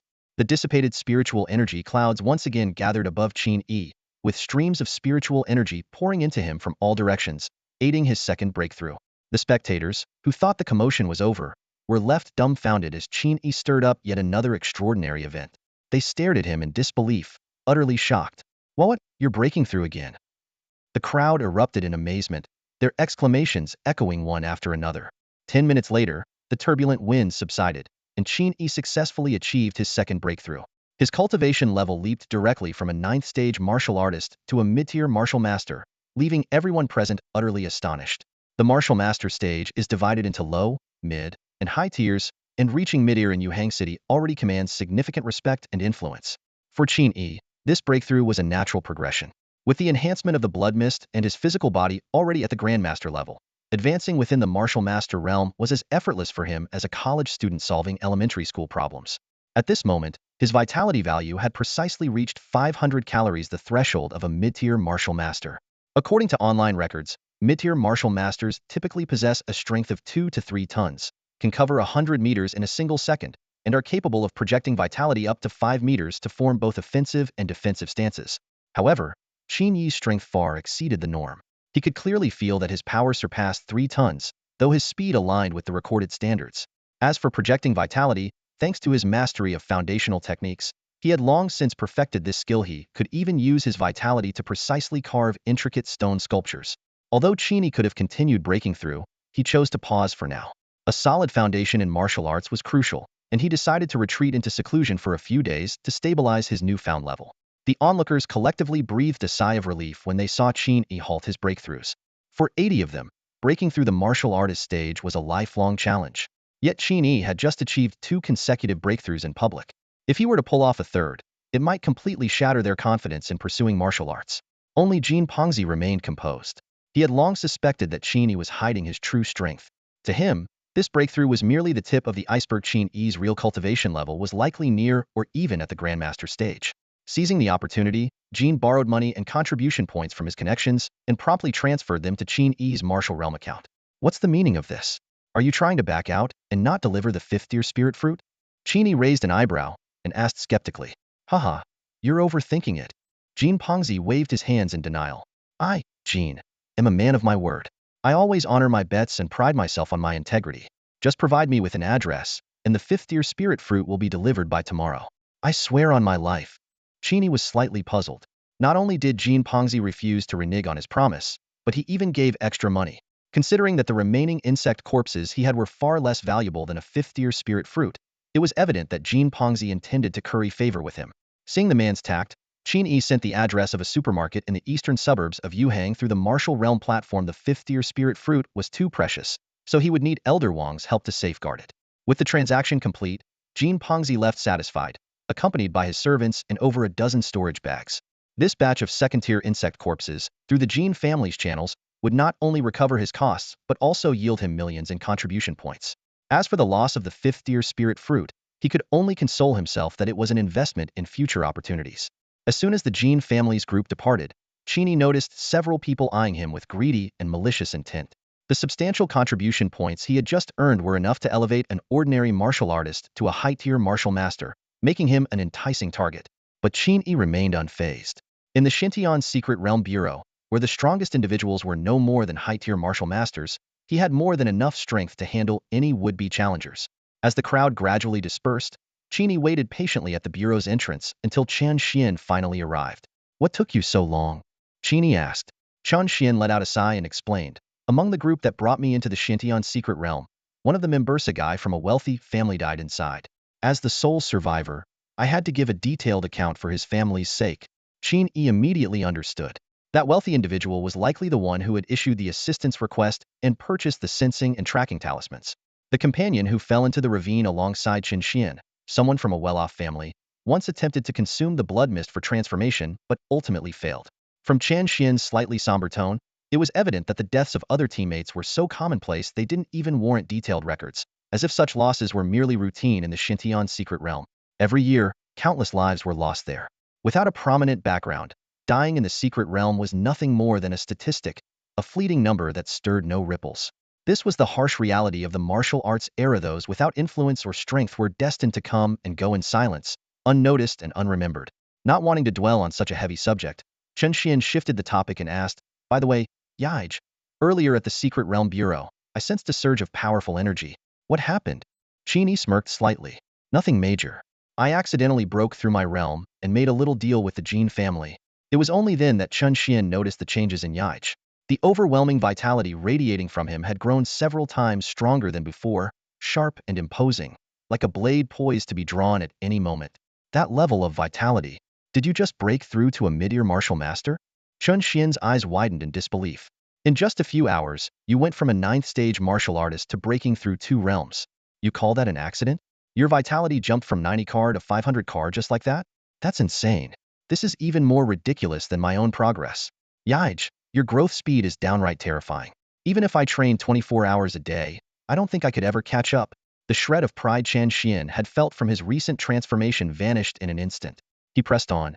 And about that little deal, you're not being modest, are you? How much did you actually trade for? Qin Yi coughed lightly.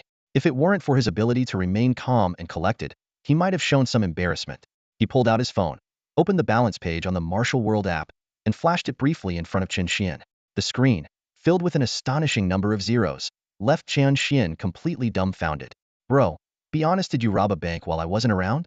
After transferring funds at the Secret Realm Bureau, Qin Yi's Martial World account instantly swelled to a staggering balance of 3 billion in cash and 1.5 million contribution points. The rewards from this expedition into the secret realm were equivalent to the lifetime earnings of an average person working non-stop for 1,000 years. Have you created a Martial World account yet? Qin Yi asked casually as they exited the bureau and made their way to the northern suburban district, waiting for the subway. Yeah, I set one up at the bureau just now, Chen Xian replied, pulling out his phone to add Qin Yi as a friend. But hold on, I need to get off in the city center to register my information with the Martial Arts Union. Before Chen Xian could say more, his phone buzzed with a notification, a transfer of 10,000 contribution points and 1 billion in cash. He looked up, about to speak, but Qin Yi cut him off. We're family, no need to be so formal. If it makes you uncomfortable, just treat it as a loan. You can pay me back in the future. Knowing Chen Xian's prideful nature, Qin Yi had purposely calculated the amount just enough to serve as startup capital. Once Chen Xian's strength improved, he could earn his own fortune from the secret realms. Thanks, Brother Yi. I'll work hard to get stronger, Chen Xian said, gripping his phone tightly, determination flashing in his eyes. When the subway arrived, the two found empty seats and sat down. Chen Xian immediately began meditating to cultivate, while Qin Yi, in a relaxed manner, opened the Martial World app and started browsing. He recalled the days when he was just a broke kid, only able to dream about the treasures displayed in the app. But now, he could finally indulge. He headed straight for the spirit fruits and plants section, targeting high-quality fruits of the second tier or above. At this level, the items were priced in contribution points, with even the cheapest second-tier spirit fruit costing 3,000 points. Will second-tier spirit fruits still have an effect on my current physique? Qin Yi pondered. After awakening his immortal golden body, lower-tier fruits might no longer provide the external stimulation he needed. Still, to be cautious, he purchased one. Moving on to the third-tier section, he noticed a sharp decrease in variety but a massive spike in prices. The cheapest fruit, the Earth Core fruit, was listed at 180,000 contribution points, equivalent to hunting down 60 second-tier insect beasts. Gritting his teeth, Qin Yi bought one, watching his contribution points drop from over 1.4 million to just above 1.2 million. Curiosity got the better of him, and he clicked into the fourth-tier spirit fruit section. Only 6 types were in stock, with the cheapest being the Dragon Blood Pure Yang fruit, priced at a jaw-dropping 1 million contribution points, and that was on top of completing a specific task set by the seller. The exorbitant cost brought Qin Yi back to reality. He still needed to purchase a Kraid stealth technique and movement technique. Blowing all his points on spirit fruits wasn't an option. Exiting the spirit fruit section, Qin Yi navigated to the techniques category. Just then, a woman with heavy makeup and a designer handbag sat down beside him. After touching up her makeup, she glanced sideways and noticed Qin Yi browsing the grade techniques section where items typically cost upwards of 500,000 contribution points. Internally, she scoffed. A guy who still rides the subway dreaming of affording grade techniques? What a joke. Taking out a compact powder case, the woman lightly patted her face, releasing a puff of powder into the already stuffy subway air. Her eyes swept over the noisy surroundings, her expression betraying her impatience. If it weren't for the need to take Qin Yi somewhere, she would never have lowered herself to ride public transportation meant for the so-called lower class. If what I get from this man doesn't satisfy me, Lu Yi, you better be ready to endure my pleasure. The heavily made-up woman muttered to herself, her fingers rhythmically patting on her foundation compact. Tiny particles of powder floated into the air, spreading throughout the subway car. As time passed, a strange fragrance subtly wafted through the carriage, gradually saturating the air. The passengers' eyelids grew heavier, and their consciousness began to blur. One by one, whether seated or standing, they succumbed to sleep. This heavily made-up woman was, in fact, a member of the cult of the other gods. She was on this mission under Liu Ye's orders to intercept and capture Qin Yi. Despite being only a mid-level martial artist, she was highly skilled in the use of poisons, having mastered an grade toxic art. Her expertise allowed her to concoct toxins capable of overwhelming even grandmasters. The invisible powder now filling the subway car was called Drunken Bloom, a substance crafted from finely ground second-tier spirit flowers mixed with a single drop of rare third-tier spirit insect blood. Even a grandmaster caught off guard would likely fall victim to it, temporarily losing consciousness. For martial artists below the grandmaster level, the effects were immediate and devastating. They would collapse into a deep sleep for at least half a day and wake with a brief loss of memory. The subway car gradually fell silent as everyone drifted into a deep slumber. Some passengers slumped over on benches, while others slept standing, clutching handrails. Even Chen Xian, a low-level martial artist who had been meditating, was not spared. The moment he caught a whiff of the peculiar scent, he fell asleep in his seated meditative posture. The subway surveillance system had long been disabled by members of the cult of the other gods, rendering it inoperative for the entire day. The heavily made-up woman was preparing to deal with Qin Yi at her leisure when she suddenly noticed something unexpected. "Oh, why are you still on your phone?" she asked in astonishment, turning to look at Qin Yi. She had been strategizing how to carry him away, only to find him sitting calmly, casually scrolling through the grade martial arts technique marketplace. You don't smell the drunken bloom," she stammered inwardly, her heart racing with disbelief. It was inconceivable. Theoretically, even without actively breathing, the toxin should have seeped into his body through the pores of his skin, rendering him unconscious. The only explanation was Qin Yi had indeed inhaled the drunken bloom, yet its toxicity was insufficient to affect him. This realization left the woman even more shaken. Qin Yi was seated right next to her, completely unguarded, in the area where the toxin's concentration was at its peak. A poison potent enough to incapacitate grandmasters had no effect on him whatsoever? Even grandmasters would pass out. "How are you still awake?" she murmured under her breath, staring at Qin Yi in utter disbelief, unable to comprehend the scene before her. The heavily made-up woman dismissed any notion of superstition, vigorously patting her foundation and sending a cloud of powder into the air. Qin Yi frowned, casting her a look of disdain as he brushed off the powder that had settled on his clothes. He then refocused on browsing the store interface with unwavering concentration. Zhuang Muqing, this heavily made-up woman's true identity, felt an unprecedented sense of humiliation. She had spent years mastering the art of poison, and her prized creation, the drunken beauty elixir, had zero effect on Qin Yi. Lowering her head discreetly, Zhuang Muqing watched as Qin Yi unhesitatingly purchased two grade techniques. One for concealing aura, priced at over 400,000 contribution points, and another for movement skills, priced at 600,000. He spent 1,000,000 contribution points so effortlessly that Zhuang Muqing was left speechless. Recalling her earlier disdain for Qin Yi, she now felt like a complete fool. Piecing together the information provided by Lu Yi, Zhuang Muqing speculated that Qin Yi's wealth might be tied to some extraordinary encounter. This only solidified her determination to seize that opportunity for herself. She reached into her bag and retrieved a light blue perfume bottle, Phantom Blue Mist. Without drawing attention, she began to spray it. The fresh scent of the Phantom Blue Mist quickly overpowered the fragrance of the Drunken Beauty Elixir. This rare item, obtained from a Krade's secret realm, could incapacitate even a grandmaster for at least a minute. Yet, after spraying it more than 10 times, Qin Yi remained as sharp and energetic as ever, showing no signs of being affected. Realizing that her precious Phantom Blue Mist was ineffective, Zhuang Muqing felt a pang of anguish. Just then, she received a message from Lu Yi, urging her impatiently and with a tone of displeasure. Cornered and desperate, Zhuang Muqing resorted to her ultimate weapon. Gritting her teeth, she removed the teardrop-shaped necklace hanging from her neck. As she rubbed it gently, the necklace dissolved rapidly and transformed into an invisible mist that drifted toward Qin Yi. This was the Eternal Dream Fog, a Tier 3 toxin worth over 1,000,000 contribution points, capable of killing a lower-grade grandmaster and surely enough to render a mid-grade grandmaster unconscious.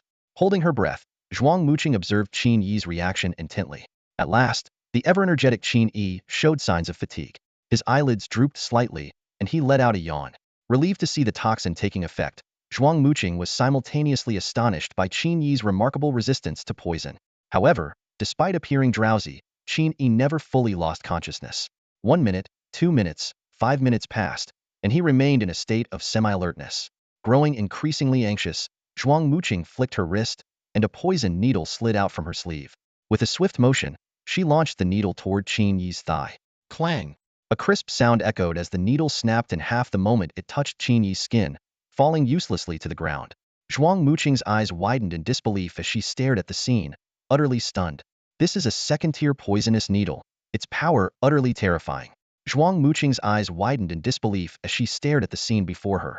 How could an ordinary martial artist possibly withstand such a fearsome attack without any preparation? After all, this kind of needle could easily pierce through the physical defenses of an average person. Just as Zhuang Muqing was about to take further action, Qin Yi seemed to awaken from a deep slumber. He slowly turned his head, his piercing gaze locking onto Zhuang Muqing. Those deep, enigmatic eyes glimmered with a dangerous light, his long, thick lashes trembling slightly, and an amused expression flickered in his stare. Zhuang Muqing's heartbeat quickened abruptly, a sense of foreboding washing over her.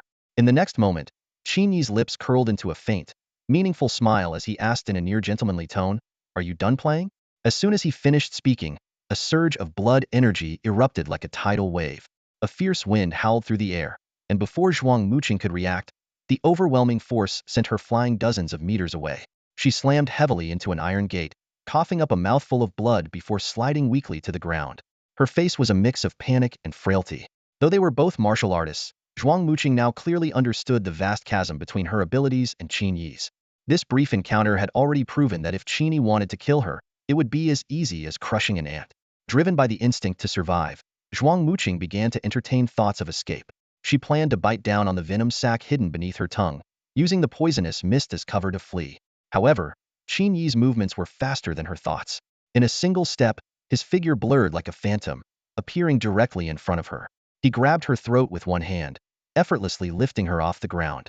A sharp, blade-like aura pierced into Zhuang Muqing's body, severing several critical meridians with precision. This strike not only robbed her of her ability to move, but also denied her any chance of biting the venom sac. Despair filled her heart as she marveled at the ruthlessness of this man and the decisiveness of his actions. Qin Yi studied Zhuang Muqing carefully, the faint smile still lingering on his face. In a soft voice, he said, "A member of the Qin Hui, huh? You people really know how to play the heroes. Helped me quite a bit, actually." Zhuang Muqing froze in confusion at his words. She thought to herself, wasn't I here to poison him? How did I end up helping him? What does he mean by that? No matter how hard she racked her brain, she couldn't figure out how Qin Yi had benefited from the meticulously crafted eternal dream mist she had used. In reality, it was precisely because of this mist that Qin Yi had managed to elevate his poison resistance from level 3 to level 4. Qin Yi was no fool. He had sensed something amiss long ago. But when he realized Zhuang Muqing's strength was mediocre and her only skill lay in using poisons, he devised a plan to exploit her efforts for his own evolution. After all, his original level 3 poison resistance had been achieved through adapting to the spiritual toxins in rare fruits. Advancing to level 4 was exponentially more difficult. Unexpectedly, Zhuang Muqing's arrival had perfectly facilitated his goal. And that wasn't all. Prior to Zhuang Muqing's attempt, Lu Ye's actions had significantly enhanced Qin Yi's physical strength, even boosting his spiritual energy affinity by 1 level. Qin Yi couldn't help but chuckle to himself, musing, TSK. Squo says the Qin Hui is an evil organization? They seem like a bunch of do-gooders to me. Chen Xian, wake up. In a daze, Chen Xian felt someone shaking him persistently. Irritated, he opened his eyes abruptly, only to be met with the anxious face of Qin Yi and a disheveled, pale-looking woman standing beside him. Chen Xian glanced around in confusion and realized he was still in the subway car. However, the other passengers around him appeared to be unconscious. Rubbing his temples, he tried to recall. Wasn't I cultivating? How did I fall asleep? Qin Yi quickly and concisely explained the situation. It turned out they had been ambushed by the Qin Hui, a mysterious group, and the frail-looking woman beside them was the one responsible for poisoning everyone.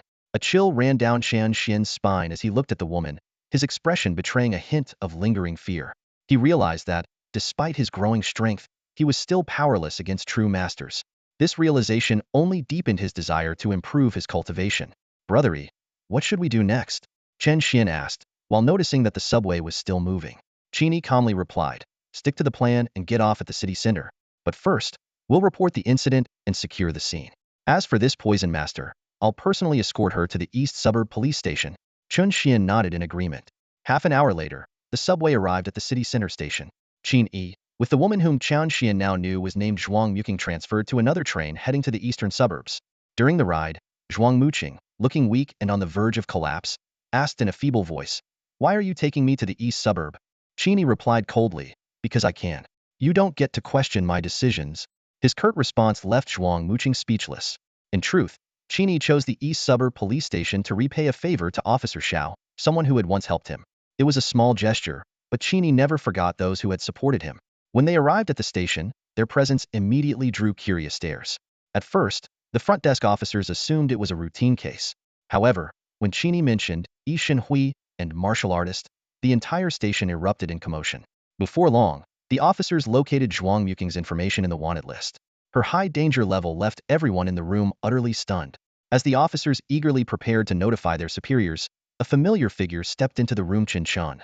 He instantly recognized Qin Yi, his face filled with disbelief. Is that Qin Yi? Chun Chin's thoughts raced. He actually captured a top-level fugitive? And so, what began as an ordinary day of cultivation turned into a thrilling capture mission. Little did anyone know, this was only the beginning of Qin Yi's legendary story. Just a few days ago, he had been feeling quite pleased with himself for successfully advancing to the rank of martial master.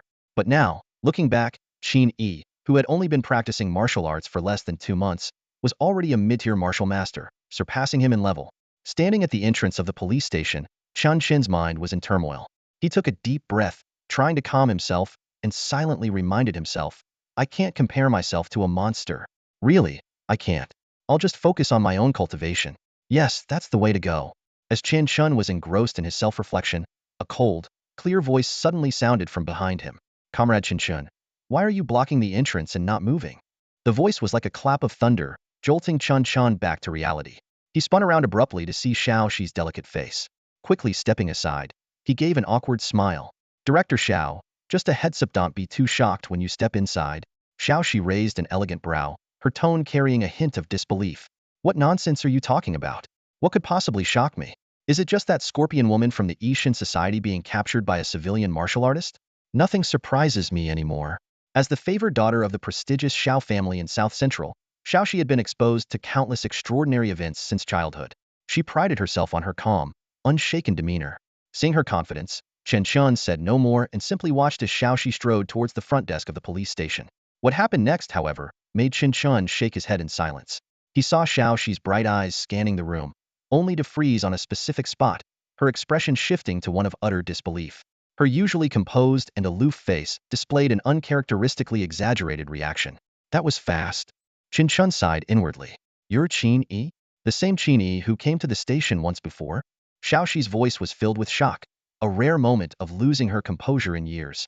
In contrast, Qin Yi remained remarkably calm. He simply nodded slightly and replied in a steady tone. Director Xiao, long time no see. Oh wait, not that long, less than a month, actually. Xiao Shi stood there stunned, taking a moment to process his words before blurting out, less than a month, and you're already a mid-ear martial master, almost catching up to me? As a prodigy born to the Xiao family, Xiao Shi had been surrounded by abundant cultivation resources since childhood. After 27 years of rigorous training, she had only just reached the peak of martial master and was barely touching the threshold of the grandmaster realm.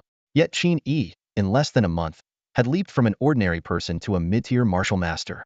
Not only was his cultivation speed astonishing, but his ability to capture the formidable scorpion woman also showcased his capability to fight across realms. Even Xiao Shi, who had seen her fair share of geniuses, found herself at a loss for words in the face of such unprecedented talent. Recalling Qin Yi's background of losing both his parents, Xiao Shi couldn't help but fall into deep thought. Her gaze flickered slightly as a bold hypothesis emerged in her mind. Qin Yi might be the descendant of two true kings. She was aware that once martial artists reached the grandmaster level, their life essence would undergo a qualitative transformation, even influencing the next generation. Typically, the offspring of grandmasters would possess slightly stronger innate talent compared to ordinary people, making it easier for them to awaken various congenital constitutions. However, even for the child of true kings, it was rare to exhibit a terrifying level of talent like Qin Yi's. Xiao Shi recalled the children of true kings she had encountered in Tianjingthi all seemed slightly inferior when compared to Qin Yi. She gently shook her head, temporarily setting aside these thoughts. Raising her head, she called out toward the door. Take her away. Two police officers and a medical staff member entered and escorted Zhuang Muqing out. Turning to Qin Yi, Xiao Shi spoke calmly. Add me on Wujia. The bounty for Scorpion Woman is 250,000 contribution points. I'll transfer it to you in a bit. 250,000 contribution points? Zhuang Muqing is worth that much? Qin Yi's eyes lit up as he quickly added Xiao Shi on the Wujia platform. After a moment of thought, he continued, Director Xiao, after capturing Zhuang Muqing, I suspect the Yishan Hui will become even more interested in me. Next time, they might send a grandmaster to suppress me. Qin Yi analyzed the situation, explaining that based on Yishan Hui's previous actions, the organization was extremely cautious. When they initially targeted him, a mere second-stage martial artist, they had already dispatched a martial master. Under normal circumstances, a martial master should have been more than enough to deal with a martial artist. But Qin Yi clearly defied conventional logic. Therefore, he speculated that their next move would be far more aggressive. They would likely send a grandmaster to crush him. Giving up on capturing him was not an option for the Yishan Hui. The more extraordinary he appeared, the more intrigued they would be by the opportunities he had encountered. A grandmaster. Xiao Shi found a chair and sat down across from Qin Yi, crossing her long legs elegantly as her gaze lowered in contemplation. If it were anyone else discussing the threat of a grandmaster, she would have scoffed. In Yuhang, a city with a population of tens of millions, grandmasters were among the highest echelons of power. Across all the major families and the administrative office, there were barely over 30 grandmasters. Yet, hearing this from Qin Yi, she had no reason to doubt it. The authorities had conducted extensive investigations into the Yishan Hui, and the findings were alarming. The organization was deeply rooted, rumored to be protected by a true king, and had emerged suddenly as if out of nowhere, unlike ancient hidden forces. Some speculated that the Yi Shen Hui might be linked to alien races, or even be an organization established by them.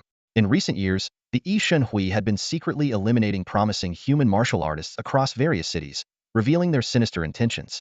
Xiaoxi raised her eyes to look at Qin Yi and asked, "So, what do you plan to do?" A confident smile played on Qin Yi's lips as he replied, "I hope Director Xiao can seek help from the city and arrange for several influential figures to secretly accompany me in 15 days. 15 days? Why not now?" Xiaoxi frowned slightly, but didn't outright reject the request. Qin Yi explained, "Because we just thwarted the Yi Shen Hui's plans. They'll likely be wary of an ambush on our side and won't make any major moves in the short term." This was only part of the reason. The most crucial part, which he didn't disclose, was that he intended to spend the next 15 days secluded in Old Wang's supermarket, focusing on advancing his cultivation. With Old Wang around, the Yi Shen Hui wouldn't dare act recklessly. Xiaoxi hesitated for a moment. She initially thought she would dismiss Qin Yi's simplistic plan, but seeing the calm and composed expression on his face, she nodded in agreement. "I'll contact you on Wujia in 15 days. Thank you." Qin Yi smiled as he rose to leave the police station. This arrangement was a win-win for both parties. The police would gain recognition, while he secured his safety. "There's no need for thanks. It's just part of my duty to serve the people," Xiaoxi replied as she also stood up, her usual aloof demeanor returning. "But in these 15 days, make sure you don't die." "Don't worry, I'm safer than anyone," Qin Yi replied without looking back as he walked out of the police station. Half an hour later, Qin Yi arrived at the supermarket in the eastern suburbs of Yuhang. Old Wang was sitting behind the cash register, staring blankly into space. Dingling. The doorbell jingled as Qin Yi walked in, and a spark of life returned to Old Wang's eyes. Without looking up, he said, "It's been over 10 days. Have you made any progress?" Qin Yi approached the counter and bowed respectfully. "I have lived up to your expectations, Old Wang. I've made some progress." "Some progress?" Old Wang glanced at him, and the words he was about to say got stuck in his throat. "You're already a mid-tier martial master?" A wave of spiritual energy rippled through the air, and Qin Yi felt a mental force scanning his body. In the next moment, a look of delight flashed across Old Wang's face as he slapped his thigh and laughed heartily. "Good, very good. Your foundation is solid, your limits are exceptional, and there's not a trace of spiritual poison in your body. It seems I underestimated you. Despite starting martial practice so late, it hasn't hindered you at all. You truly are a prodigy." It was no surprise that Old Wang remained composed. He was the first person to see Qin Yi's rapid progress without being completely stunned. The old still have their wisdom, Qin Yi thought. While his current talent was monstrous, Old Wang had likely encountered others of similar caliber. "I initially thought you had an excellent temperament and a strong will to train, so I decided to take you as a disciple after you reached the martial master level," Old Wang mused. "I estimated it would take you at least a year to achieve that, but you've done it in just half a month." With a flick of his wrist, a long, ancient wooden box appeared in Old Wang's palm. "This is the gift I prepared for you upon accepting you as my disciple. If you're willing to join my sect, take it. If not, that's fine too, you can still come to me in the future. But be warned, the martial arts of my sect are extremely demanding. Think it over carefully before deciding."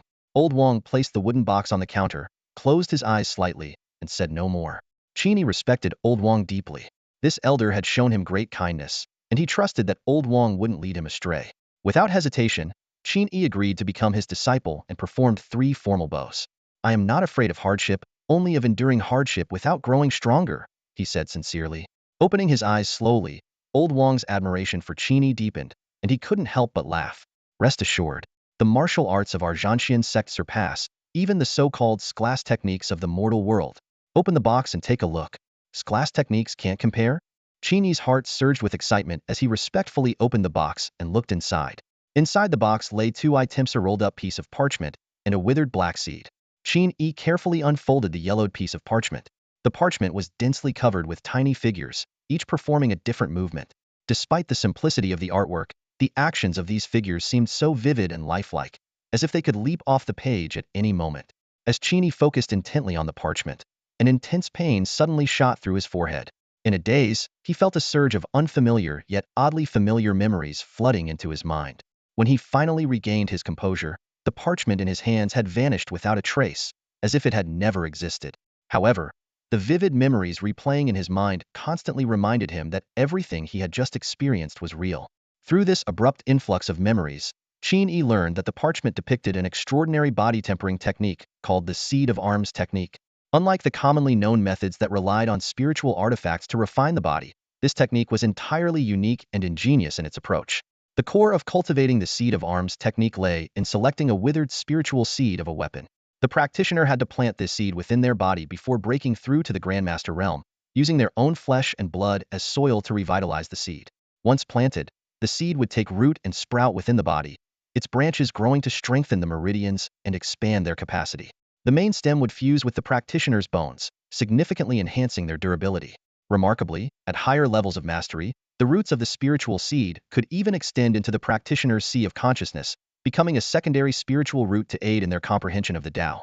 Practitioners of the seed of arms technique were known for their unparalleled strength among peers of the same level, with their martial potential multiplied several times over.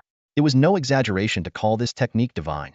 The name Slayer sect might sound arrogant, but perhaps those who mastered this technique to its peak truly had the power to slay celestial beings. As Qin Yi marveled at this astonishing discovery, the serene voice of Elder Wang broke through his thoughts, providing additional insights. Elder Wang explained that the seed of arms technique far surpassed any grade techniques Lin Chongqing had ever encountered. Beyond this grade classification, there existed 3 even higher tiers: Saint grade, Divine grade, and Immortal grade techniques.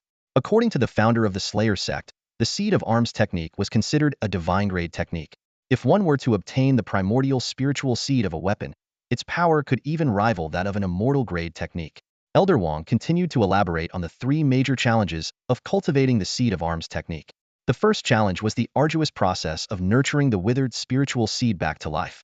This required immense effort, time, and endurance, as the process was excruciatingly painful. The seed would be planted in the practitioner's heart, drawing nourishment from their very lifeblood.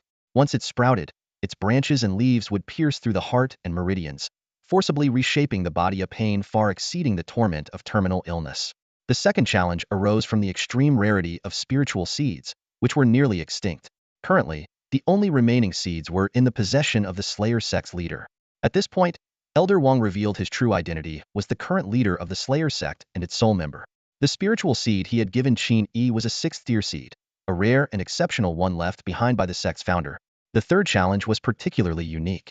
The spiritual seed used for the technique had to be nearly withered and not fully intact. Using a fully intact seed would result in it instantly draining all the practitioner's life force, leading to their death. Thus, the seed had to be deactivated before being planted. This was a highly complex process that required the intervention of a powerful expert at the marquee level or higher. Due to the seed's high quality and tenacity, even in the harshest environments, it was exceedingly difficult to render it dormant. Only a properly deactivated spiritual seed could be safely planted in the heart and connected to the practitioner's lifeblood.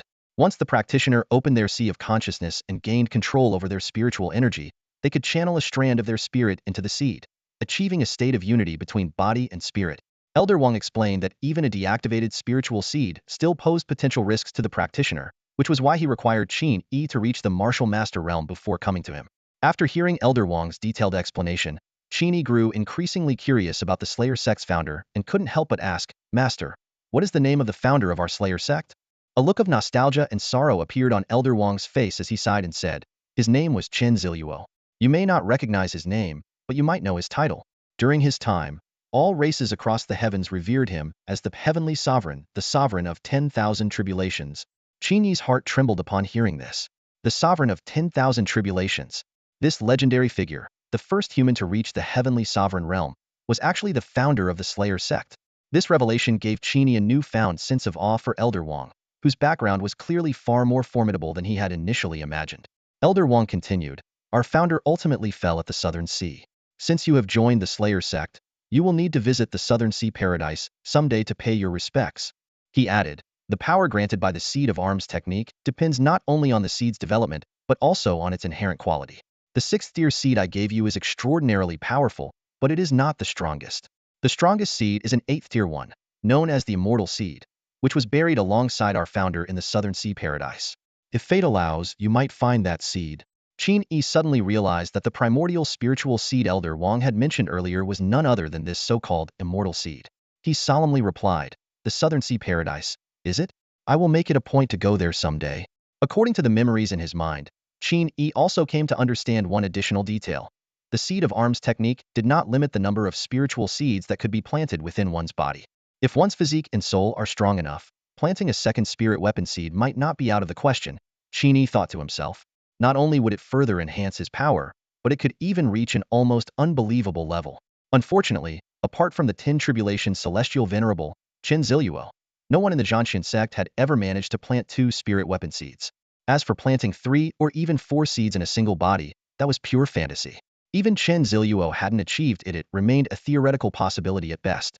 Taking a deep breath, Qin Yi calculated his next steps. Planting a single spirit weapon seed, as long as it could be nurtured continuously, would at the very least allow him to break through his limits and become a marquis in the mountain and sea realm. The power of this divine-grade technique was already so astonishing that he couldn't help but wonder how outrageously powerful the legendary celestial-grade techniques might be. Carefully, Qin Yi retrieved the spirit weapon seed from the wooden box and held it gently in his palm. He released a faint trace of his life force, letting it seep into the seed. In an instant, the once dormant spirit weapon seed seemed to come alive as if nourished by life-giving rain. Its surface emitted a dim, mysterious glow. Without a moment's hesitation, Qin Yi seized the opportunity while Elder Wang was guarding him. Gritting his teeth, he pressed the spirit weapon seed directly against his chest. In the next instant, as if drawn by a powerful force, the seed sank into his chest, easily piercing through flesh and bone, and settled precisely in the left atrium of his heart. Suddenly, Qin Yi's heart tightened sharply, and a piercing pain exploded within him like an electric current, spreading through his entire body in an instant. He felt his life force rushing toward his heart like a flood breaking through a dam. The withered sixth-tier spirit weapon seed was like a long-parched traveler, greedily devouring the surging life force, as if it were an insatiable black hole. Qin Yi's face turned deathly pale, and his breathing became erratic and unstable. Elder Wang, who had anticipated this reaction, quickly retrieved a third-tier spirit fruit from the cabinet beneath the counter. This fruit was specifically meant to replenish life force.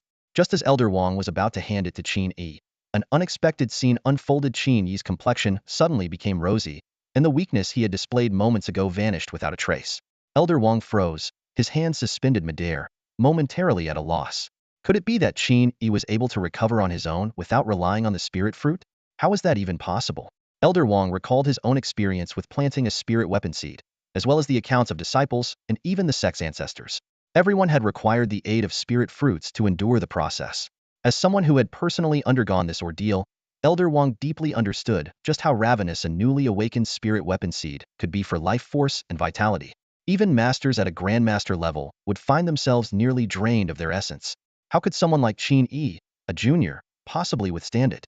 Yet the scene before him completely defied his understanding, leaving him utterly perplexed. Elder Wang stared at Qin Yi in astonishment, struggling to believe that this young man had returned from the dranked, dangerous Xintian secret realm with an abundance of divine blood mist comparable to sixth-tier spiritual treasures.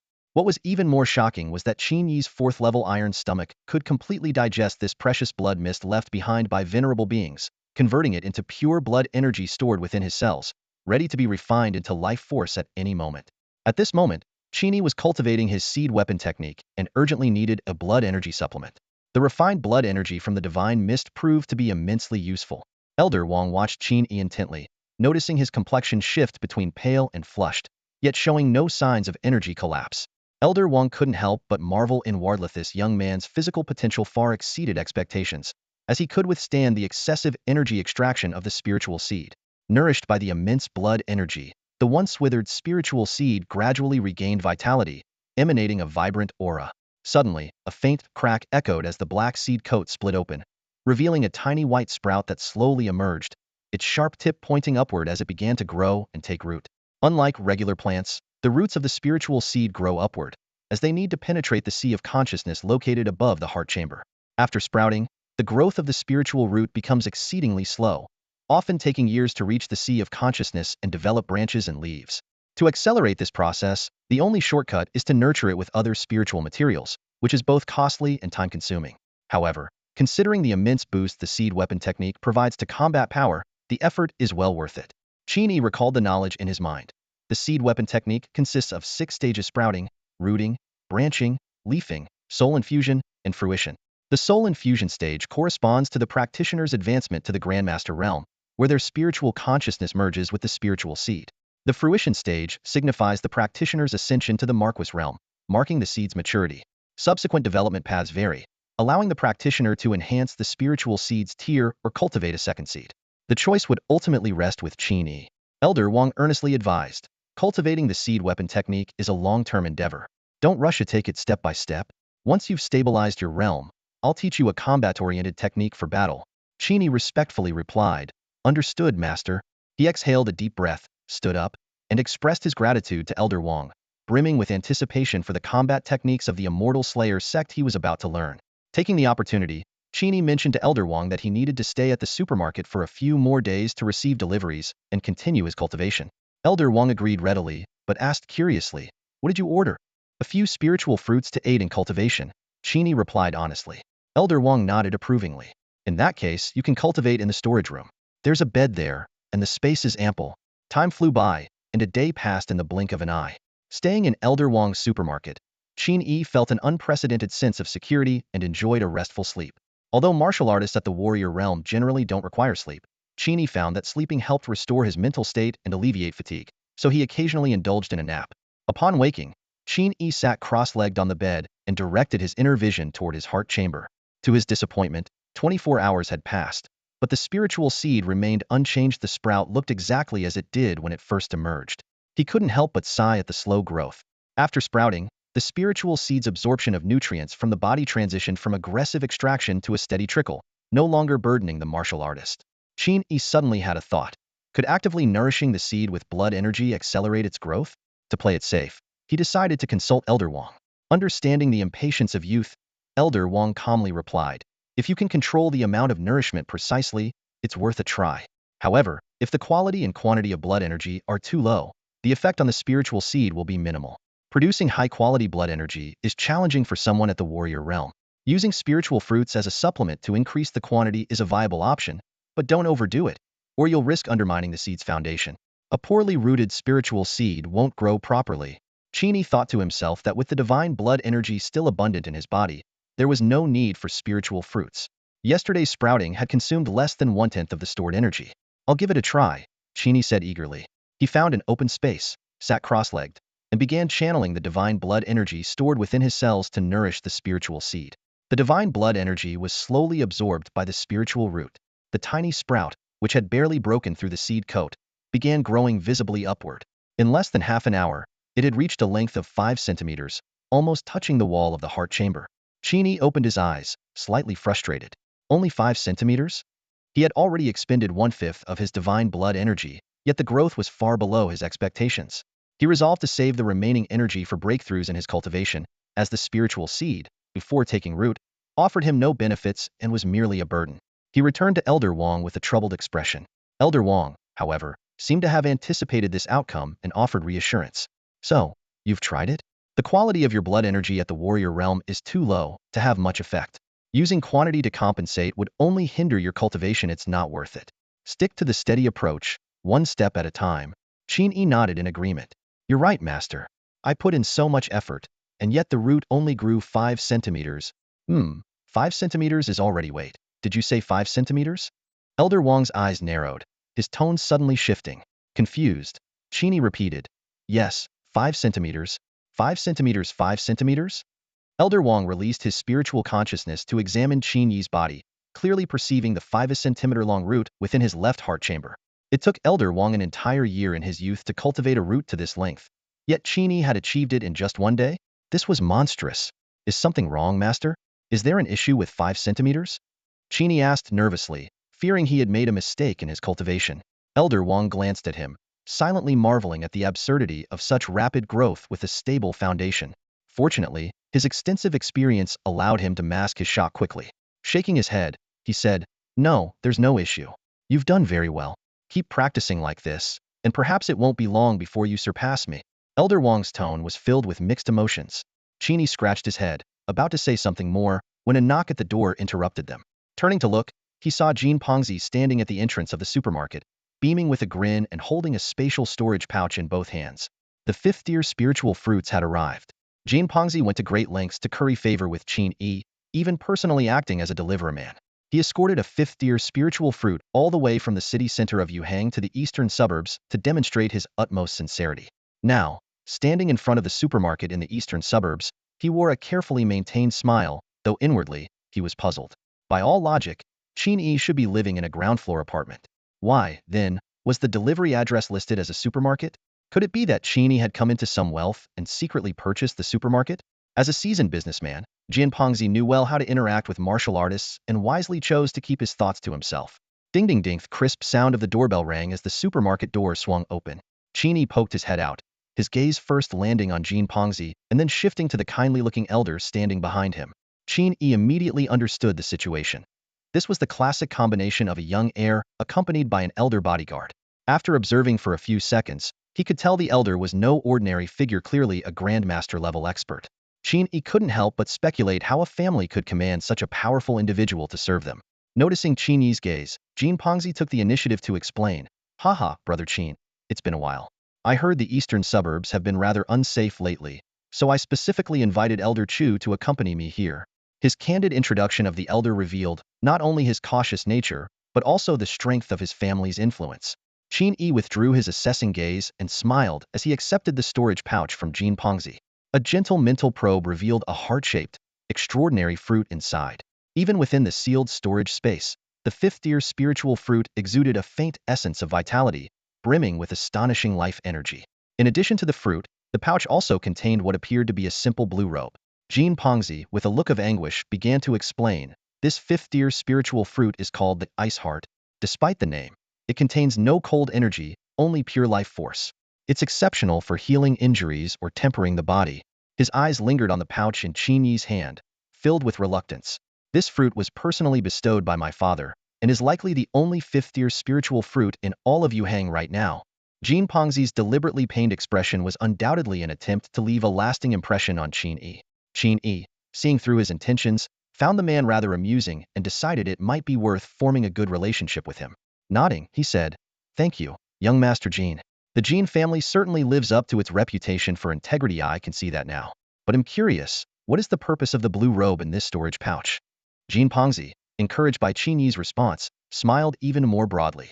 "Ah, that garment is the Xian Shui robe. Though it's only of second-tier quality, it's extremely convenient to wear and can change its appearance at will. Consider it a small gift to accompany our transaction."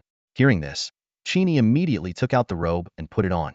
With a single thought, the blue robe transformed into a perfectly fitted tracksuit, complete with matching pants.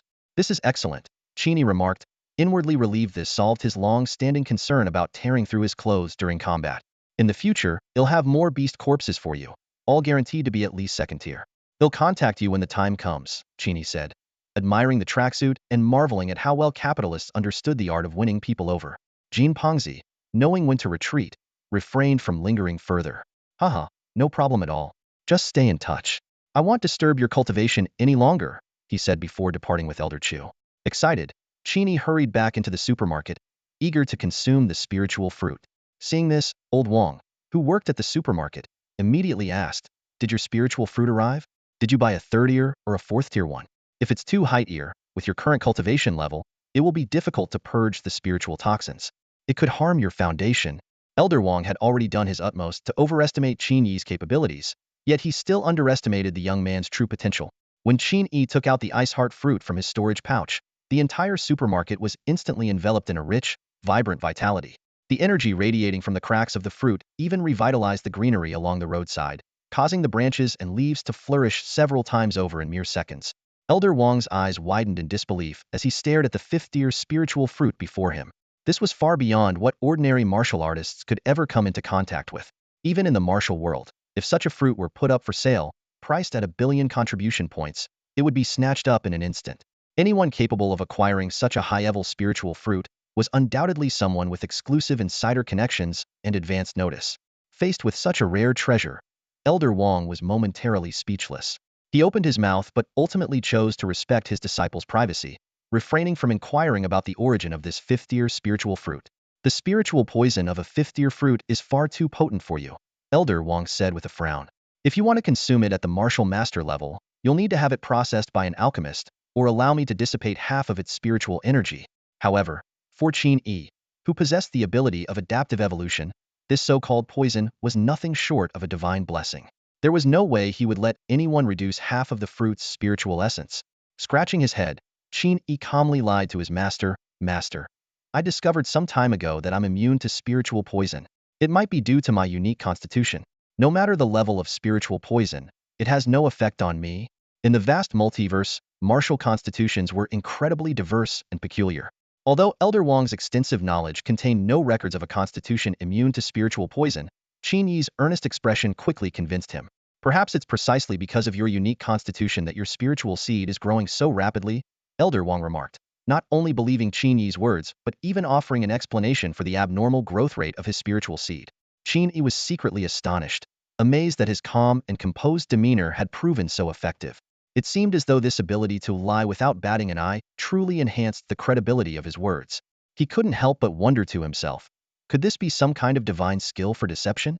Qin Yi and Elder Wang entered the supermarket storage room. Without hesitation, Qin Yi swallowed the palm-sized Bingxin fruit whole, not even sparing the seed. The seed of a high-grade spiritual fruit was notoriously difficult to cultivate again, so consuming it to absorb more nutrients was a logical choice. The icy fruit pulp entered his stomach, instantly unleashing an endless stream of vitality. This energy flowed like tiny streams through Qin Yi's meridians, nourishing every cell in his body. He felt an unprecedented sense of comfort, as though every pore on his body was rejoicing and opening in celebration. Despite its name, the Bingxin fruit, though associated with ice, contained a sealed vitality. Once melted by Qin Yi's body heat, it was akin to ice and snow dissolving, ushering in the warmth of spring. The energy surged through his body in an instant, filling him with warmth and vigor. However, alongside the diffusion of spiritual energy, a latent spiritual toxin also began to emerge. These toxins quietly accumulated in Qin Yi's organs, attempting to corrode them and ultimately jeopardize his martial foundation. This was the dual nature of spiritual fruits. While abundant in spiritual energy, they also harbored toxins as a form of self-defense, specifically targeting the foundations of martial artists. In this world, consuming spiritual fruits alone could, at best, elevate someone to the level of a high-tier martial artist. To step into the realm of a grandmaster, relying solely on spiritual fruits, was far from sufficient. Yet Qin Yi was an exception. He could completely disregard the effects of spiritual toxins. In fact, he could even turn these toxins to his advantage, using them to accelerate his own evolution. Under Elder Wang's watchful eyes, Qin Yi's complexion flickered unpredictably. For a moment, his face seemed shrouded in shadow, as though deeply poisoned. In the next instant, he returned to normal, his skin fair and radiant as before. The Bingxin fruit in Qin Yi's stomach was being rapidly broken down by his iron-like digestive system. Simultaneously, a significant amount of spiritual toxins was being released. However, to Elder Wang's astonishment, Qin Yi's martial foundation not only remained unharmed, but actually grew more robust. It was nothing short of a miraculous phenomenon. Elder Wang couldn't help but marvel silently. The world was vast, full of wonders he had never imagined. In all his years, he had never heard of anyone immune to spiritual toxins. Today, his horizons were broadened. What shocked Elder Wang even further was Qin Yi's remarkable speed in digesting the spiritual fruit. For an average mid-tier martial artist, fully digesting a fifth-tier spiritual fruit would take at least 10 days to half a month. Yet Qin Yi seemed to have completed the process in mere minutes. Elder Wang speculated inwardly. Could it be that his disciple was naturally faster at everything? Or was this immunity to spiritual toxins accompanied by an enhanced ability to accelerate the digestion of spiritual substances? If the latter were true, then this physique was overwhelmingly powerful. Among the top 100 martial physiques ranked by the Human Alliance, Qin Yi's emerging physique could easily secure a spot in the top 30. What did immunity to spiritual toxins signify? It meant that Qin Yi could consume spiritual fruits in large quantities without fear of side effects, rapidly advancing his cultivation before reaching the Grandmaster level. Theoretically, he could transform from an ordinary person to a Grandmaster in just 3 days. Unfortunately, once a martial artist reached the Grandmaster realm, further progress required connecting with the Tao. At that stage, consuming spiritual substances alone would no longer suffice for advancement. Before long, the spiritual toxins contained in the Bingxin fruit were entirely released, and its vitality and energy were fully absorbed by Qin Yi. The fifth-tier spiritual fruit was completely digested. Suddenly, the atmosphere in the storage room shifted. Qin Yi's aura surged dramatically. Within his meridians, spiritual particles began to condense into nuclei, autonomously absorbing blood and spiritual energy, refining it into concentrated qi and blood, which flowed endlessly into his body. In just an hour, Qin Yi's qi and blood levels skyrocketed from 500 calories to 1,000 calories. The bottleneck of a high-tier martial artist seemed non-existent for him as he easily surpassed it. Remarkably, Qin Yi had broken into the peak stage of the martial artist realm, just 3 days after advancing from the mid-tier level. Witnessing this, Elder Wang experienced a mix of emotions. He recalled his youth when, despite being hailed as a prodigy, he had been stuck in the martial artist realm for 2 years. Back then, taking 2 years to progress from a low-tier to a high-tier martial artist was considered an impressive feat. But compared to Qin Yi, it was worlds apart. In just 1 month, Qin Yi had transformed from a so-called waste into a high-tier martial artist. Such speed was utterly astonishing. Elder Wang couldn't help but sigh. The younger generation is truly remarkable, with limitless potential. Given his age and experience, he had long grown indifferent to worldly affairs. Rather than feeling envious of Qin Yi's talent, he felt genuine pride and joy. However, if Elder Wang knew that Qin Yi already had the potential to break into the Grandmaster realm in one go, he would surely be even more astounded. The truth was, the energy contained in the Bingxin fruit was sufficient to propel Qin Yi into the Grandmaster realm. Yet he deliberately restrained this impulse for a simple reason, was cautious about expanding his mental sea too hastily. He planned to consult Elder Wang for guidance before making a decision. Typically, breaking into the Grandmaster realm required opening the mental sea. However, due to the influence of a long-lost deity, Qin Yi had already developed a small mental sea. Though modest in size, it was a tangible and real mental domain. If Qin Yi advanced to the Grandmaster realm now, he would gain an opportunity to expand his mental sea. But fearing unforeseen complications, he chose to seek Elder Wang's advice first. As time passed, Qin Yi's qi and blood levels continued to climb. Even after surpassing 1,000 calories, they showed no signs of stopping until they reached the high-tier martial artist limit of 2,000 calories. This scene left Elder Wang in awe and amazement. Yet, the elevation in realm was not the most significant gain Qin Yi achieved from consuming the spiritual fruit. His greatest gain is always the new skills he evolves through adaptive progression. Qin Yi felt a warm surge coursing through his body, followed by the system notification sound. Ding! Your cells have successfully adapted to a 5th-tier spirit toxin and evolved a passive skill poison resistance LV5. The poison resistance, which had previously been raised to level 4 thanks to Zhuang Muqing, was now upgraded further to level 5.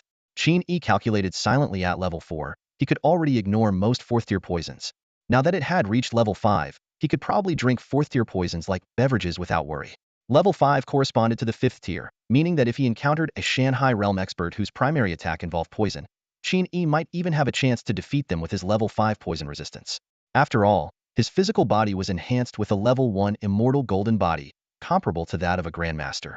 Under the right circumstances, defeating an opponent one major realm above him was not out of the question. However, as impressive as the level 5 poison resistance was, it couldn't compare to the passive skill he evolved next. Ding! You have successfully absorbed all the spiritual essence of the 5th-tier spirit fruit, refined your innate constitution, comprehensively improved your aptitude, and evolved a talent skill spiritual affinity LV19. Qin Yi's eyes widened in disbelief as he stared at the system notification. Level 19 spiritual affinity. He distinctly remembered starting with only level 9, and now, a single 5th-tier spirit fruit had instantly boosted it by 10 levels, effortlessly surpassing the level 10 threshold. Just how powerful was level 19 spiritual affinity? Qin Yi recalled the legendary tales of the martial god physique. Without any cultivation effort, spiritual energy would naturally flow into the body, automatically refining blood and qi to strengthen the martial artist. He had always assumed that such a physique required at least level 50 spiritual affinity. Yet here he was, achieving similar effects at level 19. This meant that from now on, he no longer needed to cultivate deliberately. Even if he spent all day gaming, his body would remain in an optimal state for cultivation, with spiritual energy actively entering his body. It was as if his body had become an automated factory, and the spiritual energy was the tireless workforce, continuously generating strength for Qin Yi. Even more astonishing was the exponential increase in his cultivation speed, dozens of times faster than before. He could now refine 1 unit of qi and blood in just a minute, a speed that far surpassed Qin Xian's. Spirit fruits? Truly miraculous things, Qin Yi muttered to himself in awe. If a 5th-tier spirit fruit could yield such extraordinary results, what about 6th-tier, 7th-tier, or even the mythical 8th-tier fruits? He couldn't help but imagine, could consuming one instantly grant him immortality? Qin Yi understood well that the higher the tier of a secret realm, the more likely it was to produce high-tier spirit fruits. He made up his mind after dealing with the trouble caused by the cult of the other god, he would head to the nearby tier secret realm in Yindang Mountain to test the waters. Spiritual energy surged into Qin Yi's body like a tidal wave. Yet it could no longer refine his qi and blood. Instead, it began assisting him in tempering his physical body. Qin Yi could feel his qi and blood continuously compressing, with a faint tendency to transform into a solid state. The quality of a martial artist's qi and blood is typically classified into 3 stages: gaseous, liquid, and solid. The gaseous state represents a pre-martial artist level, the liquid state is the standard for martial artists up to the grandmaster level, and solid state qi and blood are the hallmark of a great grandmaster. Refining solid-state qi and blood requires an exceptionally strong physical body as a foundation, much like how diamonds are formed under extreme heat and pressure. Qin Yi's physique not only met the requirements but far exceeded those of ordinary people. A significant amount of his qi and blood compressed into a single drop, merging into his flesh and filling the gaps between his cells. His physical strength was further enhanced, becoming even more solid. If someone were to measure it with instruments at this moment, they would be astonished to find that the density of Qin Yi's flesh and blood was skyrocketing, comparable to metal or stone. This terrifying density was precisely why the corpses of immortal deities from the celestial clan could remain intact. Every piece of their flesh contained boundless solid-state qi and blood, and even a tiny wisp of it could form a pool of blood. The entire cultivation process occurred automatically, requiring no intervention from Qin Yi. When he opened his eyes, he found Master Wang standing in front of him, guarding him. Warmth surged in Qin Yi's heart as he immediately stood up and said, "Thank you for your hard work, Master." Master Wang waved his hand dismissively, but his eyes remained fixated on Qin Yi, filled with deep contemplation. He observed how the spiritual energy actively flowed into Qin Yi's body, making his physique even more robust and his qi and blood increasingly powerful. Master Wang couldn't help but rub his eyes, but the strange phenomenon persisted. Being able to refine solid-state qi and blood at the martial artist stage is already incredible, but this kind of passive cultivation requires an extremely high affinity for spiritual energy, Master Wang thought to himself. As far as I know, only the martial god physique and the nature divine physique possess such abilities. Why does Qin Yi have this? Isn't his unique constitution supposed to be immune to spiritual toxins? Noticing the confusion on Master Wang's face, Qin Yi coughed lightly and forced a calm expression. "Master, have you noticed anything unusual about me?" Master Wang nodded. Qin Yi feigned puzzlement and continued, "Disciple has no idea what is happening. After eating a fifth-tier spiritual fruit, I suddenly found that the surrounding spiritual energy was uncontrollably rushing into my body and even helping me cultivate. Master, do you happen to know why?" Master Wang shook his head and replied, "I'm not sure either. It might still be related to your unique constitution. After all, I've never heard of such an extraordinary physique. In the vast multiverse, there are always rare and unknown constitutions. You don't need to worry. At least for now, the characteristics you're displaying are all beneficial." Relieved that his master neither probed further nor pressed for answers, Qin Yi felt a tinge of guilt. While deceiving his master was far from ideal, the existence of the system was too crucial. It could even suppress the remnant soul of a titan, so he dared not reveal it to anyone.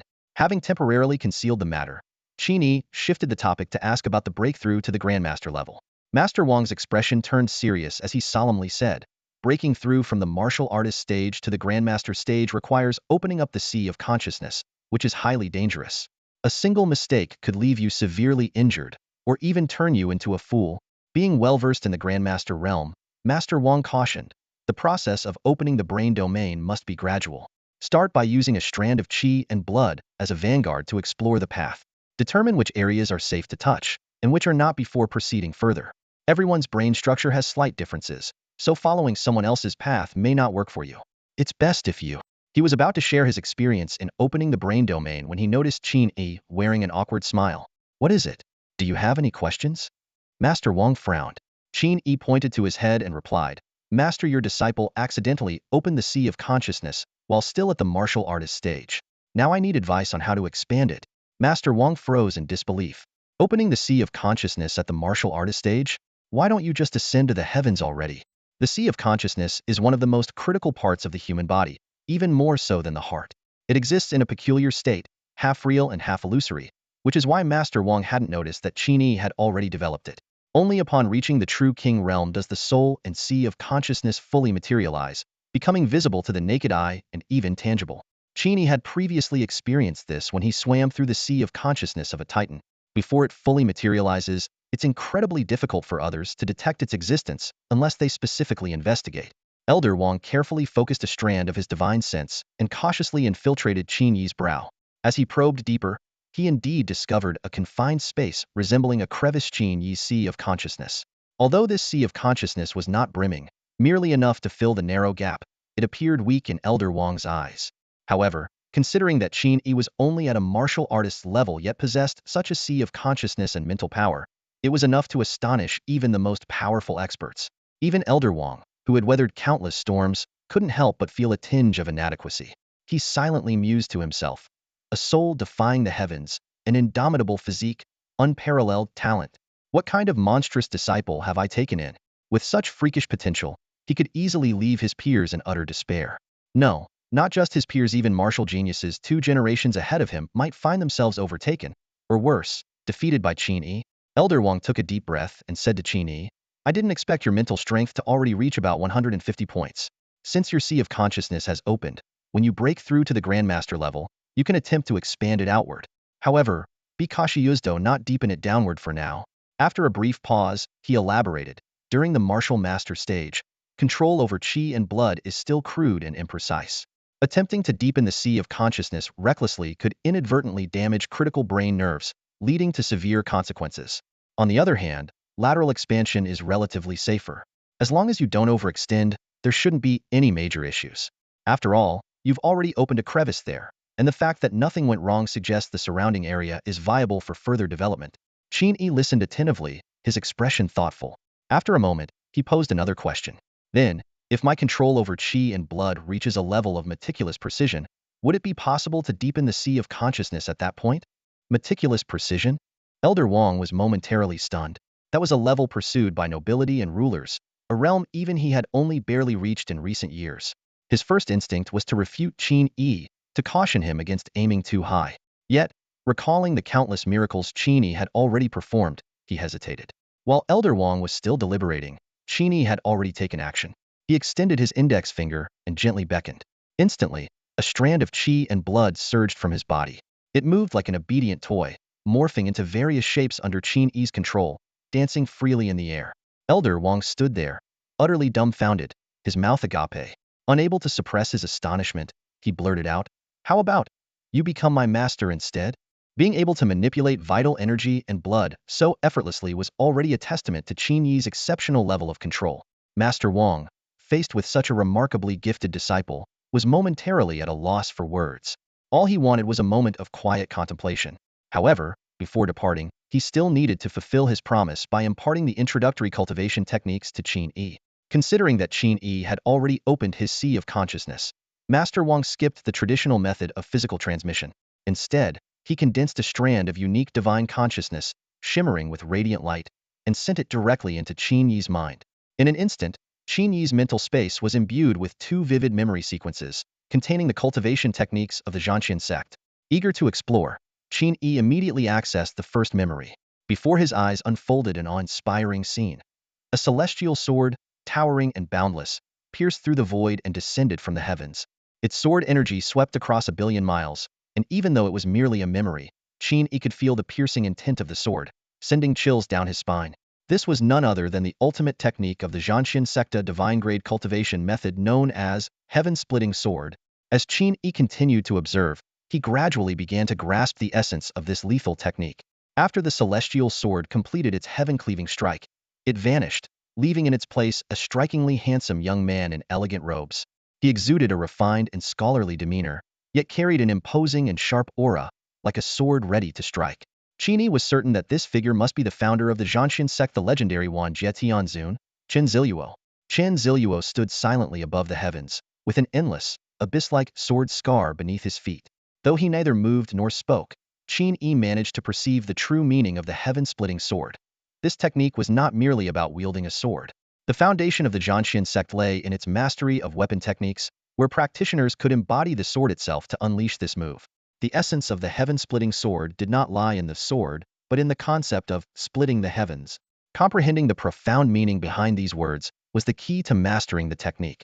In a moment of enlightenment, Qin Yi respectfully bowed with his spiritual body, saying, This junior, Qin Yi, humbly thanks the ancestor. He then concluded his review of the first memory. Driven by curiosity, Qin Yi quickly accessed the second memory.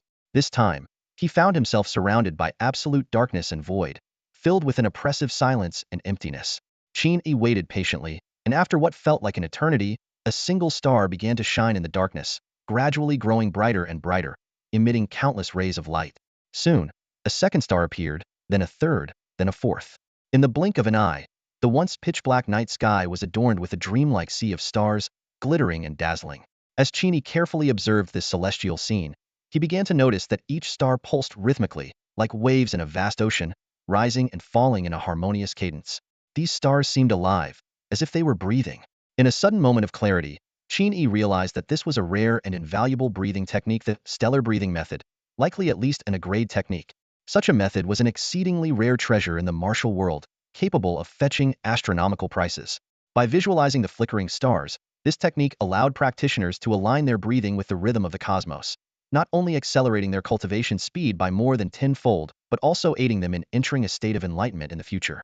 For cultivators at the Grandmaster level and beyond, a technique that could assist in comprehending the Tao was an unparalleled treasure.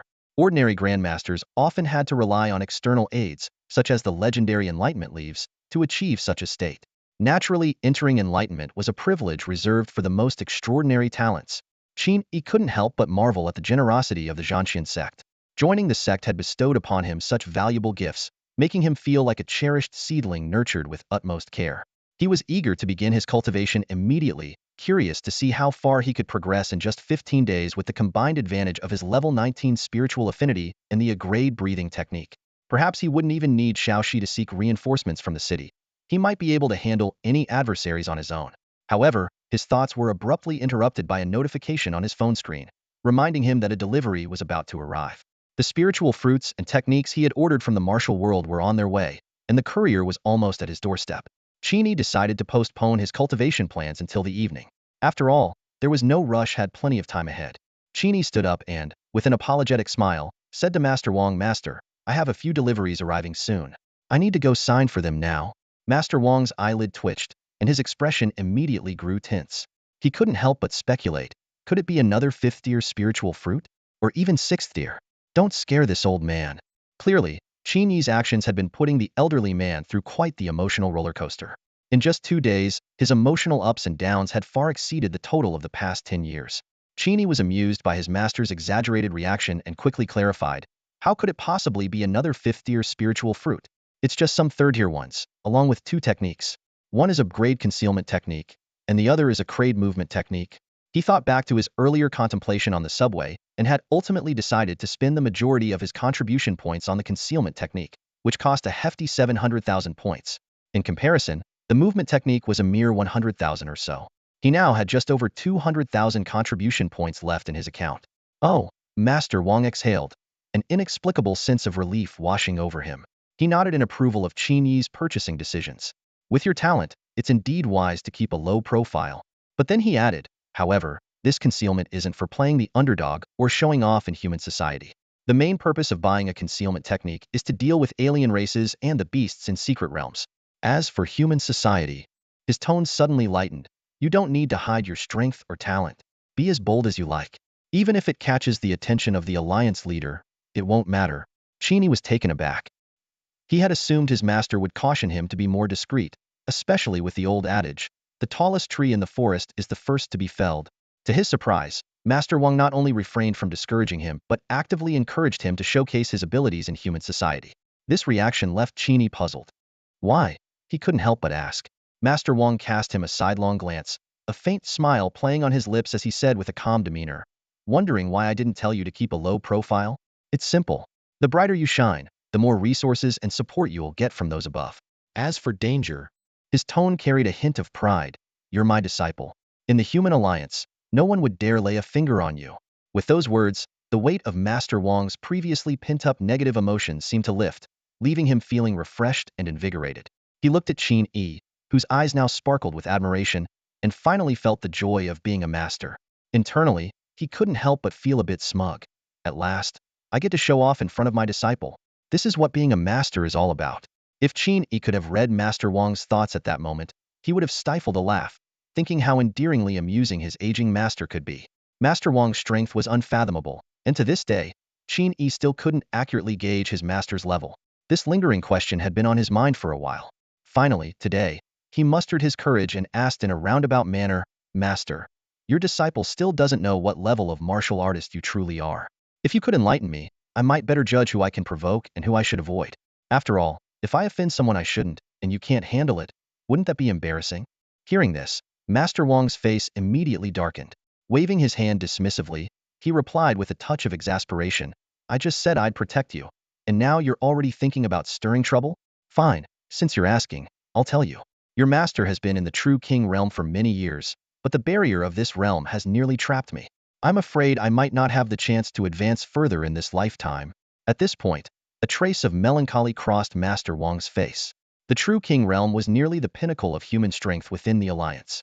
Across the entire human alliance, there were only 128 individuals who had reached this level, and none had managed to break through to become a sovereign.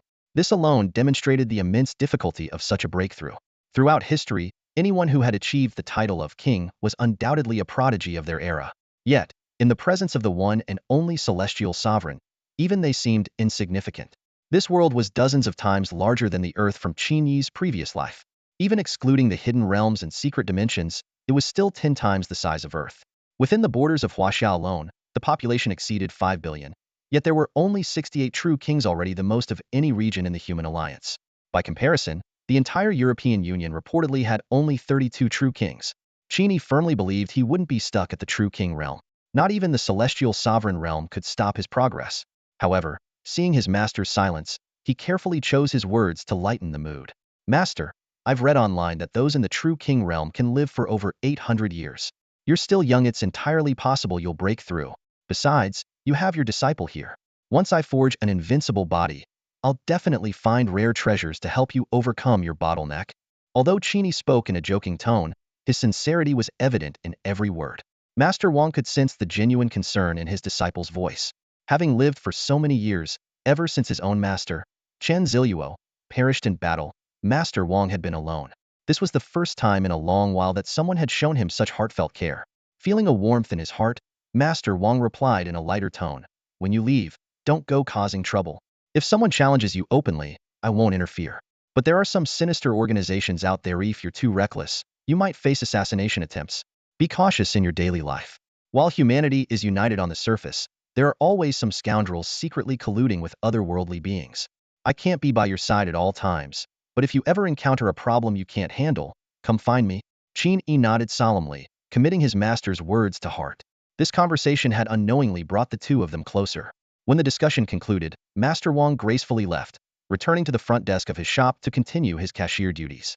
Meanwhile, Qin Yi retrieved his package and sat down cross-legged to refine a third-tier spiritual fruit.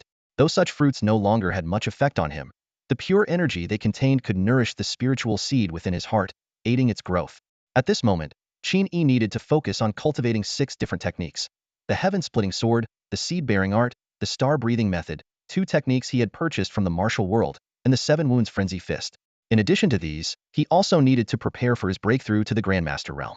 With only 13 days remaining until his scheduled duel with Xiao Shi, Qin Yi was determined to make these days productive and fulfilling. While Qin Yi immersed himself in cultivation, far away in a remote corner of Yuhang, the sky was overcast and torrential rain poured down. The raindrops struck the leaves with a relentless pattering sound. Beneath a massive maple tree stood a round stone table, surrounded by dozens of stone chairs. Each chair was occupied by a figure, sitting motionless. From a distance, an unusual phenomenon could be observed. Despite the heavy rain, none of these individuals were wet. Every raindrop that came close to them would instantly evaporate into a wisp of white mist. This was a result of their martial prowess. When a warrior's vitality reached a certain level, it created a unique aura or pressure that not only intimidated those of lower levels, but also served as a protective barrier against external elements. Suddenly, one of the figures seated on the outermost circle stood up and spoke. "The Scorpion Woman has been captured. She failed." This voice belonged to none other than Lu Yi, a member of the cult of the otherworldly gods who had previously attempted to abduct Qin Yi. His sharp, sinister features were unmistakable. At this moment, the elite members of the cult of the otherworldly gods in the Jiangnan province had all gathered here. Everyone present was at least at the martial master level, and their seating positions were determined by their contributions and strength. The stronger they were, the closer they sat to the center of the stone table. Regarding Lu Ye's mention of the Scorpion Woman, it actually pertains to the entanglement between Zhuang Muqing and Qin Yi. Within the Yi Shen Hui, the abnormal deity society, members who achieve a certain level of strength and status adopt prominent code names. Scorpion Woman is the title given to Zhuang Muqing. Lu Yi, as a newly initiated member, has just been granted the code name Madman. Faced with the formidable Qin Yi, Lu Yi knew he couldn't handle the situation alone. He had no choice but to report the intelligence to the organization's upper echelons and request reinforcements. At this point, everyone present was already aware of Qin Yi's background and suspected that he had acquired a high-grade artifact capable of rapidly enhancing a martial artist's cultivation and power. Originally just a martial arts failure, yet in just 1 month, he's advanced to the level of a mid-tier martial master. The grade of this artifact must be no lower than Tier 5. A deep voice remarked from beside the stone table. Rumors say that when that being departed, they left behind two items: one, a blood sword that now guards the spatial rift in Qin territory, and the other, a mysterious artifact hidden somewhere in the mortal world, its whereabouts unknown to this day. Perhaps Qin Yi has inherited it. Another voice chimed in. The stone table was surrounded by 6 concentric circles of stone chairs. At this moment, a figure seated in the second circle spoke. Her silhouette was graceful, her figure voluptuous, and though her entire body was shrouded in darkness, she exuded an allure so captivating that those seated beyond the fourth circle dared not meet her gaze, lowering their heads in submission. To sit in the second circle was a privilege reserved for individuals of at least Grandmaster level strength. Within the Qin Yi, there were only 10 such individuals. This woman, however, was extraordinary even among them. Her code name was Shadowthorn, and she was responsible for the organization's assassination and covert operations. Lu Yi recalled hearing from the elders when he first joined the Qin Yi that Shadowthorn had once nearly succeeded in assassinating a renowned marquis. This alone testified to her strength, which was likely at the Shanghai realm level. Is she going to take action herself? Lu Yi thought bitterly. The opportunity that had originally belonged to him would be out of his hands once reported to the organization. At most, after successfully seizing Qin Yi's artifact, he might receive a small share of the spoils. Thinking of the young man who had stood firm against his relentless attacks, even mocking him in the process, Lu Yi felt an uncontrollable surge of anger. He began to plot in his heart. If Shadowthorn captured Qin Yi, he would request to handle the now useless Qin Yi himself. When that time came, he would make sure to exact excruciating revenge on this infuriating man and vent his pent-up fury. The room fell into an eerie silence, broken only by the relentless patter of rain outside. Shadowthorn's piercing gaze swept across everyone present, and a faint, cold smile played on her lips. Then I'll take on this task, she said, her voice calm yet icy. I'll probe the situation myself. What do you all think? The crowd exchanged uneasy glances, none daring to speak. As a high-ranking member of the Forsaken Gods Society, Shadowthorn had earned her place in the second circle. Her strength and authority were unquestionable. What she referred to as probing was, in truth, a thinly veiled scheme to claim Qin Yi's fortuitous encounter for herself. A powerhouse who might have already reached the mountain and sea realm against a mere martial artist? The odds were overwhelmingly in her favor.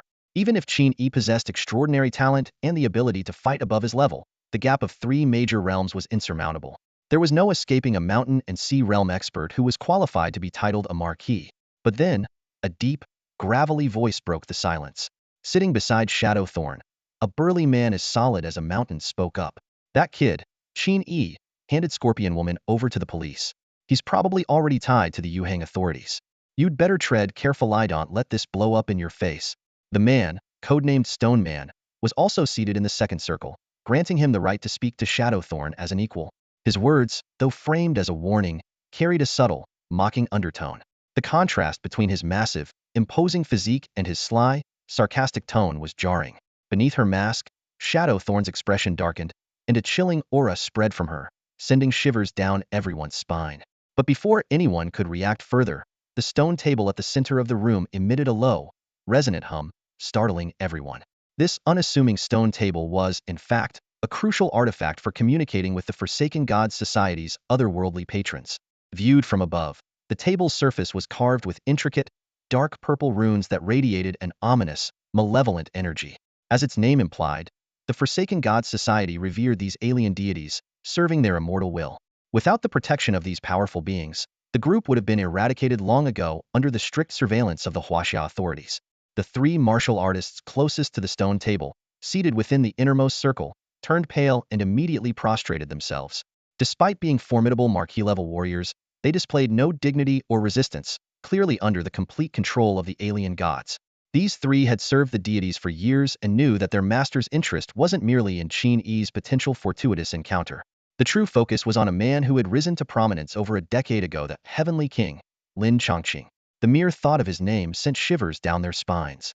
Lin Chongqing was a terrifying figure who had risen to power with unstoppable force, annihilating 3 level secret realms with a single spear, earning the title of Marquis, and nearly wiping out the 5 Peaks celestial abode in a bloody rampage.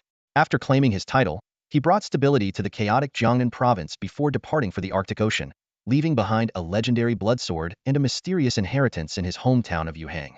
That inheritance might hold clues to Lin Chongqing's whereabouts. Lin Chongqing was seen as a potential supreme, a being who could ascend to the pinnacle of martial cultivation. The alien gods' upper echelons feared the emergence of another supreme among the human race and had been secretly hunting him for years, intent on erasing him through forbidden means. Yet they had never been able to pinpoint his location. Rumor had it that the divine race once sent an immortal deity to infiltrate Blue Star in search of Lin Chongqing, but the deity mysteriously disappeared before relaying its findings, presumed to have perished. Shadowthorn immediately grasped her master's intent and felt a surge of excitement. Dropping to her knees, she bowed deeply and declared with unwavering resolve, "Rest assured, my lord. I will bring back Qin Yi, along with whatever fortuitous encounter he carries. I will not fail." The stone table offered no response. Instead, a blazing, sun-like eye slowly opened in midair, casting a frigid, disdainful glance at Shadowthorn before closing again. The eerie fluctuations subsided, leaving the room as still as before as though nothing had happened. Shadowfang felt an immense surge of motivation from that single glance. Her entire body trembled with excitement, and it was only after the master had departed for quite some time that she finally managed to stand. Her slender fingers quivered slightly, her eyes brimming with an uncontrollable joy. The official process is always slow. To secure a top-tier protector for Qin Yi, it'll take them at least 5 days to get through the approval procedures, Shadowfang mused, a confident smile curling her lips. But I'll act now. They'll never expect me to move this quickly. She turned to her colleagues nearby, flashing a charming smile. Everyone, they'll be off first. You all carry on. With that, she stretched gracefully, her figure merging seamlessly into the shadows until she vanished without a trace. Those left behind watched the direction of her departure, their eyes glinting with envy. To receive the master's favor was a sign of boundless potential. Especially in a world where the alien races had already carved up Blue Star, completing this mission would undoubtedly pave the way for Shadowfang to seize even greater opportunities. Everyone present firmly believed that the alien races would inevitably triumph over humanity and rule Blue Star. This conviction stemmed from their first-hand knowledge of the aliens' concealed power. While the human alliance had no known sovereigns, the demonic forces they had pledged allegiance to boasted 72 sovereign-class pillar gods. To them, humans who aligned with the alien races early would eventually merge into the ranks of subsidiary races under the demon's protection, much like the infernal and undead clans. On the other hand, those who stubbornly resisted were doomed to face extinction. As Shadowfang disappeared into the shadows, the rest of the group began to disperse. In their eyes, Qin Yi was nothing more than an insignificant martial artist. Against a Shanghai realm warrior, who was 3 major realms above him, he wouldn't even have the chance to resist. The actions of the Alien Deity Society had always been meticulous, and this time, it seemed like an overkill. At the outermost circle, Lu Yi rose to leave. His gaze swept across the concentric stone chairs and the central stone table, a burning ambition flickering in his eye. She longed for the day when he could take a seat in the innermost circle. Biting down on the jade talisman in his mouth, the surrounding space rippled gently, and Lu Yi was transported out of the hidden realm. This secret realm served as the headquarters of the Alien Deity Society, accessible through a unique spatial rift controlled by their master. The rift was entirely independent of the official network of entry points, hidden and nearly impossible to detect. Like the Xintian secret realm, any hidden realm could have multiple entrances. The authorities could guard the main gate, but they had no control over the inconspicuous rat holes. Using these secret pathways, the society could operate entirely beyond the reach of official oversight. The scene shifts back to the East Suburb supermarket. Qin Yi was curled up in the cramped, dimly lit storage room, his expression focused as he held a translucent third-tier spiritual fruit in his hand. Closing his eyes, he activated his cultivation technique, carefully channeling the fruit's essence into his body. As the spiritual energy flowed, he could feel the tiny spiritual seedling in his heart greedily absorbing the nutrients. However, when the energy of the fruit was fully depleted, Qin Yi opened his eyes, a hint of disappointment flashing across his face as he looked at the spiritual seedling. Despite the nourishment, its growth was minimal, increasing only by a few millimeters, still hovering around 5 centimeters in length. Qin Yi couldn't help but recall how Elder Wang had been stuck in the rooting phase for nearly 2 years, silently lamenting how difficult it was to accelerate the growth of the spiritual seedling. Thinking back to the remarkable effects of using divine blood essence for irrigation, Qin Yi instinctively touched his chest. The divine blood essence, equivalent to a 6th-tier spiritual item, had now dwindled to a mere trace, which he had to reserve for breaking through to the Grandmaster level. For now, he had to set the matter aside and refocus on his cultivation techniques. Sitting cross-legged, Qin Yi began practicing the star breathing technique. This Agrade breathing method was incredibly profound, and even with Qin Yi's talent, it took him 2 full hours to achieve an initial understanding. What was truly astonishing, however, was that Qin Yi managed to integrate the breathing technique into his natural rhythm, making it indistinguishable from ordinary breathing. If someone were to observe closely, they would notice the hidden intricacies in Qin Yi's seemingly ordinary breaths. Each inhalation and exhalation carried the mysteries of the star-breathing technique. This meant that from now on, as long as Qin Yi continued breathing, his cultivation speed would be doubled effortlessly. Qin Yi vaguely speculated that this might have something to do with his level 19 spiritual energy affinity. Not only did it enhance his absorption rate of spiritual energy, but it also improved his physical foundation, allowing him to maintain the breathing technique permanently. The thought made Qin Yi feel a surge of pride. He couldn't help but wonder if he could raise his spiritual energy affinity to level 100. Would a single breath be enough to ascend to godhood? Setting aside such far-fetched fantasies, Qin Yi turned his attention to the two cultivation techniques he had purchased from the martial world. He first picked up the grade concealment technique, mist within the clouds, and began studying it intently. The core principle of this technique lay in manipulating the surrounding spiritual energy to form an invisible and imperceptible barrier around the body, preventing others from perceiving his true state. Qin Yi quickly grasped the essence of mist within the clouds and experimented by creating 100 layers of spiritual energy barriers. These layers were sufficient to block the probing of even a grandmaster, and even the Li family, known for their mastery of eye techniques, would struggle to see through him unless they reached the Marquis realm. To Qin Yi's delight, his high spiritual energy affinity caused the surrounding energy to naturally flow into his body. With minimal guidance, it would automatically condense into barriers on his body. At this rate, even if he did nothing, he could accumulate 10,000 layers of barriers in about 10,000 days. After spending 9 full hours mastering mist within the clouds, Qin Yi wasted no time and began practicing the Crade movement technique, flowing light step. Although this technique was not particularly challenging, it provided a significant boost to agility. By utilizing specific footwork and leverage techniques, Qin Yi's speed instantly increased to 300 meters per second, nearly reaching the speed of sound. Reflecting on how the heirs of noble families had free access to advanced techniques, Qin Yi couldn't help but sigh. With the advantages provided by these techniques alone, they could easily dominate ordinary martial artists of the same level.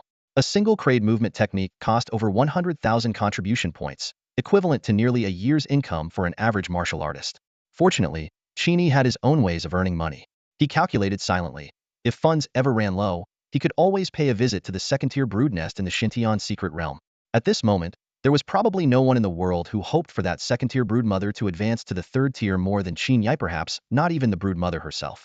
The upgrade of the second-stage broodmother to the third stage was of immense significance to Qin Yi. It could endlessly produce overlord-level beasts and even customize special overlord-class creatures tailored to Qin Yi's needs. These monsters could easily trigger his adaptive evolution, compensating for his weaknesses. Qin Yi was immersed in his cultivation, practicing the flowing light skystride technique, which had already taken 3 hours. Including the time spent before, nearly 16 hours had passed, and the day and night were coming to an end. Just as he was about to fully concentrate on comprehending the most challenging open sky sword technique, the supermarket storage room's door was suddenly pushed open. Looking up, he saw his master, Wang Su, punching as he walked in. His expression was calm, and in his right hand, he tightly gripped a stunning woman whose entire body was pitch black. She looked as though fate itself had her by the throat, utterly powerless to resist. Even though her face was obscured, Qin Yi could still sense the unconcealed terror in her eyes. Master, who is this? Qin Yi's gaze locked onto the woman, immediately detecting an extraordinarily dangerous aura. While it was far from the level of an immortal deity, it was by no means ordinary. She was, at the very least, far stronger than Jiang Tianfang. Could her cultivation have surpassed the Grandmaster level? With a casual toss, Wang Su flung the woman, who was as limp as a dead fish, at Qin Yi's feet. This woman infiltrated in secret, carrying murderous intent and heading straight for you. It seems she came specifically to take your life. I've placed a restriction on her. She can't move. Deal with her as you see fit. After speaking, Wang Su gave Qin Yi a long, meaningful look and said with a hint of irritation, "You little rascal, you've already managed to provoke some big shots? You're still at the martial artist level, yet you have a stronghold level expert hunting you down.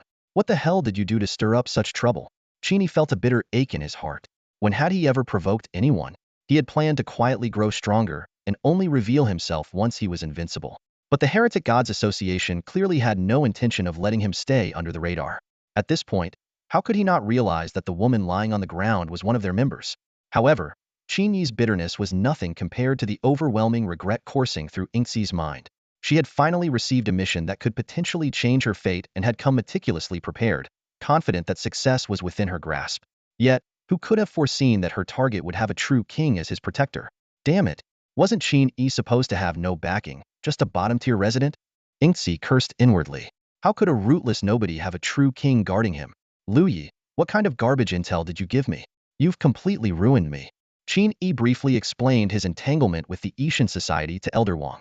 After listening, Elder Wang nodded calmly and said, 10 days from now, when you emerge from seclusion, I'll protect you from the shadows. You can act without worry. He analyzed the situation, noting that the Ishan Society had invested heavily in Qin Yi and wouldn't give up easily. Especially after the failure of Shadowthorn, their next move would likely involve Shanhei-level martial artists or even a true king-level powerhouse. Qin Yi's worries dissipated instantly. Having a powerful backer felt grave, couldn't help but experience the privilege of being under someone's protection. After leaving these words, Elder Wang quietly departed, leaving only Qin Yi and Shadowthorn in the warehouse. Glancing at Shadowthorn's strange appearance, Qin Yi decided to focus on breaking through to the Master Realm first. The pressure from the Ishan Society was overwhelming. Without the strength of a master, even self-preservation would be a problem. He was unwilling to rely entirely on others she needed to develop his own capabilities. Just as Qin Yi sat cross-legged and prepared to close his eyes to channel his spiritual power, Shadowthorn suddenly spoke. Don't even think about using soul techniques to interrogate me. My soul is bound by my master's restrictions. If I touch on any organizational secrets, it will disintegrate. Trying to get information out of me? Keep dreaming. Qin Yi opened his eyes, looking down at Shadowthorn with a playful smirk. Your Ishan Society sure knows how to play games. Even master-servant relationships? Let me guess you came to assassinate me because your master commanded it? Shadowthorn's face darkened, unable to respond. Seeing this, Qin Yi continued to tease. Your master, could they be from an alien race?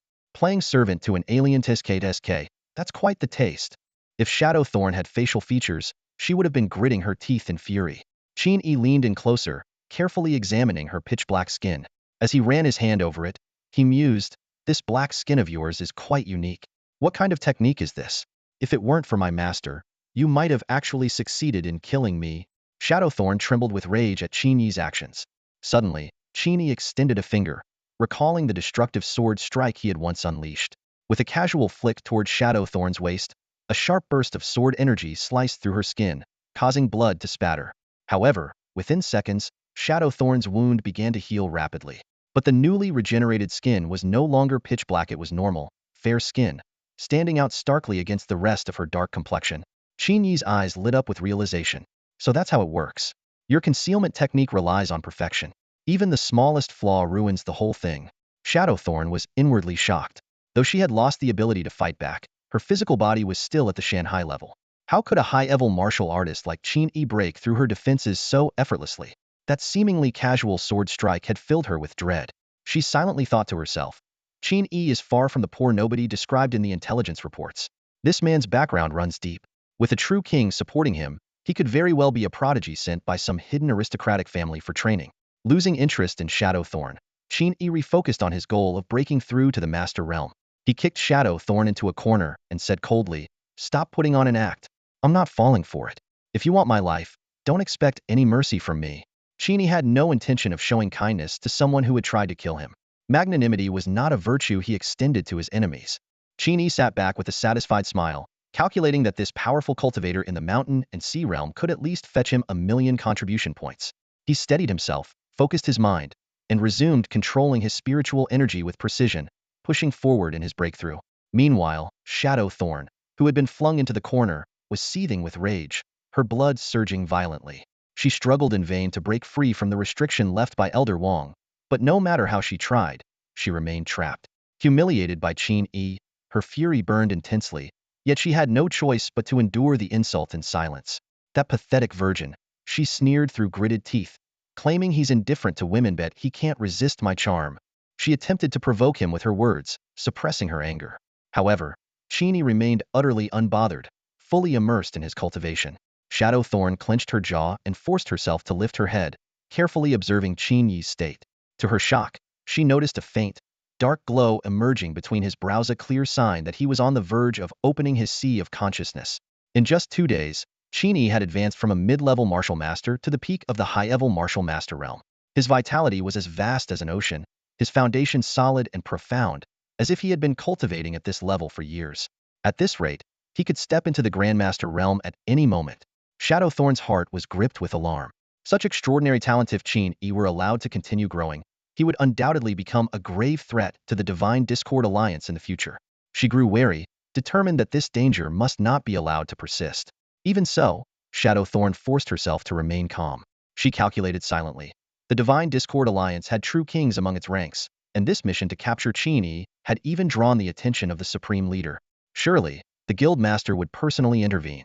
When the time came, the Guild Master could hold off the true king protecting Qin Yi, and any other allies would easily overwhelm him. Unless another true king appeared to protect Qin Yi. But two true kings guarding a mere martial master? That would be utterly absurd. Even the Supreme Leader of Huaxia wouldn't warrant such a level of protection. Shadowthorn's eyes glinted coldly as she plotted. She had already steeled herself for death, but she was certain Qin Yi would not survive this ordeal. In her mind, allowing Qin Yi to live posed a far greater threat to the Divine Discord Alliance than anything else. At this moment, Qin Yi was fully focused on the changes occurring within his body, completely unaware of Yingxi's thoughts. His consciousness was immersed in his flesh and blood, carefully guiding a strand of vital energy and blood upward. It surged through his chest and neck, finally reaching his brain. The human brain is composed of countless neurons, and the so-called sea of consciousness is developed within it. This is a unique space that exists between reality and illusion, capable of housing the soul and mental power. Although Qin Yi's foundational cultivation had reached the legendary Tongshan level, granting him unparalleled control over his vital energy and blood, he remained cautious. After all, the brain is the most critical organ in the human body.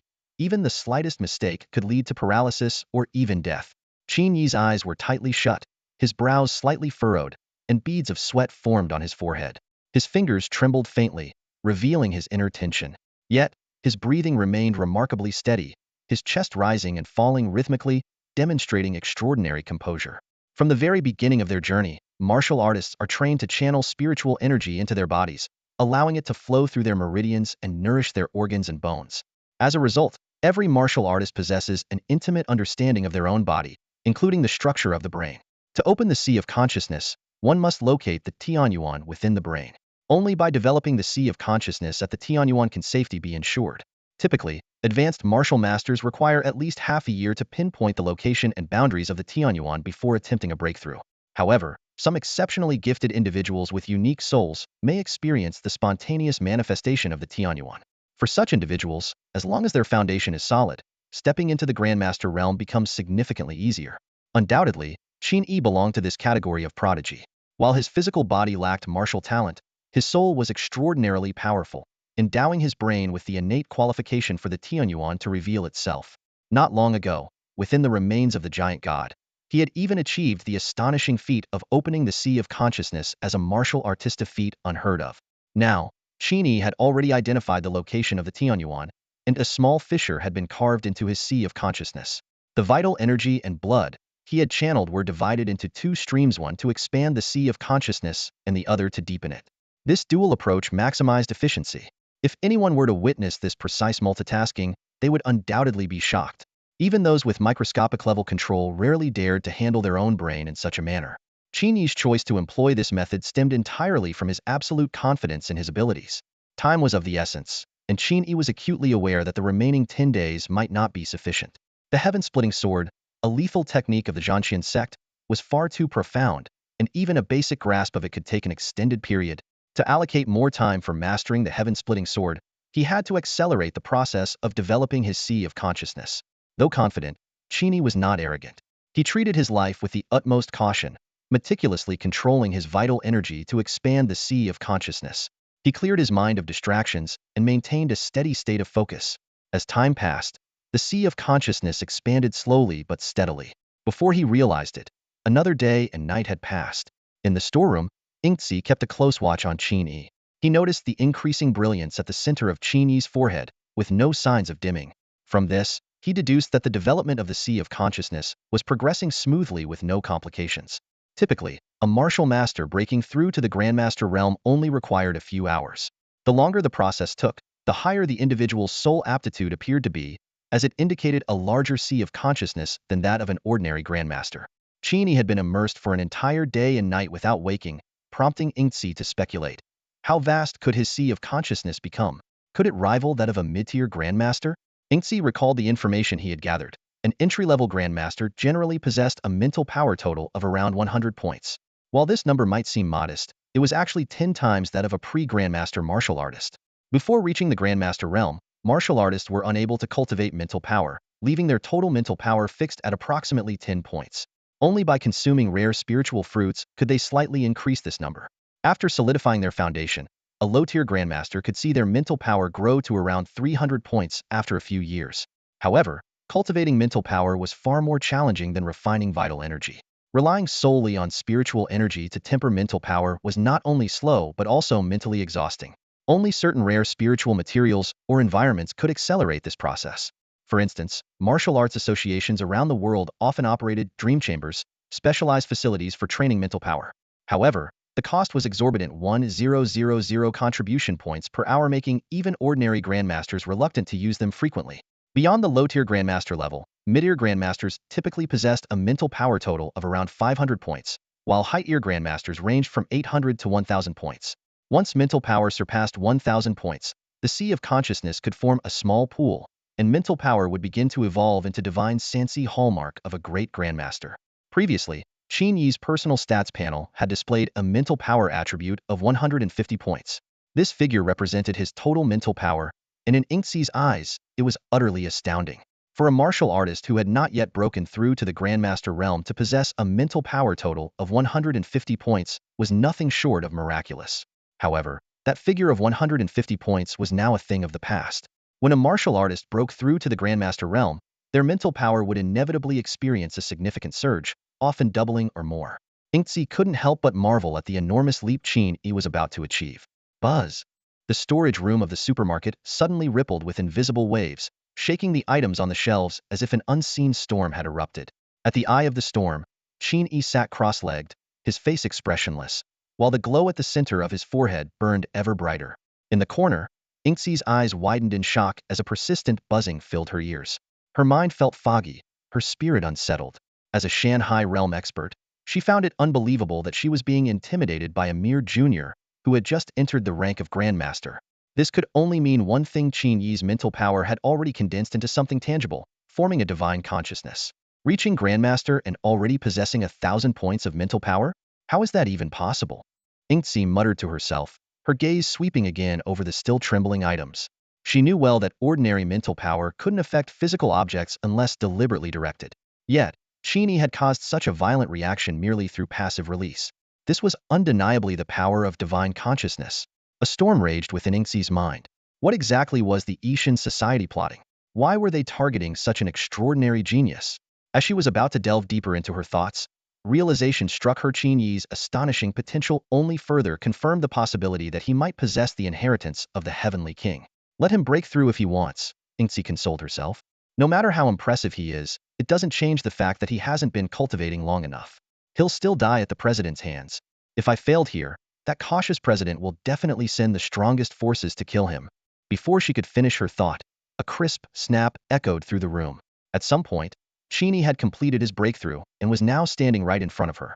Having overheard her words, he wasted no time delivering a swift kick. How are you still able to spout so much nonsense? Qin Yi said with a radiant smile. Are all Yishan society members this dumb? You're talking about killing me right to my face, thinking I won't just dodge? I can enter a secret realm or leave you hang overnight. I'm not an idiot. If I can't beat you now, I'll just hide and wait until I'm strong enough to deal with all of you. Yingxi stared at Qin Yi's smiling face, momentarily speechless. It suddenly dawned on her that she had been thoroughly outmaneuvered, not just in strength, but in intellect as well. At dawn, the administrative building in the heart of Yuhang City stood tall, bathed in the soft morning light.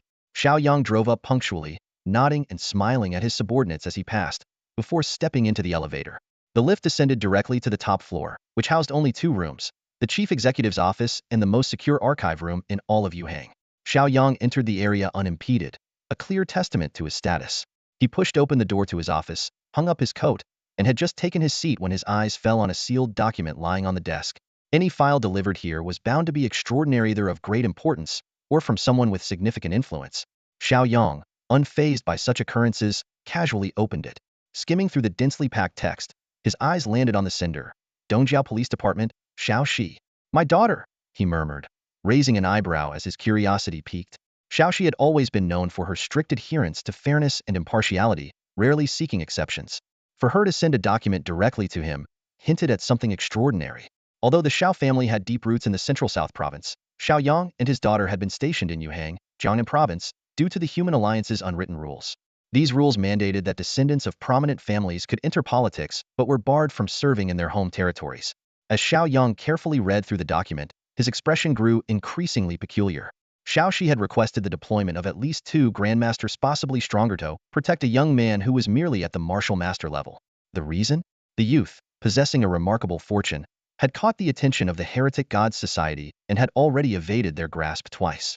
A third encounter, however, might bring even greater peril. The Heretic Gods Society was an organization Xiao Yang knew all too well. For the past decade, it had entrenched itself deeply in the Jiangnan province, engaging in everything from street-level loan sharking to collusion with alien forces in treasonous plots. Despite relentless efforts, the authorities had made little progress in dismantling the group or locating its headquarters. Xiao Yang hesitated. Protecting citizens was part of his duty, but deploying grandmasters for such a case could easily stir dissatisfaction among them. While deliberating, his eyes fell on a second document, a profile on Qin Yi. Opening the file, Xiao Yang's interest intensified. Qin Yi, born into a humble background with no notable connections, had shockingly advanced from a martial arts failure to a mid-tier martial master in just 1 month. Such rapid progress marked him as a rare prodigy of the highest caliber. One of the Human Alliance's core missions was to protect and nurture talents like Qin Yi. After a brief moment of contemplation, Xiao Yang made up his mind. He would dispatch 3 grandmasters. The government had always been lenient when it came to safeguarding exceptional talent. Tapping his fingers lightly on the desk, he began to consider whom to assign for the task. Might as well summon all available grandmasters and let them decide for themselves, he thought, already planning the next steps for the operation. Xiao Yang sat at his desk, fingers lightly tapping on the surface as he pondered how to handle the upcoming task. Initially, he planned to assign personnel directly, but after a moment of reflection, he decided to let everyone volunteer instead. After all, forcing assignments could lead to dissatisfaction. It was better to see who would step forward willingly. Reaching for the landline on his desk, he dialed the contact office. Have all the grandmasters available this month come to my office. There's an important matter to discuss, Xiao Yang instructed his secretary. But before he could finish speaking, he suddenly frowned. A thought struck him like lightning. Wait a minute, where has Qin Yi been this past month? He quickly hung up the phone and flipped open the files in front of him. His eyes scanned the pages rapidly until 4 words, East Suburb Supermarket, repeatedly caught his attention, causing him to swallow hard. The reclusive figure residing at the East Suburb Supermarket was none other than a legend who inspired fear across the land. Qin Yi had visited the East Suburb Supermarket multiple times, even heading there immediately after returning from a secret realm, and hadn't been seen since. This pattern of behavior was enough for anyone to deduce that he had an unusual connection with that mysterious figure. Xiao Yang's mind raced. The existence of Wang Lao was no secret to the elites of Yuhang and the Jiangnan province. Prominent families, wary of inadvertently offending such reclusive masters, often spared no expense gathering intelligence about them. Even the most idle and uneducated heirs could recite the names of these hidden experts by heart. Among these recluses, Wang Lao was undoubtedly the most enigmatic and formidable. No one had ever uncovered the extent of his true strength. All that was known was his rumored connection to the sole celestial venerable of humankind. With such a background, his influence was practically unrivaled. Hello? Hello? Are you still there? The secretary's puzzled voice on the other end of the line snapped Xiao Yang out of his thoughts. He quickly regained his composure, grabbed the receiver, and hastily amended his instructions. Only summon the 6 strongest grandmasters. The others can stand down. And contact the Misty Rain Marquis and the Chang'an Marquis directly. He paused, feeling this wasn't enough, then added, also, try reaching the Jiangnan King. If he's available, ask him to come as well. The operator on the other end froze in disbelief. Only one thought consumed their mind. Summoning so many powerful figures at once, are we preparing for a war between races?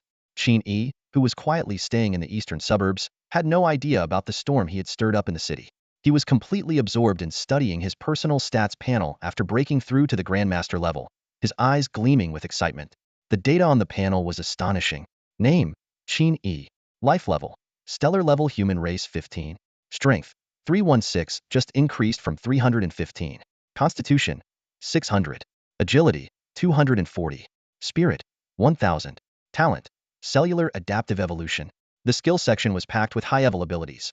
Boneless flexibility, calm under pressure, spiritual affinity LV19, immortal golden body LV1, pain resistance LV5, poison resistance LV5, iron stomach LV4, iron will LV2, keen insight LV1. His combat evaluation was jaw-dropping. Unrivaled at the same level, capable of challenging those above his level. Resistant to poison, extreme heat, extreme cold and illusions, strong defense and rapid recovery. Qin Yi couldn't help but calculate. At this point, he was practically invincible in all aspects, and for a brief moment, he struggled to imagine anything that could pose a threat to him. However, he quickly sobered up, feared not those at the same level, but rather those ancient beings of far higher levels who might descend and overpower him. Analyzing the data carefully, Qin Yi deduced that 200 points in attributes roughly corresponded to the standard of a lower-rank grandmaster, while 500 points represented an average high-rank grandmaster. His strength far exceeded that of a lower-rank grandmaster, his agility was slightly above average, and his constitution and spiritual power had already reached the level of a high-rank grandmaster. Qin Yi began to imagine his future. Once spiritual weapon seeds began merging into his meridians and fortifying his bones, how monstrous would his attributes become? For now, his stats were steadily increasing. Thanks to his level 19 spiritual affinity and the automatic cultivation of the starry breathing technique, every so often, one of his attributes would increase by a point. As for his total blood energy, Qin Yi currently had 2,500 units. Even if he did nothing all day, he could generate 1,500 units of blood energy daily. The standard for a high-rank grandmaster was 20,000 units of blood energy, meaning that in just 10 days, even if Qin Yi slept all day, he would wake up on the cusp of reaching the peak of the high-rank grandmaster level. Of course, breaking through as a grandmaster also required expanding the sea of consciousness to a certain extent, achieving balance between spirit and body. But that was not an issue for Qin Yi. When he broke through to the grandmaster level, he had already expanded his sea of consciousness to a diameter of 58 meters, far surpassing the 50-meter requirement for a high-rank grandmaster. Here, meters refer to the imagined dimensions of the spiritual space, not a literal hole in the head.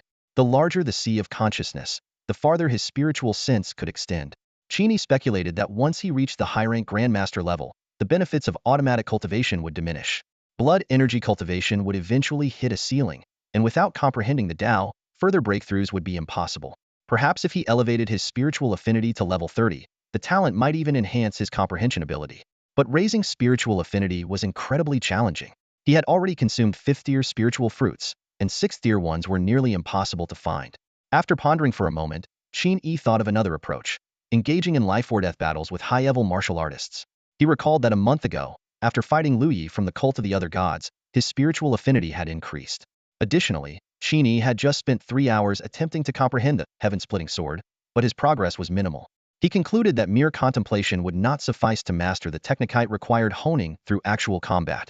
Combining all these considerations, Qin Yi's gaze involuntarily shifted to the silent figure of Shadowthorn in the corner. A glimmer of resolve flashed in his eyes as he thought, "There's a perfectly good whetstone right here." Shadowthorn, who was reflecting on her mistakes in silence, suddenly felt an odd gaze on her back. She turned around with difficulty, only to meet Qin Yi's piercing eyes. In that instant, an ominous feeling welled up in her heart. Half an hour later, at the front desk of the Eastern Suburb supermarket, Elder Wang's expression was odd as his eyes darted between Qin Yi and Shadowthorn, who was lying in a secluded corner. He confirmed once again, "You want me to lift the restrictions on her and find a spacious area where the two of you can fight?" Qin Yi nodded. All restrictions lifted, without lowering her cultivation level. Qin Yi nodded again. Elder Wang's tone became more serious. "She is at the mountain and sea realm, while you've just stepped into the lower-rank grandmaster level. There's a difference of 2 major realms between you. If something goes wrong, even I might not be able to save you in time." Yet Qin Yi remained resolute, nodding firmly. "I understand, Master. It's fine. I just want to give it a try. If I die, it means I wasn't destined to survive." Inwardly, Qin Yi thought to himself, "If Shadowthorn's power is suppressed to the high-rank grandmaster level, she won't pose any threat to me. Only in her full-strength state can she endanger me and trigger my adaptive evolution. Since she's an enemy, she definitely won't hold back when attacking me." Qin Yi's master, Wang Su, might hold back during their training, which could make it difficult for Qin Yi to undergo true tempering. However, Master Wang noticed his disciple's unwavering determination and understood his eagerness to quickly improve his strength. With a sigh, he remarked, "Ah, the boldness of youth. Not a bad thing. Sometimes, a breakthrough in martial arts is just one step away, fueled by the resolve to risk it all." Before his words fully settled, Master Wang's thoughts shifted. In an instant, the surroundings transformed dramatically. The ordinary supermarket they had been in vanished without a trace, replaced by an endless expanse of grassland. The lush green field stretched all the way to the horizon, blending seamlessly with the vast, open sky, evoking an otherworldly sense of tranquility. Qin Yi immediately felt an indescribable serenity, as though he had been transported to a celestial realm. Looking up, he saw his master, Wang Su, sitting cross-legged high in the sky, gazing down at him with a calm and composed demeanor. Wang Su spoke in a measured tone. In 3 minutes, I will release the restrictions within her body. Life and death will be decided by your own strength.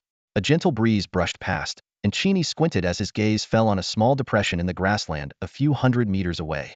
Within it lay the imprisoned shadow thorn, her figure faintly visible. It was only then that Qin Yi realized where they were within Wang Su's mountain and sea realm.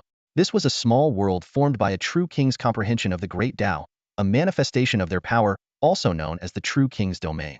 It was the hallmark of reaching the king realm and a testament to a true king's might. Once a martial artist stepped into the mountain and sea stage, their body began to nurture the embryonic form of their mountain and sea realm. However, during that phase, it was incomplete, lacking the essence of the great Tao and incapable of sustaining life. Only upon ascending to the rank of true king could they allow others to enter their domain. Qin Yi now understood how his master had subdued Shadowthorn without a sound, had simply pulled her into this small world. Within the true king's domain, the true king wielded absolute control and could alter everything at will. Only another true king could resist such power. Wang Su could have easily saved Qin Yi at any moment, but he deliberately chose not to, ensuring this life and death trial would have the greatest impact, leaving no room for complacency in Qin Yi's heart. Master Wang watched Qin Yi intently, a flicker of anticipation in his eyes. In the martial world, warriors capable of challenging those at higher levels were considered geniuses. Overcoming one minor realm earned the title of genius. Surpassing 2 minor realms made one a super genius. To defeat an opponent from an entire major realm above was to be hailed as a peerless prodigy, one in tens of millions. But to triumph over an opponent 2 major realms higher? That was the mark of a legendary, immortal seed. Such individuals were so rare that their occurrence could not be measured in numbers, but in years. It was said that for a race with a population exceeding 100 billion, it might take a millennium to produce a single immortal seed. Wang Su pondered silently. Could you be the immortal seed destined to emerge for the human race before the coming chaos? In the distance, on the grassy plain, Yingzi lay quietly, feeling the restraints within her gradually dissipating. She was both shocked and overjoyed. She hadn't expected Qin Yi to be so audacious. Despite having captured her, he still chose to release her for a fair fight. She couldn't tell if this was ignorance or sheer arrogance. Did he truly believe that a master of the Shanhai realm could be so easily defeated? As time passed, Yingzi slowly regained control over her body. Rising to her feet, the wound at her waist inflicted by Qin Yi healed in an instant. Her entire figure was once again shrouded in darkness, her presence completely concealed. Even though she stood directly opposite Qin Yi, he struggled to sense her aura or locate her form. Moments later, strands of spiritual energy converged from all directions, flowing into Yingzi's body. Her vitality surged, and with every subtle movement, she exuded a lethal allure. Suddenly, with a faint pop, Yingzi appeared right in front of Qin Yi, her strength fully restored. Surprisingly, she did not attack immediately. Instead, the smooth, shadowy surface of her face transformed, revealing delicate, fair skin. A stunningly beautiful oval face emerged before Qin Yi, radiating an otherworldly charm. Her crimson lips curved into a faint smile, and beneath her slender brows were a pair of mesmerizing phoenix eyes, brimming with an intoxicating allure. Her gaze seemed to overflow with emotion, as if her feelings could spill out at any moment. The perfect blend of innocence and seduction was etched onto her face, creating a beauty so captivating it could overthrow entire kingdoms. This face, so breathtakingly enchanting, was enough to ensnare any man at first glance, leaving them dazed and spellbound. At the same time, Yingzi unleashed a unique, spiritual attack that shot directly toward Qin Yi's brow, targeting his very soul. This was none other than the fifth-tier illusion technique, innate enchantment. The technique's power was formidable, capable of bewildering even fellow Shanhai realm masters if they were caught off guard. It was so potent that even those of the same gender were not immune. Once a soul was ensnared by innate enchantment, the victim would be forever marked, the influence of the technique merging irreversibly with their soul. Not even Wang Lao, standing within his domain, could save Qin Yi if the technique succeeded. The enchantment was akin to a curse placed directly on the soul, impossible to lift once it took hold. Yingzi had long anticipated Wang Lao's intervention at a critical moment. To kill Qin Yi, she knew she had to take a risk and strike with her ultimate move right from the start. High above the clouds, Wang Lao's expression shifted dramatically for the first time. He saw through Yingzi's intent and regretted suppressing her too hastily earlier, failing to fully understand the extent of her abilities. Now, it was about to cost dearly. With a thunderous rumble, his expression turned grim as he extended his right hand, aiming to seize Yingzi. But just as the situation reached a critical juncture, Qin Yi suddenly let out a soft chuckle. Without warning, He launched a punch straight at Ingxi's head. Whoosh! This punch seemed wild and unrestrained, yet it carried an air of madness. It moved with lightning speed, breaking the sound barrier in an instant, and was about to strike Ingxi's temple. Ingxi's expression changed as she swiftly evaded the attack, her figure flashing to a spot dozens of meters away. A thin line of blood appeared on her forehead, a wound inflicted by the sheer force of Qin Yi's punch. To her astonishment, the punch alone had broken through the defenses of a Shanghai realm master. But even more shocking was the fact that Qin Yi had completely ignored her enchantment technique. Only then did Ingxi realize the truth. Qin Yi had deliberately allowed her to use her charm technique, all to close the distance and catch her off guard with a fatal strike. If not for her unique movement skills, that punch would have seriously injured her. What is it about your soul that's so extraordinary? Breaking through to the Grandmaster level and gaining divine sense is one thing. But to be immune to a fifth-tier enchantment, Ingxi's face was once again consumed by darkness, returning to its smooth, featureless appearance. Qin Yi chuckled inwardly. With his level 2 unyielding will and level 1 clarity of mind passives, even the lingering soul of a fallen titan could not sway him, let alone the charm of a fifth-tier Shanghai master. This mere trick wasn't even enough to trigger an evolution in his mental resistance abilities. How utterly underwhelming. Without answering her question, Qin Yi lightly stepped forward. 2 radiant streaks of light flared beneath his feet as he instantly closed a distance of dozens of meters, unleashing his signature move 7 Wounds Frenzy Fist. Paired with his newly mastered flowing light step, this was the perfect opportunity to test and refine his technique. Qin Yi's aggressive onslaught forced Ying sidestep her superior cultivation to retreat, rather than face him head-on. Her figure flickered and disappeared into the shadows once more. The 7 Wounds Frenzy Fist tore through the air with a deafening roar, but in the next moment, Qin Yi felt a chill run down his spine. He spun around instinctively, but it was too late. Squelch! Ingxi reappeared behind Qin Yi, her left hand like a blade, stabbing toward his heart with all her might. A gaping, bloody wound was torn open in Qin Yi's back, scattering blood and flesh across the green grass. Fortunately, Qin Yi reacted quickly, stepping back just in time to prevent Ingxi from twisting the blade. Though gravely injured, he managed to fend her off and engage her in a brief exchange of blows. Both combatants were left astonished after the clash. Qin Yi was taken aback by Ingxi's elusive movement techniques, while Ingxi was shocked by the sheer resilience of Qin Yi's body. The strike she had just landed was powerful enough to instantly kill a top-tier grandmaster, yet when it pierced Qin Yi, she felt an unmistakable resistance. Qin Yi's mortal body forcibly blocked the fatal sword strike. Though his heart was nearly pierced, it continued to beat stubbornly. Shadow Thorn inwardly cursed, feeling humiliated. How could someone at the mighty Shanghai realm fail to kill a mere grandmaster? Her pride in tatters, she clenched her teeth, abandoning her stealthy assassination tactics and engaging Qin Yi in a direct battle. In an instant, the battlefield turned crimson with blood. Under Shadow Thorn's relentless onslaught, as swift and fierce as a storm, Qin Yi was forced to retreat step by step. The disparity in power between their realms became glaringly evident. His body was riddled with wounds, blood pouring freely, and even the ghastly white of exposed bone could be seen through his torn flesh. Yet, instead of faltering, such grievous injuries only fueled Qin Yi's ferocity. His iron fists thundered forward like bolts of lightning, exuding an aura of lethal determination. This reckless, life-risking combat style left Shadow Thorn deeply shaken. She had never encountered such a maniacal opponent, nor had she ever seen such terrifying intent embedded within a martial art. It dawned on her that Qin Yi's attacks had reached the level of Dao intent. At this level of mastery, his techniques were potent enough to threaten even a Shanghai realm warrior's life. In other words, Qin Yi truly possessed the power to kill her. After more than 10 minutes of fierce combat, Qin Yi's body was covered in wounds, but he remained vigorous and unyielding, showing no signs of exhaustion. What unsettled Shadow Thorn even more was the realization that the old injuries on his body were healing at a shocking rate, leaving only the fresh wounds still bleeding. This was inconceivable. Every one of her strikes carried a trace of Dao force, designed to continuously damage Qin Yi's meridians and organs, hindering his ability to recover. Yet, this young man, still at the Grandmaster level, was effortlessly overcoming the destructive effects of her Dao-infused attacks. What kind of monster are you? Shadow Thorn silently screamed in her mind. The initial shock she felt had morphed into an uncontrollable fear. Confronted with such a monstrous adversary, doubts began to creep into her heart. Could someone like him truly fall to the siege of the Ishan society? Was humanity really doomed? Or was there still hope? Qin Yi entered battle mode, his mind razor-sharp and focused. His 7 Wounds Frenzy Fist not only targeted Ingxi's muscles and bones, but also carried a deadly, murderous aura.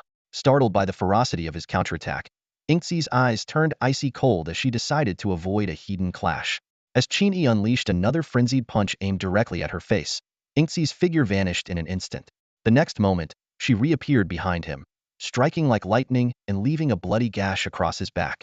Although Qin Yi narrowly avoided a fatal blow, the injury still placed him in grave danger. Yingxi's relentless attacks continued as she disappeared from Qin Yi's line of sight once more. In the blink of an eye, she was above him. Qin Yi managed a hurried glance upward but couldn't fully evade the strike.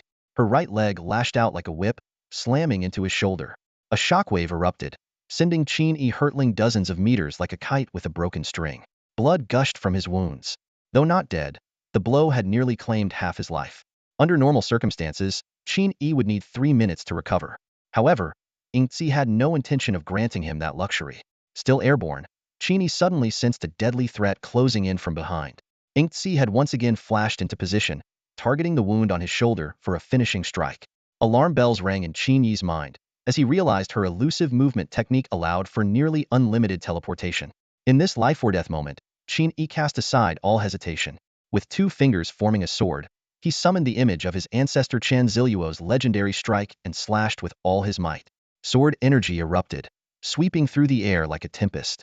Though Qin Yi had yet to fully grasp the profound essence of the heaven-splitting sword, this attack unleashed an astonishing force, barely fending off Yingxi's assault. However, the devastating recoil surged through Qin Yi's body, severely injuring nearly half his internal organs as black blood poured from his mouth. A master-level fighter facing a Shanhei-level opponent was a daunting mismatch. Qin Yi's strength lay in endurance and gradual improvement through prolonged battles. But Yingxi's lethal moves, coupled with her unpredictable movement technique, left him at a significant disadvantage. Despite his critical injuries, Qin Yi dug his toes into the ground, carving a long trench in the soil to stabilize himself. He dared not relax for even a moment. Summoning his mental energy from his spiritual sea, he condensed it into divine perception, extending it 5 meters around him to monitor every subtle movement. Suddenly, Qin Yi noticed a wild blade of grass swaying unnaturally to his right. He spun around, gathering his killing intent, and unleashed a powerful double punch without hesitation. Boom! His fists connected solidly with a tangible form. Qin Yi felt his fists sink into flesh and even strike bone as hard as steel. Without mercy, he unleashed a flurry of attacks with all his strength. A thunderous explosion followed. Pain coursed through Qin Yi's fists as his hand bones fractured, forcing him back several meters. Yet this time, Yingxi wasn't unscathed. A fist-sized hole had been blasted through her abdomen, revealing pale skin beneath. As her black outer layer was torn away, her aura faltered, exposing a critical vulnerability. Focusing intently, Qin Yi used his divine perception to pinpoint the flaw in Yingxi's concealment. Though the wound on her abdomen quickly healed and vanished, Qin Yi had already discerned the secret behind her stealth technique. His sharp gaze swept across the surrounding grass. Suddenly, his energy surged, blood essence erupting like a fiery storm that swept across hundreds of meters. Every blade of grass was incinerated into ash.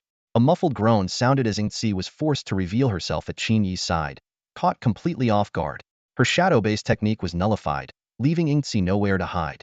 It became clear that her teleportation relied on the shadows of surrounding objects. On this grassy plain, the inconspicuous shadows of wild grass were her perfect cover.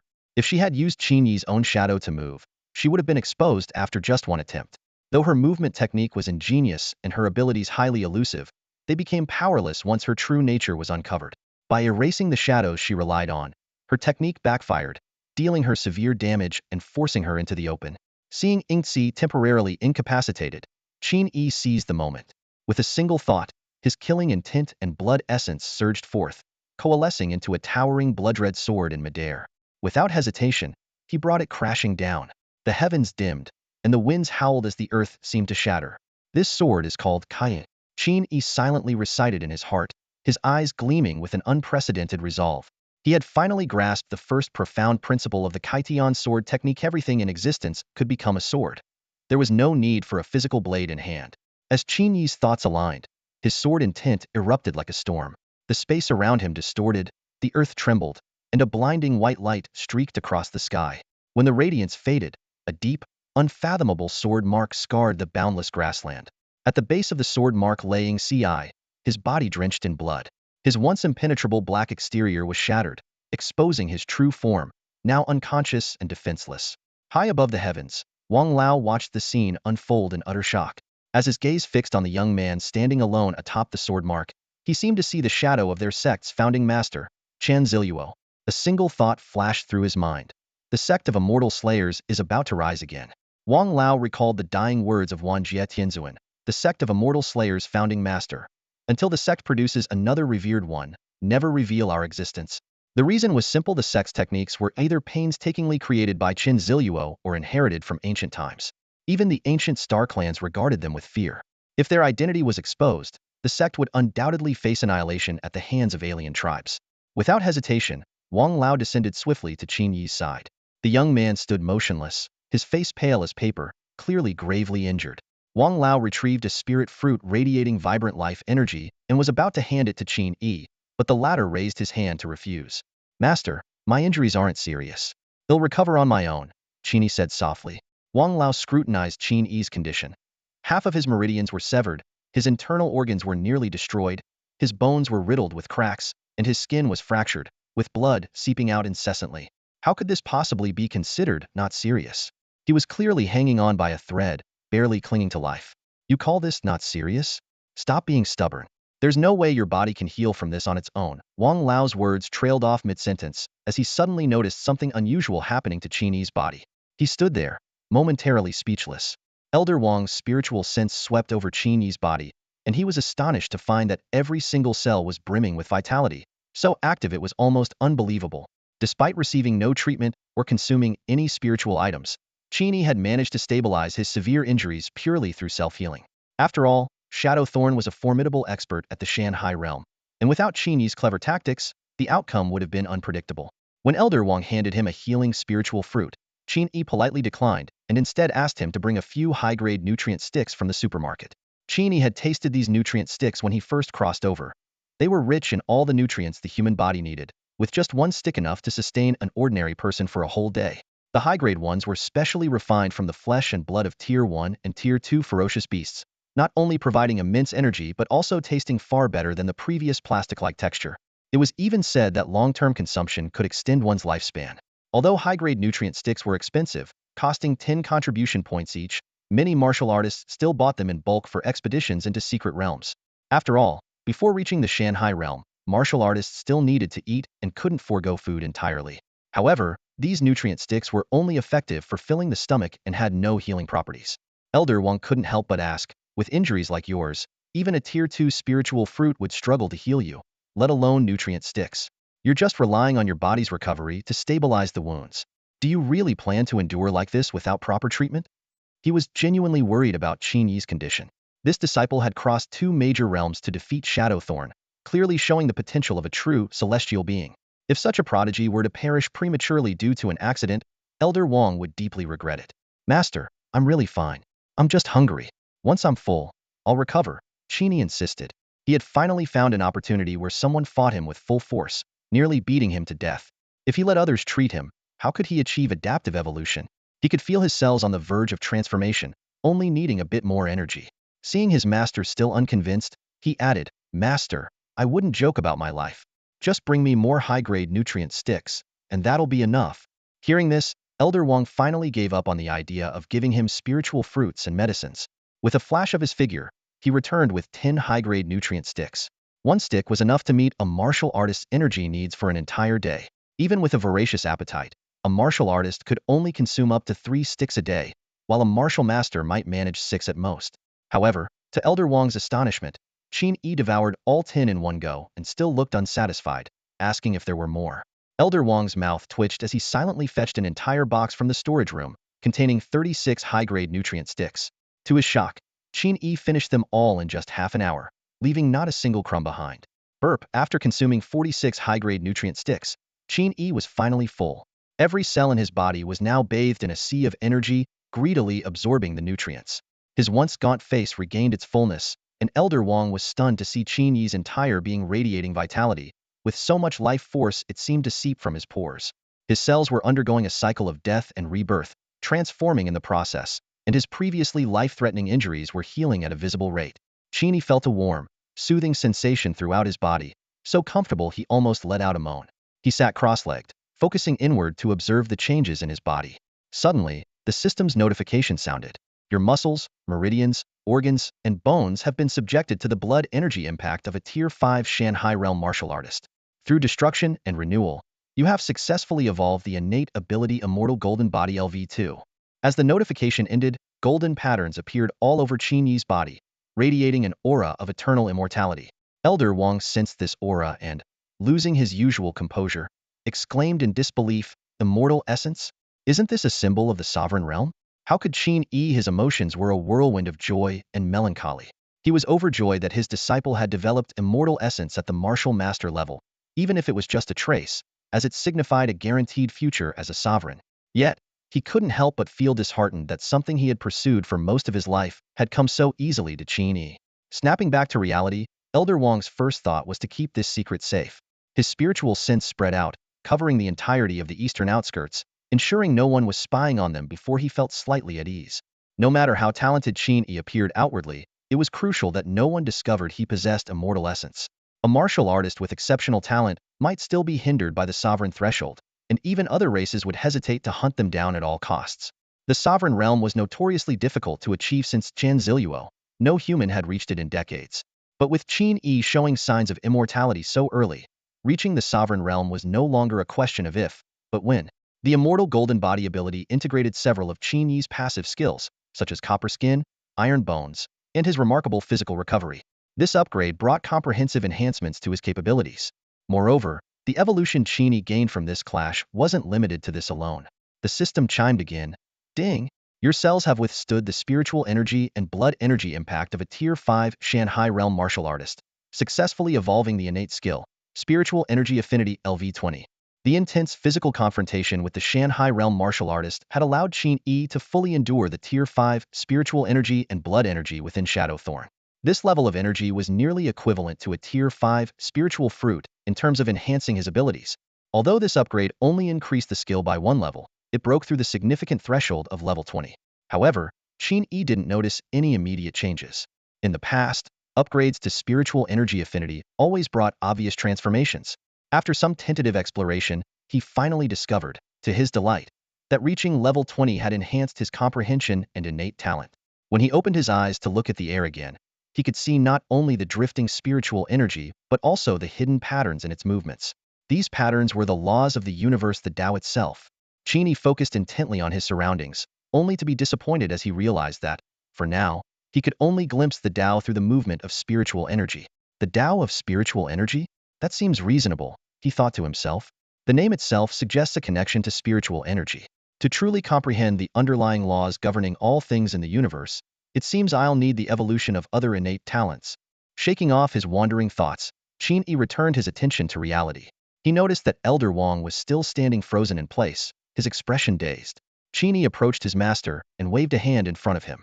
Startled, Elder Wang snapped out of his trance, trying to appear composed, though the turmoil within him was far from settled. Such severe injuries, yet he can heal completely with just advanced nutrients and his body's regenerative abilities. Elder Wang calculated silently. It seems the immortality within this disciple's body is far more profound than it appears. With a sudden shift in demeanor, Elder Wang adopted a serious expression and began explaining the concept of immortality to Qin Yi. He warned, "You can be as high-profile as you like in public, but never reveal the immortal aura within your body. Otherwise, it won't just be the heretical god society hunting you down, it will be countless ancient starry clans." As a novice in martial arts, Qin Yi had been unaware of the immense danger hidden behind the immortal golden body. After hearing his master's warning, he felt a sense of reassurance. Having a wise teacher to guide me is truly invaluable, he thought, feeling a surge of gratitude. At the same time, Qin Yi's curiosity about the threshold of the so-called revered realm grew stronger. What makes this legendary realm so difficult to achieve? He asked Elder Wang. Elder Wang patiently explained, "Once you enter the mountain and sea realm, a small world will gradually form within your body, known as the mountain sea world. A martial artist in this realm will also transform their sea of consciousness into a tangible space, merging it with their mountain sea world. At that point, a mysterious staircase will appear within the mountain sea world, stretching endlessly upward into the heavens." A phantom of an ancient and ethereal staircase materialized before Elder Wang as he pointed to it and continued, "We martial artists refer to this staircase as the path. But this path isn't just an ordinary path. It represents the great Tao. You could also call it the immortal ascension path. On this immortal ascension path, there are countless steps. Your soul will act as the climber, ascending step by step. Each step is a threshold, and with every step upward, you'll achieve comprehensive growth. Comprehending the intent of the Tao, condensing the embryonic form of the immortal path in your sea of consciousness, and creating the embryonic form of the mountain sea world in your Dantianthus is the process of a grandmaster breaking through to the mountain and sea realm. Beyond the mountain and sea realm, your cultivation advancement will be directly tied to the number of steps you ascend on the immortal ascension path. Elder Wang elaborated further. Most martial artists in the mountain and sea realm linger around the level of 10 steps. For instance, Shadow Thorn has barely reached the second step, placing her in the weaker tier of the mountain and sea realm. If she were to face a strong martial artist who has climbed 5 steps, she would likely be subdued in an instant, especially given that you're merely at the inferior grandmaster level. The immortal ascension path is merciless. 99% of martial artists are trapped below the 100th step. Those who surpass 100 steps are all exceptional talents. But even then, 100 steps is just the beginning. Martial artists who remain at that level have limited potential and can at most become pseudo-kings, unable to even approach the threshold of the true king realm. Only by stepping onto the 101st step can one have the hope of becoming a king. A martial artist in the mountain and sea realm who reaches the 101st step is honored as a marquis. Though technically still in the mountain and sea realm, their power and combat prowess are worlds apart, warranting the creation of a separate minor realm, the marquis realm. Qin Yi suddenly understood. So that's how it is. The so-called ultimate experts I once learned about were those who had ascended the 100th step in the mountain and sea realm. Elder Wang nodded. Exactly. As for those who touched the 101st step, they are known as limit breakers. They have shattered the constraints and shackles imposed by the great Tao of heaven and earth, transcending them entirely. From that point on, their true strength can no longer be gauged by conventional combat power or realms.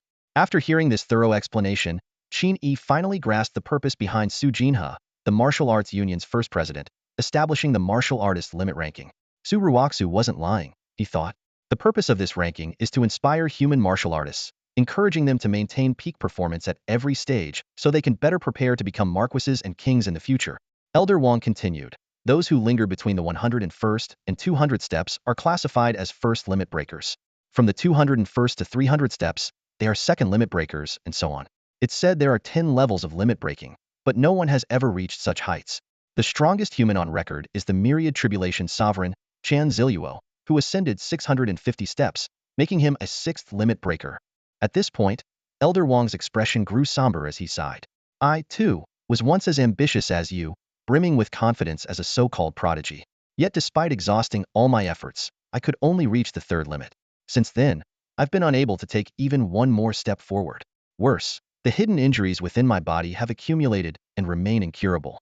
Perhaps in another decade or so, my vitality will decline, and my soul will wither. When that time comes, the immortal ascension path in my sea of consciousness will vanish, and my chance to ascend will be lost forever.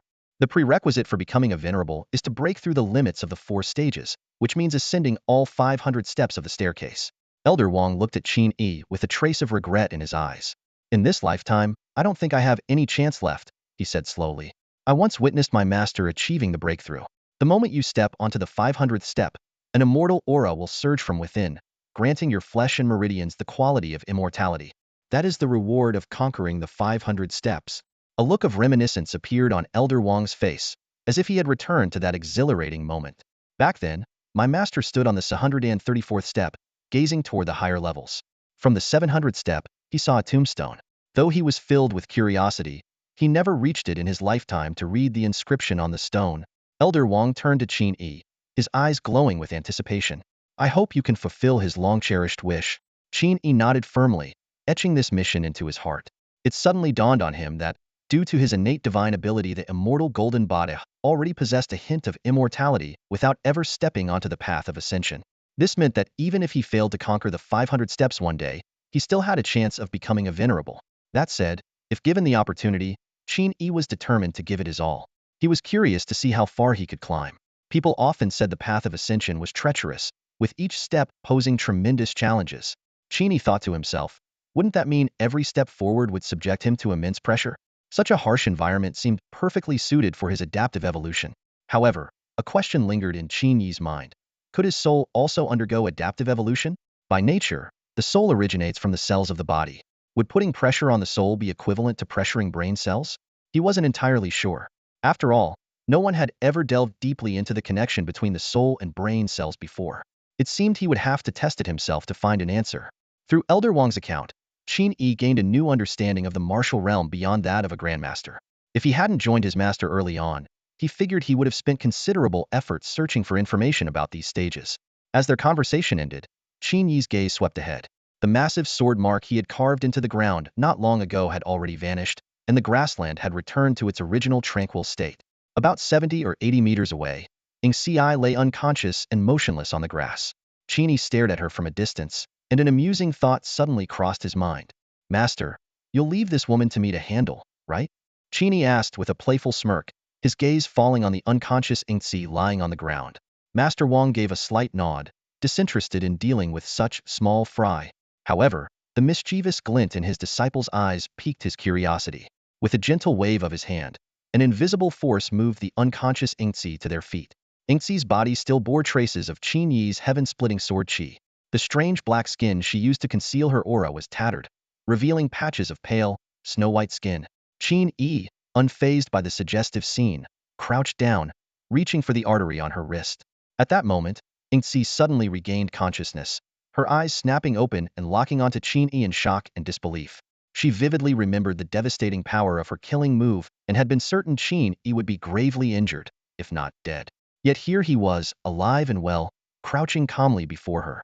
This must be a dream, Xi screamed internally, trying to shut her eyes again. But the warmth radiating from her right wrist forced her to confront reality. Qin Yi, like a seasoned physician, had his fingers precisely pressing against her meridians.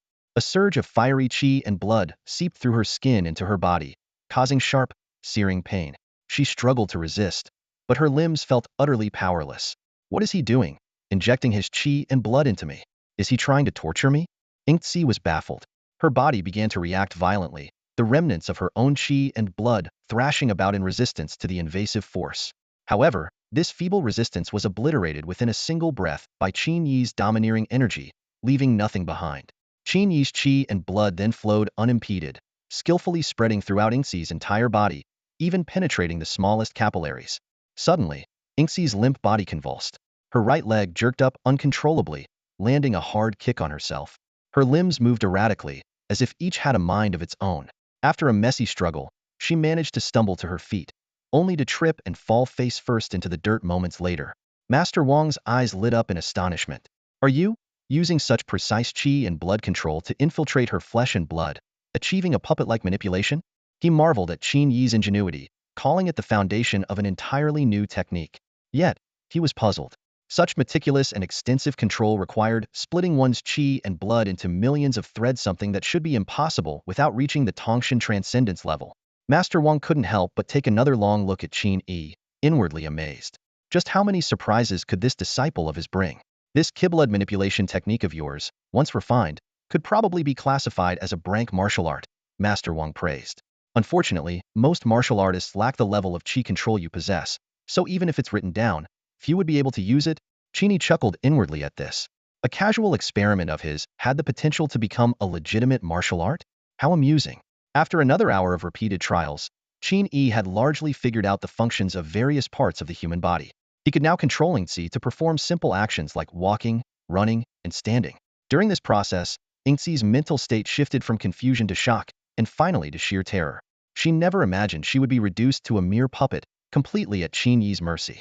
No matter how desperately she resisted, she could only watch helplessly as her body moved against her will. Over time, even her mouth and tongue fell under Qin Yi's blood control, allowing her to produce garbled sounds.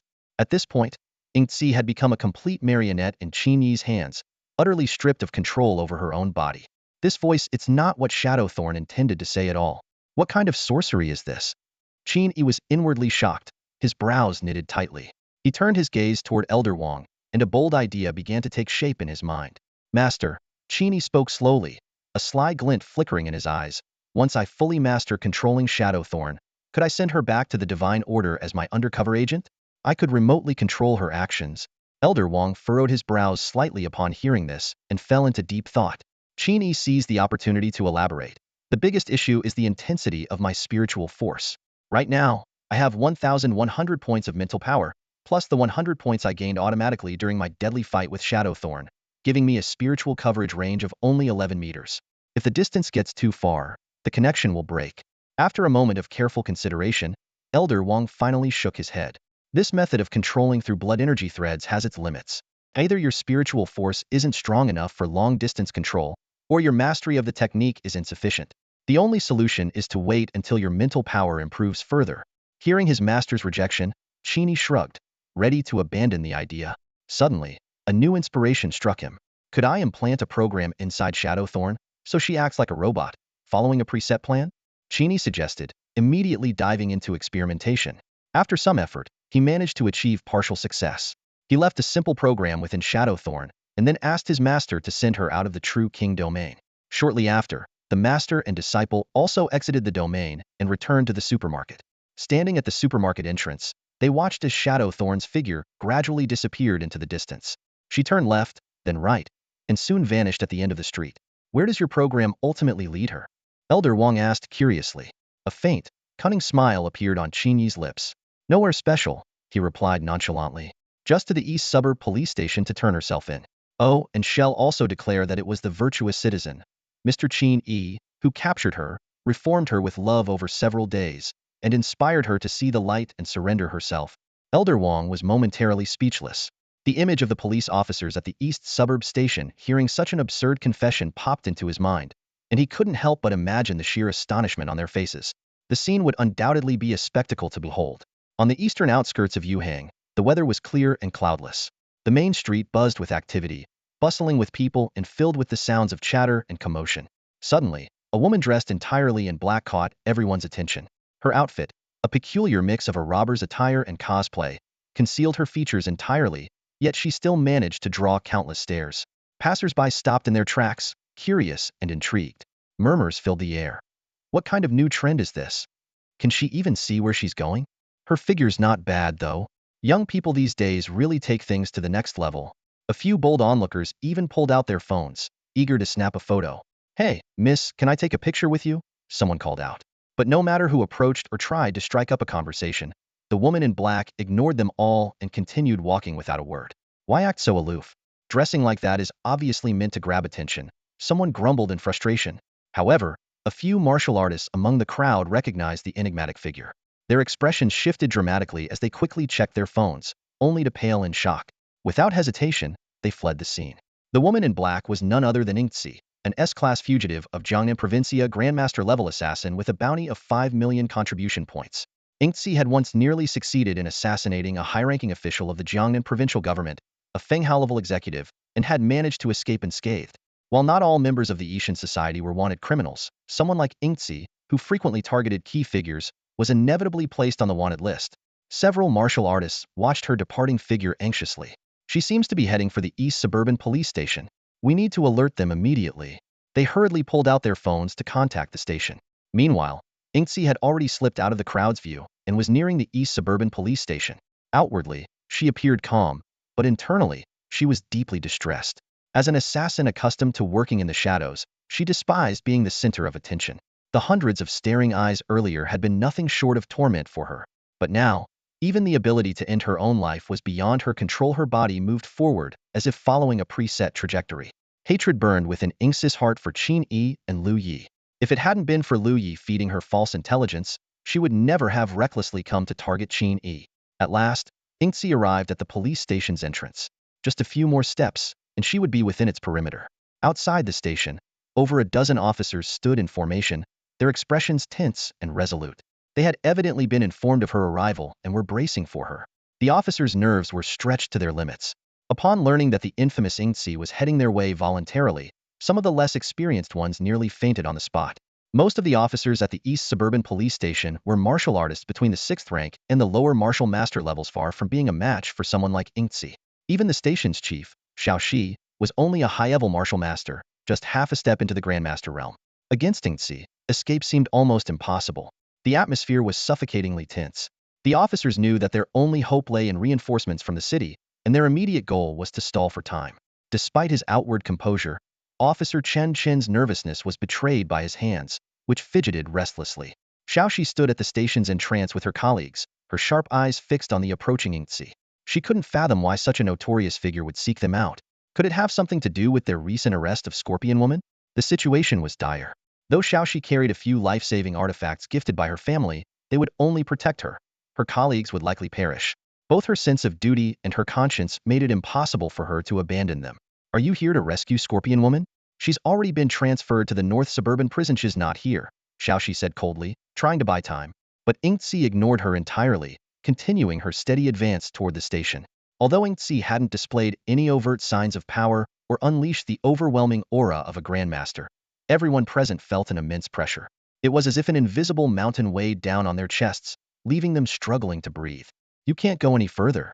Stop right there, Xiaoxi commanded sharply, her right hand secretly gripping a pale golden talisman, ready to act at a moment's notice. Shadowthorn's figure came to an abrupt halt, just 1 meter from the police station entrance. The air seemed to freeze, and every officer's heartbeat quickened. In this tense standoff, something completely unexpected occurred. Shadowthorn slowly turned to face Xiaoxi, brought her hands together in front of her, and slightly bent her back, resembling a prisoner surrendering. Her words came out unclear but deliberate, following the instructions of the model citizen Qin Yi. I, Shadowthorn of the Society of Otherworldly Deities, am here to surrender myself to the East Suburb Police Station. Please arrest me. The sudden twist left everyone present stunned. Xiaoxi's eyes widened in disbelief. What did you just say? It was as if Shadowthorn had activated some pre-programmed response. She mechanically repeated the same words, maintaining her submissive posture, following the instructions of the model citizen Qin Yi. As Shadowthorn continued to repeat her statement, Xiaoxi finally began to accept this unbelievable reality. Biting her lip lightly, she personally retrieved a pair of specially designed handcuffs and carefully restrained Shadowthorn. The process was surprisingly smooth, filling Xiaoxi with suspicion. A powerhouse of the Shanghai realm, subdued so easily? Qin Yi, Xiaoxi murmured to herself. Even Shadowthorn's surrender is linked to you? Capturing Shadowthorn was already a miracle, but Qin Yi's methods were truly extraordinary, somehow convincing Shadowthorn to turn herself in. Xiaoxi even began to doubt whether this woman was truly the infamous Shadowthorn. A few minutes later, a streak of light flashed across the sky. A woman in a light yellow gown, her long black hair cascading down her back, descended gracefully from above, landing beside Xiaoxi. Her voice was gentle as she asked, "Where is Shadowthorn? Is everyone all right?" Although this elegant woman carried herself with a soft demeanor, no one present dared to underestimate her. She was one of the strongest martial artists in the city, single-handedly guarding the most dangerous Branked secret realm in Yuhang Longjiang secret realm. While her real name was known to few, her title was renowned throughout Jiangnan province. She was none other than Mist Rain Marquis. Xiaoxi recounted the events that had just occurred in great detail to Yin Yuho. A flicker of undisguisable surprise flashed across Yin Yuho's face, which usually bore a gentle smile. She turned toward Yingzi, who was still standing motionless nearby, and let her spiritual sense sweep over the figure like a tide. After a moment, she solemnly nodded in confirmation. Shanghai realm, second-tier ladder. There's no doubt this is Yingzi. This black shadow cloaking her entire body is her signature skill. It's unmistakable. Xiaoxi frowned slightly, silently pondering how Qin Yi had managed to compel Yingzi to turn herself in. Just then, Yin Yuho detected something peculiar and exclaimed in astonishment. Yingzi's body is suffused with an unusual force of blood and qits, as if invisible threads run through all her meridians and flesh, controlling her every move like a puppet on strings. Even the words she spoke must have been pre-programmed, not of her own volition. Yin Yuho clicked her tongue in amazement at Qin Yi's method of control. To manipulate a martial artist with such precision requires mastery over blood and qi at the microscopic level. The person who set up these threads of qi and blood must possess extraordinary skill. She turned to Xiaoxi, noticing the glimmer in her eyes, and immediately guessed something. With a smile, she asked, "Xiaoju, could it be that you know this master?" As one of the most powerful martial artists in Yuhang City, Yin Yuho held immense authority and was well acquainted with the strongest local human warriors. Yet among all the martial artists she knew, none had ever demonstrated such a refined technique involving qi threads. Could it be an outsider of great renown? Xiaoxi let out a wry chuckle and nodded. "I do know him, but..." She hesitated briefly. "The martial artist controlling Yingzi is someone you might also be familiar with."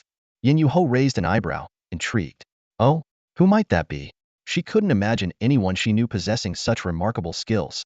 Xiaoxi offered a hint. "It's the very person you're scheduled to protect in 8 days, Qin Yi." Yin Yuho froze upon hearing this, her first reaction being that Xiaoxi was joking. According to the information she had, Qin Yi was merely a mid-tier martial master. No matter how gifted, it was inconceivable for someone to achieve a breakthrough capable of rivaling a Shanghai realm warrior in just 1 week. More importantly, rivaling seemed insufficient to describe the situation. Controlling Qin Yi, to the extent of making her voluntarily surrender, could only be described as manipulating. How could this be possible? Was it even logical? Studying Xiao Shi's expression carefully, Yin Yuho saw no signs of deceit. Though still skeptical, she decided to keep this matter in mind for now. She said, "I'll take Qin Yi into custody first. Your East District Police Department can handle the follow-up." As for Qin Yi, a glint of interest flashed in her eyes. "I'll be meeting him soon enough." Despite her gentle demeanor, Yin Yuho was known for her decisive actions. She grabbed Qin and disappeared into the sky in an instant, leaving the officers of the East District Police Department standing in stunned silence. A few seconds later, the group collectively exhaled in relief, their faces lighting up with joy at having survived the ordeal. Capturing the Scorpion Woman of the Ishan Society had already been a significant accomplishment, though the credit for such a feat rarely trickled down to ordinary officers. Qin, however, was a different matter entirely. A Shanghai realm warrior voluntarily turning herself in was a monumental achievement. Even the rank-and-file officers felt as though they'd hit the jackpot, unable to contain their excitement. Only Xiao Shi remained calm, standing silently at the station's entrance and gazing toward the direction of the East District supermarket. Her emotions were conflicted. She wanted to see Qin Yi but worried that doing so might expose her presence and alert the Ishan Society, raising their guard. Given her unique background, it was best to avoid unnecessary encounters. After much deliberation, she could no longer suppress her curiosity. Taking out her phone, she opened the martial arts network and sent Qin Yi a brief message. "Are you there?" Meanwhile, the incident of Xi's surrender in the East District did not spark widespread discussion. Someone seemed to be suppressing the news behind the scenes.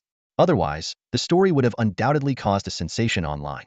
While the officers at the East District Police Department were still recovering from the shock, and Qin Yi was engrossed in his cultivation, Jian Pengzi was enjoying an exceptionally comfortable few days. Forcing himself to forget about the fifth-tier spiritual fruit, he focused on processing the high-quality insect carcasses he'd acquired from Qin Yi. The resulting rare items brought him immense profits.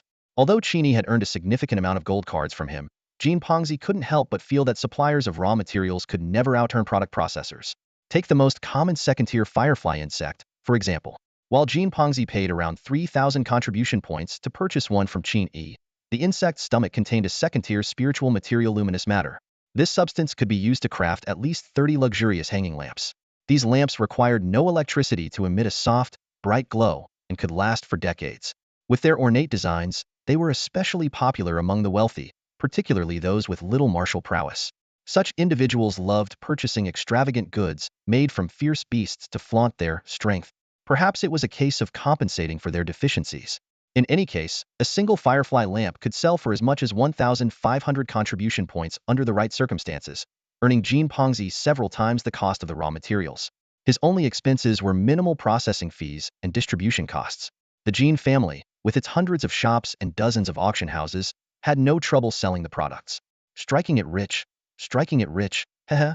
Jian Pengzi chuckled lewdly as he stood before the production line at the processing plant, watching the steady output of spiritual products. Of course, he hadn't forgotten about Qin Yi. He planned to set aside some contribution points to offer as a gesture of goodwill once this batch of goods was sold, ensuring he stayed in Qin Yi's good graces. After all, maintaining this connection was crucial. With the right alliances, the position of family head could be his for the taking. Thanks to this lucrative batch, the current family head had been praising Jian Pengzi in front of the other clan members, prompting him to envision an even brighter future. However, unbeknownst to him, several of the Jian family's other heirs were also taking action. Some were bribing Jian Pengzi's subordinates, while others were investigating his recent activities, all trying to uncover the source of this windfall. Someone capable of supplying such a large quantity of second-tier insect carcasses must be extraordinarily powerful. Naturally, they too wanted to build a connection with this mysterious supplier. Why should Jian Pengzi monopolize the benefits? The position of family head was not so easily secured. I can offer a higher purchase price than Jian Feng, even if it means taking a loss. As long as Jian Feng doesn't profit, I win. In a secluded room, Jian Yuan, the Jian family's second son, smirked as he studied the report handed to him by a servant. His gaze landed on the photo attached to the document. It was none other than Qin Yi. The younger generation of the Jian family was engaged in a tug-of-war centered around Qin Yi. Meanwhile, in a distant hidden realm surrounded by mountains and shrouded in mist, members of the Ishan Society were arriving one after another at a familiar valley. Each person found their designated stone chair and took a seat. The air was thick with an unusual tension. It had been less than 7 days since their last meeting, an unusually short interval for such gatherings. Under normal circumstances, the Ishan Society convened no more than once a month. This urgent assembly clearly indicated that something significant had occurred.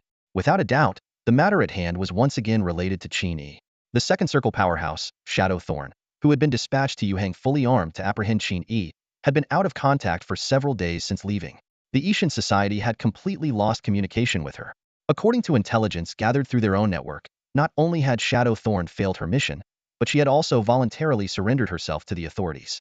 If the incident hadn't been kept under wraps by the officials, the Ishan Society's reputation would have been utterly tarnished. The stone man, seated in the second circle, finally spoke. His smooth, marble-like face betrayed no emotion, but his voice carried a weighty tone. Defeating and even capturing Shadow Thorn alive is an immensely difficult task, though not entirely impossible. The marquises of Yuhang, or even the true king of Jiangnan province, any of them could potentially achieve this if they encountered Shadow Thorn Hedon. As soon as the stone man finished speaking, all eyes in the room turned toward him. He continued, however, capturing Shadow Thorn is one thing. Forcing her to surrender herself is a whole different level of difficulty. Shadow Thorn specializes in the art of illusions, and her soul has a high resistance to all forms of illusion-based control techniques. Even those at the Marquis level would find it nearly impossible to subdue her. Moreover, the only true king in Jiangnan province, the Jiangnan king, has never cultivated any divine abilities or paths capable of controlling others. His words were like a bombshell detonating in the room. He concluded in a grave tone. This suggests that Qin Yi is likely being protected by a hidden master, and there's a very high chance that this person is a true king. A wave of astonishment swept through the room. Even the three top-tier members seated at the innermost circle of the stone table revealed subtle changes in their expressions. The true king realm was no trivial matter. Even among the ancient clans with their rich history and abundance of talent, a true king-level martial artist was a pillar of strength, someone who commanded immense respect. The man seated to the stone man's right nodded in agreement. The idea of a true king hiding in Yuhang City makes us hesitant to jump to conclusions. But to control Shadow Thorn into surrendering herself, the minimum requirement would be a Marquis-level expert. To err on the side of caution, we should assume the worst-case scenario that Qin Yi is being guarded by a true king. The Ishan Society had always been known for its cautious and methodical approach. This was precisely why they had initially sent a martial artist to capture the newly initiated Qin Yi. Other organizations, facing a novice who had just stepped into the martial path, might have dispatched 2 or 3 high-level martial artists at most, and certainly no more than 9. Members of the Ishan Society, having cultivated to this level, were naturally intelligent and analytical. Though their assumptions might have been off in some aspects, they had inadvertently arrived at the correct conclusion. Qin Yi was indeed under the protection of a true king, though it was not the true king who had subdued Shadow Thorn. At the outermost circle of the meeting, Lu Yi finally found an opportunity to speak. Straightening his back, he said loudly, Qin Yi himself doesn't have any significant background. Is it possible that the true king guarding him was dispatched by the authorities from another region? Lu Yi's comment drew the attention of the inner circle leaders, which made him visibly excited. In truth, when he first learned of Shadow Thorn's failure, he didn't feel disheartened. Instead, he experienced a subtle sense of schadenfreude. It was a reaction akin to how ordinary people might feel a twisted sense of relief seeing someone else suffer the same misfortune they once did. He elaborated on his theory. I believe Qin Yi has already established contact with the authorities. With so many powerful figures protecting him now, they're likely waiting for us to make another move, so they can weaken us further. President, we shouldn't fall for their trap. The best approach would be to leave Qin Yi alone for the time being, assign people to monitor him in secret, and wait for the right opportunity. The authorities can't possibly watch over him forever. They're bound to slip up eventually. Lu Yi's suggestion was consistent with the Ishan Society's typical cautious style. In the past, the group would have independently adopted a similar strategy without needing anyone to suggest it. However, this time, the situation seemed different. The man seated at the very center of the meeting spoke. His shoulder-length white hair gave him an air of age and wisdom, yet his youthful appearance, unmarred by a single wrinkle, created an unsettling contrast. He looked directly at Lu Yi, his tone calm but filled with an oppressive weight. According to your theory, Qin Yi managed to convince the authorities to assign a true king as his guardian. Do you think talent alone is enough to achieve that? Lu Yi froze for a moment before understanding the president's implication. Qin Yi, a low-status martial artist with no influential background, even with exceptional talent, could never warrant the personal protection of a true king. The only possibility was that Qin Yi had truly inherited the legacy left behind by that figure Lin Chongqing, the king of suppression. Lu Yi's eyes widened as a startling thought flashed through his mind. He glanced around and noticed the same shocked expression on everyone else's faces. It was only by receiving Lin Chongqing's legacy that the authorities would place such importance on Qin Yi, even dispatching a true king to personally protect him. After all, Lin Chongqing was not only a righteous martial artist with official backing but also a legendary figure. The voice of the president of the Yi Shun Association broke the silence, pulling everyone from their thoughts. He continued, "Do you realize how rapidly Qin Yi's strength will grow after inheriting the King of Suppression's legacy, coupled with the full support and cultivation from the authorities?" The president paused, his sharp gaze sweeping over everyone present. "Let me tell you, the speed will be beyond our imagination. Today, he might only be a high-level martial artist, but in just a month, he could potentially step into the realm of a top-tier grandmaster." A collective gasp filled the room. The president elaborated further. Lin Chongqing, the king of suppression, was a martial artist who rose from the bottom. His cultivation technique is renowned for its unparalleled speed, dozens of times faster than ordinary methods. What's even more astonishing is that despite such rapid progress, Lin Chongqing's technique ensures a stable foundation. The president's tone grew grave. "If we were to follow our usual strategy, temporarily leaving Qin Yi alone while secretly observing him for just half a year, he might already reach the level of a marquis, rendering him impervious to assassination." One member couldn't help but interject, "But our Ishan Association does have true kings. Not just one, we have two." The president shook his head. "A true king may not necessarily be able to kill Qin Yi instantly. Martial artists who step into the marquis realm often possess life-saving techniques or protective treasures. If we miss this chance, it will be nearly impossible to find another." At this moment, a white-haired man, another high-ranking figure in the Ishan Association, spoke up. His voice was low and resolute. "This matter concerns the master's orders. They must be obeyed without question. The assassination of Qin Yi cannot be halted. If we fail to complete this task, after all the effort the master has put into giving us this mission, we might as well be dead." The room fell into a brief silence. Finally, a member broke the stillness, cautiously asking, "President, who will carry out the assassination in 7 days?" A glint of cold light flashed in the white-haired man's eyes as he calmly replied, "I will lead the team. Everyone from the first and second circles will go." This declaration landed like a bombshell in the room. Everyone turned to the white-haired man in shock. The members seated in the first and second circles were at least at the Grandmaster level, numbering 12 in total.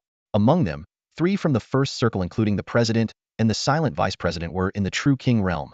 Hearing this arrangement, Lu Yi was momentarily stunned. Such a terrifying force being fully mobilized just to capture a young man who had only been practicing martial arts for a little over a month. This kind of power was enough to annihilate an entire weak race. Even if the authorities were prepared, they likely couldn't anticipate the Ishan Association's sheer madness in deploying all their elites. Lu Yi calculated inwardly. With such a lineup, if Qin Yi still managed to survive, it would truly defy all logic. Several days passed peacefully. Jin Pengzi's face was adorned with an uncontrollable smile, and his eyes gleamed with greed. The batch of Zerg corpses he had acquired from Qin Yi had already been processed into various luxurious martial arts goods ranging from ornate home decorations to practical armor and potions, all of which were of premium quality. The immense profit from this venture had Jin Pengzi grinning from ear to ear for days. However, his joy was soon interrupted by a twinge of unease. Jin Pengzi keenly noticed that a few of his siblings were secretly investigating Qin Yi's background. He instantly realized that they had ulterior motives and were clearly trying to poach his business partner. Jin Pengzi's gaze shifted beyond the immediate benefits, peering toward the long-term future. To him, Qin Yi was far more than just a one-time supplier of Zerg corpses. As Qin Yi's cultivation level rose, Jin Pengzi could not only share in the profits but also acquire more rare spiritual materials from him. In essence, Qin Yi was Jin Pengzi's golden goose, and losing him to others would be a lifelong regret. After much deliberation, Jin Pengzi understood that it was unrealistic to forcibly stop his siblings from approaching Qin Yi, and asking Qin Yi to hide was equally absurd. He decided to subtly express his goodwill and strengthen their partnership through warm gestures in the martial arts community. Jin Pengzi picked up his phone, opened Qin Yi's profile, and sent him a private message. "Hey bro, you there?" After sending it, he anxiously waited, but after a long while, there was still no response on the screen. Is he busy? Jin Pengzi's mindset at this moment was akin to that of an infatuated admirer, always finding excuses for the other party. He waited by his phone for another 2 or 3 hours, yet there was still no reply. Jin Pengzi grew restless, but he couldn't focus on anything else. He kept compulsively checking his phone to see if Qin Yi had responded. Finally, a clever idea struck him. He spent 200 contribution points to send Qin Yi a red envelope. Sure enough, the next second, a small line of white text popped up in the chat. "Qin Yi has claimed your red envelope." Immediately after, Qin Yi's belated reply appeared. "I'm here. What's up?" Staring at the message, Jin Pengzi couldn't help but chuckle bitterly to himself. Are people really this pragmatic nowadays? Fortunately, Qin Yi had finally responded. The 200 contribution points were a small price to pay. Jin Pongzi began openly and subtly flattering Qin Yi, promising that he would raise the purchase price for anything he acquired from him in the future. All he asked was that Qin Yi ignore any other members of the Jin family who might approach him. His sincerity was undeniable, and combined with the fact that he had already gifted Qin Yi a fifth-tier spiritual fruit, Qin Yi agreed after a brief consideration. While other members of the Jin family might offer Qin Yi higher rewards in their pursuit of the family head position, those deals would be short-lived. Partnering with Jin Pongzi was a more stable and reliable option. With Qin Yi's agreement, Jin Pongzi finally felt at ease. He let out a long sigh of relief, and as his gaze swept over his third brother hurriedly passing by the doorway, a smug smile appeared on his face. You think I don't know what you're up to? Just as Jin Pongzi was contemplating his next business move, one of his trusted aides leaned in and whispered, "Second young Master Li of the Li family wants to place an order with us for a batch of second-tier insect armor." Second young Master Li? Li Wufeng. Jin Pongzi's eyes lit up. Now that's a lucrative deal. He had been stockpiling a significant collection of high-quality second-tier insect armor, not worried about selling it, but rather about selling it at the best price. Insect armor was renowned among all kinds of armor for its rarity, lightweight nature, and durability, often commanding high demand but low availability. The main reason for this scarcity was the difficulty of finding height-ear Zerg creatures. Wild Zergs were rare enough, even among first-tier beasts. Only the presence of a queen could lead to the mass emergence of higher-tier Zergs. For this reason, Jin Pongzi felt secure in his partnership with Qin Yi. He firmly believed that Qin Yi must possess the coordinates of a Zerg queen's location, allowing for a steady supply and continued profits. Arrange a meeting with him, Jin Pongzi instructed without hesitation. The Li family, being a prominent family in Yuhang, wielded significant influence. Selling this batch of goods to them was an excellent choice. Not only would it bring in money, but it would also establish a good relationship with the Li family, achieving two goals at once. That evening, the upscale Tianjiang restaurant in downtown Yuhang was entirely reserved for a private event. In the luxurious main hall of the Chinese restaurant, only Jin Pongzi and Li Wufeng sat at the dining table, surrounded by 3 servers and their respective attendants. Li Xiao, long time no see. Where have you been enjoying yourself lately? Jin Pongzi greeted him with a radiant smile, raising his glass for a toast. Li Wufeng downed the contents of his glass in one gulp and offered a wry smile. Enjoying myself? Hardly. I recently went to the Xintian secret realm with some friends, but it was grueling and full of setbacks. Barely made it back alive. He seemed unwilling to delve into the details of his experience in the secret realm, quickly steering the conversation toward business. The two spent over half an hour negotiating the price of the second-tier insect armor. In the end, Jin Pongzi conceded slightly, finalizing the deal. On the surface, it appeared that Jin Pongzi had made a concession, but in reality, he had used this opportunity to secure the friendship and support of the Li family, which would be invaluable in his future bid for the family head position. It was a strategic move that killed 2 birds with 1 stone. As a shrewd businessman, Jin Pongzi naturally wouldn't let himself incur a loss. Once the deal was finalized, the 2 men, similar in age and social standing, began to drink heartily. After a few rounds, the conversation began to flow, and they started discussing various trivial matters. Li Wufeng took a sip of his drink and asked curiously, "Brother Jin, where did this batch of insect corpses come from? How did you suddenly get such a large quantity? Could it be that you found the queen insect?" Jin Pongzi shook his round head, his eyes darting around as he selectively revealed some information. "I simply acquired them from someone else. Funny thing is, this batch of insect corpses just so happened to come from the Xintian secret realm." The Xintian secret realm? A massive batch of insect corpses? Li Wufeng's heart skipped a beat, and the alcohol-induced haze cleared from his mind. He set down his glass and fixed his gaze on Jin Pongzi. Insect creatures were already rare, but for such a large number of their corpses to suddenly appear and all from the Xintian secret realm, could this really just be a coincidence? Suddenly, a terrifying scene flashed through Li Wufeng's mind. Piles of insect corpses stacked together, rivers of blood flowing endlessly, and an oppressive aura of deadly intent lingering over a desolate slaughter field. He shuddered involuntarily and pressed Jin Pongzi urgently. "Can you tell me who you got these insect corpses from?" Jin Pongzi frowned at the question, his expression turning cautious.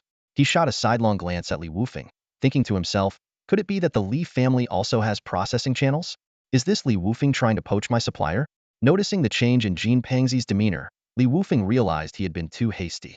Cursing himself for his impatience, he quickly explained, "I'm not after your supplier. I'm just really curious about this insect slayer.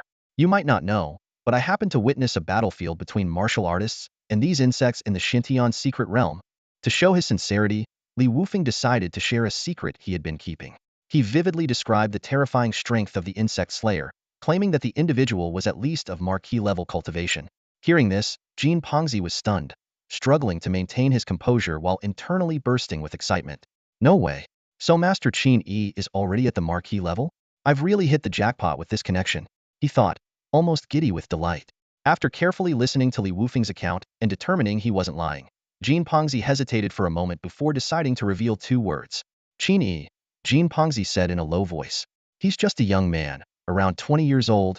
The name hit Li Wufeng like a thunderclap. He shot up from his chair and exclaimed, "What did you say? That name, are you sure you didn't get it wrong?" Jin Pongzi looked at him in confusion and repeated, "I'm sure. It's Qin Yi, a young man about 20 years old." With a thud, Li Wufeng collapsed back into his chair, his face a mix of shock and disbelief. He muttered to himself, "Qin Yi, a young man around 20 years old. Could it really be the one I know? No, it's impossible. It just doesn't make sense." Unbidden, the image of Qin Yi's calm and indifferent face surfaced in Li Wufeng's mind. It was at the Dongjiao supermarket, where Qin Yi, a mere novice in martial arts at the time, had faced him, someone who had already stepped into the martial master realm. Qin Yi had left a provocative remark. "Next time we meet, don't let me surpass you." Back then, Li Wufeng had dismissed it as a joke, something laughable. Yet now, upon reflection, he bitterly realized that the real joke might have been himself. It can't possibly be him. Why would it be him? Li Wufeng muttered in disbelief, unable to accept the fact that Qin Yi had reached the level of a sealed marquee within the martial arts hierarchy. Advancing from a beginner to such heights within a month defied all logic. Even though Jin Pongzi wouldn't lie to him, Li Wufeng still sought alternative explanations in his heart. Perhaps Qin Yi had merely stumbled upon the Zerg battlefield in the western Heaven Mountain range by chance, while others, out of reverence for the strong, had avoided disturbing the insect carcasses. Someone like Qin Yi, who came from humble beginnings, might have taken a risk to steal the spoils left behind by a powerful warrior in a desperate bid to grow stronger. This hypothesis seemed far more plausible. With this thought, Li Wufeng's emotions settled slightly. He inquired about Qin Yi's address from Jin Pongzi, but was met with firm refusal. Jin Pongzi was unwilling to divulge Qin Yi's whereabouts, fearing unnecessary trouble. "If you really want to know, investigate it yourself. Don't come to me," Jin Pongzi retorted bluntly. Li Wufeng wasn't angered by this response. Having just closed a significant deal with Jin Pongzi, he saw no reason to sour their relationship over a minor matter. After finishing his meal, he stood up, bid farewell, and left the restaurant with his entourage. As he stepped out of the restaurant, Li Wufeng gestured toward the shadows in the corner. A middle-aged man clad in a black robe appeared silently, waiting respectfully for instructions. "Find out everything you can about a young man named Qin Yi, around 20 years old, residing in Yuhang, and often seen in the Dongjiao area," Li Wufeng instructed in a low voice. "Understood." The black-robed man acknowledged the order and vanished into the shadows. Li Wufeng climbed into his sleek black car. The driver respectfully inquired, "Young master, where to next?" After a moment's hesitation, Li Wufeng, who had initially intended to return home, felt a sudden, inexplicable urge. He finally decided, to Dongjiao. The journey from the city center to Dongjiao would take over 2 hours. Li Wufeng planned to rest for the night at one of his properties in Dongjiao before heading to the supermarket there. He felt an inexplicable need to meet the reclusive Wang Lao in person. Regarding Wang Lao, or Wang Su, the Li family had limited intelligence, only knowing that he was at least at the sealed marquee level. Beyond official channels, it was nearly impossible to uncover any details about Wang Lao's connection to the legendary Wan Jietianzuan. As the car's engine hummed steadily, Li Wufeng closed his eyes and began to cultivate. After his experiences in the Xintian secret realm, he had advanced to the mid-level martial master stage, just a step away from becoming a high-level martial master. He hoped to take that final step before the martial arts exam in 2 months. Meanwhile, in the storage room of the Dongjiao supermarket, Qin Yi sat cross-legged on a wooden bed, deeply immersed in cultivation. His vitality steadily grew stronger as his spiritual energy radiated outward, placing him in a profound and mysterious state. He repeatedly replayed the moment he unleashed his sword strike during his battle with Shadow Thorn, comparing it to the techniques of Chan Ziluo's swordsmanship, and gained valuable insights from the comparison. With 6 days remaining until the agreed-upon deadline, Qin Yi had already, through his automatic cultivation aided by a level 20 spiritual energy affinity, successfully broken through the lower Grandmaster level and stepped into the middle Grandmaster rank. The Grandmaster realm was divided into 3 grades: lower, middle, and upper. Even a lower Grandmaster would qualify to teach at a martial arts university, and in a martial arts high school, they could easily serve as a vice principal or principal. Qin Yi's current strength was already sufficient to apply for the position of principal at Yuhang's top martial arts high school, where Chen Xian happened to study. Yuhang's first martial arts high school was renowned in the region. Once deemed unfit for martial arts training, Qin Yi hadn't even qualified to attend such a school. In contrast, the moderately talented Chen Xian had only managed to reach the bottom ranks there. But now, everything had changed dramatically. In recent days, Chen Xian had reached out to Qin Yi, though Qin Yi had simply advised him to focus on his cultivation at school. Qin Yi couldn't help but imagine the scenarios Chen Xian might encounter after his sudden rise in talent, likely filled with classic tropes of pretending to be weak, only to shock everyone later. With 6 days left, Qin Yi was confident he could ascend to the upper Grandmaster level before temporarily halting his progress. Advancing from Grandmaster to Great Grandmaster required more than just cultivating vitality. It also demanded an understanding of the Tao and insight into its principles.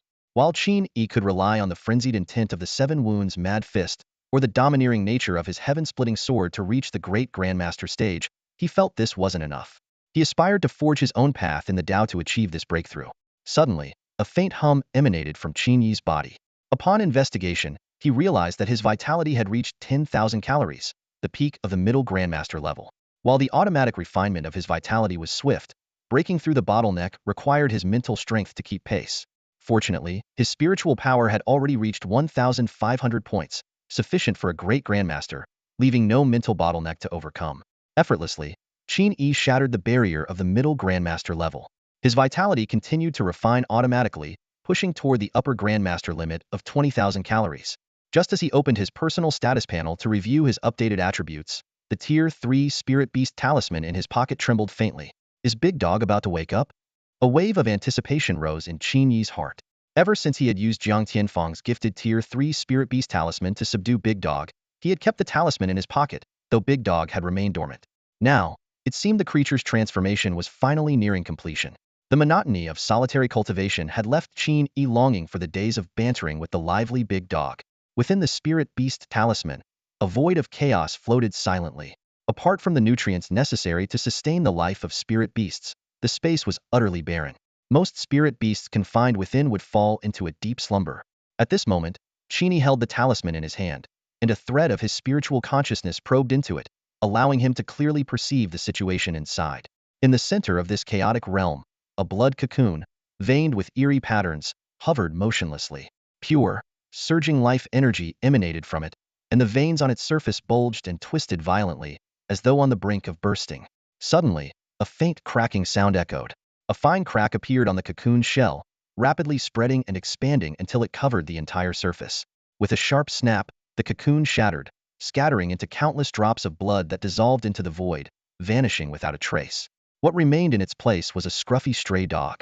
It lazily sprawled there, its fur glistening with a radiant sheen, and its body emanating a robust vitality like a blazing fire. The dog, mottled with yellow and black fur, suddenly stood up on its hind legs, placed its front paws on its hips, and struck a majestic pose. Huh, the great dog lord is back. All you humans, bow down and throw me some balls, the dog declared smugly.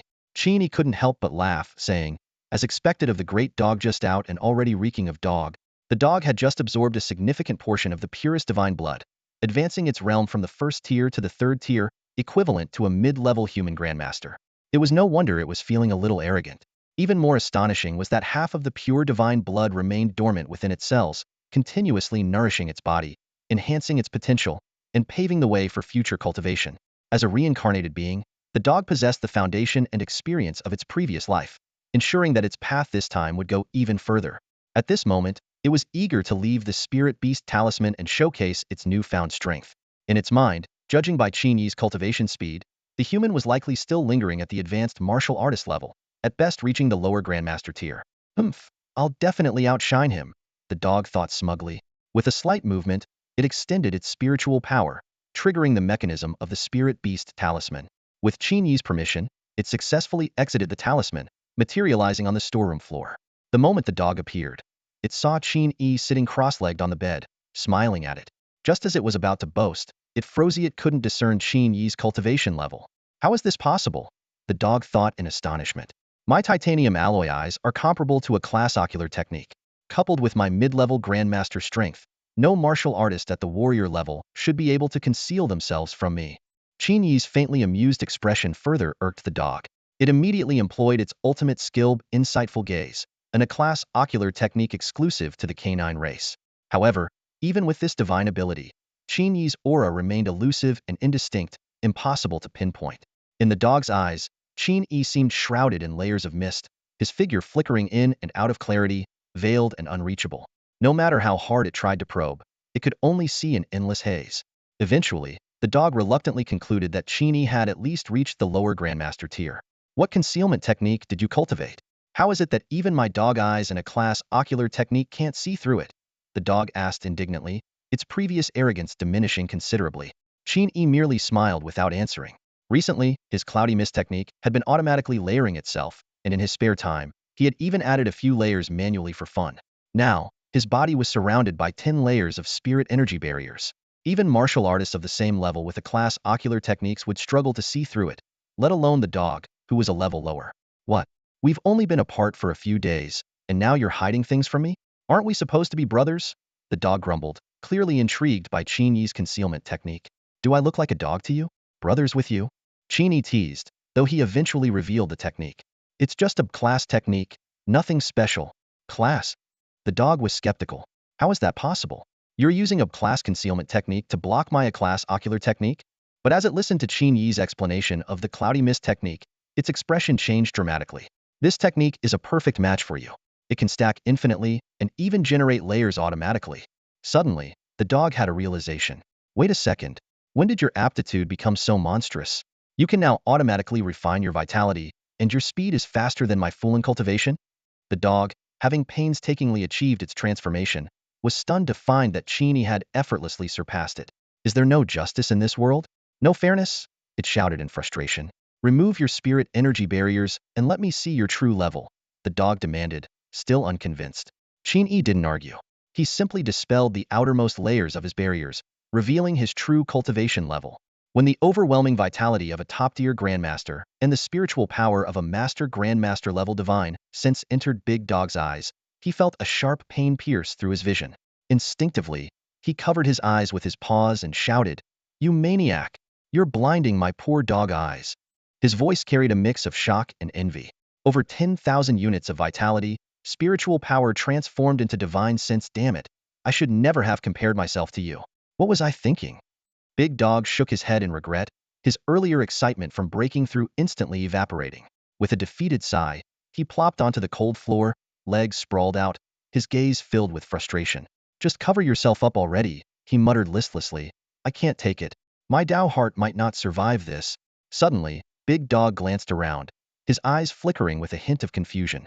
Oh right, he said, as if recalling something important. I completely forgot to ask, where is this place? And what's been happening lately? Fill me in.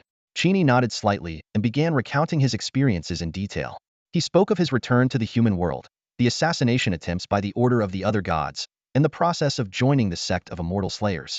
When the names Sect of Immortal Slayers and Order of the Other Gods left Qin Yi's lips, a thoughtful expression appeared in Big Dog's eyes, as though these names stirred some faint memories within him. The Order of the Other Gods, Big Dog murmured, furrowing his brows as he tried to piece together fragmented information in his mind. I feel like I've heard of it somewhere before. From what I recall, it's an organization set up by an alien race, with traces of demonic influence behind it. He paused, choosing his words carefully. Usually, when I only know the outcome but not the process, it's tied to my master. Parts of my memory related to him have been erased, so I only know the conclusion about the Order of the Other Gods, but have no idea how I came by this information. Qin Yi's heart stirred as he mulled over Big Dog's words. This implied that Big Dog's understanding of the Order of the Other Gods likely came from his enigmatic master, the same master capable of suppressing the immortal gods of the celestial race with a single spear. Could it be that this mysterious being had once been entangled with the Order of the Other Gods? As for the demonic race, Qin Yi frowned. His knowledge of the myriad races of the cosmos was woefully limited, leaving him unable to gauge the demonic race's strength. However, judging by the power displayed by the Order of the Other Gods, this so-called demonic race was undoubtedly no ordinary force. Big Dog hesitated for a moment, seemingly trying to dredge up a buried memory. In my fragments of memory, he continued, his tone tinged with puzzlement, there's still one more keyword related to the Order of the Other Gods. It's strange, and I have no idea what it means. Qin Yi raised an eyebrow, his curiosity piqued. What keyword? Big Dog took a deep breath and exhaled two words. Yindang Mountain? Yindang Mountain? The moment this name slipped out of Big Dog's mouth, a thought flashed through Qin Yi's mind. A secret realm. The Yindang Mountain range stretches across the central southern part of Jiangnan province, with its main peak located in Wenqing, more than 4,000 kilometers away from Yuhang. Qin Yi recalled some information he had once come across online. Atop the main mountain of Wenqing's Yindang lies a great secret realm, highly dangerous and not yet fully controlled by the human alliance. Occasionally, fierce beasts escape from the secret realm, wreaking havoc in the surrounding areas. To counter this, the authorities have stationed a significant number of martial artists there, guarding it day and night to prevent any incidents. Frowning slightly, Qin Yi pondered the connection between the Yindang Mountain and the mysterious cult Big Dog had mentioned, the cult of the other god. Could it be that the cult of the other god is hiding near Yindang Mountain, right under the noses of the official martial artists? He shook his head, dismissing the idea. While the hiding in plain sight strategy was clever, it was far too risky to be plausible. His gaze sharpened as a more reasonable theory formed in his mind. The cult of the other god was most likely hiding within the secret realm itself. A secret realm is like a secluded microcosm, cut off from the outside world. Its isolation makes it the perfect hideout. Hundreds of people could take refuge within its boundaries without being discovered. This hypothesis also explained why, despite years of effort, the authorities had failed to locate the cult's headquarters. Qin Yi let out a soft sigh. He didn't believe the authorities hadn't considered this possibility. However, even if they had, they couldn't simply march into the secret realm and start searching. Not only could the cult potentially catch wind of the operation and escape, but the realm's intricate web of other factions would also make such a mission exceedingly dangerous. He thought back to the Xintian secret realm, a grade realm he had previously explored. Its harsh environment was mostly devoid of non-human inhabitants. However, grade and grade secret realms were an entirely different story. These higher-grade realms were often divided among multiple weaker factions, which, while competing with one another, would quickly unite against any external invader. Sending a few individual martial artists for training was usually fine, but a large-scale incursion by high-level martial artists would undoubtedly provoke these factions.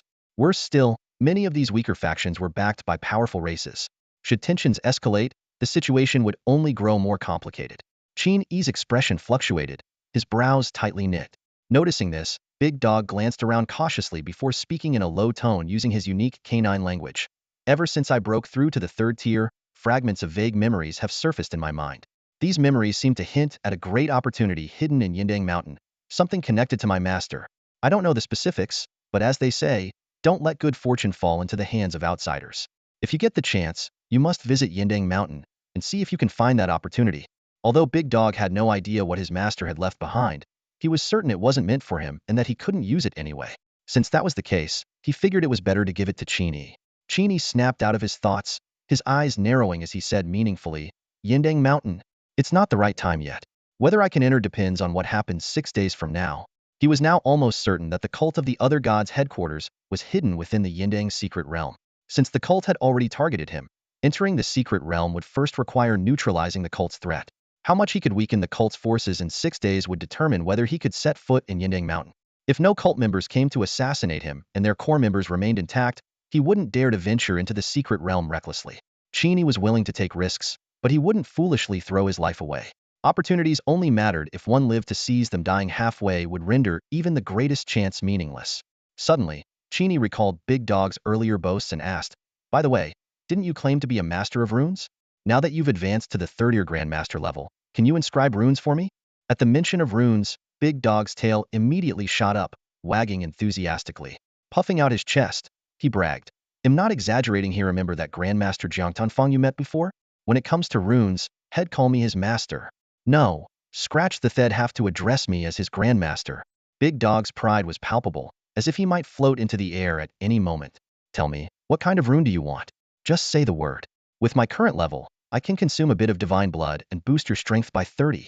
If not for the limitations of materials and my own vitality, I could easily increase it by 60. Qin Yi currently possessed strength comparable to that of a Grandmaster.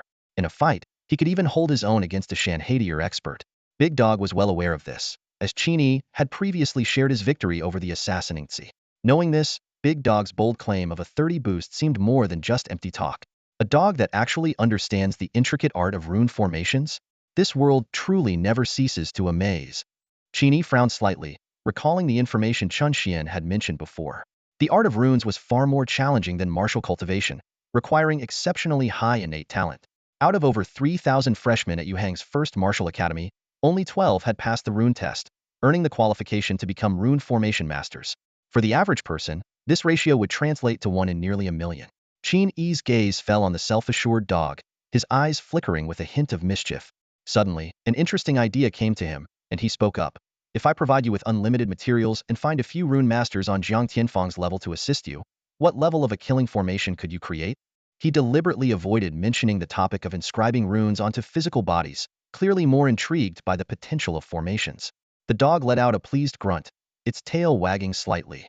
Jiang Tianfeng is roughly a 5th-tier formation master, capable of creating some basic 6th-tier formations. If you can find 2 helpers of his level and provide unlimited materials, I'm confident I could create a top-tier 6th-tier killing formation. Top-tier 6th-tier? Qin Yi frowned slightly, clearly unfamiliar with the concept. He recalled that Jiang Tianfeng had once set up a 6th-tier illusion formation, the Blinding Sandstorm formation in the Xintian secret realm, but he had no concrete understanding of the power a killing formation might possess. Sensing Qin Yi's confusion, the dog adopted an air of mystery and explained, killing formations are undoubtedly more difficult than other types of formations. Only those who have truly stepped into the 6th-tier mastery of formations can hope to create one. When Jiang Tianfeng set up the Blinding Sandstorm formation, he mainly relied on the terrain, as the area was naturally a desert, perfectly suited for such a formation. His illusion formation could deceive martial artists below the Marquis realm, but against a Marquis realm expert, it would be hit or miss, with about a 50-50 chance of success. Qin Yi nodded thoughtfully before asking, "And your top-tier 6th-tier killing formation, could it kill a true king?" The dog froze for a moment, its front paws folding in a human-like gesture of pride. "Of course it can." Before it could finish, it paused abruptly. "Wait, what level did you say?" "True king," Qin Yi repeated calmly. The dog's expression shifted instantly. It stared at Qin Yi in disbelief, as if looking at a madman. "Are you seriously suggesting that the heretical god sect would dispatch a true king just to kill a grandmaster like you?" The dog questioned, incredulous. "True kings aren't just wandering around like cabbages in a field. There's only one publicly known true king in the entire Jiangnan province." Qin Yi glanced at it indifferently and replied in an even tone, "With my potential, what do you think?" "With your potential?" The dog suddenly seemed to realize something, its eyes flashing with astonishment. An immortal seed? It couldn't deny that if Qin Yi truly possessed immortal-level potential, it was indeed possible he might attract a true king's relentless pursuit. After all, the heretical god sect was backed by the demon race, and the demon race would never allow humanity to produce another venerated one, especially a supreme venerated one. For someone like Qin Yi, with immortal-level talent, achieving the rank of venerated one was almost a foregone conclusion. There were only 5 days left until the agreed 15-day deadline. In the tranquil surroundings of a high-end villa district in the center of Yuhang City, Jiang Tianfeng and his apprentice, Zhou Yihan, had just returned from the Xintian secret realm and spent an entire day recuperating. Jiang Tianfeng was seated in the spacious living room, reflecting on the many experiences they had encountered in the secret realm. His gaze unconsciously drifted toward Zhou Yihan, who was staring blankly out the window. A knowing smile played on his lips. Ever since they parted ways with Qin Yi, his once aloof and proud apprentice had often been lost in thought, gazing at the sky. It was clear she couldn't get the young man out of her mind. "Daydreaming isn't going to help," Jiang Tianfeng teased gently as he walked over to her side. "You need to take the initiative. Didn't you add him as a friend on the Martial World platform? Talk to him." Startled by his words, Zhou Yihan's face instantly turned a deep shade of red.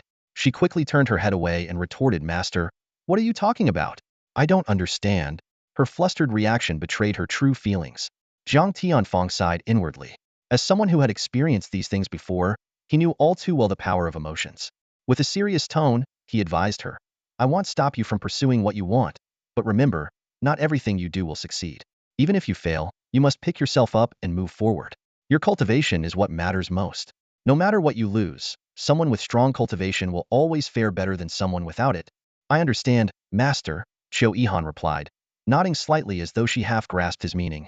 Her cheeks still flushed, she quickly left the living room. Jiang Tianfeng sat back down on the sofa and picked up his phone. After hesitating for a moment, he suddenly received a text message from a special number. This signaled a new classified mission. He swiftly completed the identity verification and opened the message. A familiar face appeared on the screen. "Qin Yi," Jiang Tianfeng exclaimed in surprise. The new mission was related to Qin Yi. As he read through the details, his astonishment grew.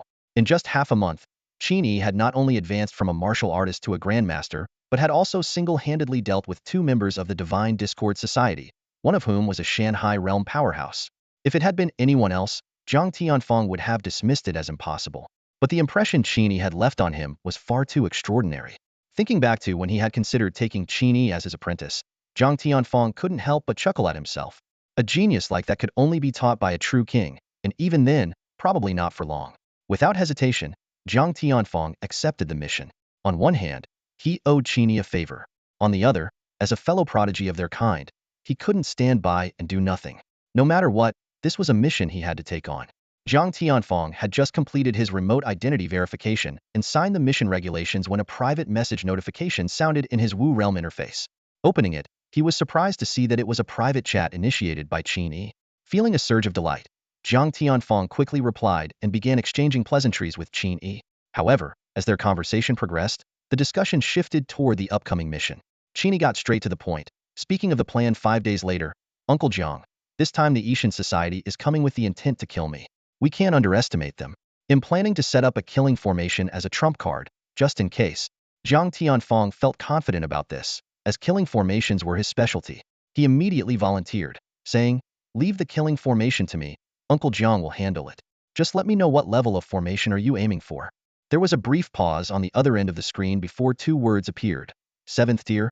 Zhang Tianfeng nearly choked on his tea, staring wide-eyed at the screen. A 7th tier killing formation? Are you trying to kill a true king? Even the administrative offices in Yuhang City don't use 7th tier formations, he thought to himself, realizing this was beyond his capabilities. Qin Yi seemed to have anticipated his reaction and explained that someone on his side could handle the setup. However, he needed Zhang Tianfeng to bring along a fellow rune master of equal skill and sufficient materials for the formation. Shortly after, a detailed list appeared on the screen, outlining the various spiritual resources required for the 7th tier killing formation. Glancing over it, Zhang Tianfeng was stunned. The value of these materials was enough to drain the entire fortune of a marquee-level powerhouse. He knew full well that the authorities wouldn't foot the bill for this, especially since it was uncertain whether the Yishan Society would actually send a true king-level assassin. As if sensing Zhang Tianfeng's hesitation, Qin Yi quickly followed up with another message. "I want to take these materials for free. Whether or not the Yishan Society tries to assassinate me, once the formation is complete, it'll provide you and the authorities with 2 sets of 7th tier killing formation rune blueprints, as well as the insights of a top-tier 6th tier rune formation master." These words left Zhang Tianfeng deep in thought, carefully weighing the pros and cons of the deal. Zhang Tianfeng leaned back slightly, relaxing into the sofa as he carefully contemplated Qin Yi's proposal. This young man had come up with a clever plan trading tuition fees for material costs. After a moment of thought, Zhang Tianfeng concluded that the deal was worthwhile. 2 7th tier formation blueprints, coupled with personal guidance from a 7th tier formation master, was an opportunity far more valuable than any expensive materials. However, as a renowned runic formation master within Huaxia, Zhang Tianfeng couldn't help but harbor some doubts. 7th tier runic masters were as elusive as dragons, rarely seen or heard from. Where could Qin Yi have found one? Could it be a formation master from another federation? He vaguely recalled that the European Union and North America had a few active 7th tier runic masters who often hosted seminars. While Westerners approached runic studies with a scientific lens, Huaxia's perspective leaned more towards mysticism. Despite his trust in Qin Yi, the gravity of the matter compelled Zhang Tianfeng to ask, "Are you sure you're not joking?" Qin Yi responded promptly, "The 7th tier runic formation master is right here with me. You can come by tomorrow." Hearing such a confident reply, Zhang Tianfeng hesitated no longer and agreed immediately. "All right, I'll bring my team tomorrow." The East Suburb Supermarket, correct? Yes, Qin Yi confirmed concisely.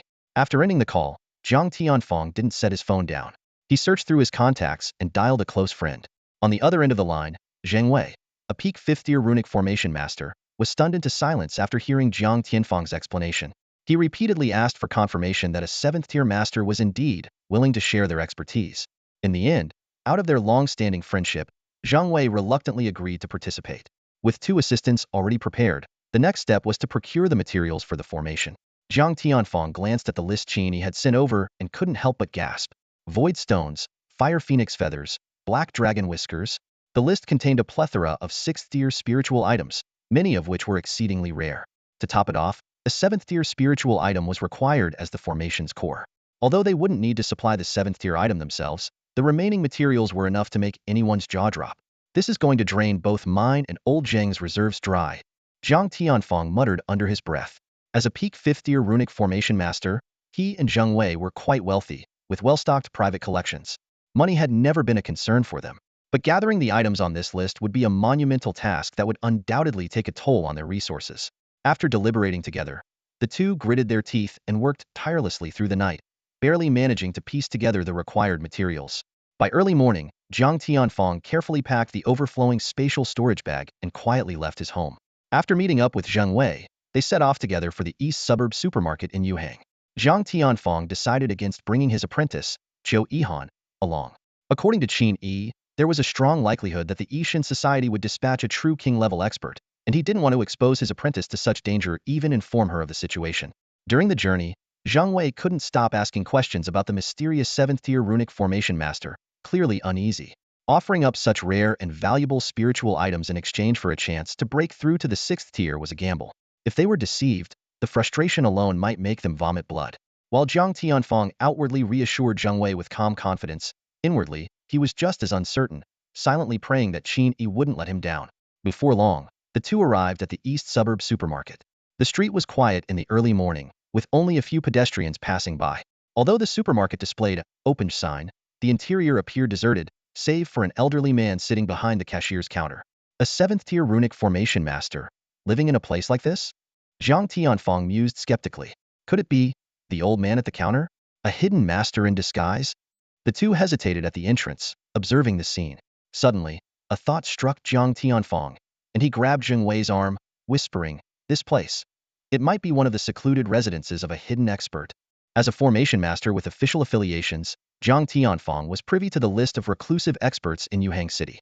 Zheng Wei, hearing this, shivered with excitement and said, "I remember now. There's supposed to be a mysterious recluse in the east suburbs with terrifying power. No clear information has ever been gathered about them. Could they actually be a 7th-tier runic formation master?" The theory seemed plausible. A 7th-tier runic formation master, whose strength could rival that of a true king-level expert and in some cases, even surpass it, would indeed be an enigmatic figure. With this realization, the two began looking at the elderly man with newfound respect and awe. So Qin Yi has connections like this. No wonder he doesn't think much of me, Zhang Tianfang thought to himself.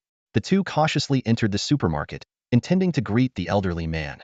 However, before they could speak, the old man opened his eyes, glanced at them indifferently and said, "The person you're looking for is in the storeroom." Zhang Tianfang and Zheng Wei froze. The storeroom? So the 7th-tier formation master isn't him? Their minds swirled with questions, but they didn't dare defy the old man's instructions. Carefully, they made their way toward the back of the store, heading for the storeroom. The storeroom was packed to the brim with all sorts of daily supplies and cluttered shelves, leaving only a small space in the corner. There, a small bed was placed, and sitting cross-legged on it was a handsome young man. Beside him lay a yellow-brown, scruffy-looking dog. At this moment, both the man and the dog wore remarkably similar expressions. Their faces lit up with amused smiles as they stared at the two people who had just entered the room. Zhang Tianfang and Zheng Wei instantly recognized the man sitting on the bidet was Qin Yi and his large dog. A wave of embarrassment washed over them as they realized they had been duped. Zhang Tianfang instinctively began to scrutinize Qin Yi, but was shocked to find he couldn't discern the young man's cultivation level. The ability to conceal one's aura so thoroughly, even from a grandmaster's spiritual sense, was nothing short of extraordinary. Zhang Tianfang's expression briefly flickered with surprise, but he quickly composed himself and stepped forward, asking directly, "We're here, and we've brought all the spiritual materials. Where is the 7th-tier rune formation master?" Qin Yi stood up with a laugh and gestured subtly toward the dog beside him. Zhang Tianfang and Zheng Wei followed his gaze, their eyes landing on the scruffy dog, which was now standing on its hind legs, arms crossed over its chest, exuding an air of arrogance. Their faces immediately darkened. What is the meaning of this? Zheng Wei couldn't help but demand. "We're asking about the 7th-tier formation master, and you're pointing at a dog?" Qin Yi scratched his head awkwardly and offered a sheepish grin. "Ahem, this big guy here is the 7th-tier rune formation master I mentioned."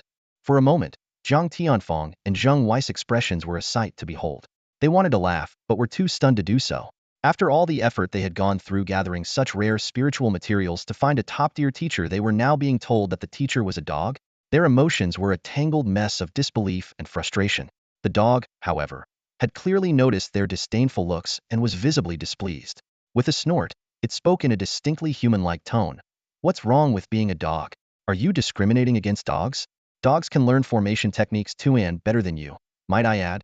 As it spoke, the dog raised a paw and made a casual gesture in the air. In an instant, the surrounding spiritual energy surged, and a dazzling golden rune materialized out of thin air. The rune radiated an aura of profound and intricate energy, hovering right in front of Zhang Tianfang and Zheng Wei. Their eyes widened in shock as they stared at the rune, utterly speechless. The sheer complexity and brilliance of the formation far surpassed anything they had ever seen, even from human formation masters. The large dog casually waved its paw, and a fifth-tier rune appeared out of thin air. This seemingly simple action left Jiang Tianfang and Zheng Wei utterly dumbfounded. As rune array masters who had yet to reach the 6th tier, they were acutely aware of how much harder it was to draw runes out of thin air compared to engraving them on a physical object. Jiang Tianfang and Zheng Wei instinctively exchanged a look of astonishment. If they hadn't witnessed it themselves, they would never have believed that a dog could perform such a high-level technique with such ease. Even Qin Yi was drawn to the scene, stealing a few extra glances at the large dog as he silently pondered just how powerful this creature had been in its previous life. The large dog raised its head proudly, its nose in the air. "Humph! Stick with me, and breaking through to the 6th tier will be a breeze." As it spoke, it opened its mouth and used its paw to pull out one of its own teeth. This seemingly ordinary tooth, however, shimmered with a dazzling light of runes in the eyes of Jiang Tianfang and Zheng Wei. Intricate 6th and 7th tier runes were interwoven across its surface, forming an extraordinarily complex array. Even with just a glance, Jiang Tianfang recognized a 6th tier durability rune and a 7th tier flexibility rune, while countless others likely numbering in the hundreds were beyond his ability to identify. The large dog explained, "This tooth has been refined by me and can serve as the core of a 7th tier killing array." It turned to Qin Yi, its tone tinged with reluctance. "Where do you want to set up the killing array?" Clearly, these precious teeth were treasures it had left behind in its past life, and using even one caused it considerable heartache. Qin Yi answered without hesitation, his plan already in mind. "Engrave it on me. I will be the killing array Itselfan array that moves wherever I go. What do you think?" His bold idea left Jiang Tianfang and Zheng Wei once again stunned. They instinctively looked toward the large dog, who nonchalantly nodded. "No problem. We'll use you as the core and set up a void killing array, one that can move through space continuously." Hearing this, Jiang Tianfang and Zheng Wei were thrilled. To personally participate in the creation of such a high-tier array was nothing short of a once-in-a-lifetime opportunity. However, Zheng Wei, ever cautious, asked, "Brother Qin, engraving a void killing array on your body might cause immense pain, and your physical body will endure significant strain. Are you sure you can handle it?" Qin Yi smiled confidently. "Don't worry about me. It'll be fine." Far from being concerned, he was eager to see how this 7th-tier killing array would transform him. With his confirmation, Zheng Wei and Jiang Tianfang immediately got to work, following the large dog's instructions to gather the necessary spiritual materials for the array. Meanwhile, Qin Yi removed most of his clothing, leaving only a pair of shorts, and sat cross-legged on the ground, ready for the rune engraving. His well-built physique was fully revealed, the eight-pack abs sharply defined, his muscular arms not overly bulky but radiating explosive power. Every inch of his body exuded extraordinary strength. As the process began, the large dog's expression grew serious. Engraving a killing array onto a human body was an extremely risky endeavor. Even with its vast experience, it dared not take this lightly, knowing that even the smallest mistake could lead to disastrous consequences. After carefully inspecting each enchanted object, Big Dog skillfully crushed a gel-like magical item and applied it to his paws. He began channeling the power of runes, as faint traces of mystical energy emanated from his claw tips. With the continuous movement of his small yet nimble hands, this power gradually spread, enveloping the entire space. Through a mysterious process, the force of the Great Tao used a high-grade enchanted object as a medium and began etching itself onto Qin Yi's exposed skin. Each stroke of the rune seared into his flesh like a red-hot brand, causing thick plumes of smoke to rise from his skin. This rune engraving was 100 times more excruciating than the ancient punishment of branding with hot iron. The dispersing power of the Great Tao not only burned the surface but also surged into his meridians, and even his very soul, wreaking havoc indiscriminately. Not far away, Jiang Tianfang and Zheng Wei stood in opposite corners of the storage room, carefully setting up an external formation centered around Qin Yi. They meticulously placed magical artifacts while keeping a close eye on both Big Dog and Qin Yi, wary of any potential mishaps. Zheng Wei couldn't help but glance at Qin Yi's face. Though he had no first-hand experience with the agony of engraving a 7th-tier killing array, he vividly remembered the near-unbearable pain he had endured during the creation of a 5th-tier array. Yet, at this moment, Qin Yi's expression was eerily calm, as if nothing was happening. This unnatural composure left Zheng Wei deeply shaken. It suddenly dawned on him why neither Big Dog nor Jiang Tianfang had warned Qin Yi about whether he could endure such pain. Clearly, the two of them understood Qin Yi far better and were confident in his ability to withstand such intense suffering. Indeed, they were right. To Qin Yi, the pain of these rune engravings was negligible compared to the soul-tearing agony he had once endured within the corpse of a giant deity. With his level 5 pain tolerance, he could almost completely disregard it. As time ticked by, 10 minutes later, the first rune on Qin Yi's body was finally complete. At a glance, The rune vaguely resembled the character for death, though its distorted strokes bore only a faint resemblance. As more time passed, additional runes appeared on his body, gradually forming a complete array pattern. The design coiled around his body like a dragon, exuding an imposing presence. At that moment, the Tao energy surging into Qin Yi's body suddenly intensified, and for the first time, he felt the weight of true pressure. Qin Yi's meridians had undergone 2 evolutions, having been eroded by both the aura of slaughter and the blood mist of the giant deity. These experiences endowed him with an immortal constitution, granting his physical body a strength far surpassing others at the same level of mastery. Even among grandmasters, he ranked near the top. However, his understanding of the 7 wounds frenzy fist remained at the 2nd level, and the aura of slaughter within him only reached the level of a martial artist, barely perceptible in daily life.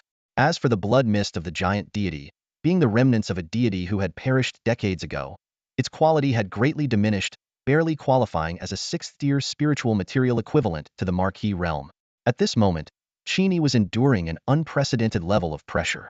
The array patterns being inscribed on his body were part of a 7th-tier killing array, far more powerful than the aura of slaughter or the deity's blood mist within him.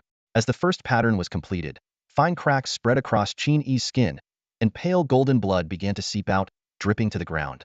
A faint sense of immortality permeated the air as his wounds rapidly healed. Yet, as the second pattern was carved, new cracks emerged, plunging Qin Yi into a relentless cycle of injury and recovery. Mindful of his master Wang Lao's advice, Qin Yi used the cloud mist technique to conceal his immortal aura. Apart from the loyal big dog, only Jiang Tianfeng might be trustworthy. Zheng Wei, however, remained a stranger, and Qin Yi couldn't afford to reveal his unique traits. The chilling power of the great Tao was omnipresent, agitating every cell and meridian in Qin Yi's body. Black blood trickled from the corner of his mouth, a clear sign of injuries inflicted by the Tao. Fortunately, he had previously upgraded his immortal golden body to level 2 via Shadow Thorn. Had it remained at level 1, it would have been impossible to withstand the inscription of the 7th-tier killing array. Despite the excruciating pain, Qin Yi cautiously released his divine sense to investigate the rampaging Tao force within him. Most of his divine sense was obliterated the moment it touched the Tao force, but after numerous attempts, he finally identified 2 distinct streams of Tao energy. One stream was elusive and profound, seemingly untouchably a hallmark of the Tao of Void. The other stream coursed through his chest, sharp and unyielding, like an indomitable blade. It appeared to embody either the Tao of the sword or the Tao of slaughter. Qin Yi noticed that this sharp Tao energy seemed to be drawn by some force, moving steadily closer to his heart. Could it be targeting the spiritual seed in my left atrium? Qin Yi speculated. Recently, due to a lack of new spiritual materials, the growth of his spiritual seed had stagnated, remaining at a length of 6 centimeters. Yet now, as if sensing this sharp Tao energy, the spiritual seed in his left atrium became active, its tender 6-centimeter root swaying gently, as though beckoning the Tao energy closer. A sudden realization struck Qin Yi. Could similar Tao energies nourish the spiritual seed? With this thought, he chose not to resist the approaching Tao energy, allowing it to flow freely until it finally pierced his atrium. Arg! In an instant, a searing pain erupted, and Qin Yi spat out a mouthful of blood. This heart blood, far deeper in hue than the pale golden blood seeping from his skin, carried an even greater concentration of immortality. Losing this blood was a significant blow to Qin Yi. His face turned deathly pale, his breath weakened, and even his posture slumped, as though he lacked the strength to stand upright. Qin Yi, are you all right? Jiang Tianfeng, who had been closely observing him, asked with concern. Qin Yi forced a faint shake of his head. I'm fine. Just focus on your task. I won't risk my life needlessly.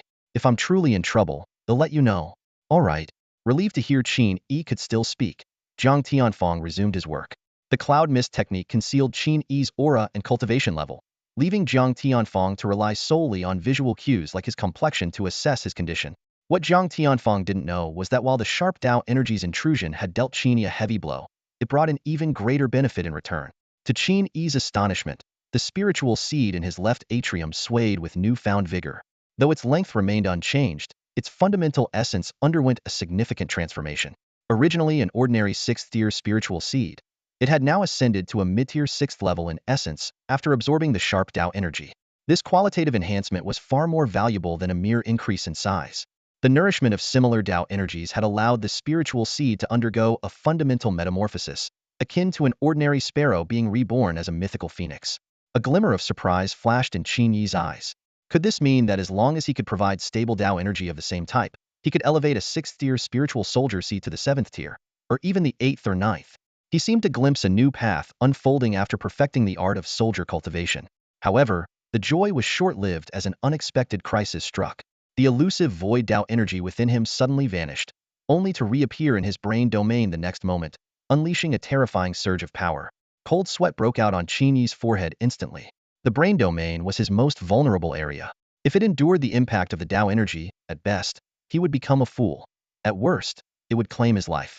He quickly mobilized all his divine sense in an attempt to block the spread of the void Tao energy. Unfortunately, his mere 1,500 points of spiritual power were like a mayfly trying to topple a tree obliterated the moment they approached. Damn it, that big mutt never mentioned the Tao energy could invade the brain. Qin Yi cursed inwardly. Under normal circumstances, Tao energy indeed wouldn't intrude into the brain domain. Clearly, this situation was far from normal. The crisis struck so suddenly that Qin Yi was caught off guard. He wanted to shout out and interrupt the inscription of the killing array, but just as the words reached his throat, inspiration struck, and he thought of another solution. Time was of the essence. Qin Yi acted immediately. He gathered his remaining divine sense, weaving it into a large net, and delved into the deepest part of his sea of consciousness before casting it upward. In a flash, a dark golden remnant soul was precisely pulled out by the divine sense net and hurled directly at the rampaging void Tao energy. It was none other than the remnant soul of a Titan god from the heavenly race. Qin Yi had been quietly absorbing the remnant soul's power to strengthen his own soul and spiritual energy. Little did he expect that it would serve a new purpose to suppress the void Tao energy. Though the void Tao energy invading his brain domain was not vast, the Titan god's remnant soul had once nearly reached the pinnacle of the Tao. Its strength and level of existence were more than enough to subdue the void Tao energy. Qin Yi even speculated that the void Tao energy's inexplicable appearance in his brain domain might have been drawn there by the remnant soul itself. Holding his breath and focusing intently, Qin Yi awaited the outcome of this life-and-death confrontation. Buzz. The fragmented soul of the colossal deity, cast out of the sea of consciousness, remained in a deep slumber. Yet, the moment it came into contact with the power of the void, it instinctively emitted a mysterious wave of energy. Although Qin Yi couldn't discern the exact nature of this energy, he witnessed an astonishing scene. The previously elusive and ethereal void energy suddenly solidified 100-fold, transforming from an abstract concept into something tangible. Immediately after, the void energy began to flow like a gentle stream into the fragmented soul of the deity. The soul, like a ravenous black hole, devoured the energy entirely, leaving no trace behind. Even the continuous influx of void energy from the outside world was absorbed, ceasing its rampage within Qin Yi's body and causing no further harm. This seemingly uneventful process sent chills down Qin Yi's spine. He watched the fragmented soul intently, fearing it might suddenly awaken. Fortunately, even after consuming the void energy, the soul showed no signs of stirring. A bold hypothesis flashed through Qin Yi's mind. Could it be that this deceased celestial sovereign had mastered the Tao of the void during their lifetime? He had always assumed the sovereign had studied the Tao of gravity, given the massive gravity crystal mines formed after their death. Yet, the current scene suggested another possibility. As the thought settled, Qin Yi realized a critical point. Who said a sovereign could only comprehend one Tao? It was entirely possible for this celestial sovereign to have mastered both the Tao of gravity and the Tao of the void. This would explain many mysteries. For instance, according to Old Wang, alien sovereigns should have been unable to penetrate the world's barrier and enter Blue Star in recent decades. However, if this sovereign was adept in the Tao of the void, they might have used a secret technique to sneak into the human realm ahead of time. As Qin Yi pondered deeply, the giant dog had nearly finished engraving the array patterns. All that remained was to establish the core of the array and integrate a single canine tooth. Although the dog had anticipated that Qin Yi would withstand the engraving of a 7th-tier array pattern, witnessing it firsthand still left him in awe. As a seasoned rune array master, he knew just how challenging it was for even a top-tier grandmaster to endure such a process. In his long career, this was the first time he had seen it happen. Yet, it was precisely because of the immense difficulty that the rewards of overcoming it were all the more extraordinary. And this time, the rewards had far exceeded Qin Yi's expectations. The system notifications sounded one after another. Ding! Through the tempering of the Tao of slaughter, your meridians, body, bones, and organs have successfully evolved, unlocking the innate divine ability Immortal Golden Body LV3. Ding! Your soul and consciousness, having long been exposed to the Tao of the void, have adapted to its energy, unlocking the innate divine ability Tao Comprehension LV5. Tao Comprehension. This was the missing key Qin Yi needed to break through to the Grandmaster level. Overjoyed, he realized that the soul could be considered a type of cellar rather a product of cells capable of adaptive evolution. After all, nerve cells were cells too. But the system notifications didn't stop there. Ding! Your cells have successfully adapted to two types of Tao energy, unlocking the innate divine ability Spiritual Affinity, LV22. Ding! It has been detected that you meet the requirements for divine ability fusion. Automatic fusion initiated. Spiritual Affinity LV22, Tao Comprehension LV5 Keen Insight LV1 Iron, Will LV2 Enlightened Tao Heart LV1. You have successfully evolved an ultimate divine ability Enlightened Tao Heart LV1. An ultimate divine ability? Qin Yi had previously only known about 3 types of abilities resulting from adaptive evolution: passive skills, innate divine abilities, and active skills. The concept of an ultimate divine ability was entirely new to him. Even the name alone was enough to inspire awe. He quickly calmed his mind to carefully explore the effects of this newly acquired ultimate divine ability Enlightened Tao Heart. As he delved deeper into its capabilities, a faint smile crept onto Qin Yi's lips, and an overwhelming tide of joy surged within him. Though Enlightened Tao Heart was only at level 1, it combined all the strengths of Tao Comprehension, Spiritual Affinity, Keen Insight, and Iron Will, while also generating unique advantages. Even at its initial level, Enlightened Tao Heart granted Qin Yi immunity to all illusions, enchantments, and eye techniques below the 6th tier. It also significantly enhanced his mental energy reserves and the strength of his soul. To his delight, the auto-cultivation ability provided by Spiritual Affinity LV22 not only remained but had become far more efficient. Yet, the most astonishing aspect was the true power of Enlightened Tao Heart. It granted Qin Yi the ability to comprehend any Tao. Once a week, he could actively enter a state of enlightenment and freely choose which Tao to study. This ability was nothing short of miraculous. Even peerless prodigies might never experience enlightenment. In fact, even the legendary immortal seeds could only attempt to enter such a state upon finding the right opportunity, rather than initiating it at will like Qin Yi. The potential of this ability was immeasurable, enough to make any cultivator go mad with envy. Qin Yi felt a surge of uncontrollable joy rising in his heart. He thought to himself that even the first level of Tao Heart Enlightenment was enough to benefit him all the way to the true King realm. He could only imagine the astonishing enhancements and abilities that higher levels of Tao Heart Enlightenment would bring in the future. Unlike other grandmasters who merely comprehended martial intent, sword intent, or similar principles, Qin Yi directly grasped the essence of the great Tao itself. His starting point was far beyond theirs. It was as if others were still learning elementary school subjects while he was already delving into university-level knowledge. While Qin Yi was lost in his thoughts, Big Dog was fully focused on completing the final touches of the 7th-tier void-killing formation. As the formation neared completion, Big Dog's tightly strung nerves relaxed slightly. It wasn't just him. 2 formation masters assisting him also breathed a sigh of relief. They felt that not only had they learned a great deal this time, but they were also on the verge of breaking through the bottleneck of becoming 6th-tier rune formation masters. Zhang Wei and Jiang Tianfeng both sensed the same. They estimated that as long as they obtained the insights and experiences Big Dog had promised to share, then spend a few days in quiet reflection, they might very well achieve a breakthrough. This collaboration had been mutually beneficial. The only cost involved was Big Dog's energy and one of his teeth. However, considering Qin Yi's great kindness to Big Dog, coupled with their friendship, Big Dog naturally helped with unwavering dedication and without a single complaint. At this moment, Big Dog carefully placed his tooth at the core of the runic patterns on Qin Yi's body. Just then, he suddenly noticed that Qin Yi seemed to have undergone some kind of change. However, after scrutinizing him for a long while, he couldn't quite pinpoint what was different. With the formation fully set up, Big Dog decided to conduct a trial run to ensure there were no errors. As an experienced rune formation master, he always left a backdoor in his formations, so this 7th-tier killing formation would never harm its creator. Big Dog's nimble paws formed an intricate hand seal, preparing to activate the formation.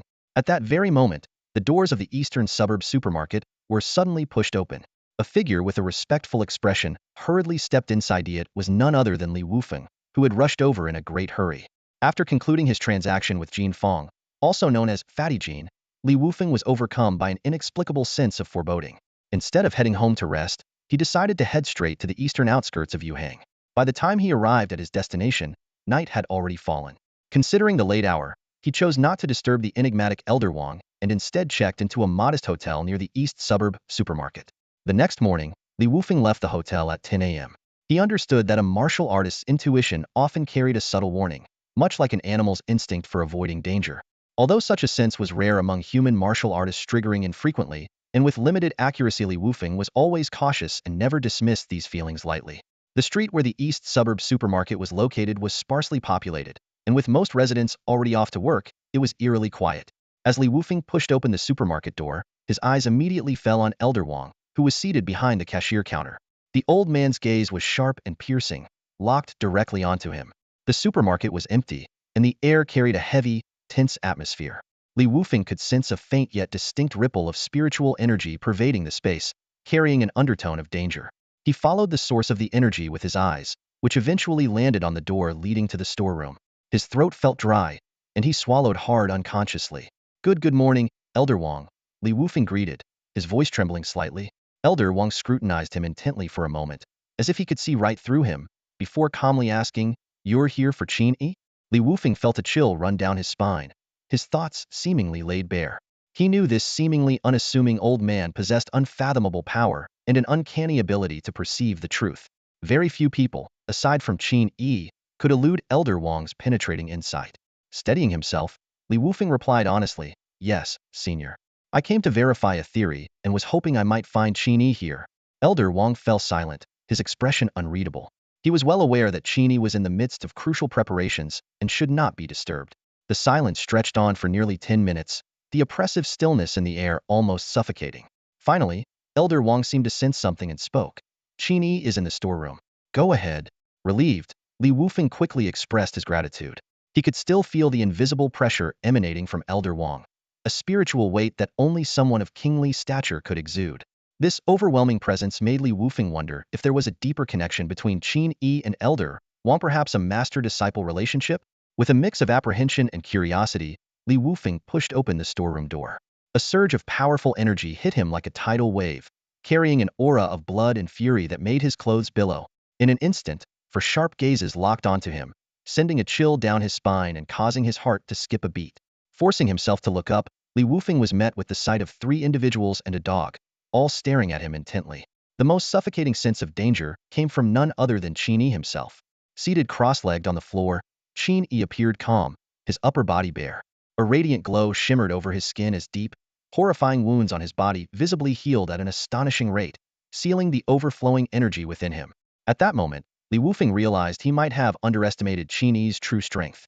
Li Wufeng stood frozen in place, his entire body tense, his face still bearing the marks of the recent fight. Yet at this moment, his attention was not on his injuries, but entirely captivated and terrified by a seemingly ordinary glance from Qin Yi. His mind raced, replaying the events from just over 2 weeks ago. Back then, Qin Yi was merely a novice martial artist, so weak that Li Wufeng alone could have easily taken down 10 of him.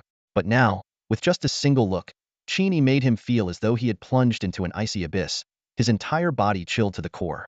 Li Wufeng struggled to maintain his composure, but deep within, an undeniable, unsettling truth was beginning to take shape. He stared intently at Qin Yi, desperately trying to find even the smallest flaw or weakness. It was then that Qin Yi's aura began to withdraw. As it turned out, in order to test the 7th-tier void-killing array, Qin Yi had temporarily removed the spiritual energy isolation layer to prevent the hard-earned 10-fold spiritual energy barrier from being shredded by the array. Because of this, the true extent of his cultivation and aura, previously concealed, had been inadvertently revealed. With great effort, Li Wufeng lifted his head. While Qin Yi had not yet fully suppressed his aura, Li Wufeng pushed himself to the limit, straining to sense the energy emanating from him. The aura was vast and immeasurable, far beyond anything a low-grade grandmaster could possess. Unwilling to accept it, Li Wufeng repeatedly assessed the situation, but the conclusion remained the same. Qin Yi had already broken through to the high-grade grandmaster level and very likely had reached its pinnacle. This realization struck Li Wufeng like a sledgehammer, hitting him square in the chest. He knew all too well that even for a prodigy, reaching the high-grade grandmaster level required at least 10 years of cultivation, along with the aid of rare spiritual resources. For someone of unparalleled talent, it might take 3 years at best. But Qin Yi? Li Wufeng had witnessed his meteoric rise with his own eyes just a month and a half ago. He was an ordinary man, and now, he had ascended to the level of a peak high-grade grandmaster. What was even more terrifying was the faint suspicion gnawing at Li Wufeng. Qin Yi might still be holding back, concealing the true extent of his power. Recalling the scene of the devastated insect carcass within the Xintian secret realm, Li Wufeng couldn't help but draw in a sharp breath. Judging by the sheer destructive force on display, Qin Yi's strength had likely already reached the Grandmaster level or perhaps even touched the legendary mountain and sea realm. A single question echoed relentlessly in Li Wufeng's mind. Just how much of a genius must one be to ascend to the mountain and sea realm in a mere month and a half? He tried to comfort himself, to deceive himself into believing that Qin Yi had always been hiding his true cultivation level, that he had possessed this terrifying power from the very beginning. But when he thought back to their first encounter, with Elder Wang present, Li Wufeng was forced to admit that this self-delusion was utterly baseless. Looking at the calm and unassuming young man before him, Li Wufeng felt an overwhelming sense of helplessness. He realized that he might be standing in the presence of an unprecedented, peerless genius, a thought that both exhilarated and terrified him. As a scion of a noble family and an unparalleled genius, Li Wufeng's aura was enough to make ordinary people envious for a lifetime. He had always taken pride in his talent and strength, a fact evident from the disdain and contempt he had shown upon first meeting Qin Yi. Yet now, faced with Qin Yi's astonishing abilities, Li Wufeng couldn't help but compare the two of them, and the result was a crushing defeat. A wave of frustration surged through him.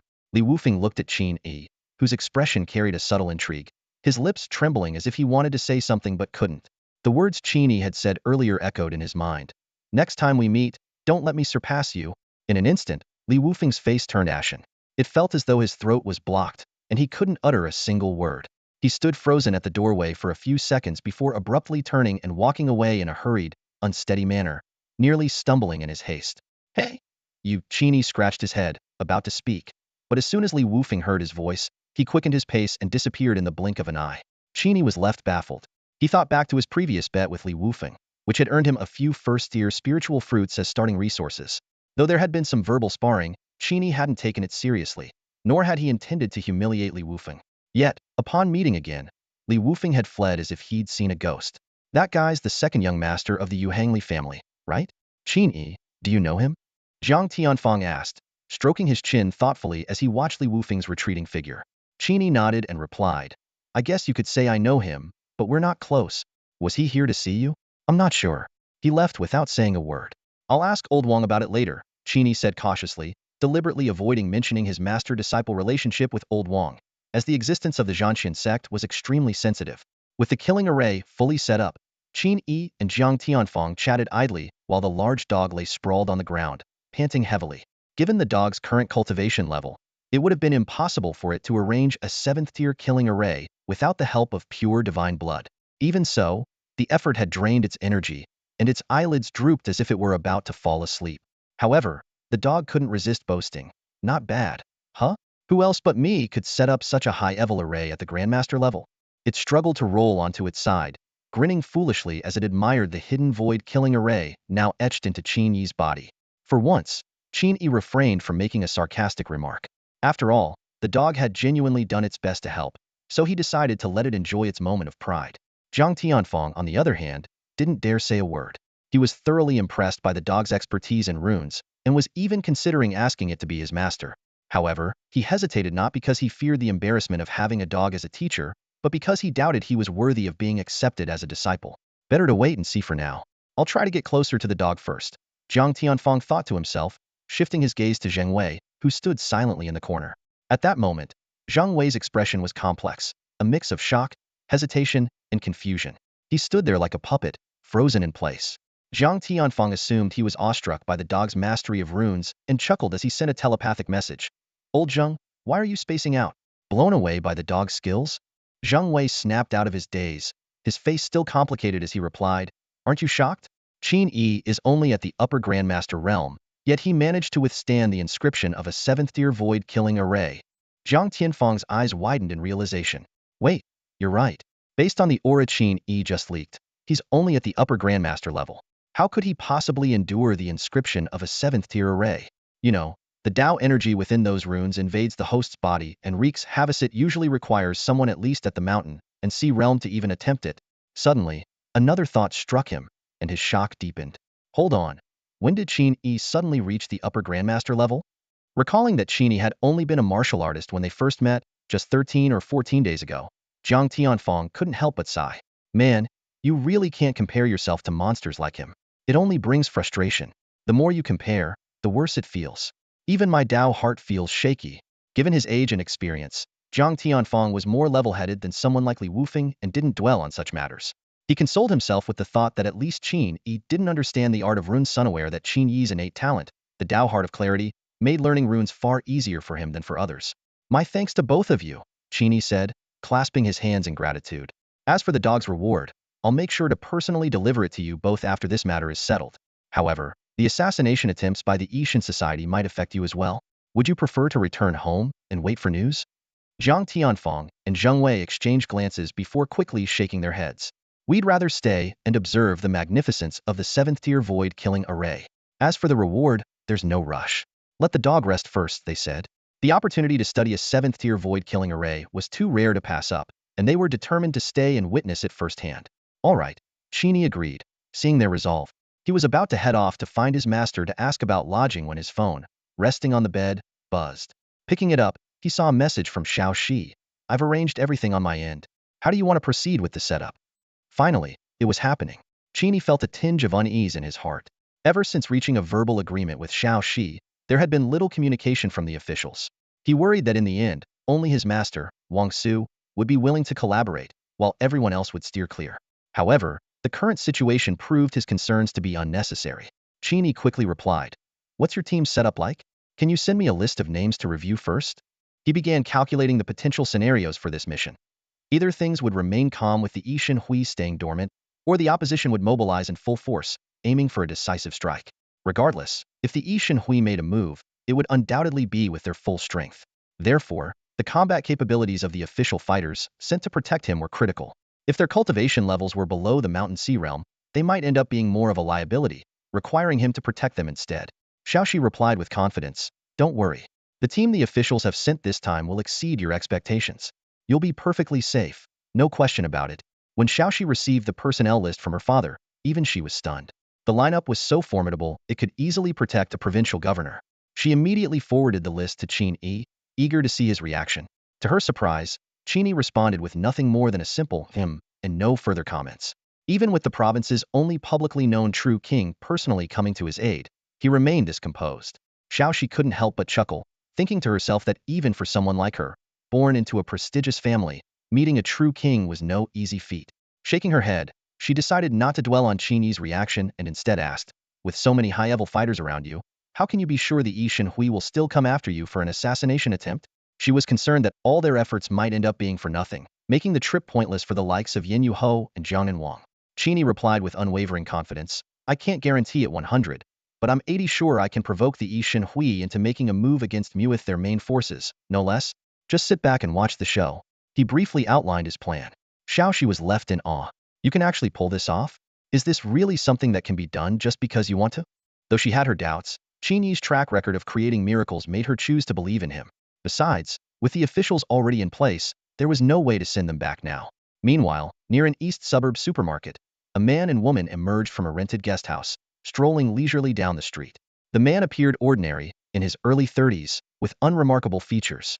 However, his eyes were clear, and his demeanor exuded warmth, giving him the approachable vibe of a friendly uncle. Dressed in pristine white training attire, he seemed no different from a regular person, with no discernible energy fluctuations. Yet this man, named Shinimo, was in fact one of the most powerful martial artists in Jiangnan province, known as the Jiangnan King. As they neared the supermarket, Shinimo paused, glancing subtly around before remarking, "This young man Qin Yi is something else. A mere martial master, yet he's managed to draw the two of us here to guard him. Back when I was a low-level martial master, I crossed 2 minor realms to suppress a high-level martial master and bragged about it for years. But now, here comes someone who's been practicing martial arts for only a month and can subdue a Mountain Sea realm expert. What a monster!" The gentlewoman beside him also stopped, turning to look at him with bright, sparkling eyes. She chuckled lightly. "Are you thinking of taking him as a disciple? Too bad. Qin Yi's been staying near the East Suburb supermarket for so long, surely acquainted with that person. You've got no chance." This woman was none other than Yin Yuho, and she clearly knew a great deal about the reclusive Wang Lao, who lived in the area. Apart from protecting Qin Yi, the Jiangnan king was also eager to catch a glimpse of Wang Lao and gauge his strength. Based on the intelligence they had, Wang Lao was at least at the Marquis realm. Yin Yuho suddenly asked, "Do you think the Yishan Hui will really send a true king to assassinate him?" The Jiangnan king shook his head slightly, his tone calm. "Doesn't matter if they do or don't. My job is simple kill." As he spoke, a sharp and overwhelming aura burst forth from him, as if a blade had just been unsheathed. Yin Yuho's heart skipped a beat, and she instinctively felt a sense of danger. However, the aura dissipated as quickly as it had appeared, and the Jiangnan king returned to his usual gentle demeanor. He stood quietly at the street corner, gazing towards the supermarket, lost in thought. The surroundings fell silent once more, disturbed only by the occasional sounds of passers-by. A few minutes later, the calm was interrupted by the honk of a car horn. A sleek black luxury sedan turned onto the street and came to a stop in front of the East Suburb supermarket. The luxury sedan had barely come to a stop when a loud roar echoed from the street. A red sports car sped in, screeching to a halt at the entrance of the East Suburb supermarket. Moments later, a sleek and understated black business car pulled into the parking area. The three high-end vehicles parked side by side in front of the supermarket, instantly drawing the attention of passers-by. However, the passengers inside the cars remained motionless, as if locked in some kind of silent standoff.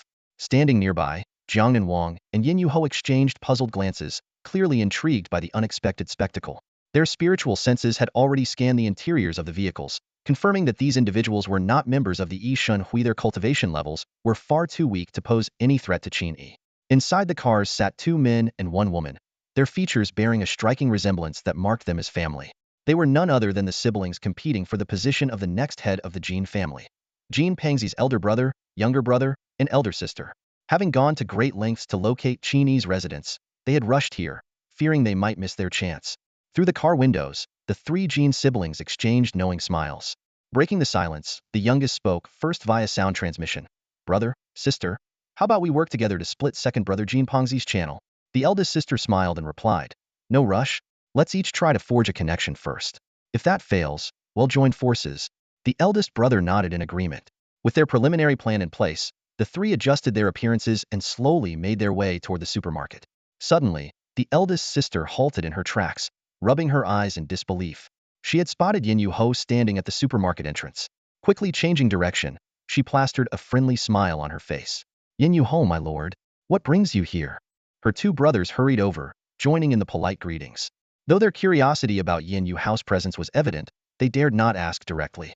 Outwardly, they engaged in casual conversation, but secretly, they communicated through the Jin family's unique sound transmission technique. "Big sister, do you recognize the man standing next to Yin Yuho?" The youngest brother asked via transmission. "No, but he's definitely no ordinary person," the eldest sister replied. "Look at how Yin Yuho defers to him. It's clear this man holds a higher status."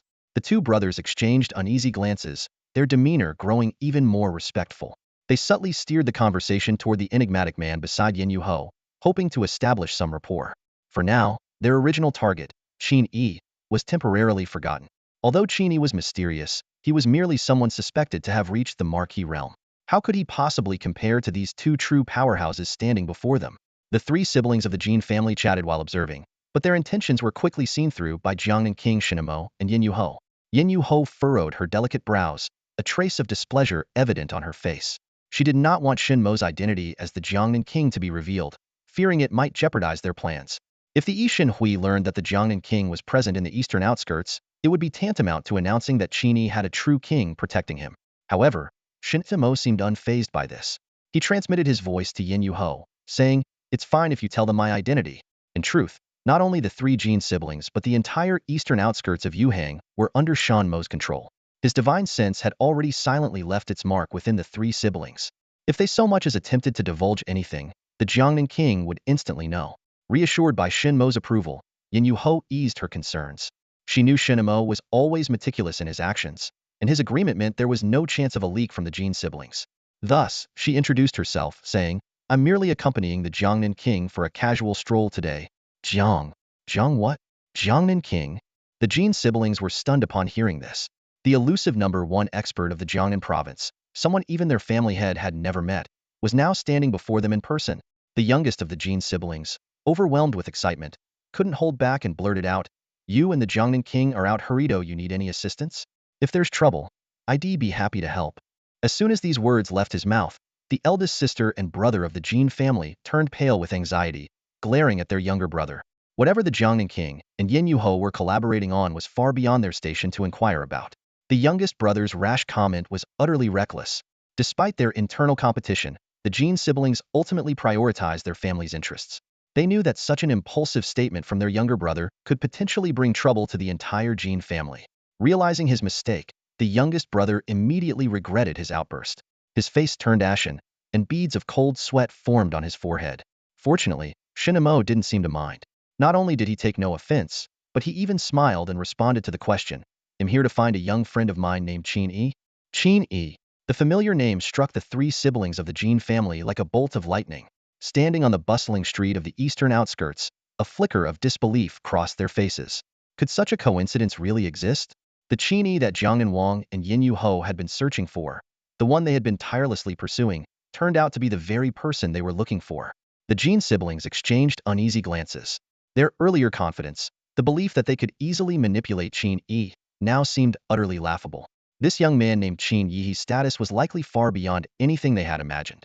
Jiang Wang had traveled thousands of miles to find him personally. What standing did a few members of the Qin family have to negotiate with someone like Qin Yi? Even if they offered everything they had, it would probably be insignificant in Qin Yi's eyes.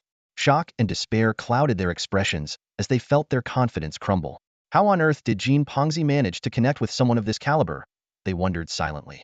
With Qin Yi on his side, does the position of family head even stand a chance of being contested? If not for the presence of Jiang Wang and Yin Yu Ho, they might have struggled to maintain even a semblance of composure. Just then, Yin Yu Ho's sharp gaze swept over the three of them. There was an interrogative edge to her tone as she asked, "Why have you come all the way to the eastern outskirts with such fanfare? What are you up to?" The Jin siblings hurriedly waved their hands, forcing awkward smiles. "Oh, it's nothing. Nothing at all. We're just siblings out for a casual stroll. We heard the air and scenery in the outskirts were nice, so we thought we'd come for a little outing." At this point, how could they dare admit they were here to find Qin Yi? That would have been asking for humiliation. The eldest sister of the Jin family, sensing that everything that needed to be said had been said, quickly decided it was time to leave. She was too afraid of irritating Jiang Wang to linger any longer. Tugging her two brothers along, she hastily bade farewell. The three luxury cars roared to life and sped off, disappearing down the street in no time, their taillights vanishing from sight. Jiang Wang and Yin Yu Ho remained standing quietly on the street, watching them leave. The stream of pedestrians came and went, yet the two figures stood still, not entering the nearby supermarket. Strangely, none of the passers-by seemed to notice their presence. It was as if the two of them had vanished into thin air. Neither the eyes of the crowd nor the surveillance cameras could capture their forms. Suddenly, Jiang Wang's eyelids twitched slightly. He raised his gaze and looked toward a shadowed corner in the distance. Just as he was about to act, a mysterious voice transmitted directly into their minds from behind. "Don't alert him. Let him stay hidden." A trace of surprise flashed in Jiang Wang's eyes, but he quickly nodded and refrained from making a move. Yin Yu Ho, however, was visibly startled. She realized that the voice had come from within the supermarket, effortlessly bypassing her defenses. This could only mean that the mysterious Wang Lao within the supermarket was far more powerful than she had assumed. A true king, she thought to herself, quickly steadying her turbulent emotions. "Why would Wang Lao stop you from dealing with the spy from the Yishan Hui?" she asked curiously. Jiang Wang's spiritual sense had long since enveloped the entire eastern outskirts. He had noticed the spy from Yishan Hui the moment they approached. "I don't know, and I don't need to know," Jiang Wang replied calmly. "Our role is to guard the path. Nothing more. If we need to kill, we kill. If not, we don't."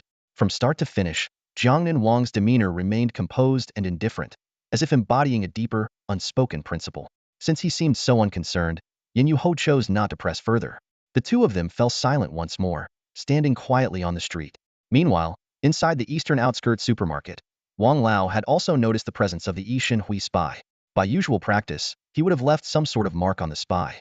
But this time, due to Qin Yi's prior warning, he refrained from taking action and even dissuaded Jiang Wang from intervening. Wang Lao glanced at Qin Yi, who appeared utterly at ease.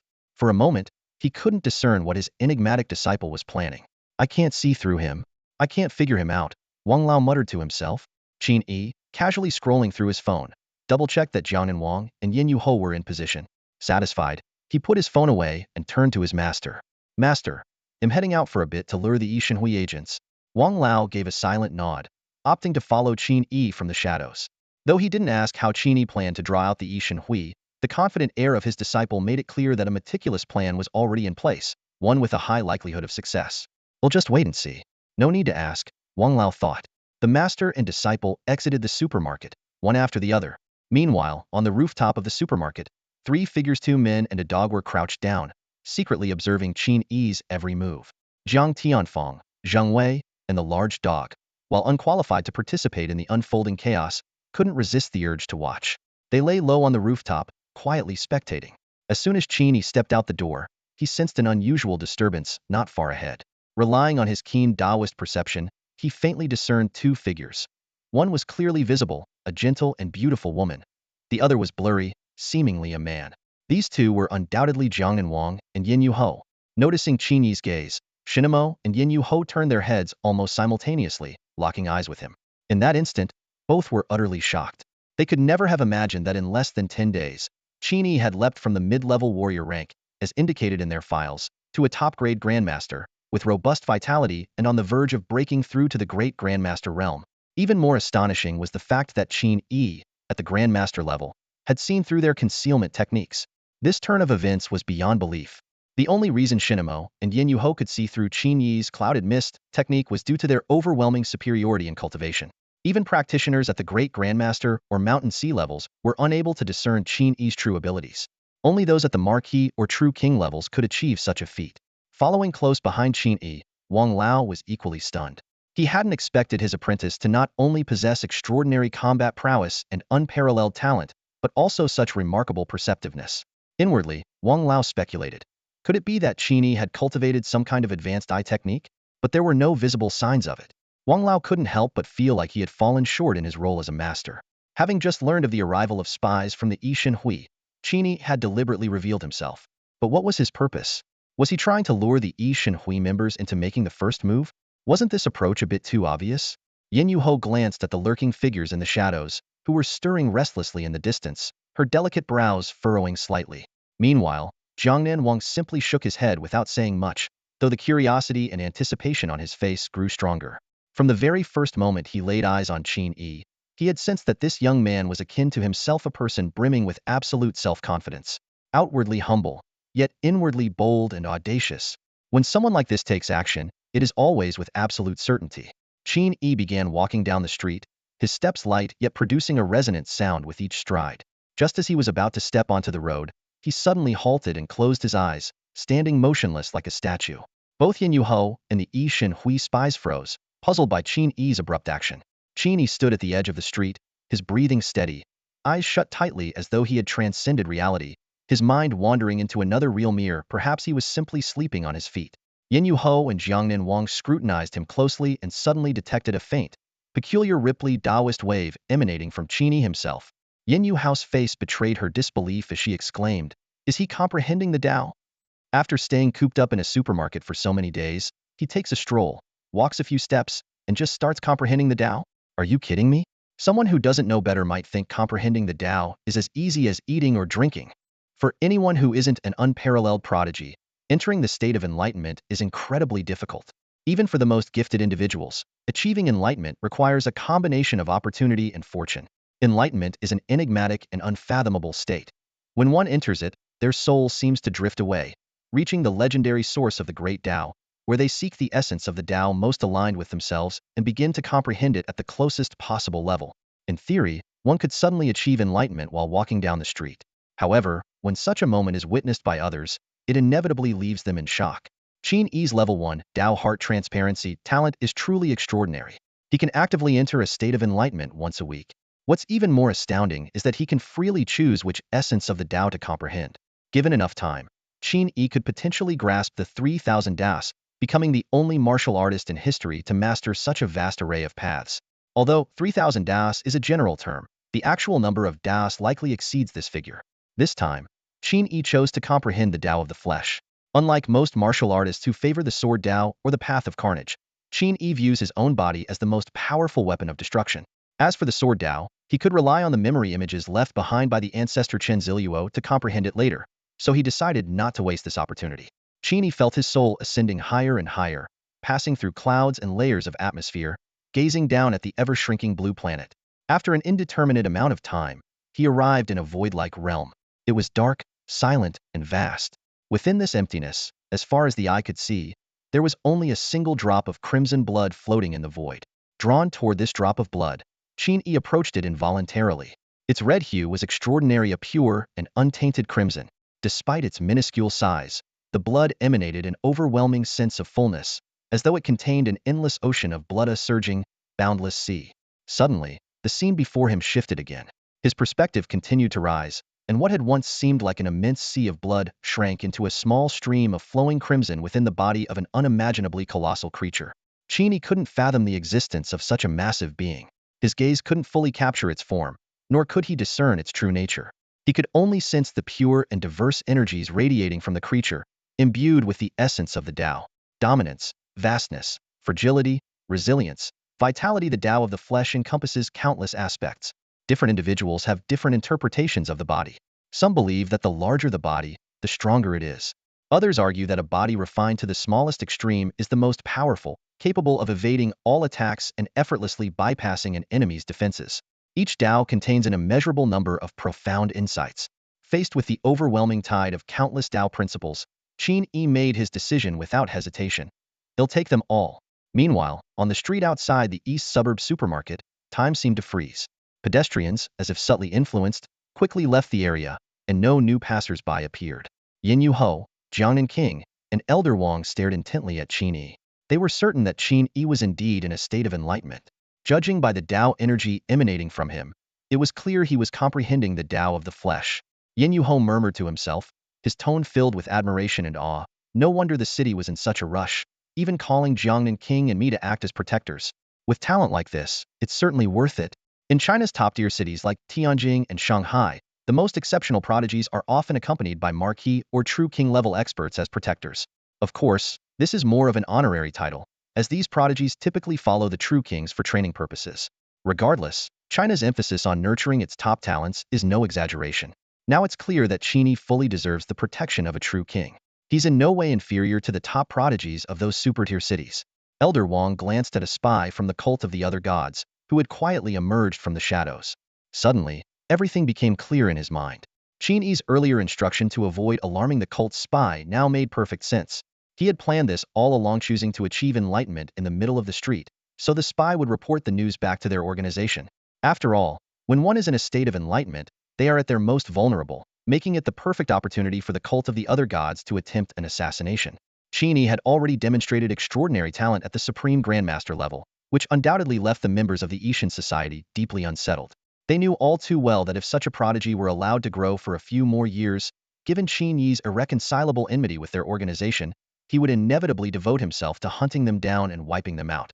Faced with the choice between a relatively weak Supreme Grandmaster and a potential true king, the Yishan Society had no option but to act now.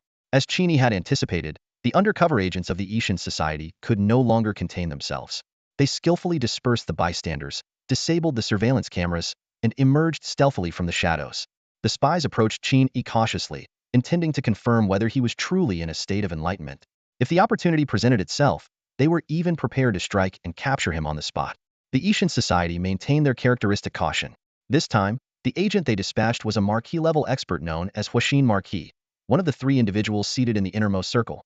Although he was the weakest among the three, the fact that he occupied a seat in the first circle was a testament to his strength. Huixin Marquis was particularly skilled in concealment and intelligence gathering. Under normal circumstances, he would never reveal himself so easily, but this time, he had no choice. After all, they were dealing with potential true king-level opponents. However, what Huixin Marquis did not realize was that he had long since been targeted by three formidable figures.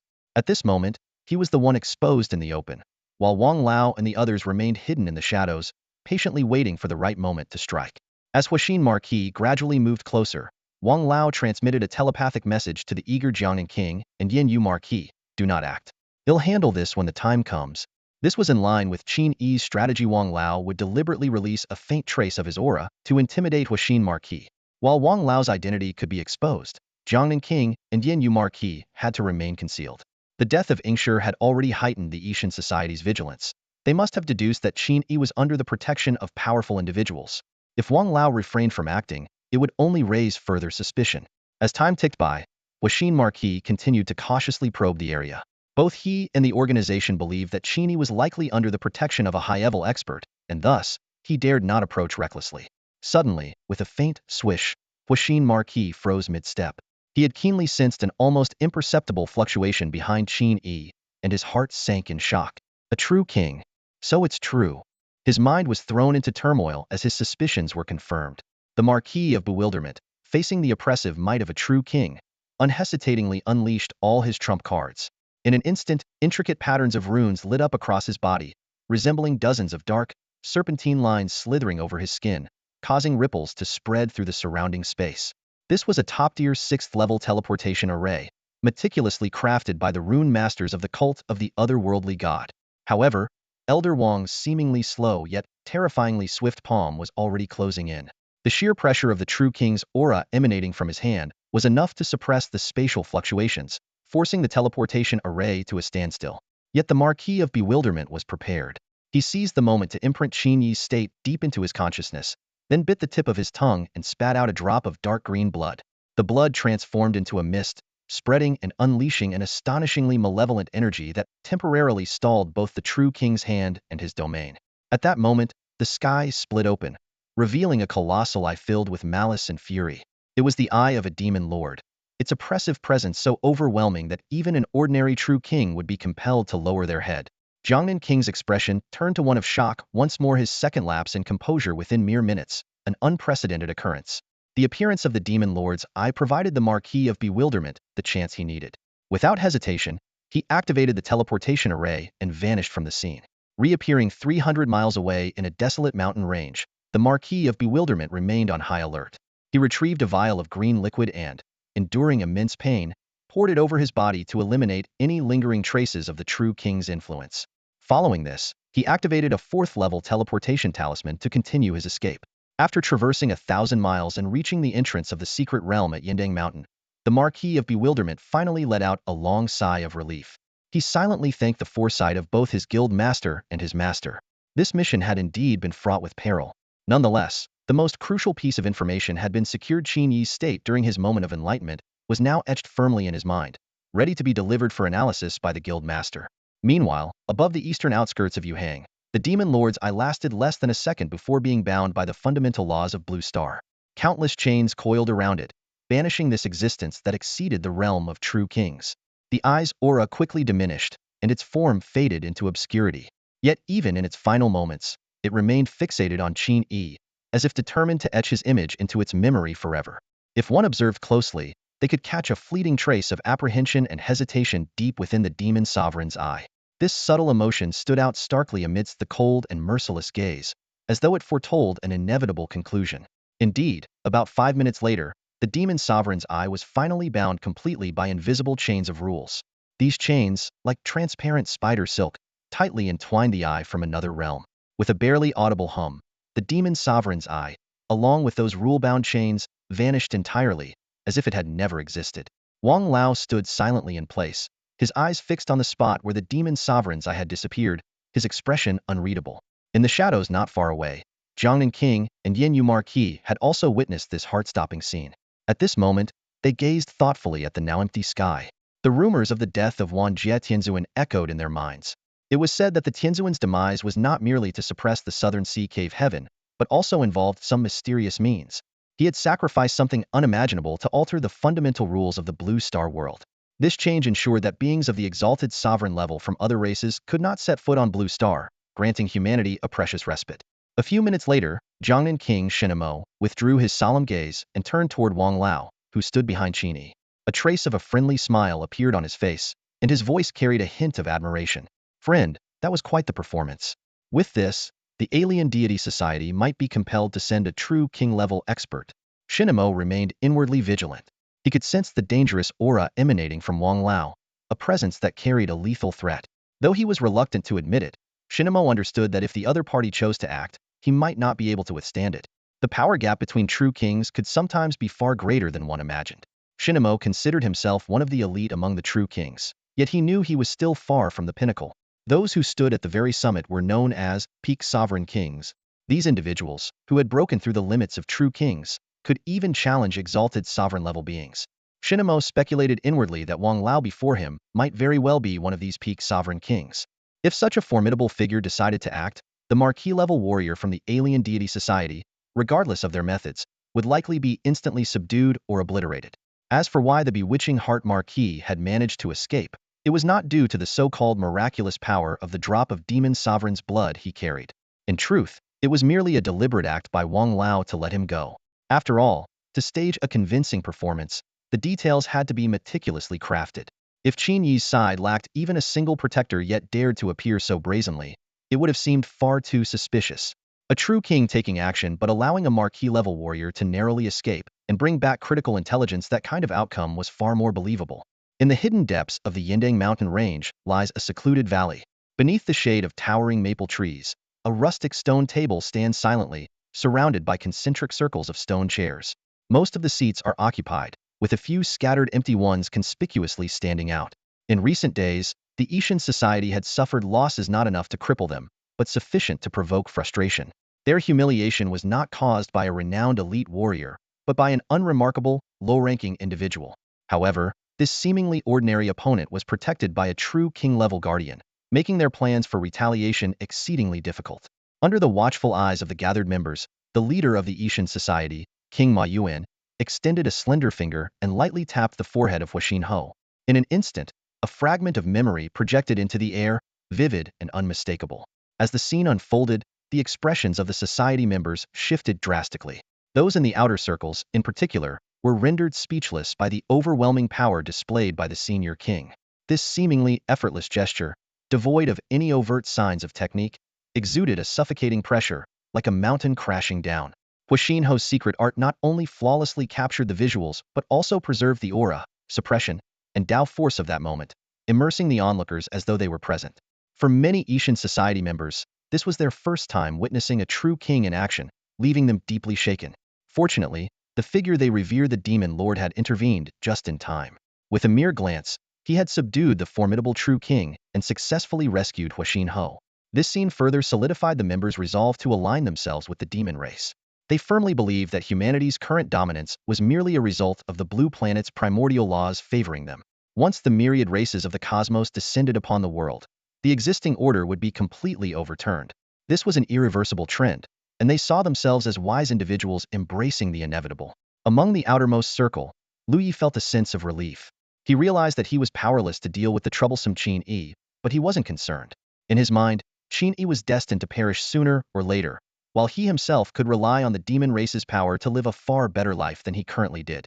While those on the periphery were merely observing the spectacle, those closer to the center were analyzing the deeper implications. King Ma Yuan, the leader of the Ishan society, carefully scrutinized the projection of the senior king's brief display. A deep sense of dread welled up within him. He realized that this guardian might not be an ordinary true king. As the leader of the Ishan society, King Ma Yuan was no ordinary true king himself. His strength was at the pinnacle of the true king realm, just one step away from reaching the peak of kinghood. His original title was Demon Abyss King, but as he was not a pure-blooded demon, using the word demon in his title violated the demon's taboo, forcing him to adopt the homophonic Ma Yuan instead. King Ma Yuan's gaze shifted past the senior king in the projection and fixed on Qin Yi, who stood outside a supermarket.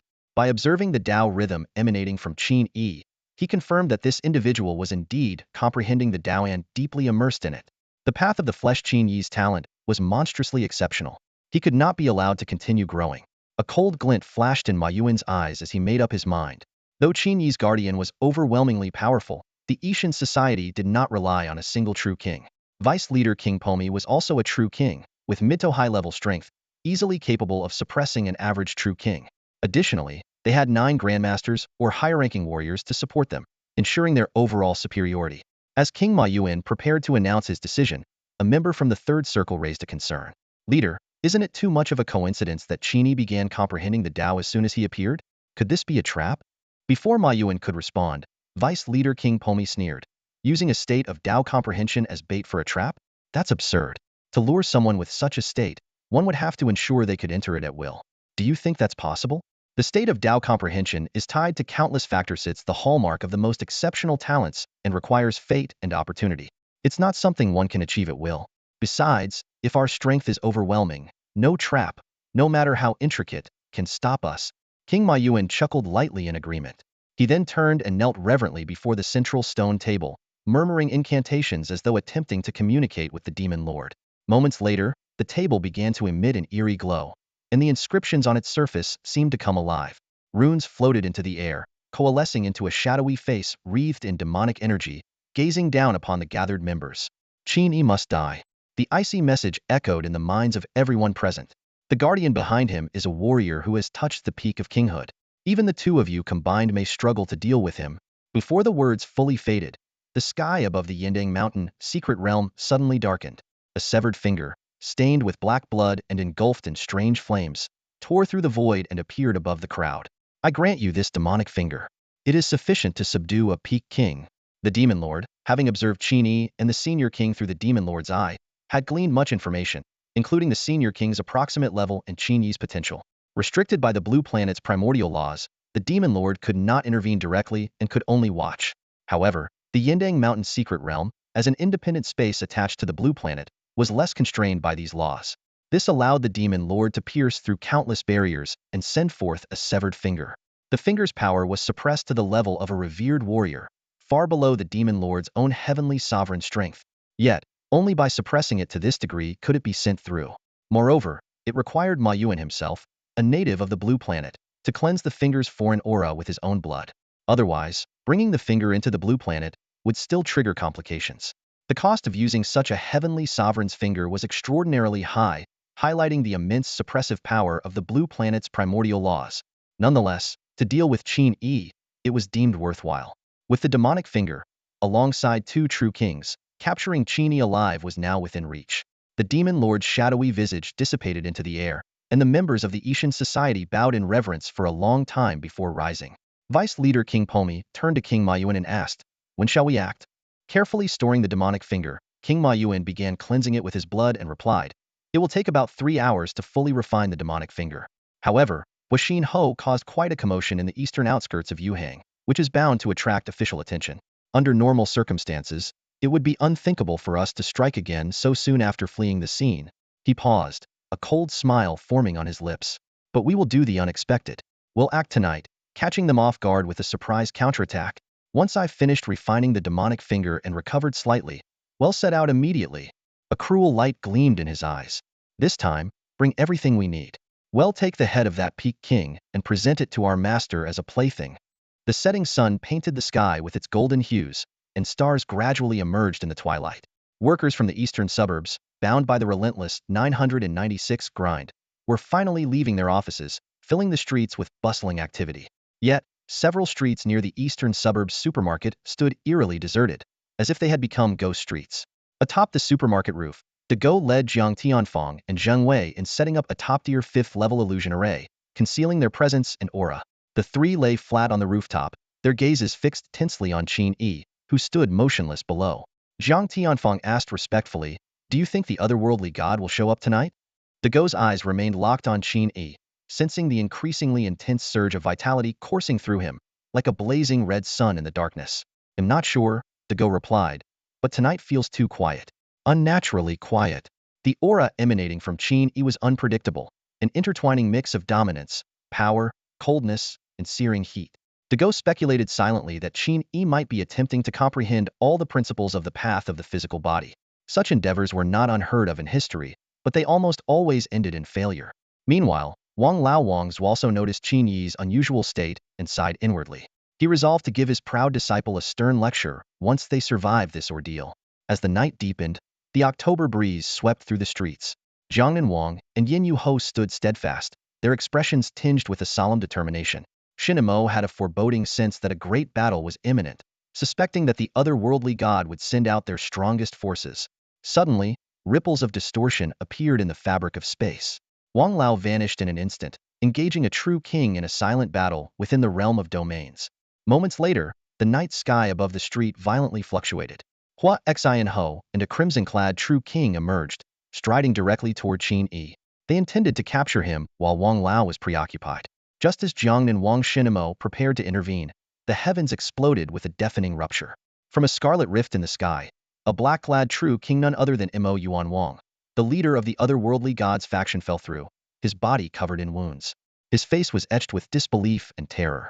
It was clear that the plan to entrap Wang Lao in the true king's domain had gone disastrously wrong. In a strange, otherworldly space, King Ma Yuan clashed with his opponent in a single move, and his domain crumbled instantly. He fled in panic, fully aware that if he didn't retreat, he would inevitably be killed by Elder Wang in the true king's domain. Once he escaped danger, the fear on King Mo Yuan's face faded, replaced by a calm composure. He had long suspected that Elder Wang possessed extraordinary strength and had prepared contingencies for this scenario. Elder Wang hovered in midair, gazing silently at the retreating King Ma Yuan. With a mere thought, he pulled the recently escaped King Ma Yuan back into his domain. To his surprise, this time King Ma Yuan did not resist. On an endless grassland, Elder Wang watched the composed King Ma Yuan with heightened vigilance, deciding to hold nothing back. A surge of immense vitality, tinged with lethal intent, coursed through his meridians, heart, and the mental sea of his mind. As a master from the sect of Slayer Immortals, Elder Wang was proficient in the art of weapon cultivation. The spiritual weapons within his body had reached their pinnacle, spreading throughout him and capable of multiplying his combat strength in an instant. King Moyuan's expression grew grave, as he dared not underestimate his opponent. Swiftly, he retrieved a withered, charred finger, a move that caused Elder Wang's eyes to narrow sharply, his sense of caution intensifying. Meanwhile, on another battlefield, King Pomi charged toward Qin Yi with Hua Xian Ho, intending to capture him. However, at the critical moment, the surrounding world abruptly transformed. A gentle, spring-like breeze swept through, enveloping the two and drawing them into a different realm. Birds chirped melodiously, ancient trees towered, streams gurgled, and mountains stretched endlessly. This was the true king's domain of the Jiangnan king, a scene of serene, picturesque beauty reminiscent of Jiangnan's spring landscape. King Pomi and Hua Xian Ho felt a chill in their hearts, instantly realizing that Qin Yi was under the protection of another true king and a marquis-level guardian. Despite the sudden turn of events, King Pomi remained composed.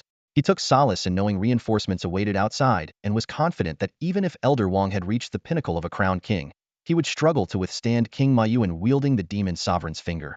King Pomi smirked as he gazed at Shen Yimou, who stood atop the mountains, calm and unflustered. In King Pomi's mind, as long as he focused on defense, stalled for time, and ensured his survival, the plan would ultimately succeed. In the blink of an eye, the two sides had already exchanged blows in a fierce round of combat.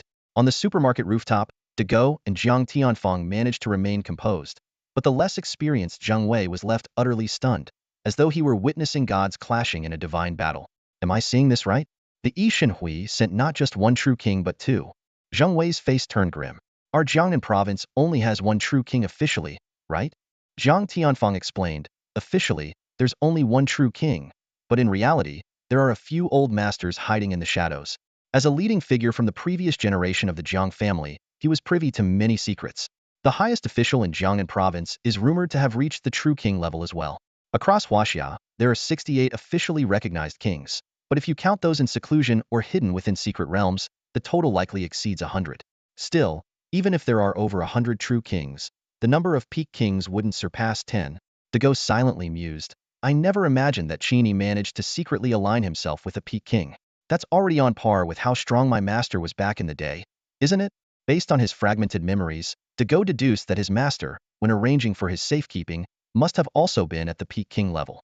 A peak king against a true king would be a one-sided domination. Yet, 3 minutes had passed, and Old Wang still hadn't defeated the black lad true king.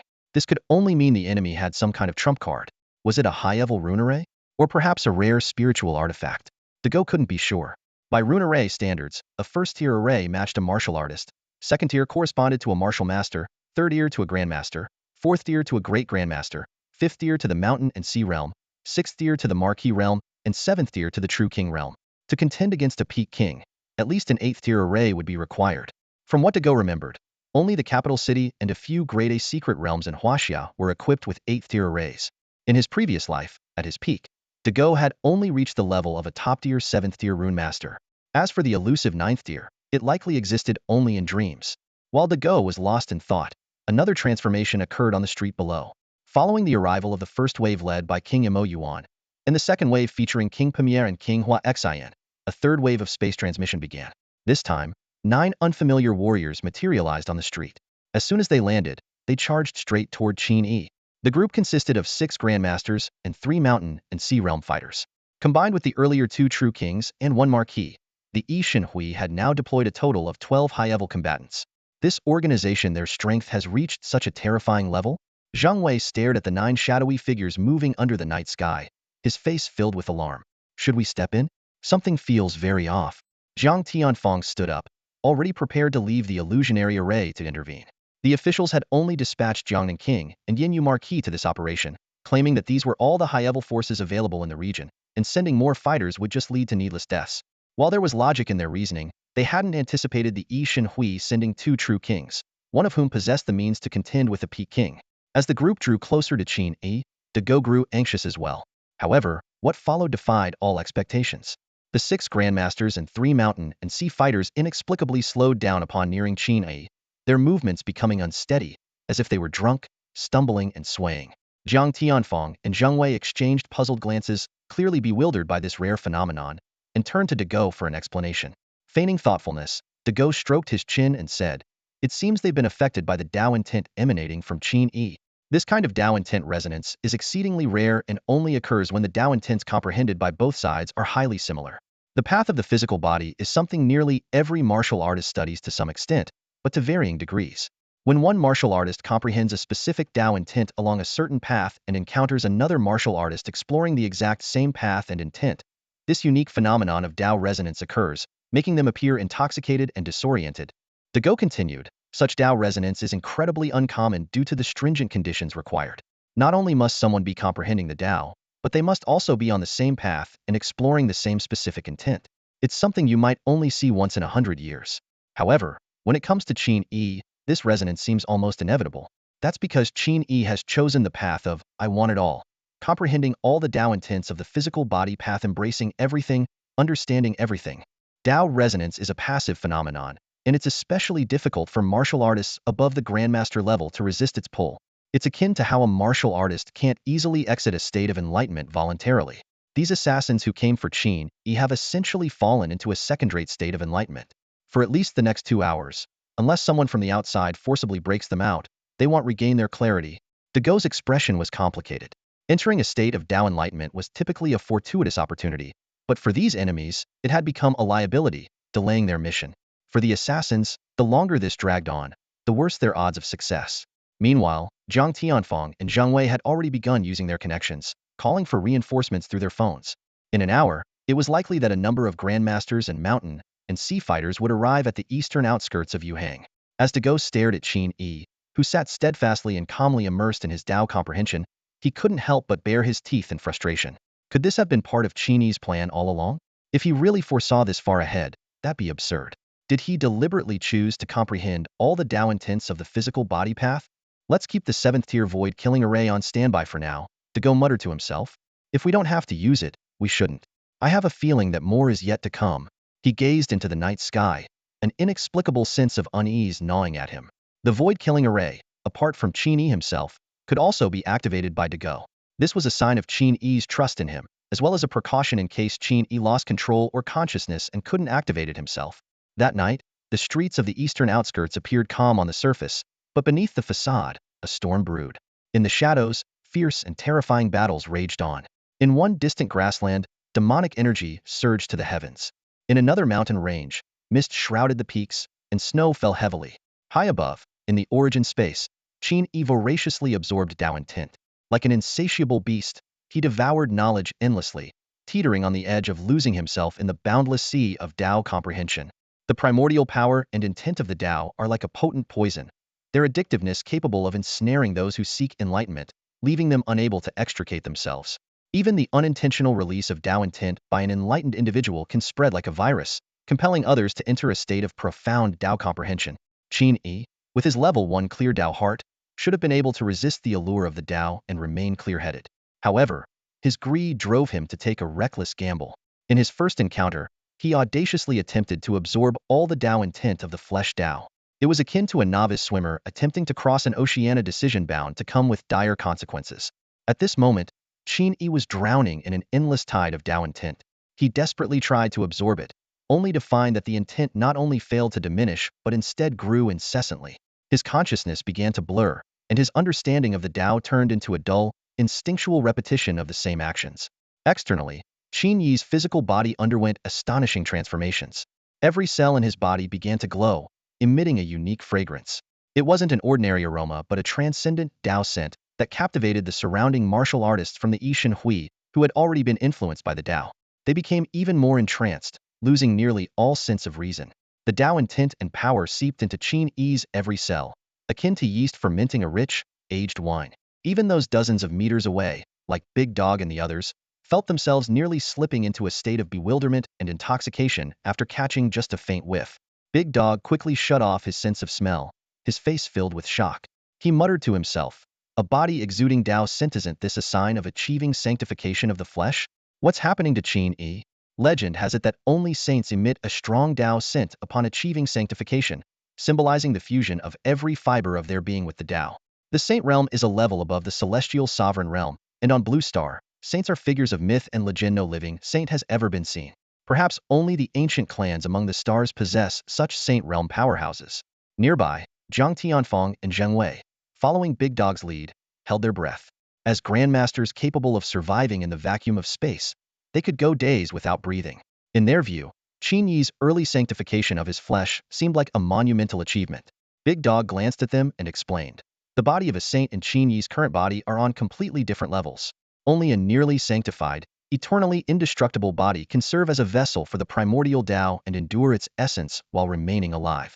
Qin Yi's current physical strength, no matter how formidable, is far from reaching the level of a near saint. His premature contact with the primordial Tao could very well ruin his foundation, causing irreversible damage. Hearing this explanation, Zhang Tianfeng and Zheng Wei finally grasped the gravity of the situation, their faces now showing deep concern. Yet, despite their worry, they were powerless. Even Big Dog, encountering such a scenario for the first time, had no idea how to assist Qin Yi. Zhang Tianfeng observed the 6 grandmasters of the Yi Shin Hui, who were now like mindless puppets surrounding Qin Yi. He confirmed that they were thoroughly ensnared by the Tao intent, unlikely to awaken even under external stimuli. Quietly, he and Zheng Wei began setting up a killing formation to eliminate these enemies from a distance. Though they were of the same grandmaster level, the 6 opponents were as defenseless as lambs to the slaughter in their current state. Within a short half-hour, Zhang Tianfeng and Zheng Wei had dealt with them all. However, the remaining 3 Shanhai realm fighters posed a more challenging problem. Their Tao hearts appeared more stable, and they hadn't completely lost consciousness. A reckless attack might backfire, potentially awakening them. Let's wait for reinforcements, Zhang Tianfeng suggested. In about 10 minutes, a few reinforcements should arrive at the eastern outskirts. Having done all they could, the 2 men and Big Dog returned to their position on the supermarket rooftop, keeping a close eye on Qin Yi. The Tao scent emanating from him grew increasingly intense, spreading outward. To their eyes, Qin Yi no longer seemed human. He was transforming into a tangible manifestation of the primordial Tao itself. If this continues, Qin Yi might be assimilated into the Tao itself. The trio watched anxiously, unable to intervene, their helplessness mounting. This was a scenario none of them had anticipated, and they had no prepared solutions. The only way out now relied entirely on Qin Yi himself. At this moment, Qin Yi's soul flickered faintly in the void, surrounded by the ethereal flesh Tao, which drifted around him. He could feel his power surging uncontrollably, his soul gradually merging with the flesh Tao. He was on the verge of becoming one with the Tao, transforming into its primordial essence, and attaining unparalleled combat strength. Invincible, invincible, Qin Yi shouted inwardly. Isn't this what I've always pursued? Yet, a trace of doubt crept into his heart. But why doesn't it feel like something I truly desire? Qin Yi began to reflect. Suddenly, he realized that his longing for union with the Tao and invincible power seemed to have lost its allure. To live? He asked himself, then answered, it doesn't matter anymore. Living or dying, it's all the same. Qin Yi jolted awake, a chilling sensation gripping his heart. He realized, with growing unease, that his emotions and humanity were silently slipping away. Memories of the bleak days when he first transmigrated flooded back, suffering from cancer, penniless, and awaiting death. Yet, he had fought desperately, clinging to life with every ounce of strength. After miraculously recovering from the disease, his desire to survive only intensified. He trained relentlessly in martial arts, ventured into dangerous realms, and explored forbidden secrets, all to grow stronger, all to live a better life. How could I ever think that dying wouldn't matter? Qin Yi suddenly came to a startling realization. Achieving unity with the Tao might grant near invincible power, but the cost was the complete eradication of all humanity and emotion. This was the unyielding law of the multiverse. A supreme Tao essence could be immensely powerful, but it could not coexist with feelings. His gaze grew sharp and resolute. At last, he understood why he pursued enlightenment and adventure. It was for the sake of living, not to become a hollow shell devoid of humanity. The eerie scent of the Tao began to dissipate, and a newfound clarity emerged in his heart. I am here to master the Tao, not to be mastered by it, Qin Yi thought with unwavering determination. In an instant, his Tao heart became crystal clear, his soul gleaming like radiant jade, exuding an awe-inspiring aura of the Tao. The light in Qin Yi's eyes grew brighter, outshining even the surrounding radiance of the Tao. My Tao is one of mastery, of encompassing everything, of possessing it all. The Tao of the physical body, I've claimed it, Qin Yi roared inwardly. The illusory Tao surrounding his soul began to tremble violently, emitting a deep hum. In the tangible world, countless beams of dazzling light erupted from Qin Yi's body, illuminating the night sky in a flash. Celestial spirits descended gracefully, bathed in heavenly radiance, their voices singing a profound and ethereal Tao song. At that moment, the young man standing in the street slowly opened his eyes. Yet, it seemed as though fate mocked his triumph. A corner of the sky suddenly tore open, and the figure of Wang Lao plummeted from the heavens. A surge of boiling demonic energy exploded forth, engulfing the entire street in an instant. The demon sovereign's finger, a supreme treasure from another realm, finally revealed its divine power under the tempering of King Ma Yuan. Though King Ma Yuan had poured his heart and soul into refining it, leaving him far from his peak condition, the price paid was worth it, as it turned the tide of battle. The finger unleashed overwhelming demonic energy, forcing Wang Lao, a peak king-level master, into a grueling struggle. Among the human race, it had taken years to produce a venerable figure like Chen Ziluo, underscoring the vast gulf between a venerable and a true king. An ordinary true king would have long been subdued by the demon sovereign's finger, fleeing in panic. Yet Wang Lao, as a peak-level king, managed to hold his ground despite being at a disadvantage, skillfully maneuvering against the formidable artifact. During the fight, the demonic energy emitted by the demon sovereign's finger began to corrupt Wang Lao's true king domain. This domain, essentially Wang Lao's unique interpretation of the Tao, was fundamentally damaged by the invasive force. Left with no other choice, Wang Lao withdrew his domain, temporarily halting the confrontation. Back in the real world, Wang Lao waved his hands, summoning supreme Tao power to form a celestial barrier, confining the demon sovereign's finger's influence to the surrounding district. King Ma Yuan and Wang Lao each stood their ground at opposing corners of the sky, locked in a renewed standoff. Though King Ma Yuan held the upper hand with the demon sovereign's finger, he found it difficult to completely overwhelm Wang Lao. However, defeating Wang Lao was not King Ma Yuan's ultimate goal. Through a secret technique, he maintained communication with King Pomi, learning that the latter was facing a life-threatening crisis. King Ma Yuan understood that his immediate priority was to take Qin Yi and fulfill the mission entrusted to him by his master. The lives of King Pomi and Marquis Huixin, in his eyes, were nothing more than insignificant sacrifices. At that moment, King Ma Yuan's gaze fell upon Qin Yi, and he was instantly taken aback. The once immersed Qin Yi, who had been in a state of enlightenment, was now awake and radiating an extraordinary transformation.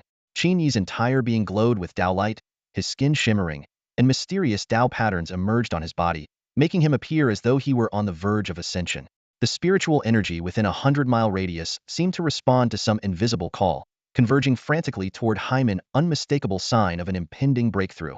King Ma Yuan was shocked to discover that the purity of the Tao intent emanating from Qin Yi's body far exceeded that of an average grandmaster and even rivaled that of a true king. Even more perplexing was the fact that Qin Yi's Tao intent was diverse and contradictory, encompassing attributes that were fundamentally opposed. Could it be that he had comprehended all possible Tao intents of the physical path?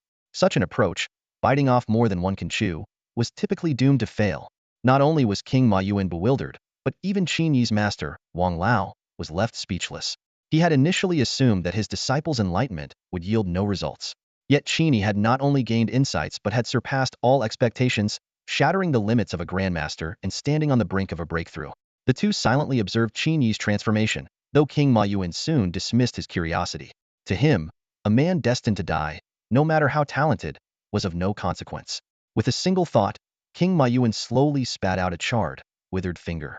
As overwhelming demonic energy surged forth, the finger hurtled toward Wang Lao, aiming to suppress him.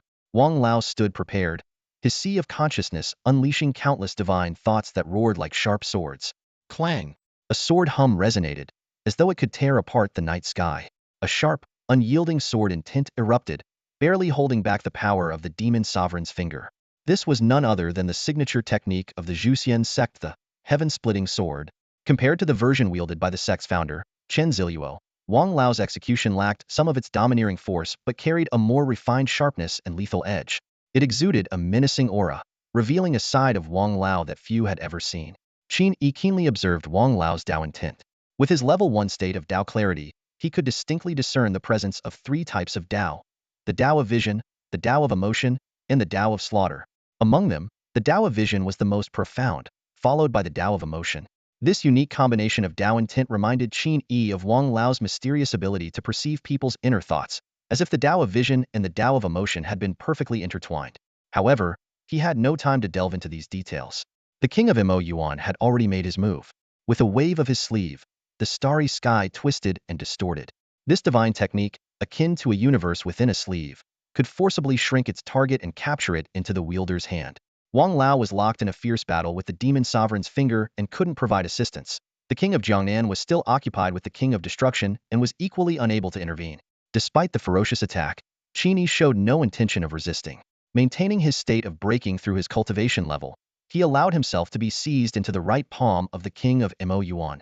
Feeling a moment of ease, the king of Mo Yuan immediately turned to flee, simultaneously splitting a wisp of his divine sense to control the demon sovereign's finger and continue restraining Wang Lao.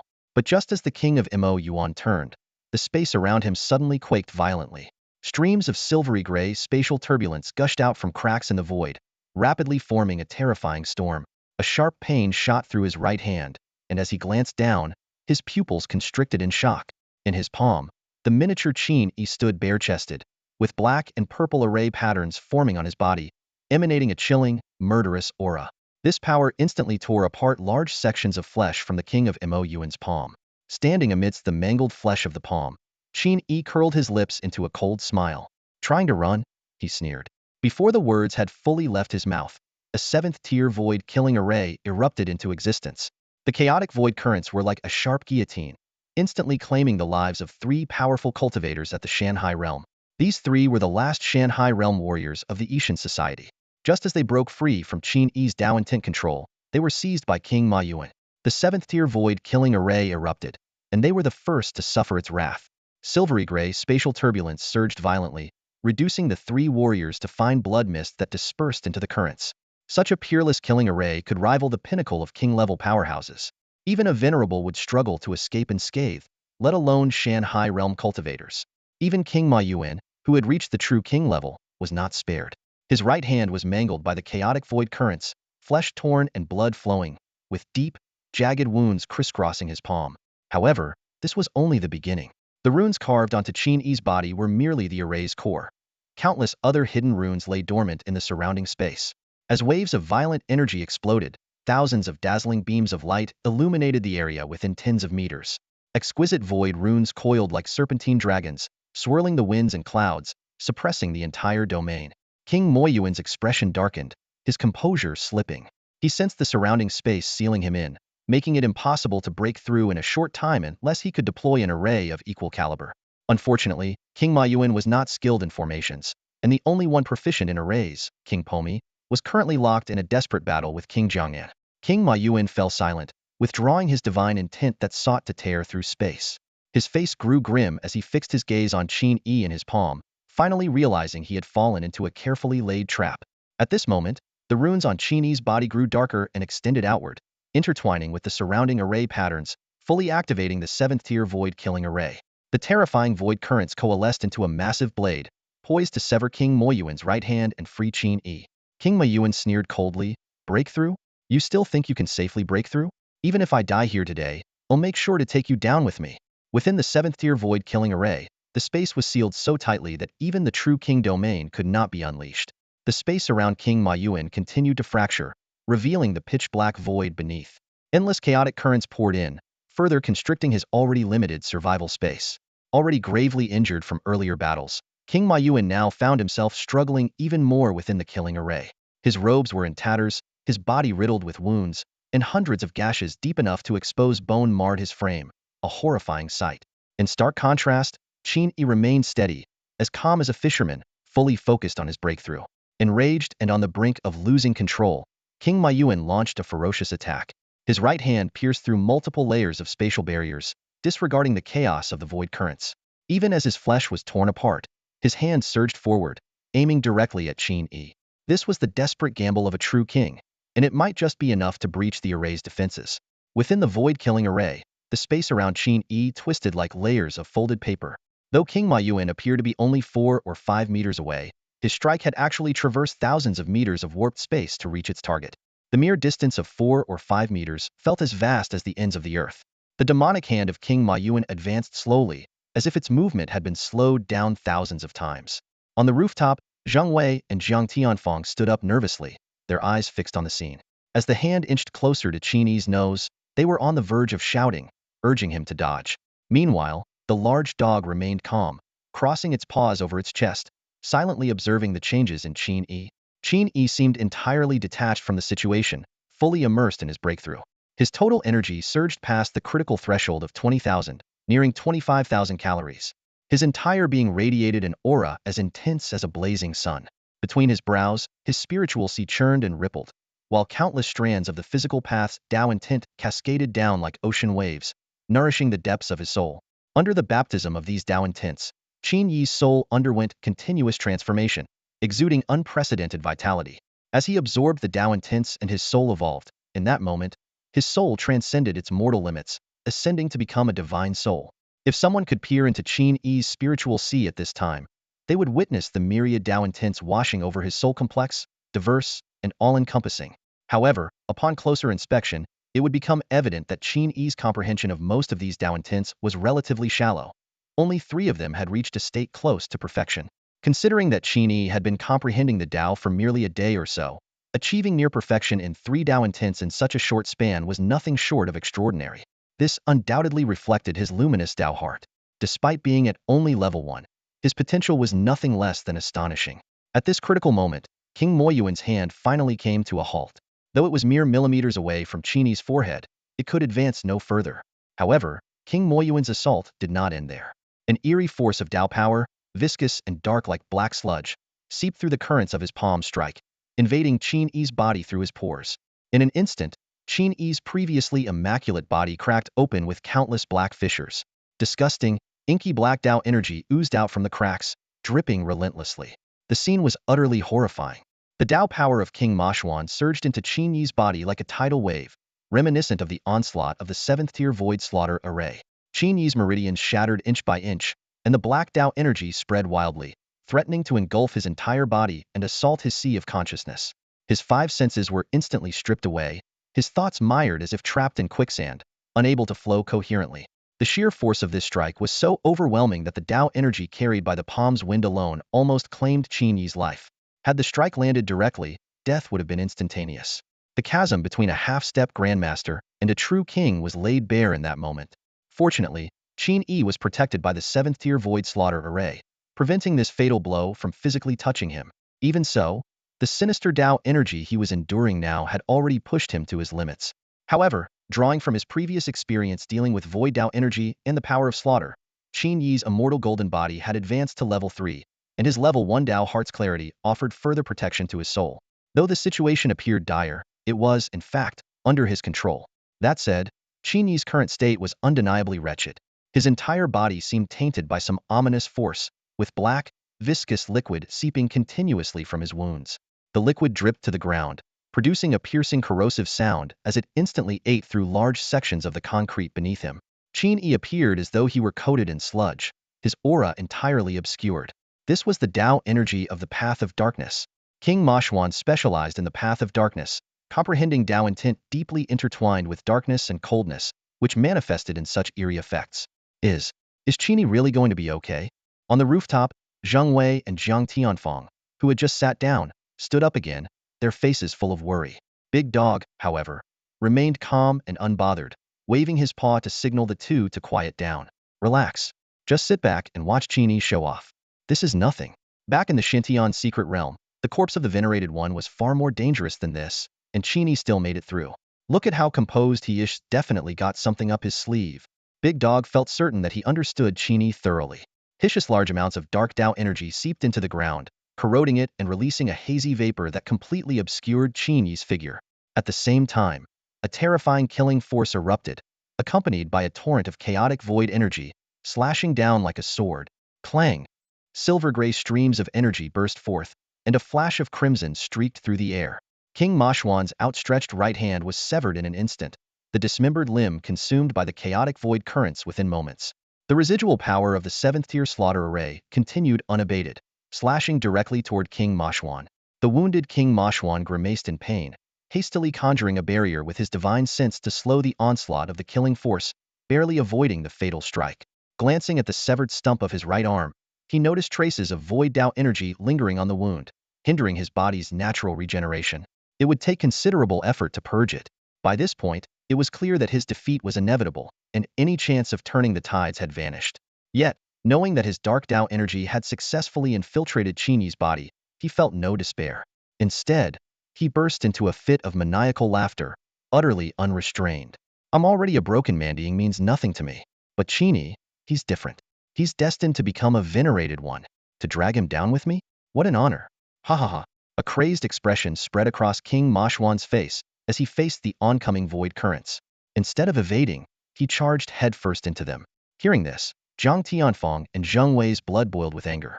This guy isn't even human anymore. Even in death, he wants to harm one of our human race's prodigies, all for the sake of the demon clan. What kind of twisted mind does he have? Big Dog shrugged. You wouldn't understand because you've never been a traitor to your own kind. Traitors like him, who reach the true king realm, often cultivate their master's self-created Tao intent. Once that Tao intent takes root in their minds, they stop seeing themselves as human. It's basically brainwashing. At those words, Zhang Tianfeng and Zheng Wei exchanged odd glances before simultaneously eyeing Big Dog. Never been a traitor. So does that mean you have? Ahem. Don't look at me like that. Of course, I've never been a traitor. I'm a dog, how could I betray humans? Big Dog replied innocently, shrugging his shoulders. It's just that, back when I served my master, I went through a similar brainwashing process. It wasn't as extreme though. I mean, it's understandable I am not human, so my master had to add an extra layer of precaution to ensure I wouldn't harm the human race. Realization dawned on Zheng Wei and Zhang Tianfeng, and they shifted their focus back to the battlefield. At this moment, King Mashwan was desperately charging into the slaughter array, his momentum fierce, with royal blood staining a large portion of the ground. He appeared to cling to a faint sliver of life. Meanwhile, in the distance, Elder Wang continued his clash with the demon sovereign's finger. However, Elder Wang was now gaining the upper hand, on the verge of completely suppressing the demonic force. After all, the demon lord's severed finger was merely a detached remnant without the support of its body. It couldn't sustain a prolonged battle. As time passed, its power was gradually waning. The tide of the battle was overwhelmingly in their favor, with the sole lingering concern being Qin Yi, who remained shrouded in mist. His fate was still unknown. The Big Dog curled its lips dismissively and said with a hint of nonchalance, "You all don't need to worry about Qin Yi. Just give it a few more minutes, and I guarantee you'll see him emerge unscathed." He might even have had a breakthrough. Barely 5 minutes later, a blinding beam of light suddenly pierced through the mist, slicing through the darkness like a sharp sword. The dense fog was dispelled by this powerful force, revealing a massive black egg formed from congealed sludge. The dark energy on the egg's surface had ceased its flow, appearing stagnant and hardened into a solid shell. Crack, crack, the shell began to fracture, with cracks spreading across its surface until it started to crumble. The dazzling white beam of light emanated from one of these fissures. Along with the light came an overwhelming and awe-inspiring aura that sent shivers down their spines. A system notification echoed in Qin Yi's mind. Ding! Your cells have successfully endured the baptism of true king level tier 6 dark energy, evolving a new innate ability Tao Heart Clarity LV2. Although the dark energy of the Mo Yuan King failed to elevate Qin Yi's immortal golden body to level 4, it unexpectedly strengthened his Tao Heart Clarity ability. All things considered, it was a favorable outcome. Boom! A deafening explosion erupted as a surge of energy waves tore through the air, shattering the dark energy that had been binding Qin Yi's physical body. As the dust settled, his renewed figure was revealed. His muscles were sharply defined, exuding an aura of immense power. The Big Dog's prediction came true. Qin Yi not only emerged unscathed, but also underwent a transformative breakthrough with the help of the Mo Yuan King's energy. His aura had stabilized, marking his official advancement to the Grandmaster realm. His total vitality surged to an astonishing 28,000 calories, his spiritual power reached an extraordinary 2,000 points, and his physical strength now rivaled that of a peak-level mountain and sea realm expert. Feeling the surging power coursing through his body, Qin Yi's lips curved into a faint smile. He raised his gaze toward the Mo Yuan King, who was still struggling desperately, and sincerely said, "I must thank you, Senior, for your assistance in helping me break through my bottleneck." Upon seeing Qin Yi alive and well, the Mo Yuan King was utterly devastated. Blood spurted from his mouth as rage overwhelmed him. How could he not realize that Qin Yi had exploited his energy to gain immense benefits? The Mo Yuan King let out a bitter laugh in his heart. Fortune favors the bold. This kid must have calculated that the tier 7 killing formation would weaken my power, rendering me unable to kill him. That's why he just stood there and let me attack. That's all for today. Thank you so much for watching. I hope you guys enjoyed. If you wish to have another part of this recap, please give us at least 1,000 likes. Please don't forget to comment and subscribe to our channel for more content like this. Until next time.